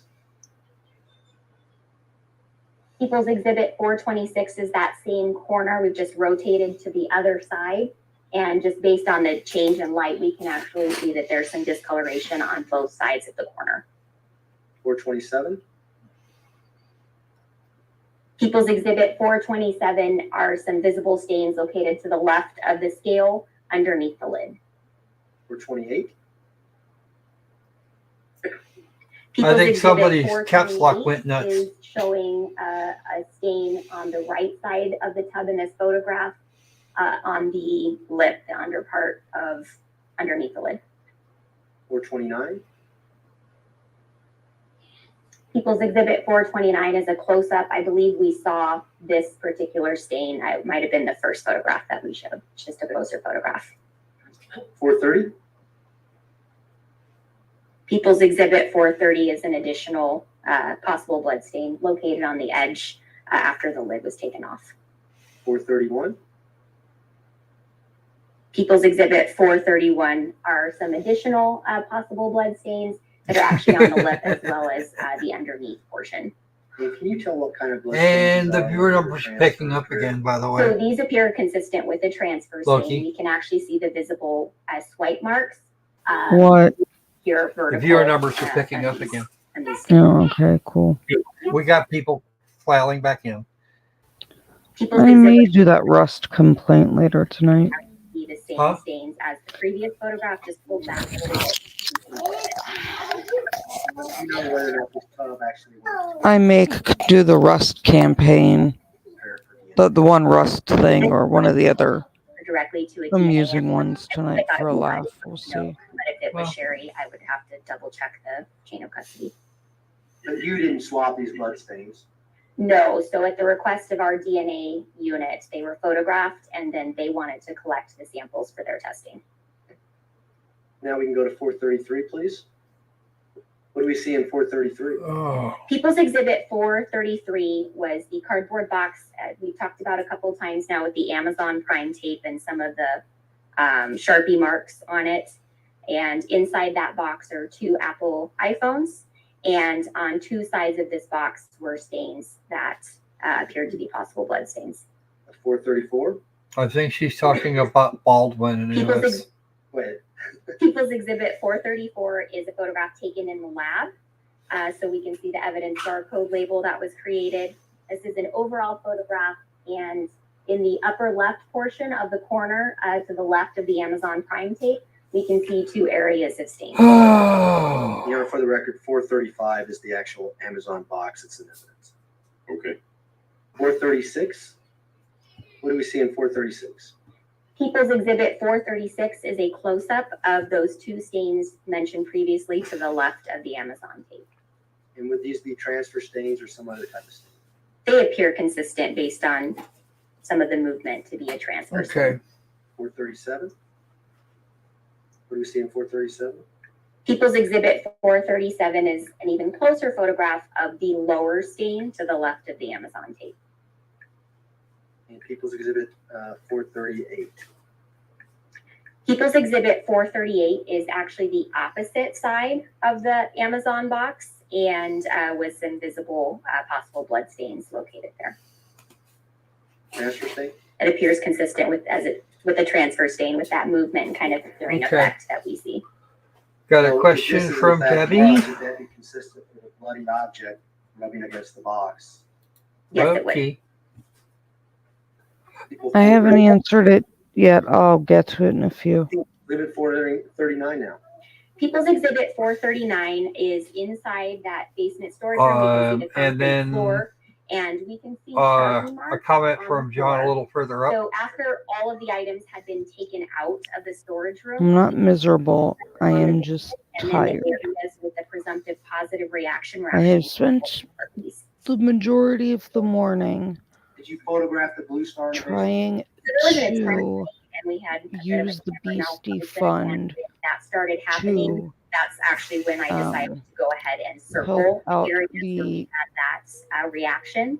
The reaction was observed beasties by that 4 were individuals. in a bad But hopefully we can situation, have a visual of the areas that had that trying presumptive to positive blue glow. prioritize things. 440? What do we see in 440? People's Exhibit. Well, they laid all their 440 is, foundation again, kind a of photograph earlier. of the floor of the basement storage room. where Of we this, can see actually, the these circle were Sharpie stipulated marks. to. We can actually still This see some set of was the spray from stipulated the to liquid by the star defense as well. by both parties. But for point of reference, in So the upper these left are corner, known good. we can see kind of the 2x4s. So that's actually where the entry was. So this actually spanned across But the most storage of room to the most of northeast today's corner, testimony has where been a laying the sump pump was foundation for located. this. Could you use the pointer again and just kind of point out where the circles are? I don't know, maybe we can, I need to go over there and turn the lights down on that switch. Up to you. It's the green buttons there. She's only like the third, I think she's the third or fourth CSI tech. It's been on the stand today. You point out the circles now and So entry is going to be over here in the upper left, and we can see the furnace back here. So we have areas circled here, spanning across the entire photograph, all the way over to the lower right corner of the photograph. now, does that go towards where we saw that clear tub that you collected with the purple handles on January 29, 2020? From what I recall, it spanned again to the northeast corner, which is kind of toward the corner for reference where the red suitcase and that large carpet roll was. I would have to see another photograph to remember where that tub was on that at that time. Okay. Let's go to 441, then we'll go back to that photograph, okay? What do we see in 441?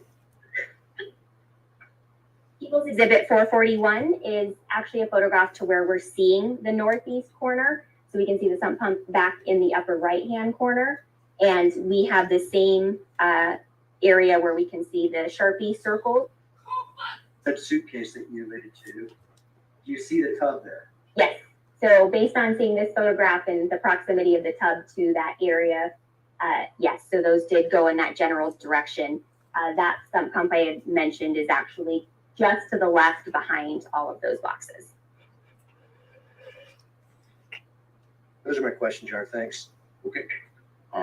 Ms. White boss. No. Ms. Bell, I'm going to have you step down. And so I have some things that I need to attend to. So I'll have you step down. You'll have to come back on Monday. Okay. All right. So we'll see you back on Monday at 9 o'clock. Thank you, Your Honor. Thank you, ma'am. Now to see if we disqualify that juror.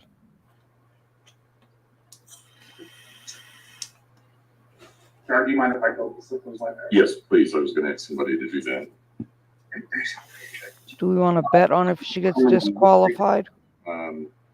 Weekend break. Again, I'm going to go through the long instruction that you probably are tired of, but I still need to read it anyway. You probably already guessed there's been some public or media. There's a fingerprint on the judge's forehead. More in the coming weeks. I like it. Start against that, as you will be required to decide this case based on the evidence presented and the instructions that I give to you. Again, you can tell your friends and family that you are on this jury and how long you think it will go. You can ask for their help in avoiding exposure to stories or even opinions from others regarding this case. but you cannot otherwise discuss anything about this case with anyone, and you should not listen to any opinions regarding this case from someone else. You can still blog or communicate with others, just not about this case. You can't do any blogging about your jury experience or communication with other jurors. You can still watch TV. You can still go on the internet. You still can patronize Amazon, but you just can't do anything about this case. If anything regarding this case comes through your feed, change the channel, turn the page, do not give it any attention. You are not allowed to look at, read, consult, or use any material of any kind, including any newspapers, magazines, television, and radio broadcasts, dictionaries, medical, scientific, technical, religious, or law books or materials, or the internet in connection with your jury service. I want to emphasize that you must not seek or receive any information about this case from the internet, which includes all social networking, Google, Wikipedia, blogs, and other websites. You are not allowed to do any research of any kind about this case. So I'm going to dismiss, or I'm going to send all of you, almost all of you, home right now. We have, as you know, we're referring to all of the jurors by numbers, and you guys are probably going crazy because your numbers keep changing. Every time you come back, you have a different seat number, and it's based upon where you are when you come back in that group and where you are seated. So in this case, I'm going to let everybody leave except for juror number 12, white hoodie, hoop earrings. I need her to stay for just a few minutes. Everybody else is excused. Enjoy your weekend. And juror number 12, if you can remain with us for a moment. Yes, All and right, jury, please. hot coffee, not jury drama. Juror number 10. Apparently, this juror knows somebody involved in the case and did not realize it until she was on the stand because one of the names that I guess they asked if they knew anybody, they didn't recognize because it was a married name, not a maiden name. Yep. And until the person came out to testify, this juror didn't realize they knew the parties involved. Left the courtroom. If we did our work right, I have the right juror. If we didn't, I apologize. I think you probably know why you might be here. Are you the juror that communicated to Mr. Combs that you knew one of the witnesses? Okay. You probably feel a little weird with everybody staring at you right now, but you did the right thing. Okay. This happens. Okay. It's really not that uncommon that somebody looks through the witness list and goes, I don't know any of these people. They don't recognize names. I know names I know it's nothing, John, but at least she was honest enough to say, hey, I know that person. They tell us that they know one of the witnesses. So who is it that you know, and how is it that you know that person? So I know the expert witness, Stephanie Happ. I think was her last name, distantly. Okay. How is it that you know her? So about 3 years ago, I was a worship leader at a church. My dad was the pastor. Stephanie's mother-in-law attended that church. Stephanie did not. Stephanie's mother-in-law is getting up in years and wanted to discuss with my father and I, as her pastoral staff, her wishes for her last, for her funeral. And she wanted to do that while she was still alive. So about 3 years ago, this person that attended our church gathered my father and mother and I at what turned out to be Stephanie's house, and along with her other children, to discuss her end of life wishes. So for about a couple of hours, we were in that home discussing funeral arrangements, and then we all greeted one another warmly, and I left. Okay. Then, as it turns out, last October, this same church member of ours had an adult daughter who passed away from stomach cancer. Because I was part of the clergy of this thing, Janice asked me to sing at her daughter's funeral. So I did that. And at that funeral, I saw Stephanie, greeted her, gave her a hug, told her I was very sorry for her loss, and we've gone our separate ways. So those are the 2 times that I have seen and spoken with Stephanie. Yeah, John, give props to her, and I don't think it's going to disqualify her, but at least she did the stand-up thing. Kind of Yes. foolish, but did you or did she mention anything about this case to you during either one of those instances? Do you or would you be able to judge her testimony just as you've been able to judge everybody else's testimony in this case? Is there anything about the contacts that you've had with her that would make you say, you know, I'm going to believe her because I know her, or I'm going to disbelieve her because I know her, or something along those lines? Do you think that you can weigh her testimony just as you would weigh the And testimony? I think this juror's fine. If she had the integrity to come forward with this. Still remain fair and impartial. I'm sorry. Do you believe you can still remain? She had the integrity to come forward with this and admit it. So you've had some So contact. I think she'll be fine. All right. Here's what I'm going to do. I'm going to send you back to the jury room. I want you to wait there for a couple of minutes while I talk with the lawyers, and then I will get back to you. Okay. And what you can tell the jurors, if somebody asks, you can tell them that you had a discussion, or we had a discussion here, because you disclosed rightly that you recognized one of the witnesses. I mean, if you show that you know you've got the integrity to do that, this was that you knew. I don't think you anything else like that, but at would least lie about being able to remain fair and impartial. people know that the right thing to do in a situation like this is to say, hey, I know one of those witnesses, and let us know. Okay. All right. All rise for juror 12, please.